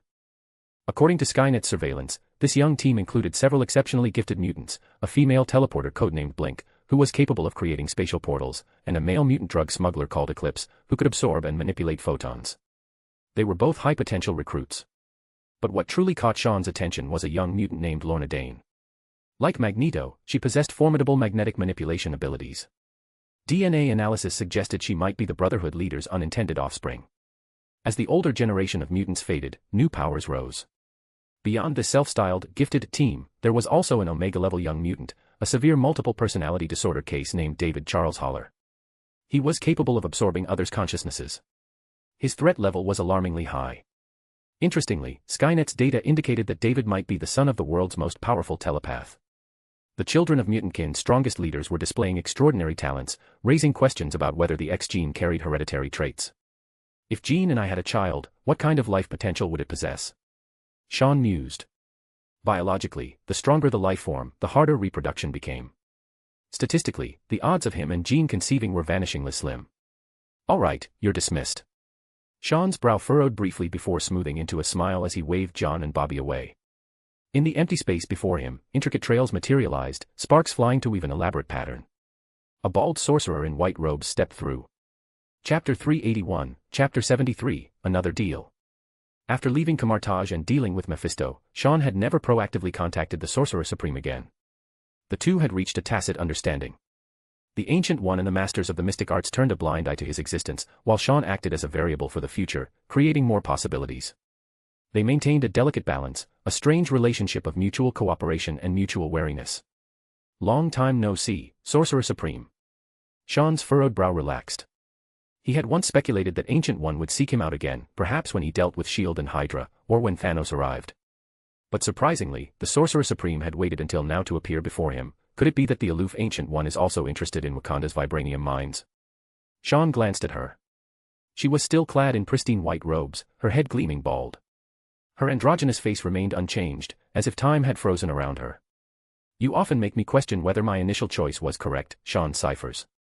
The Ancient One spoke slowly. Camartage's supreme artifact, the Eye of Agamotto, hung around her neck. It seemed she had come prepared. I've never crossed the line. Sean sat in the central control room's chair, speaking earnestly. The Masters of the Mystic Arts had always been the defenders of the material world and the guardians of the River of Time.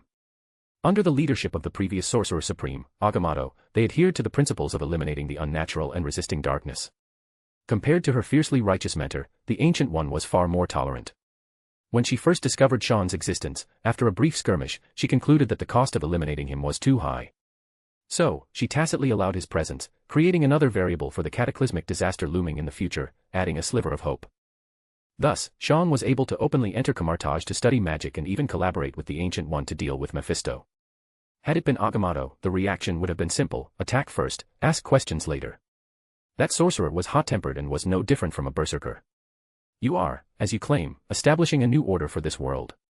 That is something I greatly admire. Ancient One nodded approvingly.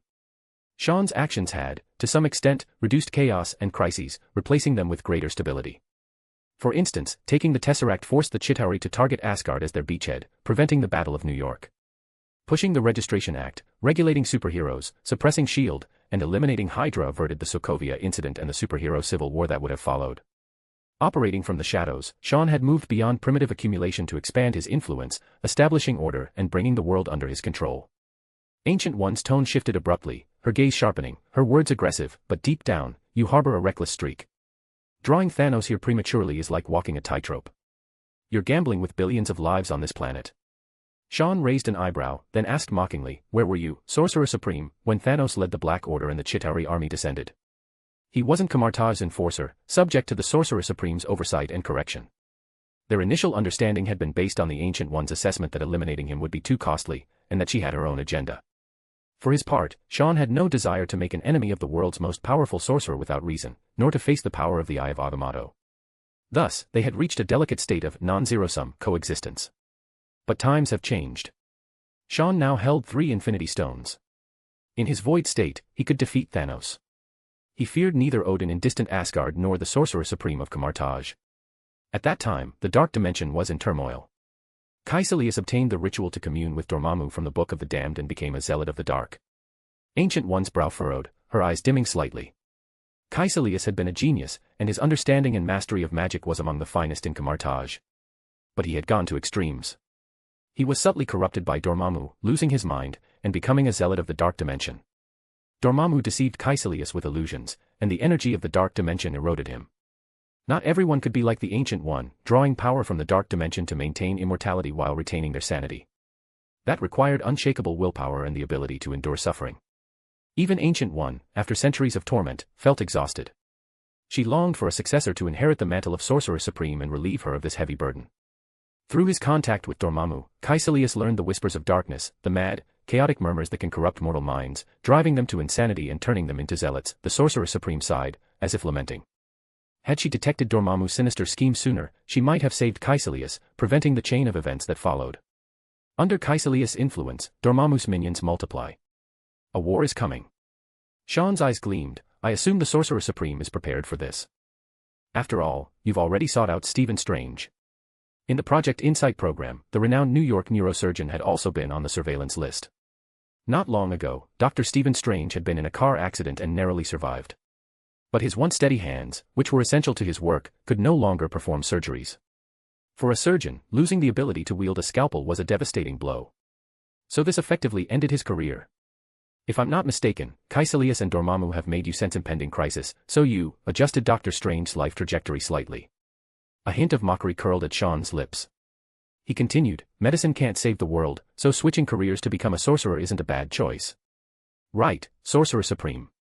In the River of Time, he was always destined to enter Camartage and inherit the mantle of Sorcerer Supreme. That is an unalterable fact. Ancient One countered, her expression impassive. She had indeed accelerated Stephen Strange's life journey. Under Sean's influence, the timeline had constantly shifted. Some changes were for the better, while some, for worse. Reducing chaos, establishing order, temporarily repelling Thanos and the Black Order, uniting Asgard and the 9 realms to resist crisis, these were positive developments. At the same time, Caecilius had gained more room to grow, and Dormammu had more dark minions to command. These were negative consequences. Then what can I do for you? The great Sorcerer Supreme wouldn't visit without a reason. Sean asked bluntly. I wish to discuss another deal. Ancient One replied solemnly. Chapter 382, Chapter 74, The Theory of the Multiverse. Sean was somewhat surprised. Discussing cooperation was clearly not within his expectations. From all possible perspectives, there shouldn't be any necessity for collaboration between him and the Sorcerer Supreme of Camartage. The former was an ambitious schemer seeking to dominate the world and dictate the future of humanity, while the latter was a great sorcerer guarding Earth and the order of time and space. According to the conventional tropes of comics or movies, they should belong to opposing factions, locked in perpetual hostility. Their first cooperation had been born out of necessity. Neither side wanted to recklessly escalate the conflict. At the time, Sean lacked the power to resist the Eye of Agamotto and was wary of the Sorcerer Supreme's influence, while the Ancient One had her own calculations. Thus, they maintained a delicate balance. But now, Sean held far more bargaining chips. Camartage and the masters of the mystic arts no longer intimidated him, and the time stone within the Eye of Agamotto no longer posed a significant threat. Cooperation refers to a joint effort between parties of equal standing to achieve a common goal. Clearly, no such foundation existed between them. Dormammu's influence grows stronger by the day. Strange needs time to mature. I wish to enlist your power to deal with Caecilius. The Ancient One did not beat around the bush, she made her request directly. She stared at Sean, this once insignificant young man who had now ascended to the pinnacle of the world. In terms of sheer personal power and widespread influence, he had even surpassed the leaders of the planet's great nations. The monopolization of capital and the entanglement of interests had birthed Umbrella, a terrifying monstrosity. A research institution spanned multiple fields, wielding immense influence. Behind its red and white umbrella logo stood politicians, generals, capitalists. These individuals firmly held the reins of power, steering the course of nations and the world, while Umbrella bound them together, absorbing them into its fold. With all due respect, your power alone should make erasing Caecilius and his minions effortless. Why would you need my help? Sean asked, eyebrow raised. Wielding the Eye of Agamotto, the Sorcerer Supreme ranked among the top 5 in the planet's power hierarchy. Across the 9 realms, she was a formidable presence. Standing alone beyond the material world, she had fought Mephisto with her fists and kicked Dormammu with her feet, forcing the demonic entities of various dimensions to tread carefully. Such dazzling feats commanded respect, even from the current Sean. At first, you allowed Caecilius to thrive, perhaps out of guilt, or to leave an opponent for strange. But as the timeline shifts, Caecilius' growth has exceeded your expectations. Yet, given your abilities, cleaning up this mess shouldn't be a problem. Sean pointed out, leaning back in his chair, maintaining a cautious distance from the Ancient One. With the Eye of Agamotto around her neck, her intentions were unclear. That supreme artifact, named after the first Sorcerer Supreme, possessed the immense power to bend the rules of reality and reverse time. A single misstep could trap one in an endless time loop, with no escape unless the caster lifted the spell. Had Sean not possessed 3 Infinity Stones to resist the Eye's silent erosion, he would never have wanted to meet the Sorcerer Supreme. Caecilius is under Dormammu's protection. He can retreat into the dark dimension at any time, evading my sight. And I am no longer at my full strength. Ancient One said, smiling bitterly. She opened her palm, revealing an exquisite sandalwood folding fan, a cherished artifact. Dormammu's whispers of corruption echo incessantly in my ears. Drawing power from the dark dimension has brought me to this bitter end. Her expression was calm, devoid of excuses or remorse. She continued, my time is near. I must devote all my strength to resisting Dormammu's maddening murmurs. I have no energy left to deal with Caecilius. Her tone carried no fear of death, only a faint sense of relief. Honestly, I'd prefer to fight Dormammu, the ruler of the dark dimension. Sean shrugged. Dormammu was an existence distinct from Thanos. He had discarded his physical form, merging with the dark dimension to manifest an immense, godlike presence spanning infinite realms. In this sense, Dormammu, who was nearly immortal and divine, surpassed the Mad Titan in certain aspects. Yet, for this very reason, Dormammu was bound by the laws of the material world, confined to the dark dimension like a leviathan of the deep. While able to stir storms and sink ships, he was unable to set foot on land. The rewards I can offer are limited. The Eye of Agamotto is out of the question. It is Camartage's sacred relic, to be held only by the Sorcerer Supreme. Moreover, gathering all 6 Infinity Stones would endanger the entire universe. That is something I cannot allow. The Ancient One spoke bluntly, gently waving her sandalwood fan, her clear eyes flickering. Instead, I can offer something more interesting as payment. The Sorcerer Supreme seemed to recall something, she smiled faintly, for example, the secrets of the multiverse. Sean's heart jolted, his expression turning solemn. The term multiverse, spoken by the Ancient One, seemed to carry an inexplicable gravity, seizing his full attention. In scientific terms, the multiverse is a theoretical collection of infinite or finite possible universes, encompassing all that exists and could exist, all space, time, matter, energy, and the physical laws and constants that describe them. Ancient One abruptly shifted her tone, sounding like a lecturer in a classroom.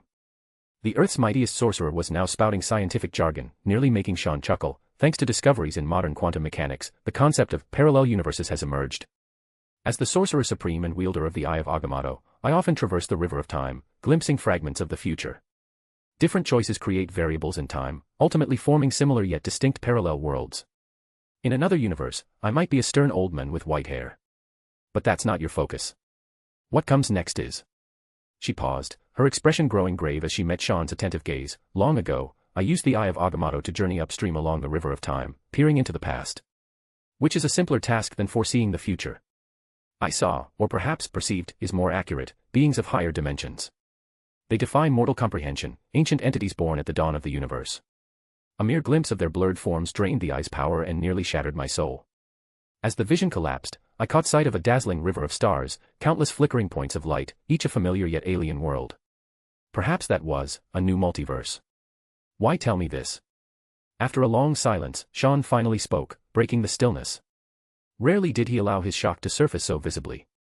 You do not belong to our world, yet you pursue certain things relentlessly. I suspect you seek the edge of the universe. Another reality, perhaps. The Ancient One answered calmly. That had been her first and last glimpse into the universe's underlying truth. Whether a similar multiverse truly existed was a question only higher-dimensional beings could answer. Chapter 383, Chapter 75, Magneto's Challenge. The border of Wakanda was a desolate wilderness, uninhabited and rarely visited.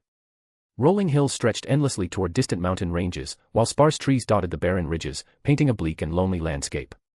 Magneto arrived with the Brotherhood, his purple robes fluttering in the wind, his white hair swaying. The veteran powerhouse among mutants stood tall, his sharp gaze piercing toward the young man approaching alone in the distance. This place had once been a camp for the border tribe, but under the relentless advance of NATO forces, it had been reduced to ruins. Scorched earth from fires and craters from artillery bombardments littered the ground, along with broken vibranium weapons scattered in the blackened soil. Sean and Magneto stood at opposite ends of the camp, facing each other, one relaxed and casual, the other tense and battle-ready.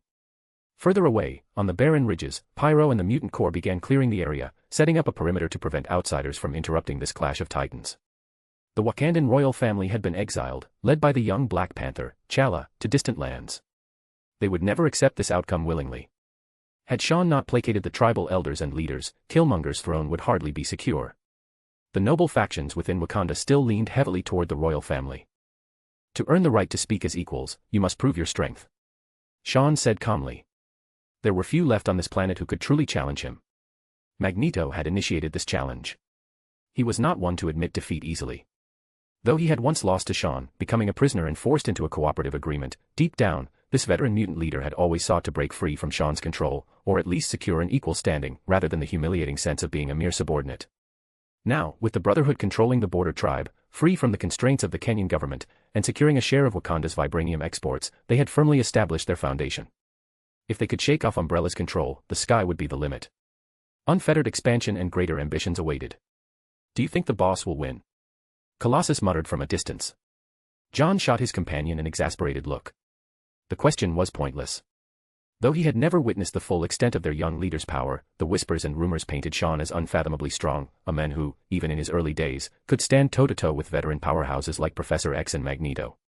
He had gone blow for blow with the Hulk, subdued the Abomination, and reportedly clashed head-on with the distant king of Asgard. By any measure, Sean's strength was undeniable. It's starting. John said gravely. An unnatural phenomenon suddenly manifested on the battlefield. Both the mutant corps and the Brotherhood held their breaths, watching in tense silence. Magneto strode forward, his step steady.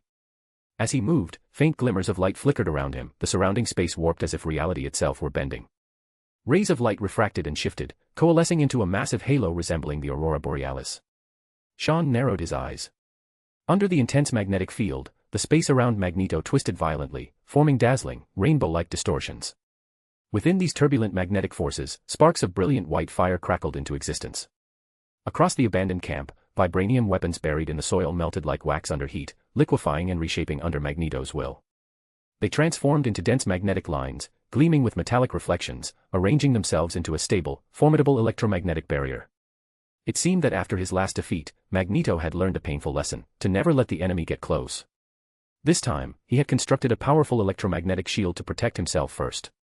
Interesting. Sean nodded approvingly. A flash of gold streaked across his chest as the Sentinel suit materialized, radiant flames erupting around him. He stepped into the expanding magnetic storm. The chaotic, violent fluctuations of magnetic force surged like tidal waves, crashing against him relentlessly. The refracted light painted a breathtaking, multicolored spectacle, but behind the mesmerizing beauty lay deadly intent. Sean didn't pause. He watched as Magneto melted vibranium into two parallel rails, a polished metal sphere suspended between them. A blinding flash erupted as crackling electricity wove into a deafening hum. Try this. Magneto's eyes gleamed with intensity as he glared at his opponent from afar.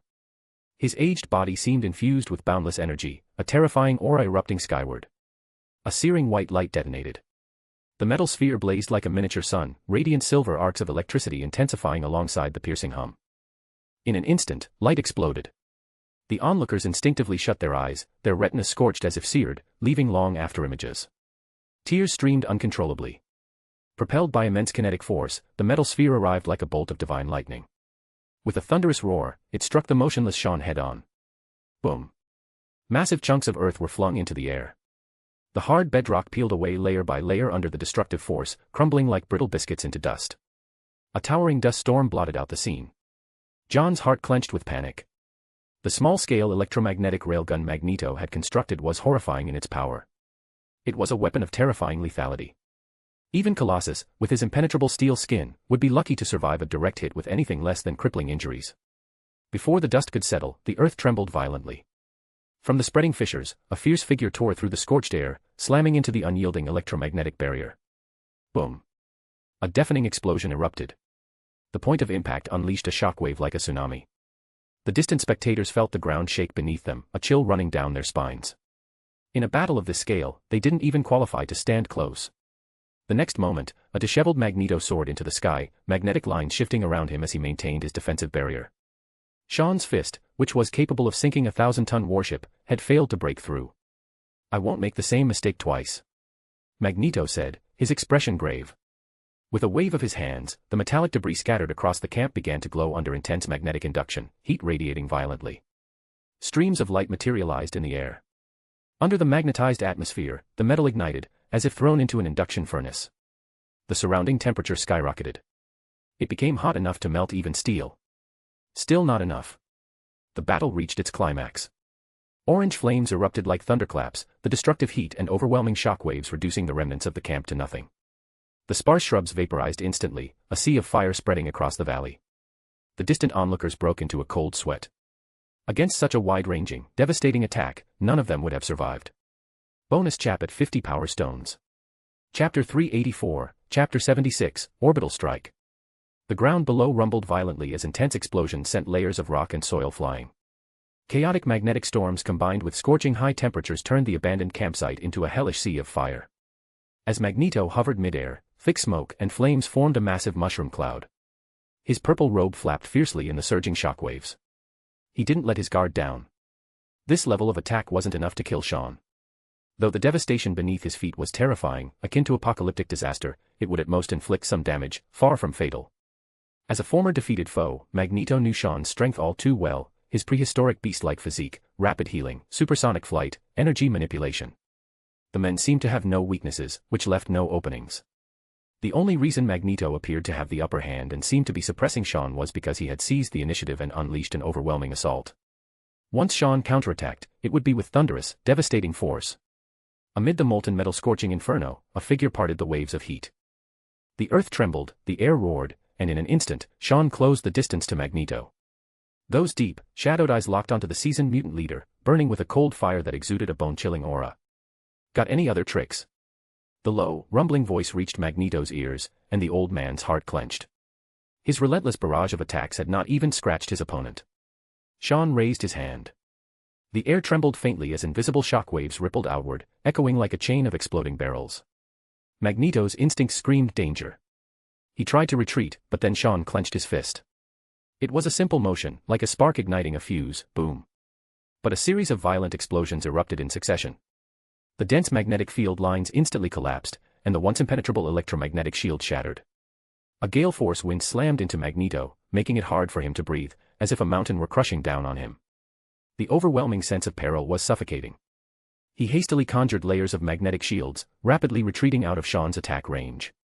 His mind reached deep into Earth's magnetic core, straining to harness its power. For a fleeting moment, Magneto was reminded of the past. Back when he and his old friend, Charles, were young. Back then, his mastery over his abilities was still unrefined, driven solely by anger. It wasn't until he met Charles that he learned to channel his emotions, using them to fuel his power, elevating his control to new heights. Tapping into Earth's magnetic field now felt like his younger self struggling to move that impossibly heavy radio tower. Even with all his might, it barely budged. The distant spectators suddenly felt the earthquake, mountains trembling. They hurriedly retreated further away. John and the others gaped in shock as the ground began to rise. Chunks of metal rich ore tore free from the earth, defying gravity as massive slabs of bedrock were ripped from the ground and hurled skyward. High above, Sean raised an eyebrow in surprise. Magneto had pushed his macro-level control even further, faintly brushing against the planet's colossal magnetic core. The entire valley groaned as if the heavens were collapsing. Quite the showman, Sean muttered with a light chuckle. Compared to his old friend Charles, Magneto had always been one for grand spectacles, lifting the Golden Gate Bridge, moving an entire football stadium, controlling submarines, demolishing Manhattan skyscrapers. His resume of feats was legendary. Golden flames erupted as Sean's feet pulsed with energy. A thick beam of raw power slashed horizontally, cutting through the incoming bedrock like a hot knife through butter, shattering it midair. But Magneto wasn't done. With his arms spread, pre-prepared vibranium liquefied, reshaping into hundreds of gleaming steel spears. Sean's brow furrowed slightly as he watched the hundreds of vibranium lances shoot into the sky, vanishing into the clouds in the blink of an eye. After a second of contemplation, he realized Magneto's plan. The veteran mutant leader was pulling out all the stops to maximize lethality. First, electromagnetic railguns. Now, orbital kinetic bombardment. In less than 2 minutes, the vast blue sky darkened as razor-sharp vibranium spears plummeted from the clouds. Friction ignited them into blazing fireballs, streaking down toward Sean like divine retribution. Sweat beaded on Magneto's forehead. During their rapid descent, he had to continuously adjust the spear's trajectories to ensure they struck true, a feat that required immense precision. The younger version of himself could never have managed this. But after suffering rare defeats, he had delved deeper into his powers, seeking greater mastery. The silver-white vibranium spears which were wreathed in flames carved white-hot trails through the atmosphere, their ear-splitting shrieks tearing through the air as they zeroed in on Sean. Boom, boom, boom, boom, boom.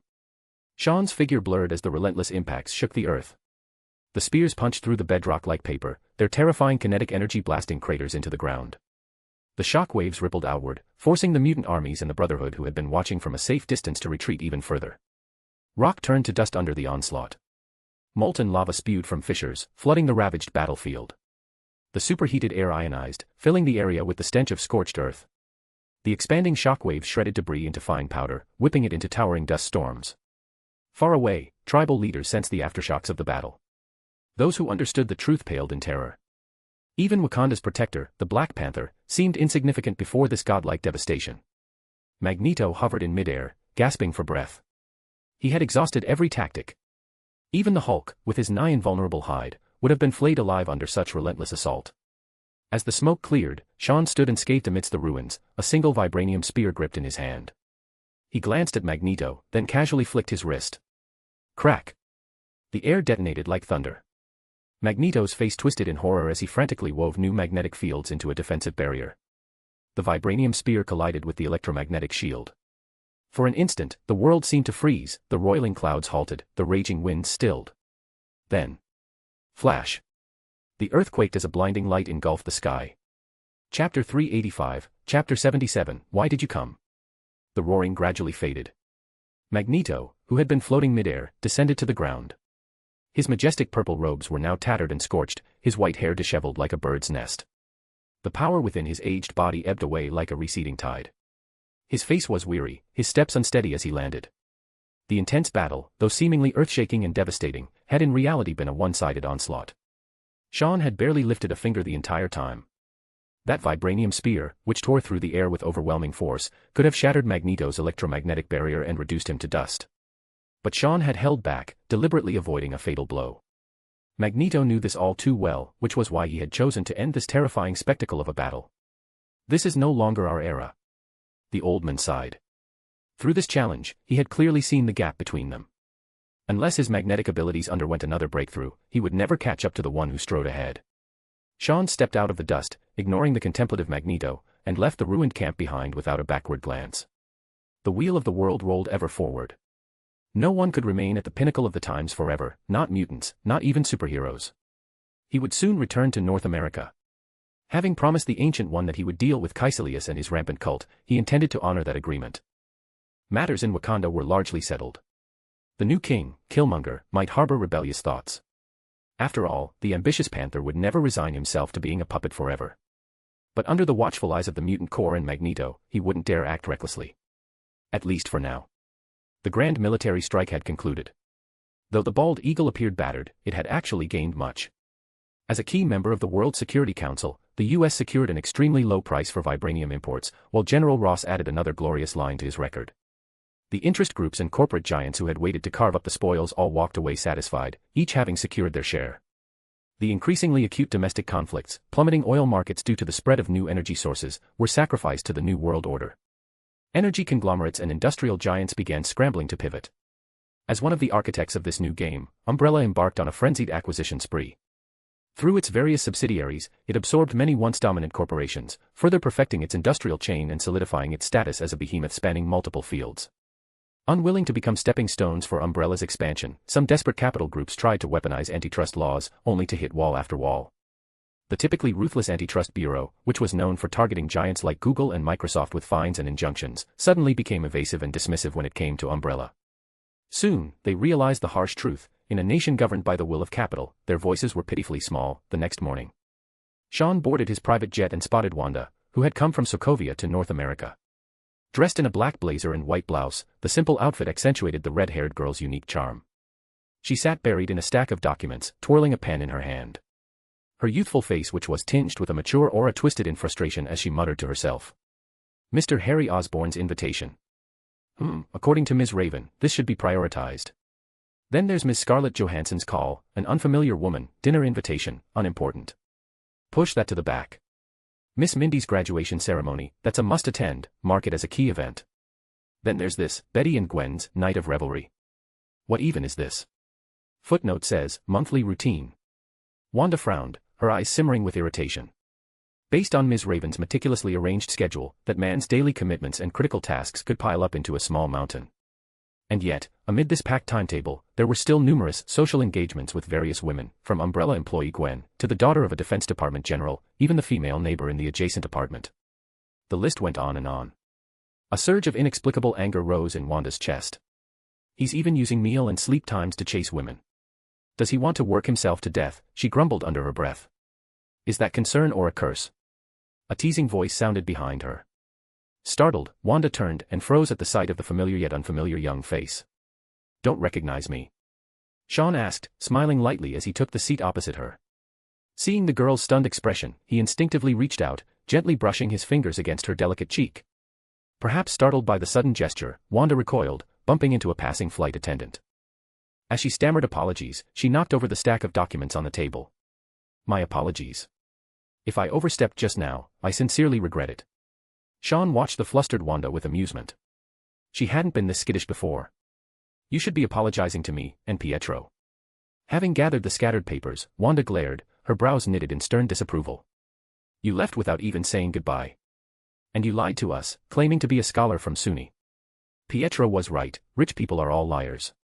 She huffed, turning her head away. In her limited imagination, stumbling upon an amnesiac wanderer who turned out to be a young American magnate, a celebrated genius who could meet the president at will, was the stuff of movies. Every girl loved Cinderella stories, but no one actually believed them. This isn't what I imagined. Wanda rested her head against the window, her voice tinged with dejection. In her world, the most impressive person this Sokovian girl had ever met was probably the police chief overseeing her street. The string of titles and dazzling accolades attached to Sean made Wanda uneasy. The young man before her felt like an iridescent bubble, beautiful but fragile. Give me a chance to explain, Wanda. Sean said earnestly, I did attend at the State University of New York, and my name is Sean Cyphers. In a way, everything you knew about me was true. That said, leaving without a word was my mistake, and for that, I owe you and Pietro an apology. Noticing the softening in the girl's eyes, Sean's voice lowered, emotions flowing out like a quiet stream. No matter who I am, those days in Sokovia were some of the most carefree I've ever had. I miss them. I miss walking down 4th Street with you, scavenging flea markets, teasing that stingy vendor. Those are some of my most treasured memories.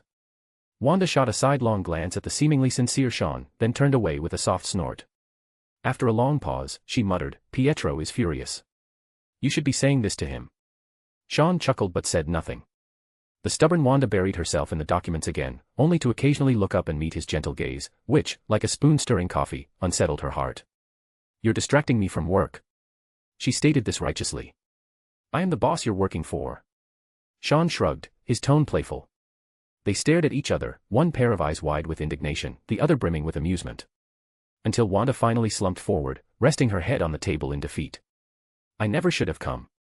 Sokovia is my home." She sighed. Sean leaned closer, studying the conflicted red-haired girl. Softly, he asked, "Then why did you come?" Silence settled between them once more. Wanda shook her head, offering no answer. She didn't know why she had left Sokovia for this dazzling, unfamiliar new world either. Chapter 386, Chapter 78, Ultron Online. On the return journey, Wanda no longer displayed obvious emotions. Occasionally exchanging a few words with Sean, they mostly discussed work-related matters in a formal and serious tone. Sean could roughly guess the complex thoughts running through the red-haired girl's mind and was happy to play along. He no longer actively teased Wanda, instead burying himself in reviewing the towering pile of documents. Romantic relationships between men and women were sometimes like a war, the tactics employed depended entirely on the situation. For someone with Wanda's introverted and sensitive personality, a blitzkrieg approach was clearly unsuitable. A slow, steady advance was the right path. Bobby has indeed matured a lot. Flipping through the documents, Sean nodded to himself. Previously, among the mutant factions in North America, a new team had suddenly emerged. Its members were all young people who neither leaned toward Charles's academy nor aligned themselves with Magneto's Brotherhood, while also rejecting the government's proposed Registration Act. This isolated new force gradually grew stronger across North America, attracting many young mutants with inherently rebellious personalities. They had not experienced the dark era of their elders and did not understand the cruelty of being hunted by the government, captured by the military, and turned into live specimens on operating tables. After Magneto left for the African continent, some radical young mutants refused to join Professor Charles's moderate faction, viewing it as cowardly, thinking it no different from surrendering to humans. Later, someone proposed the slogan, "The Gifted," which quickly spread. A few young mutants with formidable abilities rallied under this banner, naturally attracting many followers. Eventually, they stirred up quite a bit of trouble across North America, with files on their activities piling up at SHIELD headquarters. For now, the relationship between the government and mutants was in a honeymoon phase. Thanks to Sean's efforts, the momentum of public opinion across society, and the prevailing trend against discrimination, the two sides coexisted relatively peacefully. With Asgard's exposure and SHIELD's public debut, the world no longer resisted the idea of new humans. People gradually adapted to the rapidly changing times, accepting the existence of mutants and superhumans. SHIELD's stance toward these naive teenagers who couldn't see the harsh reality was ambiguous. On one hand, they feared that cracking down too hard would provoke protests and resistance from mutants. On the other hand, if they continued to turn a blind eye, it might lead to the rise of a second brotherhood. Not long ago, Zemo had consulted Sean on this issue. His response at the time was, mutant matter should be left to mutants to resolve. He then dispatched Iceman, Bobby Drake. After prolonged training and guidance, the once introverted young man had finally begun to display his innate leadership qualities. Using a series of methods, he managed to subdue the group of young mutants preaching the gifted. Divide, co-opt, defeat one by one. These tactics which he learned from Sean were applied to his fellow mutants with remarkable effectiveness. In the end, they were just a bunch of kids brought together by fleeting passion. A little storm was all it took to scatter them. From Pyro, John Allardyce, to Iceman, Bobby Drake, traces of Sean's influence could be seen in both. The former's ambition, and the latter's calculated moves, each bore some resemblance to him. I had SHIELD search globally for Caecilius. Any traces of him? Sean asked, looking up just in time to see Wanda propping her chin with one hand, staring at him in a daze. Wanda quickly averted her gaze, turning to the drifting clouds outside the window and replying, "Not yet. Their movements are mostly concentrated in Eastern Europe, but it's hard to pinpoint their exact location." Sean smiled faintly as he flipped through files on another Omega-level mutant. David Charles Haller, an individual suffering from severe dissociative identity disorder, currently confined to a psychiatric hospital in Los Angeles. According to SHIELD's danger rating, this person's abilities were highly unstable. If necessary, he should be terminated. Magneto's daughter, Charles's son. Sean's lips curled. Lorna Dane, codenamed Polaris, had already been brought back to SHIELD by Iceman. Now, what should be done with David, codenamed Legion? Perhaps it was time to have a talk with the professor. Sean mused. Stark Industries. Standing before a mirror, a triumphant Tony Stark felt today was a momentous occasion. The Ultron program, into which he had poured boundless hope and effort, would officially go online in half an hour. In the form of an intelligent operating system, it would connect to the global network. Every user's information would become vast streams of data, feeding into the pre-built framework, serving as nutrients for Ultron to continuously learn, refine its algorithms, and evolve. In the information age, mastering individual data and analyzing it allowed for the creation of precise personal models. Tony believed Ultron could evolve into a prophet, a globally networked supercomputer capable of mobilizing immense computational resources. Combined with the chaos calculation method he and Reed Richards had developed to simulate reality, Ultron could achieve unprecedented predictive abilities. By scaling up personal models to construct a future model of the world, it could simulate reality and foresee crises. The longer Ultron collected information and data, the sooner it would evolve into humanity's ultimate intelligence. Of this, Tony was absolutely certain. So, after completing the framework, he couldn't wait to launch Ultron globally. "You should have told Sean," Pepper said, adjusting Tony's tie. Stark Industries was about to announce this bombshell to the world without prior notice to SHIELD or the World Security Council, which would inevitably lead to misunderstandings. Ultron wasn't just an intelligent operating system, it embodied the combined genius of two world-class minds. No one knew what it might eventually become. Sean will understand. If the World Security Council knew Ultron's true purpose, they'd never allow its existence. Tony frowned deeply. In a way, Ultron's launch was a violation of global privacy rights. No nation, no individual, would accept this surveillance-like form of protection, no matter how well-intentioned. Geniuses are always 1 or 2 steps ahead of their time. Discarding those hollow legal formalities, Ultron can become humanity's future.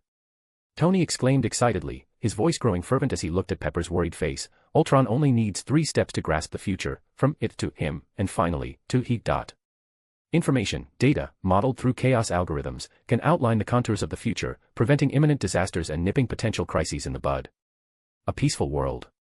That is my ultimate dream. Taking a deep breath, a fanatical gleam flashed in the genius's eyes. After everything he'd experienced, he had come to understand one truth: humanity was fragile and insignificant. The flaws embedded in their genes ensured they would always harm themselves. But Ultron could protect them and could create a truly peaceful world. Even without the Iron Man suit, Tony Stark can still be a hero. Brimming with irrepressible excitement, Tony pushed open the door to face the waiting crowd of reporters. Chapter 387, Chapter 79, Reunion with the Professor. Stark Industries crosses boundaries again. The next generation of intelligent operating systems. Ultron ushers in a new era of the Internet. Is the age of artificial intelligence upon us? Sensational headlines like these instantly spread across the entire Internet, sending shockwaves through North America.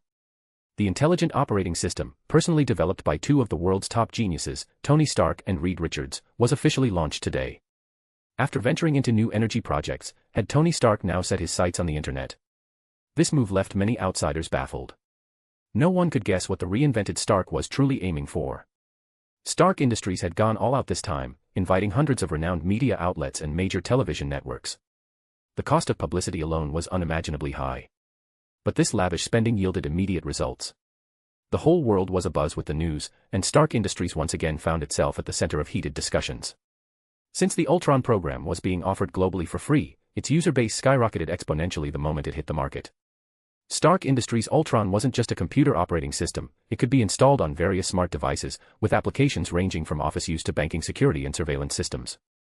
It permeated daily life, becoming almost omnipresent. In this era of big data, once fully rolled out, it had the potential to become a global monopoly.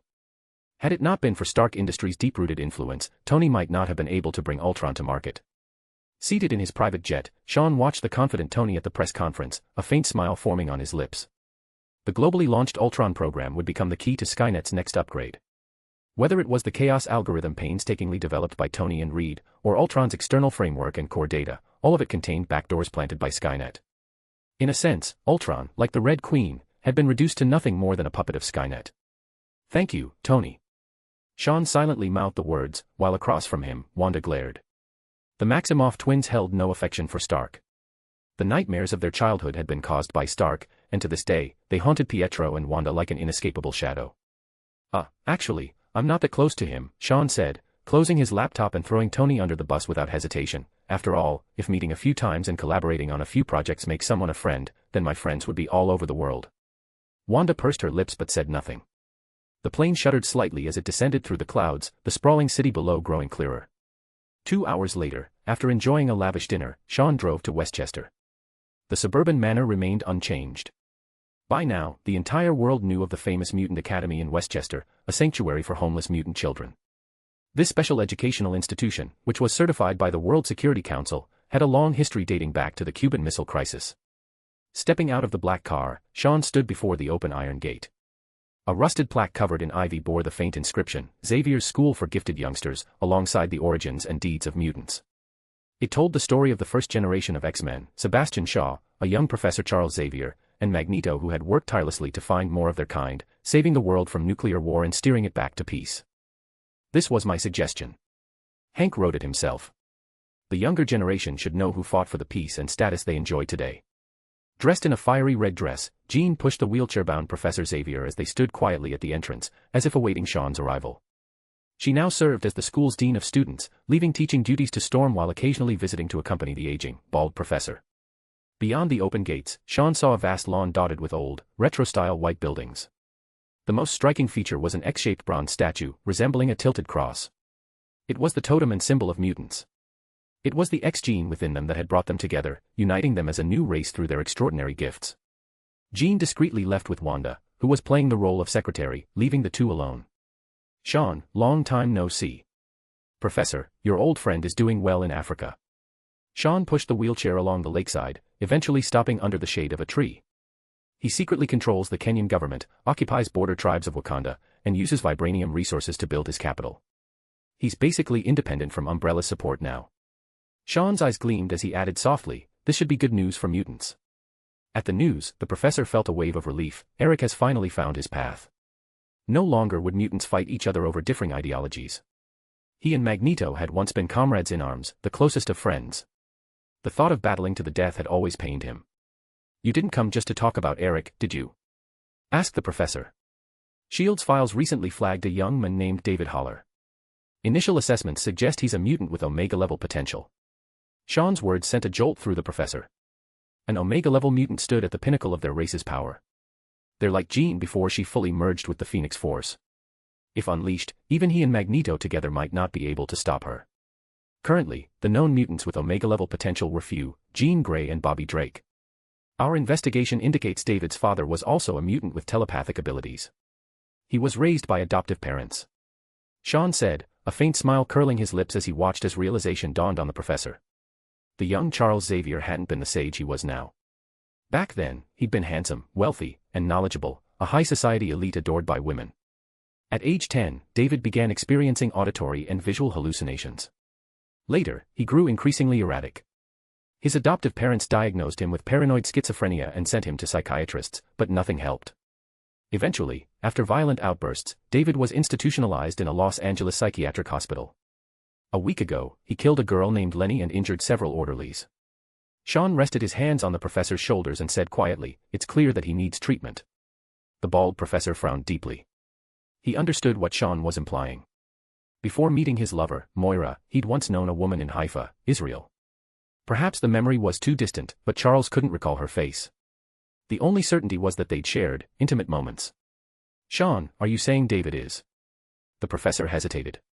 Yes. DNA tests confirm he's your son. Sean said bluntly, delivering the truth without embellishment. Chapter 388, Chapter 80, David's Multiple Personalities. Los Angeles, Ronald Reagan Medical Center.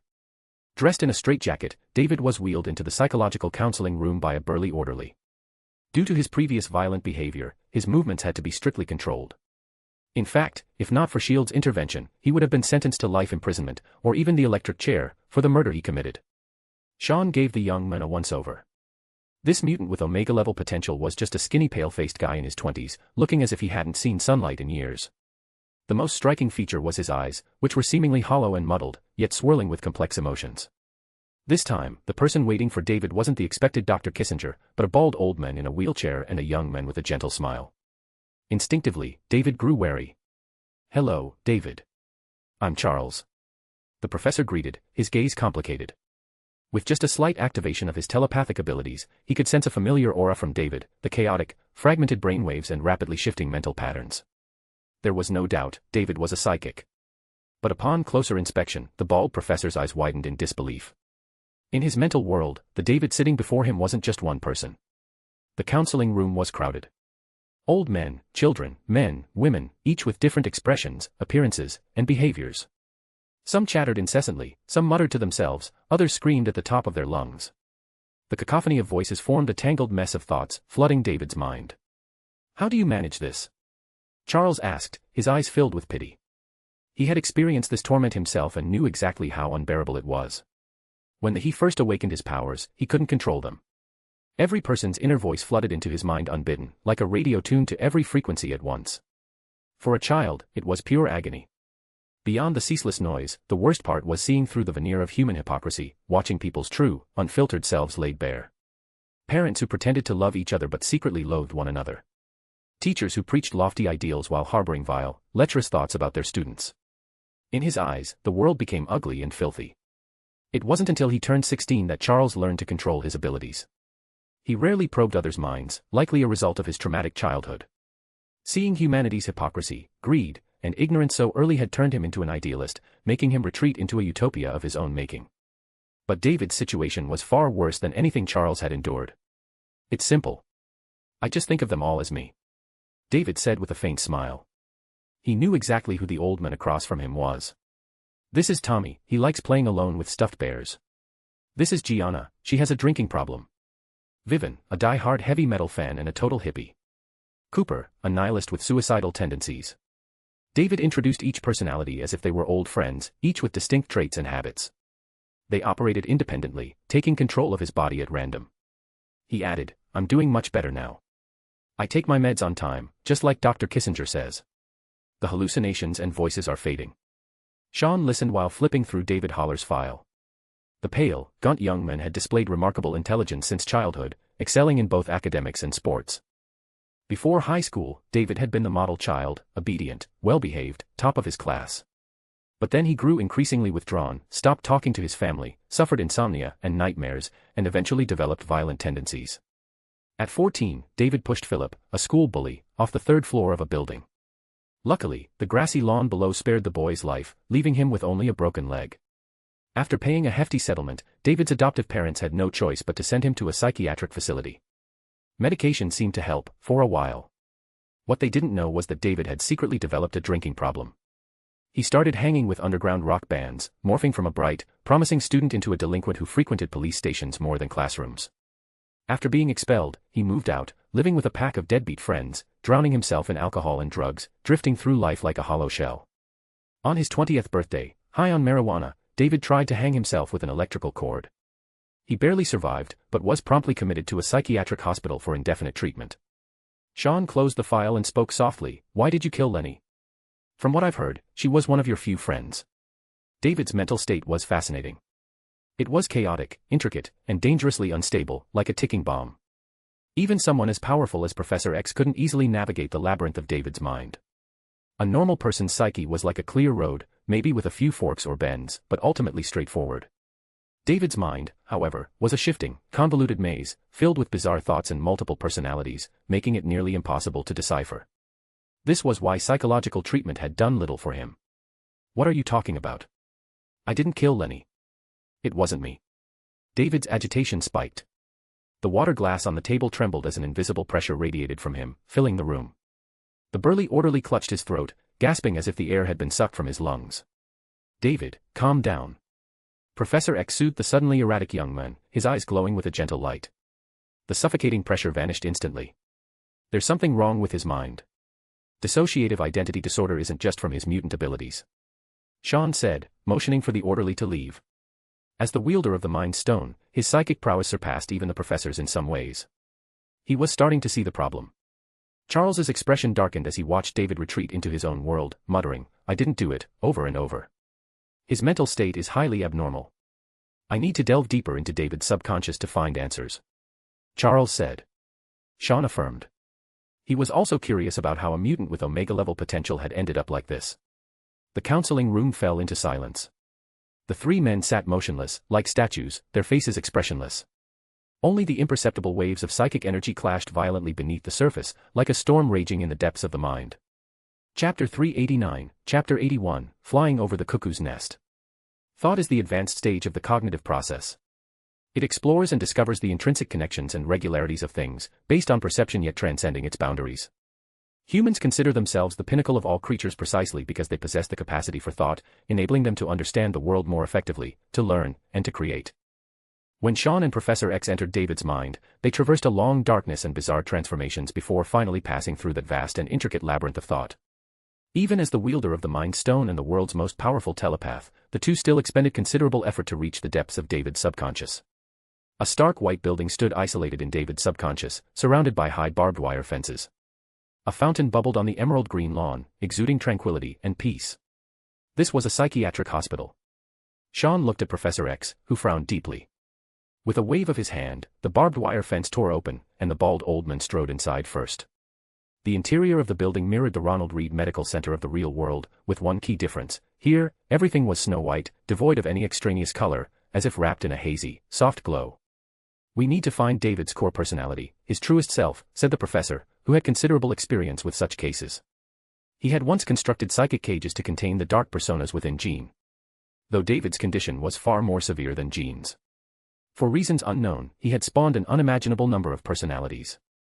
If a normal person's psyche was a single room housing their deepest secrets and memories, then David's mind was akin to an entire hotel, with other personalities residing in separate rooms, each going about their own business without interference.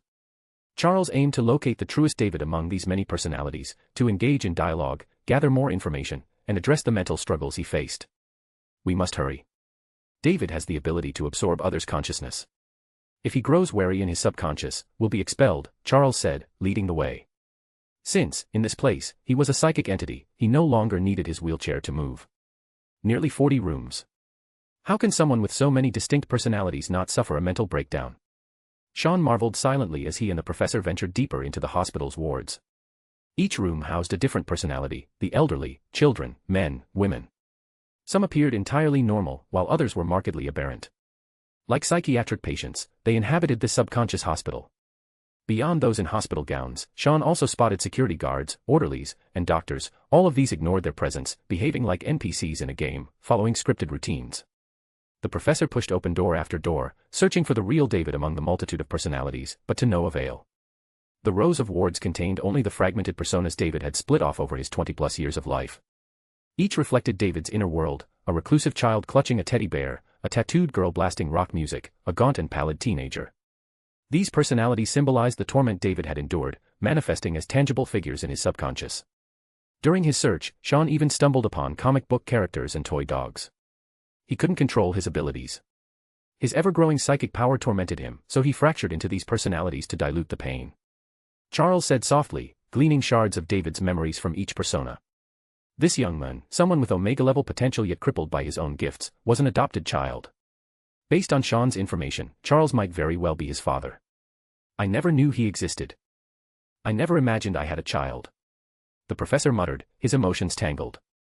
Charles longed to help David, but he felt powerless, even as the world's most formidable telepath. "I can't just lock them all in psychic cages or destroy them violently. That would only worsen things." Meanwhile, Sean's eyes flickered as the Mind Stone's power radiated outward, scanning like radar. Yet within David's labyrinthine mind, the line between reality and illusion was indistinguishable. Consciousness was like an iceberg floating on the ocean's surface. Only a tiny fraction was visible, while the true workings of the mind lay submerged beneath layers of subconscious, deep consciousness, and unconsciousness. Even the professor couldn't untangle this intricate web. Just as they hit a dead end, chaos erupted. A piercing alarm blared through the hospital. Red warning lights spun wildly as turmoil descended without warning. Before Sean or the professor could react, a hulking figure appeared at the end of the hallway. The figure wore a mask stitched together from flesh and wielded a roaring chainsaw. This horror movie slasher materialized out of thin air, bisecting a security guard in one brutal motion. The chainsaw tore through flesh, blood gushing as entrails spilled from the gaping wound, painting the white walls crimson in a grotesque spectacle. "This doesn't fit the aesthetic," the baffled Sean worded. For what reason did a chainsaw murderer enter the picture? From the opposite end of the hall emerged another figure, one clad in a red and black striped sweater, wearing a brown fedora, his face a mass of burned scars, his right hand replaced by gleaming metal claws. The claws scraped lightly across the pristine wall before impaling a fleeing orderly, slicing diagonally through his terror-stricken face. Limbs were dismembered with sadistic precision, straight out of a horror film. Simultaneously, maniacal laughter echoed through the corridor. A humanoid puppet in a black suit and red bow tie pedaled forward on a tricycle, chanting, "I want to play a game." With each utterance, another victim vanished into darkness. In moments, David's subconscious hospital had transformed into a horror movie set. The killers slaughtered indiscriminately, security, orderlies, doctors, and soon, even the personalities in the rooms fell victim. David is killing himself. Why would he do this? The professor couldn't comprehend it. In this blurred realm of illusion and reality, the killer's rampage represented violent self-destruction of David's own psyche. Maybe he can't control it. The reason we can't find David's true personality is because he isn't here. He is likely trapped in a deeper layer of consciousness. As Sean theorized, the hospital began crumbling like an earthquake had struck. He and the professor plummeted downward, as if gravity had ceased to exist. Chapter 390, Chapter 82, Shadow King. Sean remained conscious throughout the long fall. In the world of the mind, it was impossible to distinguish reality from illusion, nor could one accurately gauge the passage of time. Only the speed of his thoughts remained unchanged. No one knew how long it had been until he crashed heavily onto a chair with a red backrest. Professor X sat beside him. Both of them seemed firmly nailed to their chairs, stripped of the ability to move freely. Apart from a long black table, there were no other furnishings in sight. A hazy, soft glow enveloped the space. Sean turned his head to the right and saw David, pale-faced, sitting nearby. As he appeared, more and more figures materialized on the chairs, men and women, young and old, all kinds of people. Unlike the uniform hospital gowns, these projections wore different outfits, making their identities easy to guess at a glance: elite professionals in tailored suits, constantly holding cell phones, rock musicians with lip rings, ear studs, and tattoo-covered arms, a violently screaming freckle-faced manic teenager. Seats filled with such mental projections, likely all deeper aspects of David's consciousness. Sean lounged in his chair with curiosity, while Professor X sank into deep silence. "Ladies and gentlemen, please settle down." Once the table was packed with different personalities, the soft glow suddenly dimmed into darkness. A blinding spotlight flicked on, illuminating a grotesquely obese figure.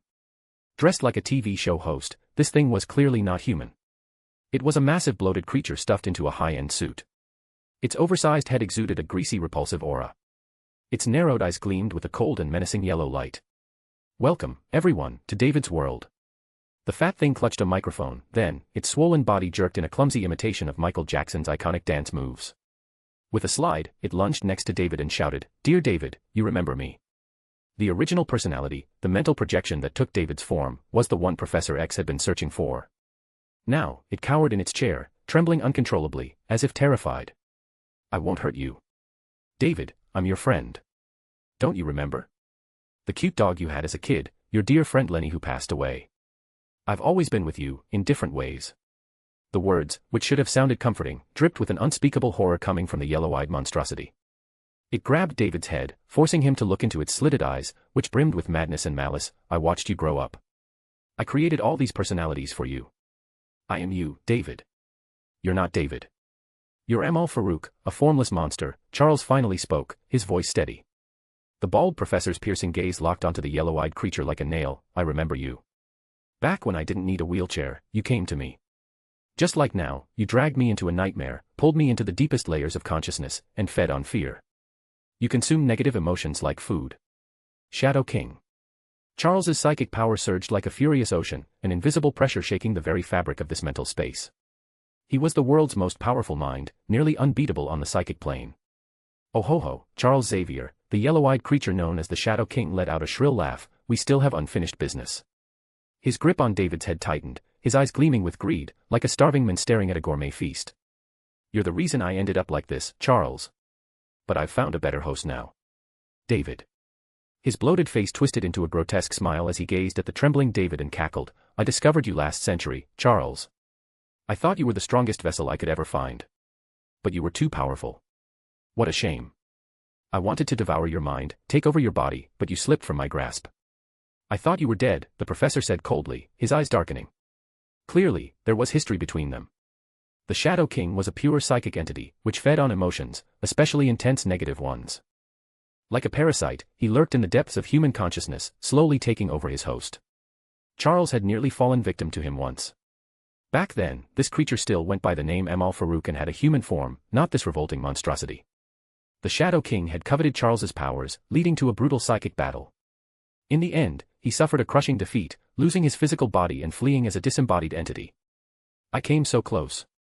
Though I lost my form, I found an even better host." The yellow-eyed creature smirked at Charles, who was struggling against the chair's restraints. "I know how strong you are, Charles. But this is David's subconscious. Any violence you commit here will reflect on his real body. Will you kill your own son? Or turn him into a vegetable? The Shadow King was fearless. Even knowing Charles had come, he felt no threat. Humans were shackled by their emotions, those useless, messy feelings that made them vulnerable. Charles, how about a deal? The creature's beady eyes darted cunningly, his greasy face stretched in a grin. Over the years, the bald professor had become the world's most formidable telepath. With Cerebro, he could link with every mind on the planet. If the Shadow King could take Charles's body, the entire world would become his feeding ground. Billions of emotions would fuel his evolution, pushing him beyond his current form. The Shadow King demanded, "Give yourself to me, and I'll spare David." Though David's ability to absorb consciousness made him a perfect vessel, Charles would accelerate his growth exponentially. My answer is the same as years ago, get lost. Rare fury twisted Charles's aged face. For a man of his composure to speak so harshly, his rage must have been overwhelming. Negotiations failed. Pity. The Shadow King's eyes narrowed. He tapped his feet in a rapid erratic dance. As frenzied drumbeats pounded, the personalities seated around the table erupted into violence. They tore into each other like beasts, a brutal massacre symbolizing a grim truth. David's personalities were being erased.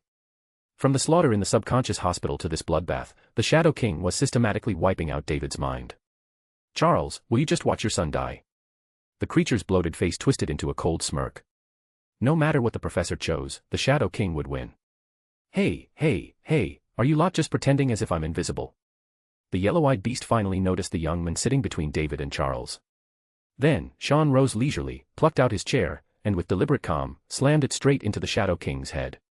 Chapter 391, Chapter 83, Legion. The Shadow King's greasy bloated face was filled with disbelief as he watched the red chair smash violently against his head again and again, emitting dull thudding sounds. This was David's mental world, a void space constructed from consciousness and spirit. But the true ruler here wasn't David himself, it was this outsider, the Shadow King. In the past, the Shadow King had operated in the real world under the human guise of Farouk.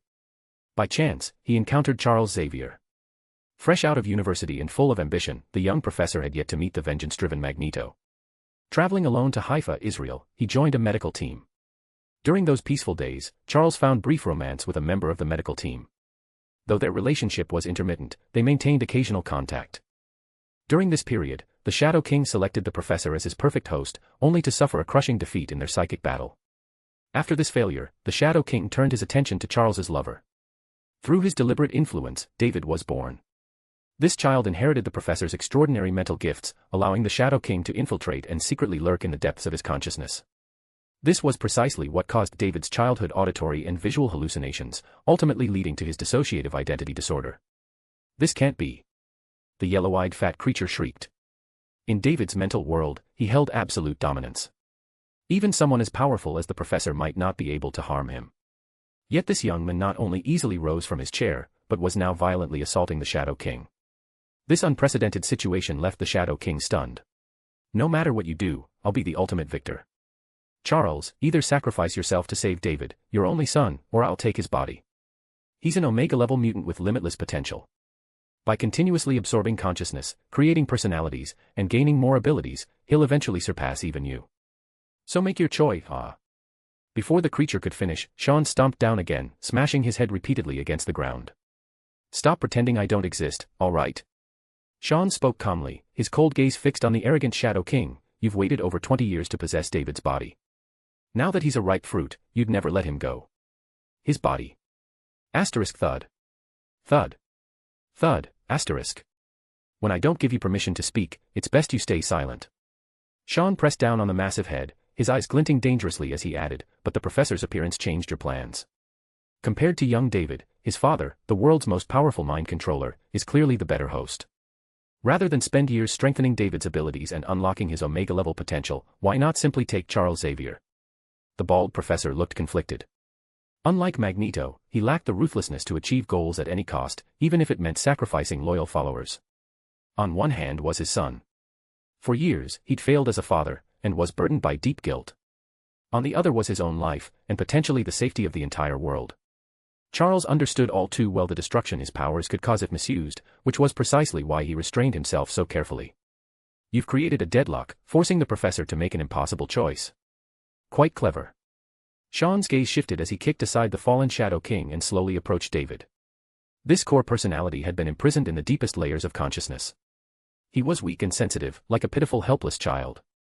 Sean placed his hand on David's head, his indifferent eyes turning to the struggling Shadow King. However, there's a third option. I can have David kill you himself. How could you? The yellow-eyed creature's words cut off abruptly as he sensed an overwhelming surge of psychic energy flooding into this deep subconscious space. For years, the Shadow King had silently controlled David, influencing his thoughts, locking away his core personality while creating others to manipulate the host body. Yet in mere moments, David's power visibly intensified, rapidly seizing control of his own consciousness. Now it's you who has no way out. Standing by the long table, Sean snapped his fingers lightly. The frozen personalities lunged like rabid dogs at the panicked Shadow King. The cowering David slowly rose from his chair, his eyes like kaleidoscopes reflecting ever-shifting complex emotions. My name is Legion, for we are many. David quoted a verse from the Gospel of Mark in a low voice. As the Shadow King's agonized wails filled the air, the swarm of personalities tore the creature to shreds, leaving only its hoarse, desperate screams echoing into nothingness. Chapter 392, Chapter 84, Sorcerer Apprentice Stephen Strange. In the psychological counseling room, Sean slowly opened his eyes. The clock on the wall ticked away, showing that less than a minute had passed since they entered David's mental world. The speed of thought was vastly different from the flow of external time. What felt like hours spent in the psychiatric hospital and the depths of consciousness was merely a fleeting moment to outside observers. When will he wake up? The professor asked, gazing at David, who sat restrained in a straitjacket and wheelchair, concern flickering in his eyes. He had never experienced fatherhood before. Suddenly discovering he had a son left Charles flustered. He became filled with both guilt and uncertainty. For this leader of mutants, he had been a beacon for his people, a guiding light, but never a father. Absorbing the Shadow King's consciousness will take some time. Sean said, glancing at the unconscious David, his tone gentle, this isn't a bad thing. David has been under the Shadow King's control since childhood. So he needs time to adjust. Professor, you must understand David's potential. He can absorb others' consciousness, create new abilities, and he's an Omega-level mutant. Sean turned to the bald elder, speaking frankly, this means his abilities have an extraordinarily high ceiling. Theoretically, he could absorb endlessly, becoming an all-powerful mutant. David isn't a threat. His mind is very fragile, and under the long-term influence of the Shadow King. The professor said helplessly. His mental probe revealed that David currently wielded at least 5 superhuman abilities: astral projection, telekinesis, reality warping, mind control, telepathy, and more. As his personalities multiplied, so too would his powers, hence why he had named himself Legion.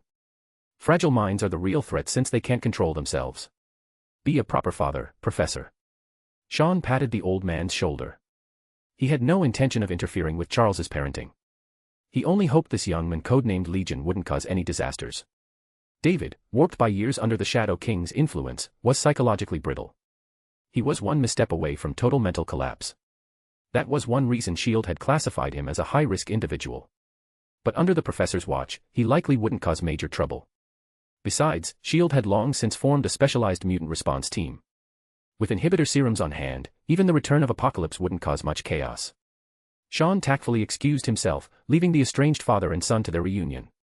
He still had to visit Camartage and discuss the Caecilius problem with the Ancient One. Under the influence of Dormammu, the fallen sorcerer had been recruiting zealots across Eastern Europe, conducting dark rituals and inciting chaos. Reports even indicated he had recently clashed with Victor von Doom, now ruler of Latveria. Dossiers from Eastern European nations had piled high on General Ross' desk, drawing concern from the World Security Council. Regarding such sociopathic cultists who disrupt order and conspire to destroy the world, S.H.I.E.L.D. Commander Helmut Zemo had repeatedly held meetings, vowing to bring Caecilius and his zealots to justice as a warning to others. Currently, S.H.I.E.L.D. senior consultant, Sean Cyphers, was in talks with Camartage's leader, the Ancient One. A large-scale purge was expected soon. This official stance had the World Security Council's approval. Earth's current priority was establishing stable relations with Asgard. Political forces, led by the White House, had already submitted the Nine Realms Strategic Accord, proposing unity among all realms, with the Earth-Moon system as the core of a fortified defense network. Naturally, Sean had been quietly pushing for this. Umbrella Corporation would be the first to venture beyond Earth into space. While discussing Asgard, the World Security Council had already approved the Lunar Development Agreement, with Phase 1 construction set to begin soon. The tides of global progress were unstoppable, and clowns like Caecilius would be crushed without mercy. This was the core directive within S.H.I.E.L.D. Camartage. Stephen Strange, once a brilliant surgeon now stripped of his career, finished his morning meditation. Standing among fellow apprentices in the courtyard, he practiced tracing sling ring formations, drawing energy with his mind and shaping it into physical constructs. Mordo, the Ancient One's disciple, led the group, chanting incantations as they painstakingly formed rudimentary spell circles. This was foundational training. Without mastering these complex esoteric patterns and lengthy chants, one could never become a true sorcerer. At Mordo's command, the apprentices summoned energy and manifested glowing lines, though some were faster, and others some slower. Only Strange's hands trembled violently, his attempts futile. Watching others progress daily while he remained stagnant, a crushing sense of failure overwhelmed him. His hands dropped limply, his eyes dim with despair. After the car crash that ruined his career, his hands had suffered catastrophic damage, 11 stainless steel pins embedded in bone, multiple ligament tears, severe nerve trauma. Before rehab, he couldn't even extend his fingers, let alone hold a scalpel. As a top-tier surgeon, Strange had exhausted every medical option. Even after grueling rehab, his hands could barely grip a pen. Shaving had become a Herculean effort. He had believed his life was over. That was until a nurse showed him an impossible medical record. A patient named Jonathan Pangborn, paralyzed from a work accident, with one leg completely useless. Yet when Strange tracked him down, the man was playing basketball. From him, Strange learned of Camartage, a place where miracles happened, a place that could potentially heal his hands. A month ago, he would have dismissed it as mystical nonsense. But faced with proof, he spent his last dime on a ticket to Kathmandu, Nepal. After countless trials, he had earned the Ancient One's approval to study here, hoping to heal his body through the mind's power. I can't do it, Strange said, looking up at the Ancient One in defeat. He blamed his ruined hands. You can. You simply refuse to believe in yourself. The Ancient One replied with a smile. Then she summoned an elderly sorcerer, Master Hammer. Seeing the man, Strange gasped. The man's right hand was missing, yet he effortlessly traced flawless spell circles. Stephen, you cling to your old beliefs. You don't trust magic, you don't even understand it. The Ancient One's gaze was serene, like still waters. She whispered, there is a saying, no breakthrough without destruction. Unless you shatter your mental barriers, how can you see the greater world? She pressed a finger to Strange's forehead, her smile warm. Open your eyes, Stephen. Chapter 393, Chapter 85, The King of Latveria. Sean stepped into the central hall of Camartage, where the Ancient One, clad in white robes, had been waiting for some time. She gazed up at the massive celestial body suspended overhead. Over Eastern Europe, dense clusters of light points spread outward like a slow creeping tide. That was Caecilius' dark invasion. More and more people had fallen under Dormammu's control, becoming fanatical zealots. They had already begun to threaten the Sanctum's influence. As the dark minions multiplied, the various secret orders and holy legions under the three Sanctums suffered heavy losses. Under Camartage's command, they began consolidating their defenses and gathering strength. The Sanctum sorcerers can't track their movements. With Dormammu's protection, Caecilius can slip into the dark dimension at any time, evading my sight. The Ancient One sighed helplessly. Caecilius had once trained at Camartage. His talent was extraordinary, his progress far surpassing ordinary students. Moreover, he understood the Sanctum's operations. After gaining Dormammu's gaze from the Darkhold, he had slipped entirely from her control. The dark minions grow bolder by the day, and my life is nearing its end. Sean, what do you plan to do? She spun a metal disc between her fingers, and the massive celestial body which glowed like molten lava shifted slowly. The three Sanctums served as nodes, their intersecting trajectories forming the sturdy defensive line the sorcerers had built over centuries. It was the barrier that kept countless extra-dimensional entities at bay. What about your chosen successor? The future Sorcerer Supreme, Stephen Strange. Sean asked. He stepped forward, examining the three great doors in the central hall. Each led to New York, London, and Hong Kong. These were the material world's critical junctions. If destroyed, Camartage's defenses would collapse instantly. The Ancient One shook her head, replying, he's only just begun to shed his preconceptions, to see beyond the illusions of the physical eye and perceive the world through mind and spirit. Though Strange was destined to become the Sorcerer Supreme, right now, he was barely past the threshold of the mystic arts. She added, he isn't ready to face Caecilius and Dormammu yet. The Sorcerer Supreme walked out of the central hall. At this moment, Camartage was serene. Its temples and spires stretched into the distance like an ancient slumbering city. Why not choose Mordo? His loyalty to Camartage and his reverence for you are beyond question. Sean asked, following the Ancient One while glancing up at the star-studded night sky. Mordo is a devout follower of the Vishanti. He adheres strictly to the Sanctum's doctrines and Camartage's rules, the polar opposite of Caecilius' heresy. The Ancient One's expression remained placid as she toyed with a sandalwood folding fan. Had Caecilius not turned to darkness, had Dormammu not lurked in the shadows, Mordo might have been a worthy successor. But in the fractured fragments of the future I've seen, Caecilius succeeds in destroying the material world's defenses. Dormammu descends from the dark dimension, and Mordo is not the one who can turn the tide. Sean pondered. The current Sorcerer Supreme was a paradox. She adhered to the future fragments glimpsed through the eye of Agamotto, yet yearned desperately to alter fate's course. I'll go to Eastern Europe myself. Hopefully, I can deal with Caecilius. As for Dormammu, as long as the three sanctums remain intact, there won't be a problem. Sean glanced toward the library, where a man in crimson robes buried himself in ancient tomes. The man's eyes burned with fervor, as if he was searching for the secret to rebirth within those endless texts. Your chosen successor only wants his hands back so he can return to New York and resume his career, he said as he chuckled. He'd rather be called Doctor Strange than a sorcerer of Camartage. He'll awaken. Not everyone willingly shoulders such burdens from the start. I didn't. Neither will he. A flicker of sorrow passed through the Ancient One's eyes before vanishing. She turned to Sean and said, Strange and I are different. When the time comes, you may not find him as accommodating. I'd love to experience the Eye of Agamotto's power firsthand. Hopefully, Strange can fulfill that wish for me. Sean said, smiling faintly as cerulean ripples expanded into a spatial gateway. He gave the Ancient One a meaningful look before stepping through. He already possessed 3 Infinity Stones. The Time Stone, which was embedded in the Eye of Agamotto, was Camartage's most sacred relic. It was the Sorcerer Supreme's sigil. The Ancient One would never hand it over. She knew all too well the cataclysmic power of gathering all 6 Infinity Stones. From the moment they first met, Sean and the Ancient One had maintained a delicate partnership. He had no desire to force a confrontation to tear the eye from her by force. Rather than burn that bridge, he'd let nature take its course. After all, the Ancient One's time was nearly up. She had long been ready for death, with no attachments left in this world. Why else would she embrace oblivion the moment she chose Strange as her successor? I wonder whose side time is really on. Muttering to himself, Sean stepped out of the spatial gateway and into a transformed Latveria. He stood at the center of Victory Square, his gaze immediately drawn to the towering bronze statue before him. Cast in solid metal, it exuded an imposing weight. The figure wore a billowing cloak, its face obscured by a grim mask. One hand crackled with serpentine lightning, the other cradled a planet that symbolized life itself. Victor Von Doom. The uncrowned king of Latveria. The sole pope of the Doom cult. To his followers, he was the avatar of destruction, a god walking among men. Doom comes. None shall live. Sean read the inscription at the statue's base. Doom had forged Latveria into a theocratic state. The corrupt bureaucrats, the political factions, the old nobility, the conservatives, the radicals, the civil rights leaders, all had been purged in the ever-escalating civil uprising. Dr. Doom lived up to his name. He had brought chaos and bloodshed to his homeland. Countless had perished, and from the ashes, a new regime rose. Now, all bowed at the feet of Victor Von Doom. Beyond the statue, a majestic palace loomed. Its architecture embodied Doom's signature gravitas, a fusion of classical grandeur and unyielding authority. Veni, Vidi, Vici. Standing in Latveria's Victory Square, Sean couldn't help but recall Caesar's famous words, I came, I saw, I conquered. Chapter 394, Chapter 86, The Iron Legion.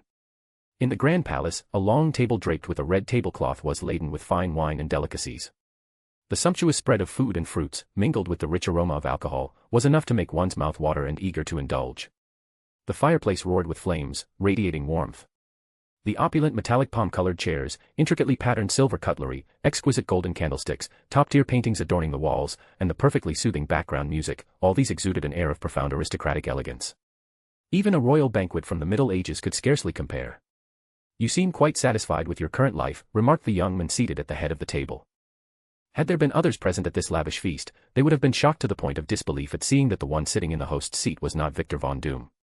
In all of Latveria, was there anyone more distinguished, more prestigious than Dr. Doom? Even the old nobility, the warlords, and the leaders of various political factions had to bow before Victor Von Doom. They were so fervent that they would gladly kneel and lick his boots. Very satisfied, but not content, replied Dr. Doom, his voice muffled slightly by the metal mask. He set down his knife and fork, his gaze shifting to Sean across the table, a complex emotion flickering in his eyes. This man had molded him into an entirely new persona, ambitious, driven by desire, ruthlessly efficient, and indifferent to all things. In a way, it was a reflection of another facet of Sean's own psyche. Doom was aware of this.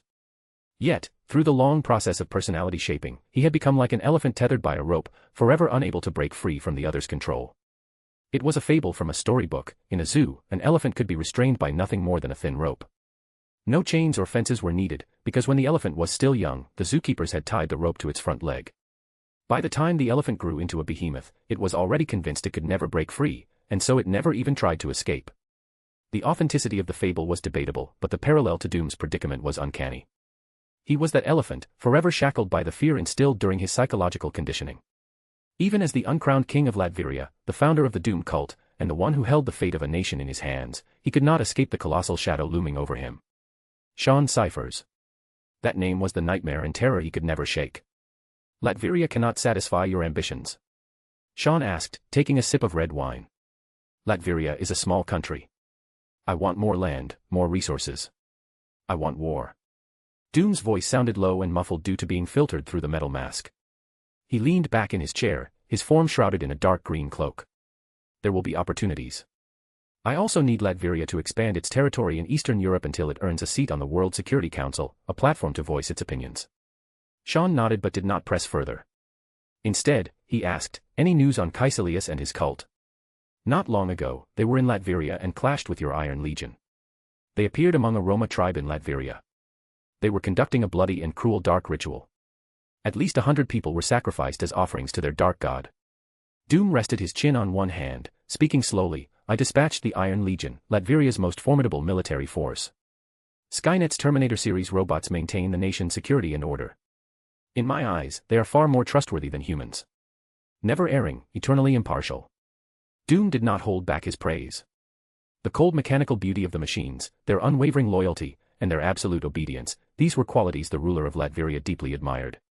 After solidifying his control over the nation, with the backing of Umbrella, Latveria had established a massive industrial chain centered in the capital. They mass-produced the biomechanical robots dubbed Terminators, using the country's resources. Not everyone who performs Caecilius' dark rituals receives a response from their dark god. Those who fail are killed, turned into sacrificial offerings, their flesh and blood fed to Dormammu. Doom said. His mother had been Roma, and from childhood, he had been exposed to the occult. Recently, under Sean's guidance, he had even begun studying forbidden spells from the dark creatures lurking in Eastern Europe. He added, it seems they can slip into another dimension. The mind-corrupting and flesh-decaying magic has little effect on the Iron Legion. So Caecilius didn't linger long. After a brief skirmish, he withdrew with his followers. Sean fell silent, deep in thought. Even with Skynet's surveillance, tracking down Caecilius, who moved like a shadow, would be no easy task. The Zealot's goal was to expand Dormammu's dark influence, gradually eroding the physical world and dismantling the defenses of the three sanctums. Rather than wasting time hunting him down, it would be wiser to wait for Caecilius to come to them. As Sean voiced his thoughts, Doom immediately understood. Latveria was home to many Roma people, a mysterious ethnic group rarely settled in one place for long. The reasons behind their nomadic lifestyle remained one of the world's unsolved mysteries. In literature, they were portrayed as mystical, free-spirited souls, reminiscent of the defiantly beautiful Carmen in Mérimée works, the kind-hearted Esmeralda in The Hunchback of Notre Dame, or the golden-haired Zemfira and her kin in Pushkin's The Gypsies. But reality was far from the romanticized portrayals. The lives of the Roma were anything but dreamlike. They wandered tirelessly, struggling to survive, often lumped together with beggars and thieves, forever subjected to expulsion and scorn, trapped in a vicious cycle of childbirth, begging, and more childbirth. Regardless of the truth about the Roma, their women did have a reputation for producing seers, mediums, and fortune-tellers. The most common trades among them were divination, peddling remedies, begging, and performing. They traveled extensively with mobile circuses or caravan processions. We can try to lure Caecilius out. His ranks are growing, even corrupting many monster hunters and church clerics under Dormammu's influence. Sean tapped his fingers lightly on the table, his eyes fixed on the candle's flame. The Roma and the dark creatures will all be Caecilius' targets. Keep a close watch on them. Doom nodded silently. The firelight from the hearth reflected off his metal mask, casting it in a deep, bloody red. Chapter 395, Chapter 87, The Renegade. Under the night sky, the Carpathian Mountains resembled an ancient beast crouching upon the earth, stretching in an arc from the Danube River Valley at the border of Austria and Slovakia, eastward through Poland and Ukraine, all the way to the Iron Gates Gorge in Romania. Near the border of Latveria, deep in the dense forests of the southeastern mountains, a Roma tribe had set up camp. In the quiet of the night, tents were pitched on the leeward side of the mountain, beside a shallow, crystal-clear stream. A few dying embers of bonfires still glowed faintly. A dozen or so battered old pickup trucks encircled the tents, forming a crude temporary settlement. Such was the life of the Roma, never settling in one place for long, drifting between fringe towns, deliberately or inadvertently evading censuses, isolating themselves from the world. Among them were skilled coppersmiths from Romania, talented mechanics, and more famously, troops of acrobats and dancing girls. But the most mysterious were the Roma fortune-tellers and spirit mediums. Whenever they arrived in a town, these women holding crystal balls, their faces painted with vibrant colors, always drew plenty of business, especially in remote backward villages. Suddenly, a thick fog rose from the depths of the forest, spreading rapidly toward the Roma camp like a rolling tide, swallowing the tents in an instant. From within the gray fog emerged Caecilius, draped in black robes. The fallen sorcerer, once of Camartage, bore a red sigil on his forehead. That was the mark of Dormammu's gaze. His eyes were corroded by the energy of the dark dimension, his skin cracked and broken, revealing dark purple veins beneath. He had stolen forbidden rituals from Camartage's library, the rights to commune with the dark dimension and summon Dormammu. Following that, he willingly became a dark enforcer that walked the material world. This is far from enough. I need more zealots. Caecilius spoke in a tone almost like a chant, the fog swirling around him as though alive. Tents were torn open, their occupants ripped from peaceful slumber. In moments, the life force of the Roma was drained, leaving behind withered corpses. None of them endured Dormammu's gaze. A pity. Behind Caecilius surged a black tide. In a short time, he had used his dark rituals to amass a following of fanatics. Like him, they had been deceived by Dormammu's promise of an eternal home. Craving the power of immortality, they willingly became part of the dark dimension. Ah, here's a lucky little one. The fog dragged forward a young girl in a linen robe, her head wrapped in a bohemian-style scarf, golden hair braided neatly. Her childish face twisted in pain, yet she had endured Dormammu's gaze. The energy of the dark dimension was transforming her. Soon, she would join Caecilius as another zealot. Welcome into the embrace of darkness, Caecilius reached out to touch her head, then suddenly recoiled. Space twisted violently. A bolt of lightning pierced the fog, striking a tent as though missing its mark. The blinding flare illuminated the mist, revealing a figure in a deep green cloak, a stern metal mask emerging from within. This is my territory. No one acts with impunity here. Dr. Doom's voice echoed, low and rough, his gaze cold. Electricity coiled around his metal arm like a serpent, ready to strike.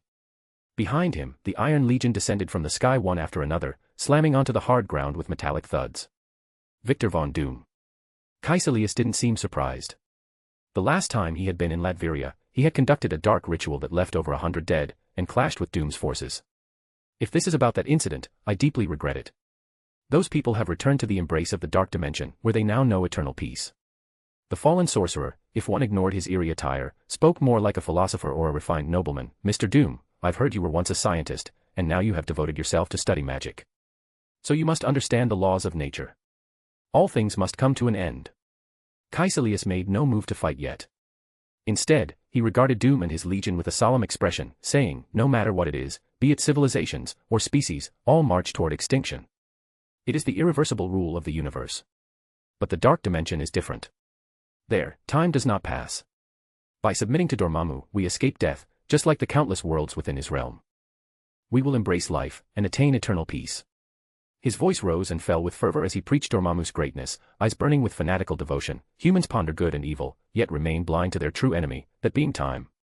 It erases all, and destroys everything. It was enough to send chills down one's spine. Doom sneered. He wasn't buying it.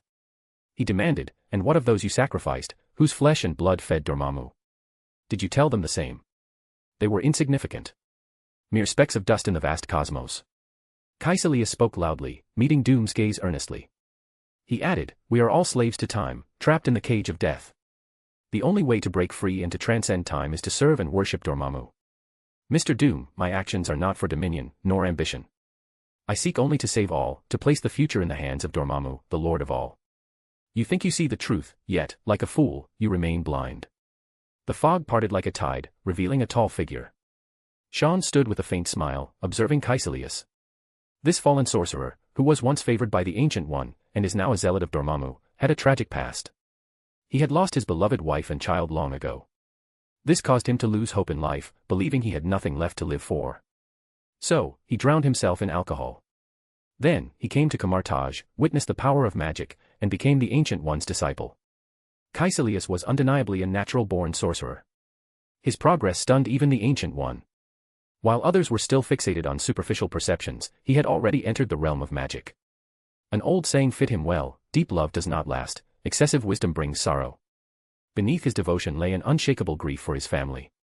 And as his mastery grew, Caecilius gradually yearned for more, like the ability to reverse time and bring his departed loved ones back to him.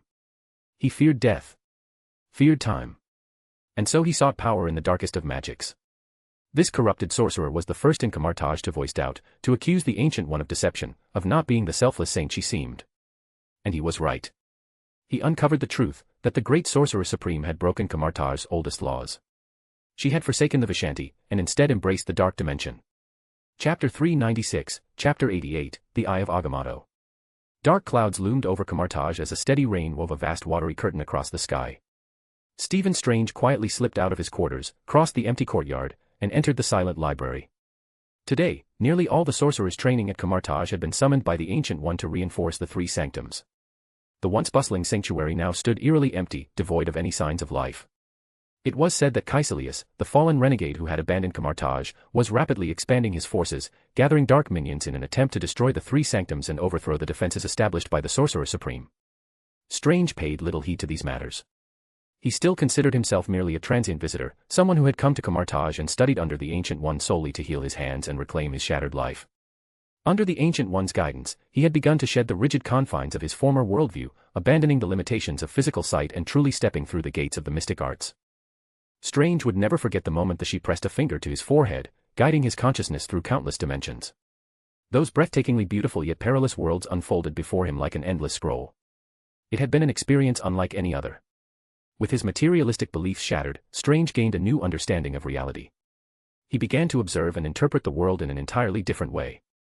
From then on, whether in spellcasting or meditation, the genius doctor from New York progressed at a staggering pace.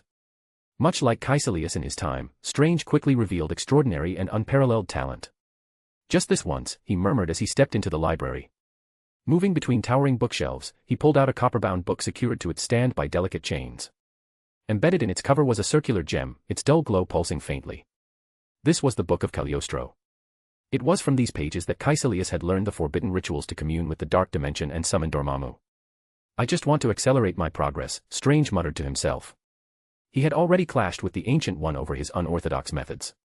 Eager to advance faster, the gifted doctor had no qualms about bending rigid rules. He used sling rings in the library, and employed astral projection to study spells more efficiently. These actions had earned him repeated warnings from the Ancient One. Caecilius, too, had once sought shortcuts, only to inevitably fall into darkness. Yet despite this, Strange still sought the knowledge within the Book of Cagliostro. Though his mastery of magic grew rapidly, his hands remained unhealed. He was still far from the steady precision needed to wield a scalpel again. His fingers traced the ancient, esoteric text on the pages. Then his gaze drifted to the Eye of Agamotto, enshrined at the center of the library. After calling for Wong several times and receiving no answer, he reached out and lifted the sacred relic, draping it around his neck. Let's give this a try. Placing his hands before his chest, Strange mimicked the gestures described in the book. The Eye of Agamotto slowly opened, its emerald light blazing brilliantly. Drawing upon his studies, he wove a circular spell array. Interlocking green patterns resembling countless tiny gears meshed together. Directing his palms toward an apple on the table, he watched as the fruit withered and rotted, then reversed, returning to ripe and vibrant freshness. A shock ran through him. It was as though he held the flow of time itself in his hands, dictating decay and rebirth at will. You should not wield the power of the Eye of Agamotto without permission. A voice heavy with authority echoed through the library. The Ancient One, clad in white robes, materialized out of thin air. With a mere gesture, the eye detached from Strange's neck and flew into her palm. The intricate spell array dissolved instantly. This is far beyond what you are ready to touch, she said calmly. Had Strange not been her chosen successor, he would never have been able to approach the eye so easily. This supreme artifact, named after the previous Sorcerer Supreme, bore thousands of layered runes and spell arrays. Any external interference would trigger devastating magical energy. I just wanted to find a way to heal my hands, Strange admitted, lowering his head. He knew he had violated Camartage's laws, but desperation had driven him. The Ancient One did not reprimand him harshly. Instead, she seemed struck by Strange's natural affinity for the eye. By merely following the Book of Cagliostro's instructions, he had successfully woven the spell array on his first attempt. This was a feat even most Sorcerers Supreme could not achieve. Stephen, the Eye of Agamotto is a curse, one every Sorcerer Supreme must bear. Gently returning the artifact to its place, she spoke gravely, "It allows one to glimpse the secrets of time, but such power brings only suffering. Even the Sorcerer Supreme cannot lightly alter time or reshape destiny. It is a vast, unending river. It is ceaseless and relentless. The Sorcerer Supreme merely stands upstream, observing all, maintaining impartiality toward all things." Strange sensed an indescribable weight in her words. After a pause, he replied sheepishly, "I came here only to heal my hands. I shouldn't have meddled with this." Just as he turned to leave, the massive doors of the three sanctums trembled violently. The celestial bodies overhead flared with light. This was a warning sign of an extra-dimensional invasion. "Caecilius is proving restless indeed," the Ancient One muttered with a frown. She should have been in Latveria, yet the sanctums were under attack. It was clear that Caecilius had used himself as a decoy, drawing Kamartaj's attention while launching a surprise assault. "Go to Latveria. Tell Sean Cyphers he must act faster." With a sweep of her arm, she traced intricate patterns in the air, thrusting Strange through a shimmering portal. The Sorcerer Supreme strode through the towering doors into the New York sanctum. Outside, the sky churned with black clouds, lightning writhing like frenzied serpents as torrential rain hammered the earth. Fat raindrops struck the ground, shrouding the city in a misty haze. An oppressive gloom hung in the air, and a palpable sense of impending doom loomed over her. "Is this my end, then?" she muttered, lifting her gaze to pierce through the thick clouds. Beyond the barriers of the physical world, darkness approached. Chapter 397, Chapter 89, The Onslaught of Darkness. Strange was abruptly hurled through the spatial portal, tumbling out mid-air before crashing unceremoniously onto a collapsed tent. Before he could even regain his bearings, a streak of lightning struck an old pickup truck nearby. Boom. With a deafening explosion, flames erupted violently. "What in the—" he gaped at his surroundings. Black-robed zealots clashed against a mechanical legion of metal soldiers. It was a surreal battle between magic and technology. A dizzying chant echoed across the battlefield as Dormammu's followers recited ancient, twisting syllables. Their hands raised to conjure translucent blades, deadly weapons forged from fragmented space. Like Caecilius, these fallen sorcerers had betrayed the Vishanti, the Trinity deity revered by Kamartaj, instead embracing the darkness of Dormammu. Dr. Doom led his Iron Legion, arcs of electricity danced like silver serpents as they held back the relentless black tide. Artillery fire rained down on the dense forest, only for the zealots to effortlessly deflect the attacks by warping space itself. "I'm just passing through, wait." Strange, who was stranded at the edge of the battlefield after being unceremoniously dumped here by the Ancient One, suddenly found himself the target of several dark sorcerers. Transparent blades slashed toward him. Grumbling under his breath, he swiftly summoned an energy whip, barely managing to parry the onslaught. The war horn has sounded. The Dark Legions, an unstoppable force, surge forth like the tide of death itself. They will shatter the barriers of this world and herald a new dawn for this planet. Caecilius hovered midair, his voice rising like a poet's recital. His gaze locked onto Sean as he continued his fervent sermon.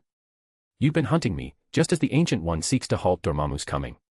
She knows that once Earth is dragged into the dark dimension, the three sanctums, Kamartaj, even the order she built, all will be annihilated. The great Sorcerer Supreme is afraid. She trembles before the glorious new age to come." As Caecilius spoke, the red sigil on his forehead burned brighter. Empowered by the dark dimension, he drew upon its boundless energy. With a flick of his wrist, a swirling mass of energy, which appeared like a searing ball of lightning, shot downward, detonating at the heart of the battlefield. Still fending off the dark sorcerers, Strange barely had time to react before the shockwave erupted. The earth upheaved, trees were uprooted, and he barely managed to retreat, lashing out with his energy whip to break free. The blast wave tore through the battlefield like a hurricane. Both the Mechanical Legion and Dormammu's zealots were obliterated, reduced to dust in an instant. "This is the power granted to me by Dormammu. Speak his name, pledge yourself to the dark dimension, and you too shall receive such gifts." Caecilius' voice was fervent, his very being assimilating into the dark dimension. His mind, eroded by Dormammu's influence, had long since lost its individuality.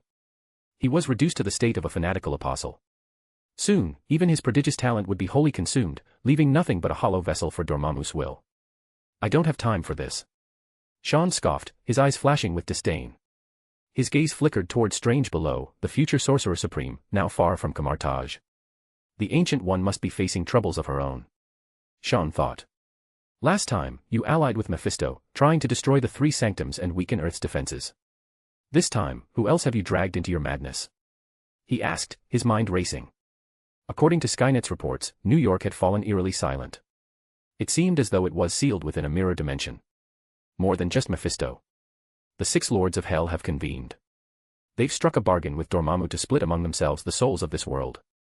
Caecilius pulled back his hood, revealing a gaunt Caucasian face framed by ashen hair, a hooked nose, and eyes veined with dark purple tendrils. New York is the true battleground. Our presence here is but a diversion. His tone was smug, dripping with the confidence of a victor. The Ancient One's end is inevitable. Dormammu's followers have already infiltrated the London and Hong Kong sanctums.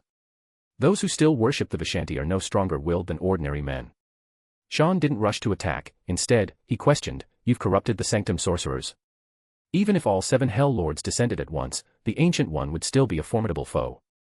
I merely opened their eyes to the truth. Death is the fate of all things. Time is the shackle none can escape.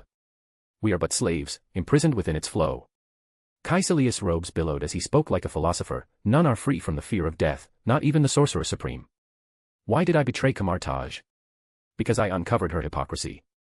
Behind her righteous facade lies a coward who clings to stolen power. She draws strength from the dark dimension, hoarding the secrets of time for herself. The Ancient One is the greatest traitor of all. His voice trembled with fury, eyes alight with scorn. Once, he had revered her as a god. And she had deceived them all. Now, this world shall fall into Dormammu's grasp. Boom. Before Caecilius could finish, golden flames erupted. The air itself screamed as Sean's figure blurred forward, a shockwave tearing through the battlefield as he lunged at the fallen sorcerer. Enough talk. Let's settle this the old-fashioned way, he said. Caecilius' eyes widened. His hands snapped together, weaving intricate patterns as space twisted around him, layers folding like a kaleidoscope to form an intangible prison. The very fabric of reality stretched, elongating into an endless corridor. It was a masterful display of spatial manipulation that left Strange gaping below. But Sean didn't slow. With a single punch, the air itself detonated. Crack! A thunderous explosion echoed as the warped space shattered like fragile glass. Chapter 398, Chapter 90, The Dialogue with Dormammu. Spiderweb-like cracks rapidly spread across the mirror-smooth surface of space before shattering with a mournful wail. The resulting shockwave roared like furious thunder, rumbling across the void. Caecilius' heart trembled as his black robes fluttered wildly, his ashen hair whipping about in disarray. His hands, positioned before his chest, swiftly traced intricate patterns in the air, and in an instant, his figure vanished. The fallen sorcerer reappeared to the right, his cold sweat breaking out as he watched the devastating force that had torn through the atmosphere and distorted space itself. He had always assumed Sean was merely another of the Ancient One's followers, one no different from her top disciple, Mordo, and had thus never taken him seriously. Even though Sean had appeared during the battle in Bucharest, Caecilius had never believed this young man possessed the power to stand against a Lord of Hell. In his eyes, the only one capable of defeating Mephisto, of reducing to nothing that reborn Hell Lord who had shed his infernal shackles to descend upon the material world in human form, was the Sorcerer Supreme. The Ancient One's strength was beyond question. Even among the lineage of Sorcerer Supreme, she stood as one of the mightiest. Otherwise, how could she alone, with sheer overwhelming power, keep the dark creatures and demonic rulers at bay? I admit, I underestimated you. I mistook you for just another of the Ancient One's lackeys. Caecilius shook his head slightly, his dim eyes suddenly blazing like a kaleidoscope. As if soaked in fresh blood, the crimson sigil on his forehead grew even more piercing. Grey mist rapidly coalesced, forming a terrifying vortex of storm energy, its destructive force capable of rending everything in its path. Below, the fallen sorcerers and the Iron Legion appeared minuscule before this cataclysmic spectacle. My God. Strange stood dumbfounded. His time at Camartage had involved only minor skirmishes during training. Never had he witnessed such a scene firsthand. Caecilius hovered in the air, his stern face now marred by the dark dimension's corruption. His skin cracked like porcelain, intricate fissures spreading from his eyes across his entire visage as he declared, "This is the power you gain by submitting to Dormammu. The great Dark Lord is far more generous than the Ancient One. That is nothing but a lethal poison to quench a zealot's thirst. Only a fanatic like you would willingly swallow it." Sean scoffed, his eyes brimming with disdain. Golden energy surged within him, and with a thunderous boom, he vanished from sight.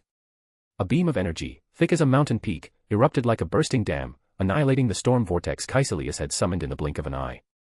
A hand clamped onto Caecilius' forehead, its crushing force mere moments away from reducing his skull to dust. Great Dormammu. Caecilius directly invoked the Dark Lord's name. Never had he imagined the Ancient One would find such a formidable ally. The crimson sigil on his forehead erupted in bloody light. The sky darkened abruptly, howling winds sharp as blades tearing through the chaotic currents. Silver lightning pierced the clouds, casting the world in a ghastly pallor. Sean attempted to tighten his grip, only to find an inexplicable force resisting him, shielding Caecilius' head. "Surrender yourself, and I shall grant you boundless power. Eternal life." A haunting whisper, vibrating through his very soul, coiled around Sean's ears like a breeze, echoing relentlessly. Sean sneered. Such paltry mental tricks were hardly enough to sway him into becoming one of Dormammu's zealots. Unfortunately, you can give me neither. His will sharpened into a blade, striking back fiercely. A soft pop resounded, as if a bubble had burst. The fabric of space trembled violently, and within the dark dimension, a tempest raged. Through Kaecilius' eyes, Sean glimpsed Dormammu's true form, a colossal nebula of darkness, draped over countless dimensions like an endless ribbon of deep violet, encircling the lightless multidimensional realm. Insect. Channeling his presence through Kaecilius, Dormammu manifested in the material world via sheer will, spitting out the word with cold contempt. If I'm an insect, then what does that make you? A supreme ruler cowering in the dark dimension? Or a coward hiding in a locked room? In the instant Sean locked eyes with Kaecilius, their minds clashed thousands of times. The mere sliver of Dormammu's consciousness that surfaced was already comparable to the psychic tempest unleashed by Charles Xavier, the world's most powerful telepath. Your world will drown in darkness. This time, do not delude yourself into thinking the Ancient One can turn the tide. Kaecilius' throat strained to produce the words, his body decaying at a visible rate, withering like aged parchment. We'll see about that. With brutal efficiency, Sean crushed Kaecilius' skull. Like a flickering ember, the fallen sorcerer's soul streaked into the dark dimension. It seemed Dormammu had grown weary of Camartage and the Ancient One's interference. He was now hellbent on dragging Earth into his realm, assimilating it into his being. Deal with the remaining zealots. Sean descended, instructing Dr. Doom to eradicate the scattered dark sorcerers. Without Kaecilius' leadership, the ragtag forces quickly collapsed. The Ancient One sent me to find you. Camartage is under attack. Strange, who had been lingering on the battlefield's periphery, approached cautiously. I know you, Mr. Cyphers. Umbrella's limb regeneration technology and gene therapies are groundbreaking advancements in medicine. Sean glanced at the future Sorcerer Supreme, a faint smile forming on his lips. By now, he no longer bothered concealing his identity. The Sentinel, Earth's mightiest hero. Sean Cyphers, a titan standing atop the pyramid of power. When these two identities merged into one, they formed an unprecedented force of deterrence. As Sean had once said, why should Tony Stark be the only one who could be both a billionaire and a superhero? Let's hope we're not too late for the Ancient One's battle. Sean muttered faintly, glancing at Strange before stepping through a rippling azure portal. Strange ran after him. When they emerged near the New York Sanctum, the first sight that greeted them was a lone figure in white robes. Dark clouds churned overhead, lightning splitting the sky. The oppressive atmosphere weighed heavily over the world, yet the Sorcerer Supreme stood unwavering, ascending step by step into the void. 1,000 years ago, you could not breach this line of defense. 1,000 years later, it remains unchanged, her thunderous and resolute voice echoed, piercing through the storm as she locked eyes with the 6 Lords of Hell. Chapter 399, Chapter 91, The Mirror Dimension. According to ancient texts from Camartage, Hell is a peculiar dimension attached to the material world, filled with scorching lava and the pungent smell of sulfur. It is a barren wasteland where nothing grows. Beyond its cracked, parched earth and perpetual overcast skies, there is no other scenery. Mephisto was one of Hell's rulers, and he has always enjoyed appearing in the material world in human form, seducing mortals, toying with souls, and deriving endless amusement from it. This malevolent howler took great pleasure in such wicked games. The story of Faust was inspired by him. Unfortunately, after Agamotto established the 3 sanctums, perfected the magical system, and organized sorcerers to purge supernatural creatures, his successor, the Ancient One, took even more drastic measures, expelling all entities from beyond the material world. For this reason, Mephisto clashed with both Sorcerers Supreme, even once rallying the denizens of Hell to form a vast dark army in an attempt to invade and conquer the material world. The first time, the 7 Lords of Hell descended in full force, leading countless dark creatures, spectral wraiths, balrogs, nightmares, stone golems, and more. The newly founded 3 sanctums rallied their own forces, the Knights of the Sanctum, the Hidden Order, and others, to resist the onslaught of darkness. That war, though unrecorded in history, was a pivotal battle for humanity's survival, its brutality beyond imagination. In the end, under the leadership of the previous Sorcerer Supreme, Agamotto, the 3 sanctums barely emerged victorious, barring the 7 Lords of Hell and their dark legions from the material world. The second time, Mephisto used the spirit of vengeance to select Ghost Riders in the material world to carry out his tasks. This enraged the Ancient One, who had by then inherited the title of Sorcerer Supreme. The two clashed in a cataclysmic battle. In the end, the Ancient One personally blasted the powerful Hell Lord back to his domain, cementing her own formidable reputation. This time is different. Beyond the material world, 6 towering figures loomed like mountains, blotting out the sky. One of them sneered, his voice dripping with malice, the London and Hong Kong sanctums have already fallen. The defenses Agamotto built are crumbling. How long do you think you can hold out? Rather than handing this planet to Dormammu, why not surrender it to us? We only crave souls after all. This world might still retain a sliver of hope. Silence, Samel. The Ancient One's gaze was cold. With a sweep of her hand, ripples spread outward from her white-robed figure, distorting the surrounding space. In less than half a minute, New York was sealed away like an insect in amber. The entire city plunged into the mirror dimension. Try crossing that line, and we'll see if I can take your head this time. From within the thick dark mist, a terrifying crimson dragon's head emerged, its massive vertical pupils fixed on the Ancient One hovering in the void. Blazing firelight threatened to erupt from its maw. This was Samel, one of the 7 lords of Hell, a fallen seraph, the legendary red dragon said to herald the apocalypse. Beyond the 6 shadowy figures of the Hell Lords, a towering figure wreathed in hellfire emerged, his tone laced with schadenfreude. We are not fools like Mephisto. Soon, the material world's defenses will collapse, Dormammu will descend, and you will be stretched too thin to stop it. Zarathos, now that you've broken free from Mephisto's shackles, you should know better than to covet Earth. The Ancient One's voice was frigid. A radiant halo enveloped her body, layers of dazzling light intertwining to form a resplendent crown. Flames of the mind cascaded like tassels, further elevating the Sorcerer Supreme to a divine presence. I'd like to see who dares take the first step, she said, her piercing gaze cutting through the clouds. Hell itself fell silent. No one answered. Sean brought Strange to the New York Sanctum, which had also become a fierce battleground. Dormammu zealots, hordes of dark creatures like werewolves and vampires, and sinister alchemical constructs surged forward in an endless black tide.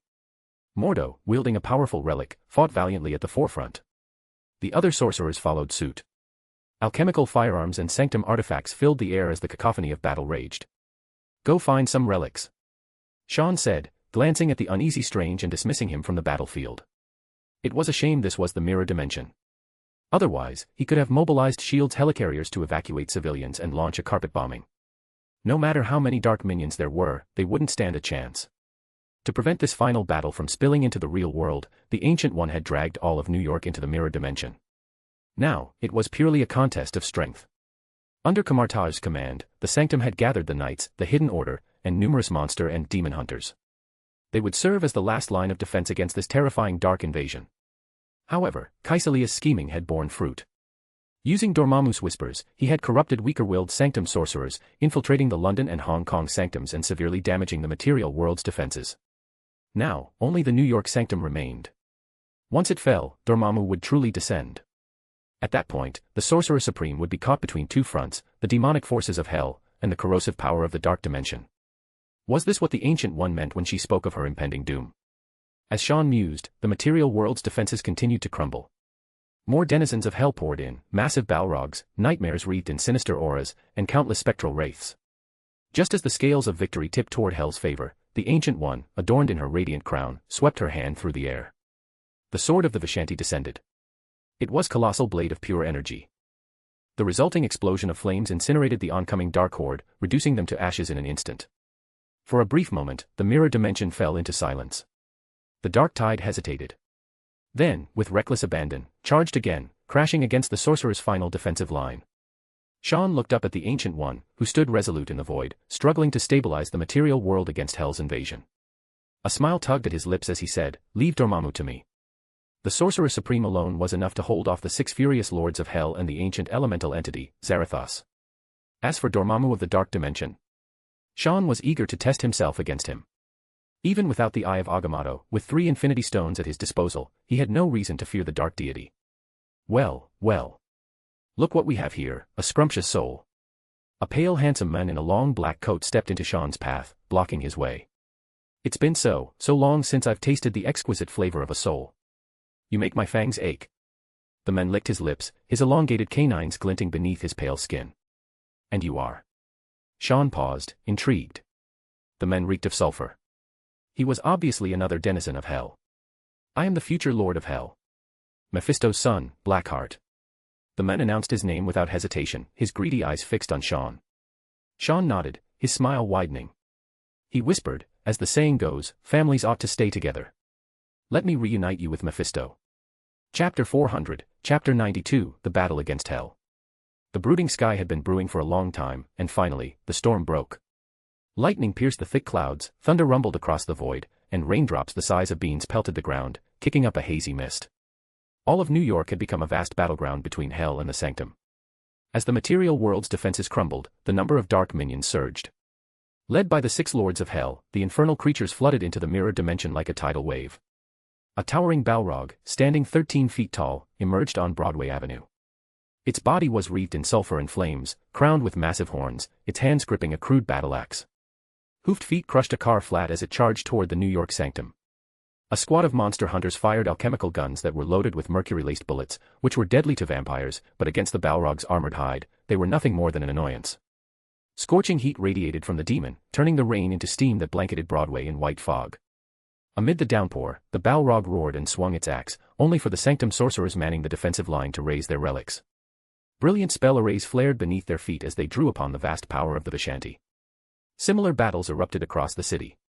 A skeletal dragon, its wings blotting out the sky, perched atop the Statue of Liberty, its pale skull thrown back in a roar, ghostly flames flickering in its hollow eye sockets. On Wall Street, the heart of global finance, nightmares wreathed in sinister energy toppled the famous Charging Bull statue before rampaging through lower Manhattan. Tens of thousands of spectral wraiths poured down from the Empire State Building, while legions of stone golems occupied Times Square. Faced with this infernal invasion, the Sanctum forces displayed tenacious resistance. Centered around the New York Sanctum, they organized dozens of defensive lines, interwoven into a massive spell array that siphoned the endless energy of nature. 30 smaller strongholds were established along the surrounding blocks, where Sanctum sorcerers led the knights and monster hunters in deploying arrays to hold back the advancing dark tide. Is this the courage of mankind? It is worthless in the face of the coming apocalypse.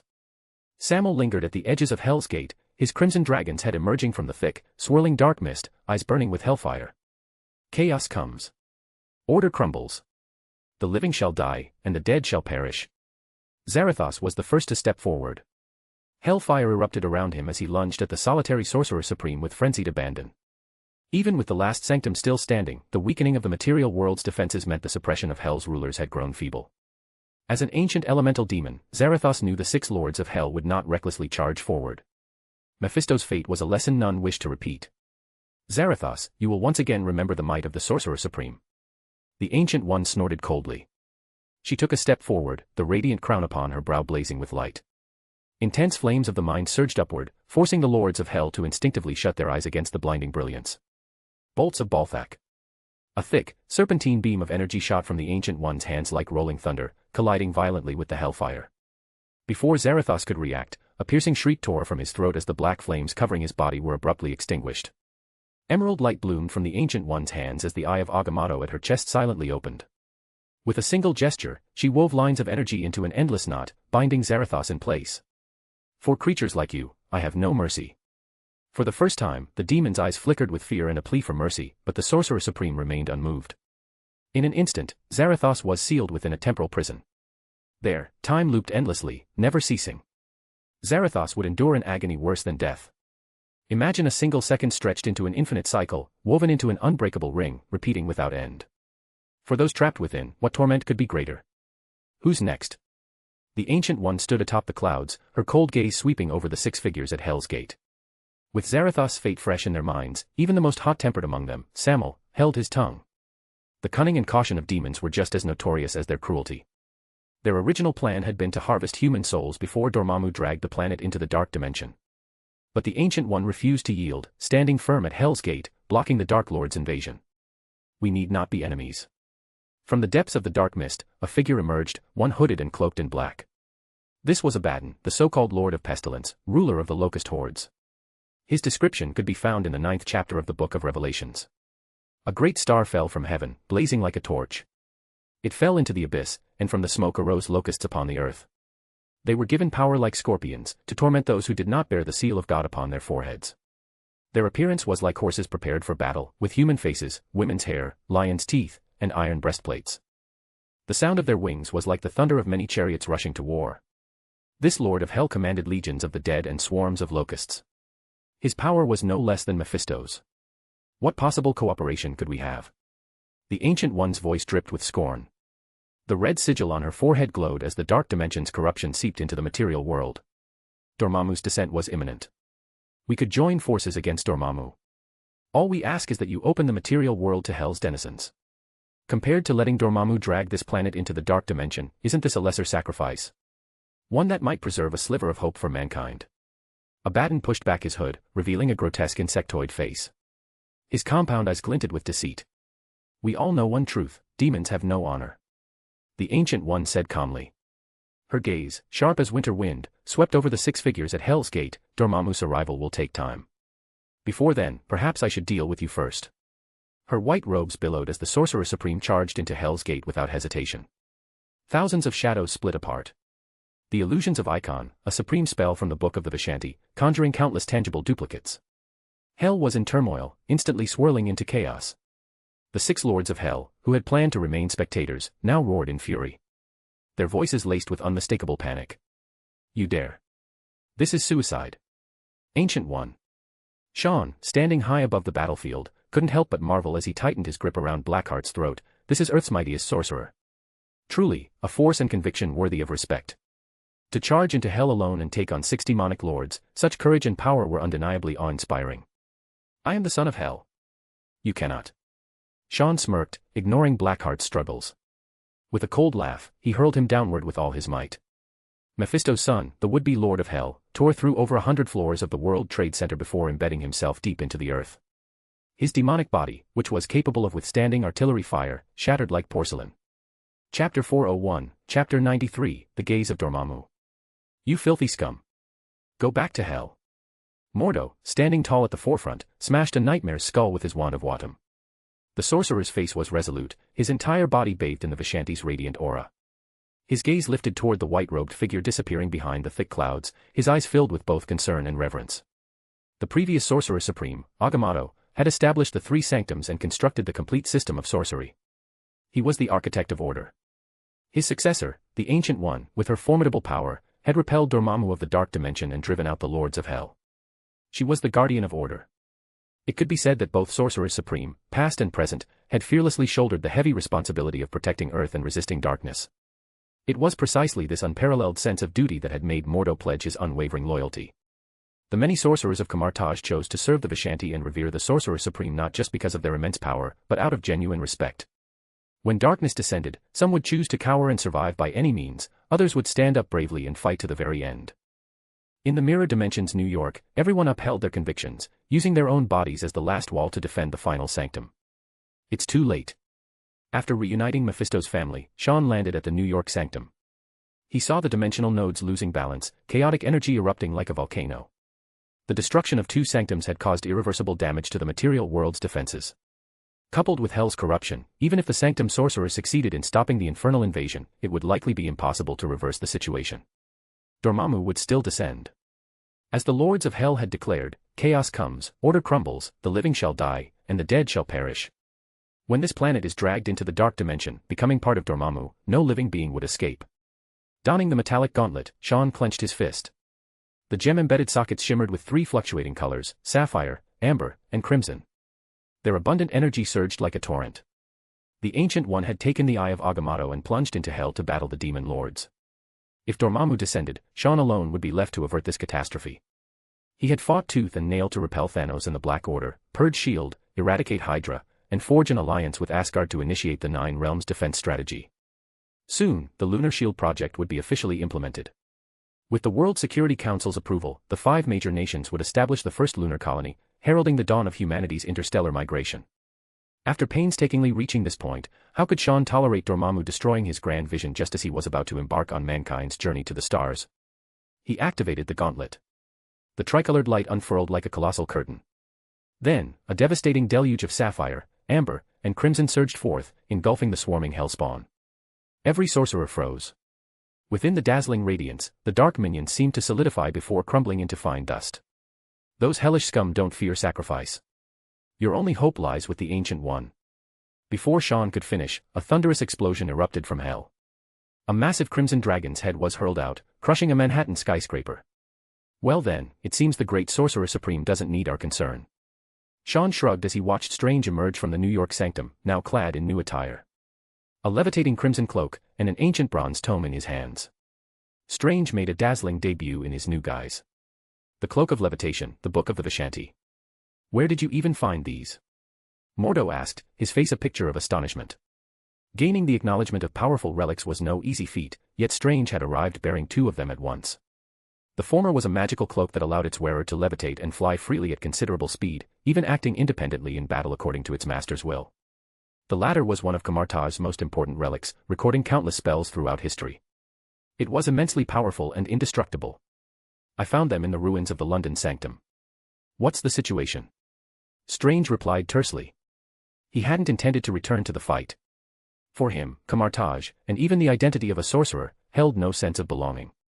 His reason for seeking out Kamartaj and studying under the Sorcerer Supreme had been simple: to heal his hands and resume his career in New York. The Dark Dimension. Dormammu? Hell's invasion. Strange couldn't care less. He just wanted his old life back. He wanted to return to being that confident and brilliant surgeon. But fate had other plans.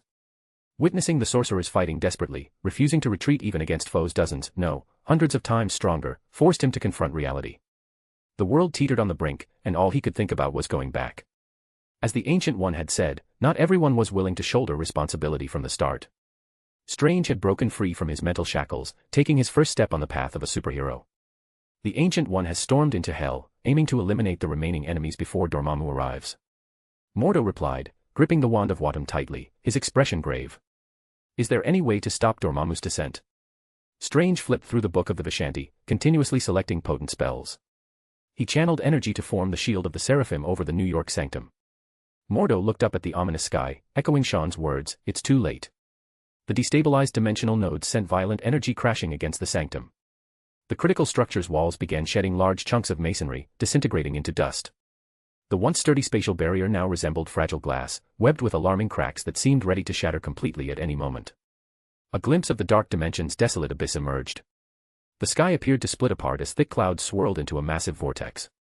Black currents shrieked and howled, even devouring the lightning flashing within. Then, a pair of colossal eyes brimming with annihilative light fixed upon this world. It was the gaze of Dormammu. Offer, submit, eternal. Inscrutable syllables, murmured like whispers, echoed in everyone's ears. Chapter 402, Chapter 94, I'm here to bargain. The fragile spatial barrier shattered with a loud explosion, and a pitch-black figure emerged, shrouded in a sinister aura. Puny humans, rather than living in endless fear of death, why not kneel and serve Dormammu? Offer up your souls and everything you have, become loyal servants of the Dark Dimension's ruler. His sunken face was crisscrossed with dark purple veins, resembling the withered bark of an old tree. It was utterly terrifying. Sean curled his lips into a cold smirk. This body held no trace of life, and was forged entirely from dense dark energy. Caecilius. Mordo's voice trembled with disbelief. The once gifted philosophy-spouting sorcerer who had trained in Kamartaj had turned into this. Is this the fate of those who became Dormammu's followers? A chill ran down Mordo's spine. As a sorcerer of Kamartaj, he could tell that Caecilius had become nothing more than a puppet of the Dark Dimension. Without Dormammu's support, even his soul would cease to exist. Mordo, you are still loyal to the Ancient One, that hypocritical weakling. I can't wait to see the look on your face when you learn the truth. How pitiful it will be. Caecilius, whose body was shattered by Sean and remade by Dormammu, laughed wildly. As the Dark Dimension's emissary, his power far surpassed what it once was. Though his physical form in the material world had been destroyed, this planet was about to fall into the Dark Dimension. Freed from the material world's laws, he cared little for his monstrous appearance now. You became Dormammu's lapdog and now demand others agree with your servitude. Medically speaking, that's a severe psychological disorder. Strange sneered. The arrogant genius doctor's sharp tongue rivaled Tony Stark's. You don't understand. I've grasped the truth of life. Humans are prisoners of time, and I will free you. Bang. A metal gauntlet smashed through space, striking his face. His withered tree-like head exploded into a cloud of black mist, his body obliterated by overwhelming energy. Still don't get it. Dormammu has granted me eternal life. A surge of dark flames enveloped his shriveled skull as the crimson mark on his forehead glowed. His lifeless body absorbed the dark energy, reforming in an instant. I just didn't want to hear any more of your nonsense. Sean said. Flexing the metal gauntlet, 3 colored lights swirled around his arm, weaving into a dazzling halo. Dormammu's generosity is nothing but slow poison, bait for fools like you. Caecilius, you're lost in the delusion of an eternal paradise, blind to the Dark Dimension's true nature.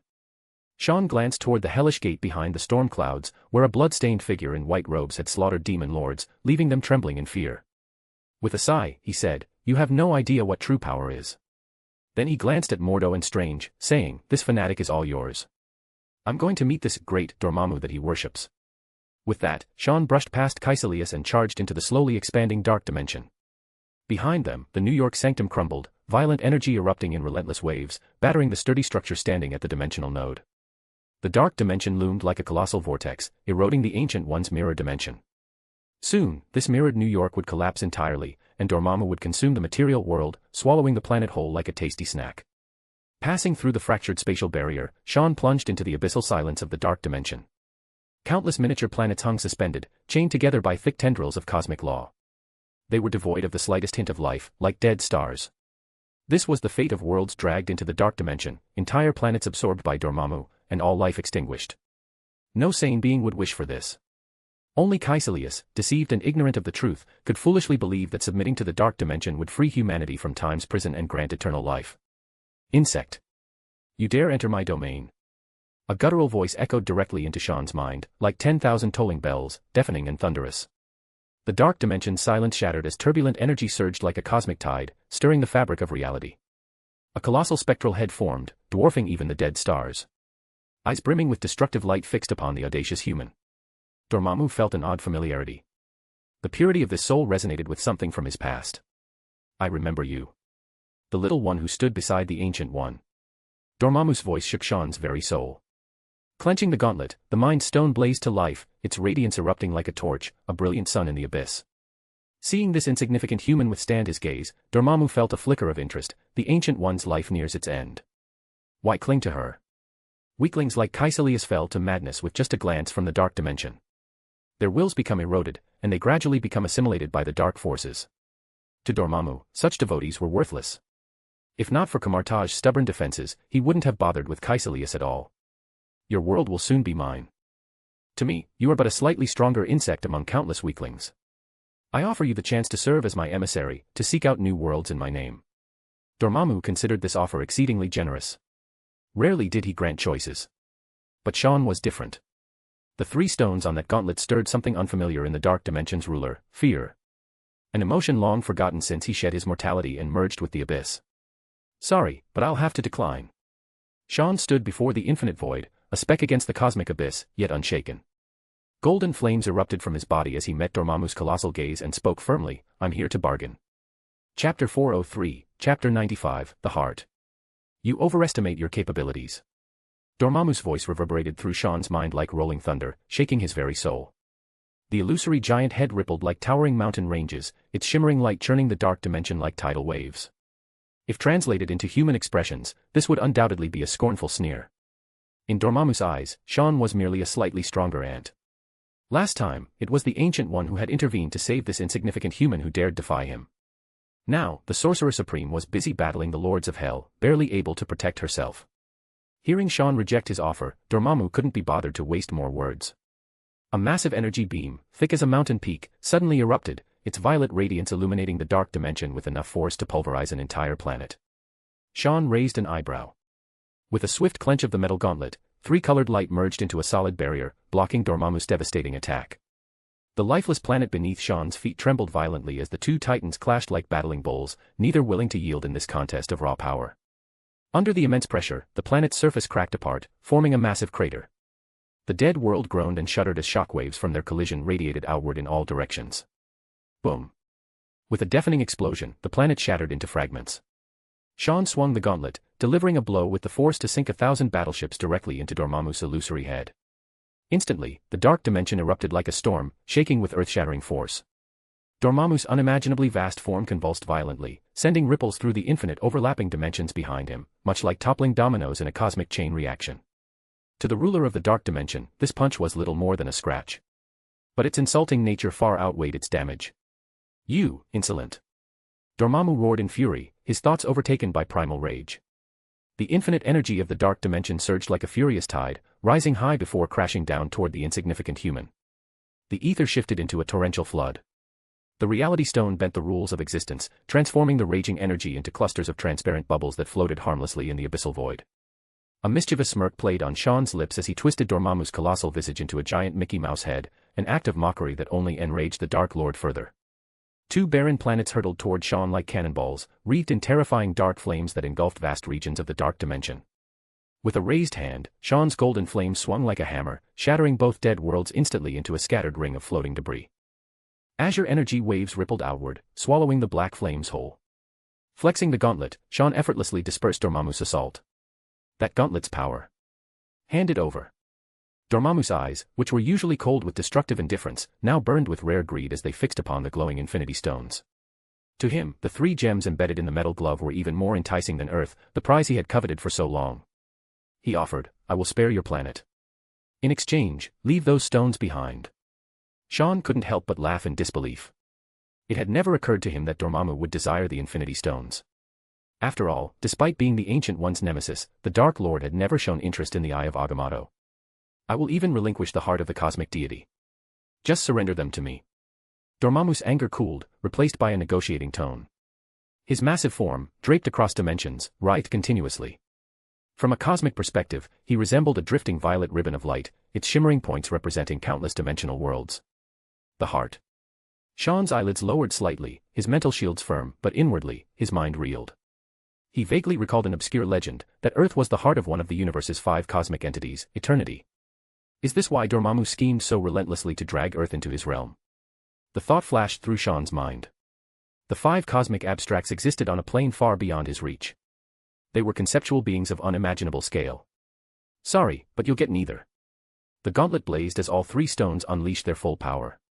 Cataclysmic energy erupted, stirring a violent storm whose residual shockwaves tore through the dark dimension like doomsday itself. Destructive force surged like volcanic magma. Stars trembled. Dimensions crumbled. Countless dead worlds floating in the void were reduced to dust. Dormammu's roar shook existence. This reckless assault threatened the very foundation of his domain. Dark energy melted dozens of dead planets like a furnace, their power surging in tidal waves that even breached the material world. The shockwaves reached Doctor Strange and Mordo mid-battle with Caecilius, filling them with primal dread. Sean stood atop a shattered wasteland of a planet, his palm cradling a colossal orb of tricolored light. The dark dimension itself seemed to warp under the concentrated energy. The glowing sphere expanded to its limit, then, it suddenly imploded. Blinding light contracted inward, its surface crackling with silver lightning. Even Dormammu felt a flicker of surprise. Compared to the formidable Ancient One, this human defied comprehension. His sheer power evoked something the Dark Lord hadn't felt in eons, a sense danger. Then, the storm erupted. The orb collapsed like a black hole, its gravitational pull devouring all matter, even light. The resulting energy tides released shockwaves in all directions. When the 2 forces collided, the explosion resonated into the material world like thunder splitting the heavens. Concentric rings of transparent force radiated outward from the impact, illuminating the dark dimension as the shockwave crushed nearby planets into nothingness. This clash rivaled a supernova's fury. Back on Earth, Strange glimpsed the raging storm through the clouds in blinding arcs of lightning. It was the palpable aura of annihilation. "No. I serve the great Dormammu." Mid-battle, Caecilius clutched his forehead as the crimson mark burned brighter. His desiccated face twisted in terror as his dark form crumbled like sand, his borrowed power draining back to the abyss. "That's the price of being a lapdog," Strange mocked. Those who worshipped Dormammu should have expected this fate. He turned to Mordo, brow furrowed, and asked, "What do we do now?" With the Sorcerer Supreme battling hell and Sean lost in the dark dimension, no one knew where the scales of victory would tip. "We do nothing. We pray. And we wait." Mordo replied, his voice grim as his staff of the living tribunal smashed through a skeletal wraith. In this war, they were but minor players. Mankind's fate rested in the hands of 2. Chapter 404, Chapter 96, The Supreme Spirit. In the dark dimension where time held no meaning, no one could tell how long had passed. The blinding flashes of light gradually dimmed, and the tsunami-like shockwaves quietly dissipated. The golden radiance covering Sean's body slowly condensed and receded, replaced by a deep darkness. He raised his right hand, the 3 gems on the metal gauntlet flickering faintly, emitting a dreamlike glow. Sean gazed at the colossal illusory head looming over the dimension. Those enormous eyes, brimming with destructive light, now rippled violently like raging tides. Fierce mental impulses continuously flooded his mind like high-frequency electronic signals. It was Dormammu's voice, "I must retract my earlier judgment. You are far stronger than an insect, human. Even if you've earned my acknowledgement, you should understand this battle is meaningless. You cannot kill me unless you destroy the entire dark dimension, something a lifeform like you, who hasn't even fully ascended to a universal scale, could never achieve." Even for an entity of Dormammu's level, one law of the mortal realm still applied: to sit at the negotiation table, one must first demonstrate their fists. As the Iron Chancellor Bismarck once said, the truth lies within the range of artillery. This statement remained accurate even when applied to the vast cosmic landscape. Realizing he couldn't simply crush this insignificant insect, Dormammu subtly shifted his attitude. So now you're willing to sit down and talk properly, O great ruler of the dark dimension. Sean remarked, a hint of mockery escaping his lips. It seems even these beings who transcend time and death have principles no more valuable than a human's. He thought. As if sensing Sean's thoughts, Dormammu's colossal eyes churned with destructive light. Do not overstep, human. The Dark Lord's gaze fixed hungrily on the golden gauntlet, its dazzling radiance pulsing violently. Dormammu adopted his old human way of thinking, attempting to sway Sean's resolve. Even if the Ancient One defeats the 6 Lords of Hell, it won't change Earth's fate of falling into the Dark Dimension. You cannot kill me, which means you cannot stop the Dark Dimension's erosion. This is an inevitability. With the 3 sanctums destroyed, the material world's defenses had crumbled. Not even the Sorcerer Supreme could withstand the Dark Dimension's corrupting power. Earth's doom was all but sealed. My terms remain unchanged. Hand over those 3 stones, and on my honor, I will spare Earth. Dormammu's voice boomed like thunder in Sean's consciousness. The ruler of the Dark Dimension had shifted his covetous desires from Earth to the Infinity Stones. These manifestations of cosmic law might elevate him to an even higher plane of existence. Just as Sean was about to refuse, a blinding white light pierced the darkness. The Ancient One, adorned with a radiant crown, appeared abruptly. Having battled through hell, her white robes were stained with dark marks, her face pale as paper. The once intense flames of her soul now flickered dimly. Dormammu, since when did you have honor to speak of? The Ancient One showed no courtesy to the Dark Lord. Her eyes blazed with divine light, repelling the encroaching darkness. How much longer can you last, Ancient One?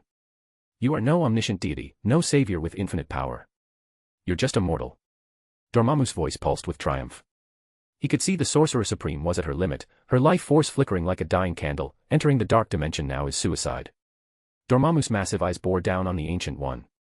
Though her white-robed figure seemed insignificant, she stood like an unshakable colossus, radiating indomitable might.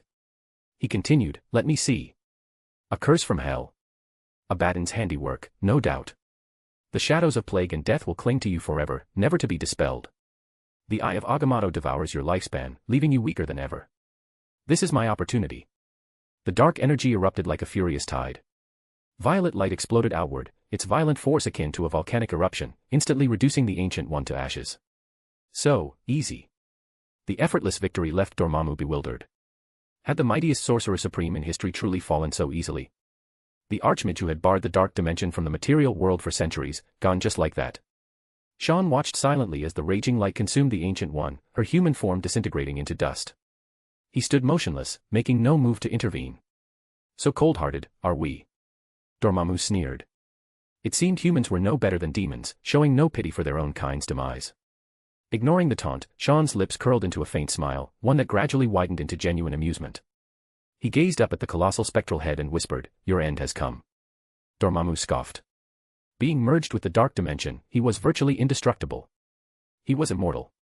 Who could possibly? His thoughts froze mid-sentence. Sean raised his right hand. A golden light, bright as the sun, suddenly surged forth. The Mind Stone ignited like a colossal torch, its blinding white radiance erupting upward, coalescing into a towering humanoid figure. Ancient One. Dormammu's shock sent ripples through his luminous form. The Sorcerer Supreme, who should have been at death's door, now blazed with soul flames so intense, they illuminated the entire Dark Dimension. What have you done? My power, no. I am the true master of the Dark Dimension. Dormammu's roar shook existence as his psychic assault crashed against Sean's mind. But the human's eyes merely gleamed with golden light, effortlessly deflecting the Dark Lord's mental onslaught. I can't destroy the Dark Dimension, but I can kill you. Sean grinned serenely as he watched the towering figure take shape. Like Dormammu before her, the Ancient One had shed her mortal shell to merge with the Dark Dimension itself. Empowered by the Mind Stone, she began wresting control of the realm. The Ancient One now resembled a deity, her colossal form wreathed in blinding white light, spanning the infinite dimension. Meanwhile, no matter how violently Dormammu stirred the dark energies, his efforts to repel the Sorcerer Supreme's invasion proved futile. The Ancient One had once drawn power from the Dark Dimension. As Earth's mightiest sorcerer, she had devoted centuries to studying the arcane, mastering the secrets of souls and dimensions. Having overused the Eye of Agamotto, her life had neared its end. Yet she chose to forsake her humanity, embracing a new form of existence. The Mind Stone blazed as Sean channeled its full power. Radiant light poured into the Ancient One's spectral form like divine blessings, transforming her into a vast, nebulous entity, a white celestial cloud with no end in sight. Across the infinite dark dimension, Dormammu and the Sorcerer Supreme now stood as opposing sovereigns. The boundless dark forces clashed against the pure, blinding white light. It was a cosmic duality that illuminated the abyss. Chapter 405, Chapter 97, Grasping Time. The dark dimension was, in essence, a barren and desolate subspace, existing in a form beyond human perception. That was until Dormammu discovered it. At that time, he did not yet bear that name, he was merely an obscure sorcerer from ancient times. The era in which Dormammu lived was a savage age where magic was in decline. Sorcerers were regarded as evil heretics, servants of the devil, unrecognized by the church. Worse still, they were misunderstood and despised by the world, accused of desecrating the corpses of the dead, manipulating terrifying spirits, and branded as unforgivable blasphemers.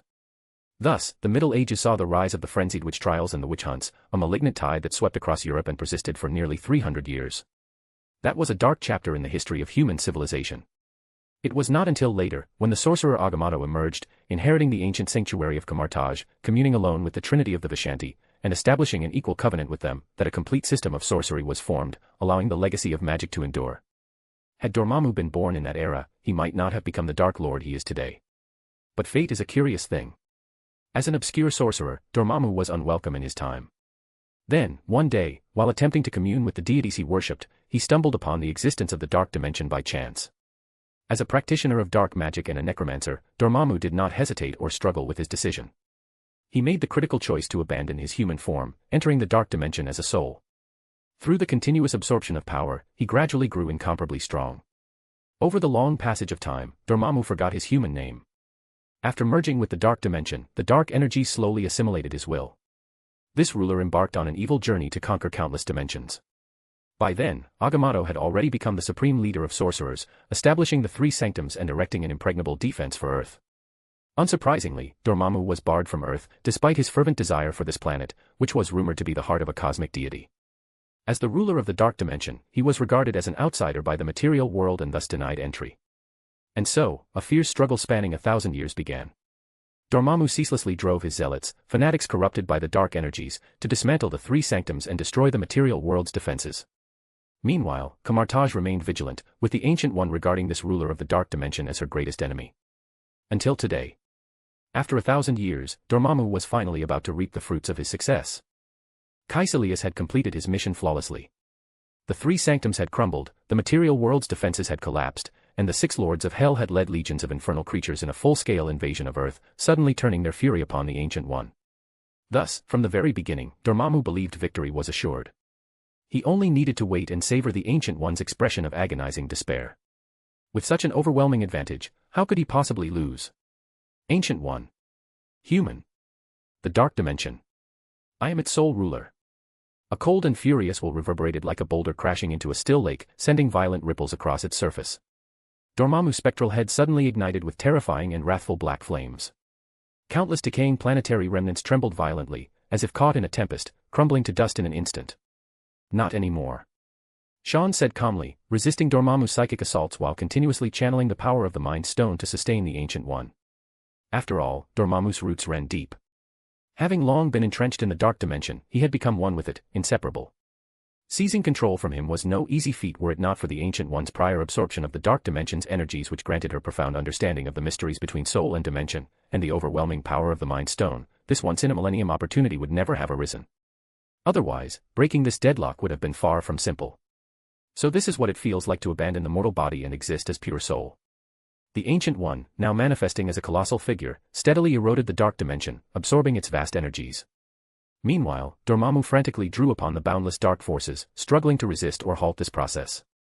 The ruler of the dark dimension could not suppress a rising sense of panic. He felt himself weakening, slowly, almost imperceptibly, yet relentlessly. It was like slitting one's wrist and watching the blood seep out, step by step, into the abyss of death. You thieving wretch. Dormammu's enormous eyes fixed upon the Ancient One's towering form, his rage so intense he could barely restrain himself from cursing outright. This was an exceedingly rare occurrence for one who had long forgotten human emotions. The Ancient One, her physical form already destroyed, merely smiled gently, offering no rebuttal. Bathed in radiant white light, encircled by divine halos, she appeared almost godlike. In terms of sheer presence alone, the Ancient One already outshone Dormammu by a wide margin. He really should have worked on his image more. Sean mused to himself. Time did not flow within the dark dimension. This utterly stagnant and silent realm was the eternal paradise Caecilius had so fervently yearned for, a place where one could escape the cage of time and the inevitability of death. But it was nothing more than an illusory dream. All things in existence must meet their end. This was the immutable law of the universe.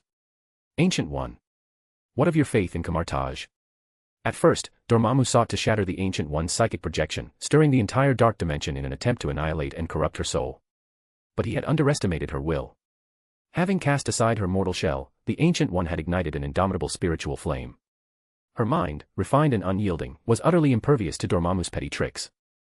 Later, the Dark Dimension's ruler tried every tactic at his disposal, even resorting to desperate pleas, offering to relinquish his ambitions toward Earth. Yet the Ancient One remained unmoved, and Sean paid him no heed. The two were like brazen thieves who had stormed into Dormammu's domain, plundering his wealth without restraint. Before discovering the Dark Dimension, Dormammu had been a nobody, a nameless sorcerer. Compared to the Ancient One, who was born of noble legacy and possessed unparalleled talent, the gap between them had been insurmountable. Now, stripped of the Dark Dimension's support, the Ancient One pressed forward relentlessly, while Dormammu found himself struggling, unable to hold his ground. You heretic! Treacherous betrayer! As a sorcerer of Camartage, you forsook the faith of the Vishanti and embraced the Dark Dimension. How are you any different from Caecilius? Dormammu roared in fury. As the sole sovereign of the Dark Dimension, he had never imagined that anyone would dare attempt to steal his power. This was the flaw of rising too swiftly. Seated upon the Dark Dimension's supreme throne, Dormammu had taken it for granted that no force could threaten him. He never anticipated the day he would be toppled from his rule. Now, the Dark Dimension no longer belonged to him alone. Our struggle will span millennia. In time, one of us will inevitably become the other's sustenance. The Ancient One's thoughts rippled faintly, yet her words were ice-cold. Empowered by the Mind Stone, she no longer needed a mortal vessel. She had willingly merged with the Dark Dimension, choosing this path to shoulder her heavy burden. Tell Strange he will be the next Sorcerer Supreme, said the luminous figure bathed in white light, smiling faintly at Sean. Then, with a flicker of energy, the Eye of Agamotto materialized before him. In the end, you became the victor, Sean Cyphers. The Ancient One said softly, may you not be the one who heralds the doom in that unpredictable future. Sean reached out and grasped the Eye of Agamotto. Its golden casing, engraved with intricate patterns, encased an emerald green gemstone resembling a pupil. As the bearer of 3 infinity stones, he could sense the immense power contained within the Eye of Agamotto, the secret of time itself. Chapter 406, Chapter 98, The Only One. Material World, Mirror, New York. The Sanctum sorcerers were clearing out the remaining hellish creatures, with Mordo leading the charge. His wand of Watum crackled with thunderous energy, unleashing devastating spells that reduced skeletal wraiths, flame demons, and nightmares alike to ashes.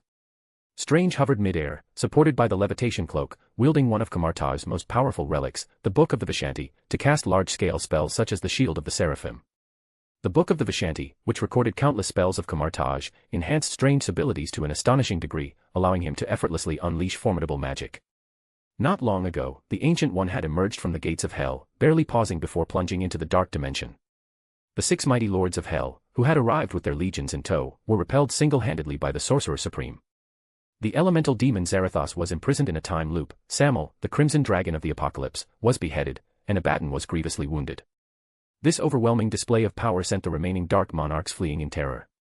In their panic, the supreme rulers of Hell abandoned their minions in the mirror dimension without a second thought, sealing the gates behind them like frightened strays scurrying back into the depths of molten fire. They were reminded once more of how the Sorcerer Supreme's fearsome reputation had been forged. From Agamotto of the past to the Ancient One of the present, both had instilled dread in the hearts of Hell's monarchs. Witnessing the Sorcerer Supreme's decisive victory, the battle-weary Sanctum sorcerers felt a surge of renewed morale, their fighting spirit burning brighter than ever. Only Mordo and Strange remained troubled. The fall of the New York Sanctum meant the material world's last line of defense had crumbled. The Dark Dimension was eroding the mirror dimension, and now, nothing stood in Dormammu's way. If this is the end, then we fight until the world itself is no more. Mordo gazed at the expanding vortex of darkness in the gloomy sky, his face set with determination. Unlike the other sorcerers, he was not optimistic. The Dark Dimension's corruption was intensifying, and the mirror dimension, fragile as glass, was already fracturing under the pressure, its surface splitting into horrifying fissures. If even the Sorcerer Supreme cannot save this world. Strange's eyes dimmed as the cloak of levitation gently lowered him to the ground. He closed the Book of the Vishanti. If even the Sorcerer Supreme of Camartage could not prevent the world from plunging into destruction, then who could? He looked around. The mirror New York lay in ruins, practically reduced to rubble. The Statue of Liberty had collapsed on its face and was missing an arm, the World Trade Center was pierced clean through, and Times Square was reduced to rubble. In this brutal war against the forces of darkness, countless sorcerers, sanctum knights, and nameless monster hunters had paid a heavy price. Among the sorcerers tending to the wounded, Strange spotted Wong, Kamartar's librarian, covered in dust and slumped on the ground, gasping as if relieved just to be alive. All eyes turned to the disintegrating mirror dimension. The dark vortex loomed like a cold, unfeeling pupil, staring down at these insignificant humans as they awaited their doom, their inevitable descent into darkness. It's stopping. The dark dimension's power is fading. Mordo suddenly shouted, his voice tinged with disbelief and hope. Time itself seemed to freeze in that moment. The dark dimension, which had been relentlessly consuming the mirror dimension, was now receding from the material world. The dark vortex in the sky shrank visibly, its malevolent presence diminishing. This inexplicable phenomenon filled the sorcerers with elation. Strange's eyes widened. He had been ready to embrace death, yet now, against all odds, there was hope. Did the Ancient One defeat Dormammu? Asked a baffled Mordo. The Ancient One and Dormammu had been locked in a stalemate for years, with the material world's laws barely keeping the balance. Is that Mr. Cyphers? Strange spotted a lone figure standing within the rapidly shrinking vortex. He was unmistakably prominent amidst the chaos. So this is the Time Stone? Sean murmured, tightening his grip on the Eye of Agamotto. The golden casing that was engraved with intricate spell work shattered into fine dust. The translucent emerald gemstone lay exposed in his palm, pulsing with quiet power. Past, present, future. He clenched the Time Stone, and a verdant radiance burst forth, casting ripples of hazy light. In his eyes, the world's outer layers peeled away, revealing countless interwoven threads that converged into a vast rushing river with no end in sight. The energy of the Time Stone surged forth like a fulcrum prying open the laws of reality, allowing Sean to grasp the elusive flow of time itself. He stood upon the river's edge. On one side lay the immutable past, events already set in motion, like the first domino in a chain. To alter it would trigger unforeseen consequences. On the other side stretched the infinite possibilities of the future, branching endlessly from the present. Every droplet in the river held unknowns, converging into an unpredictable destiny. Sean focused. The true power of the Time Stone lay in its ability to revisit the past, observe the future, or even anchor a point in time to influence outcomes. But every alteration of the timeline carried unpredictable repercussions, which was why the Sorcerer Supreme rarely interfered with time's natural flow. My past and future. Rewind. Sean's body trembled subtly at first, then faster, until his form blurred into flickering afterimages. To Mordo and Strange, he seemed on the verge of vanishing entirely. His figure faded, becoming increasingly indistinct, shrouded in a veil of emerald light. What's he doing? Strange asked, bewildered. He's performing temporal regression. Mordo said, his expression grave. As the Ancient One's foremost disciple, he knew some of the secrets of the Eye of Agamotto. Sean was using the Time Stone to trace his own past and glimpse his future. The river of time rippled faintly. Different versions of himself, some youthful, some smiling, flashed before his eyes, only to dissolve like bubbles. Fragments of his past, like buildings stripped of their foundations, crumbled away. In the infinite river of time, a human life is but the smallest of ripples. Sean whispered to himself. Standing firmly in the present, he used the Time Stone's power to sever all ties to his past. The versions of himself that existed in those fragments were erased like chalk marks wiped from a board. The flickering afterimages merged into one. Sean smiled as the Time Stone flared once more. Having erased his past, he now anchored himself in the present, ready to cut away his future. Across the vast expanse of time and space, across infinite parallel worlds, there would be only one of him. Past or future, there is only one,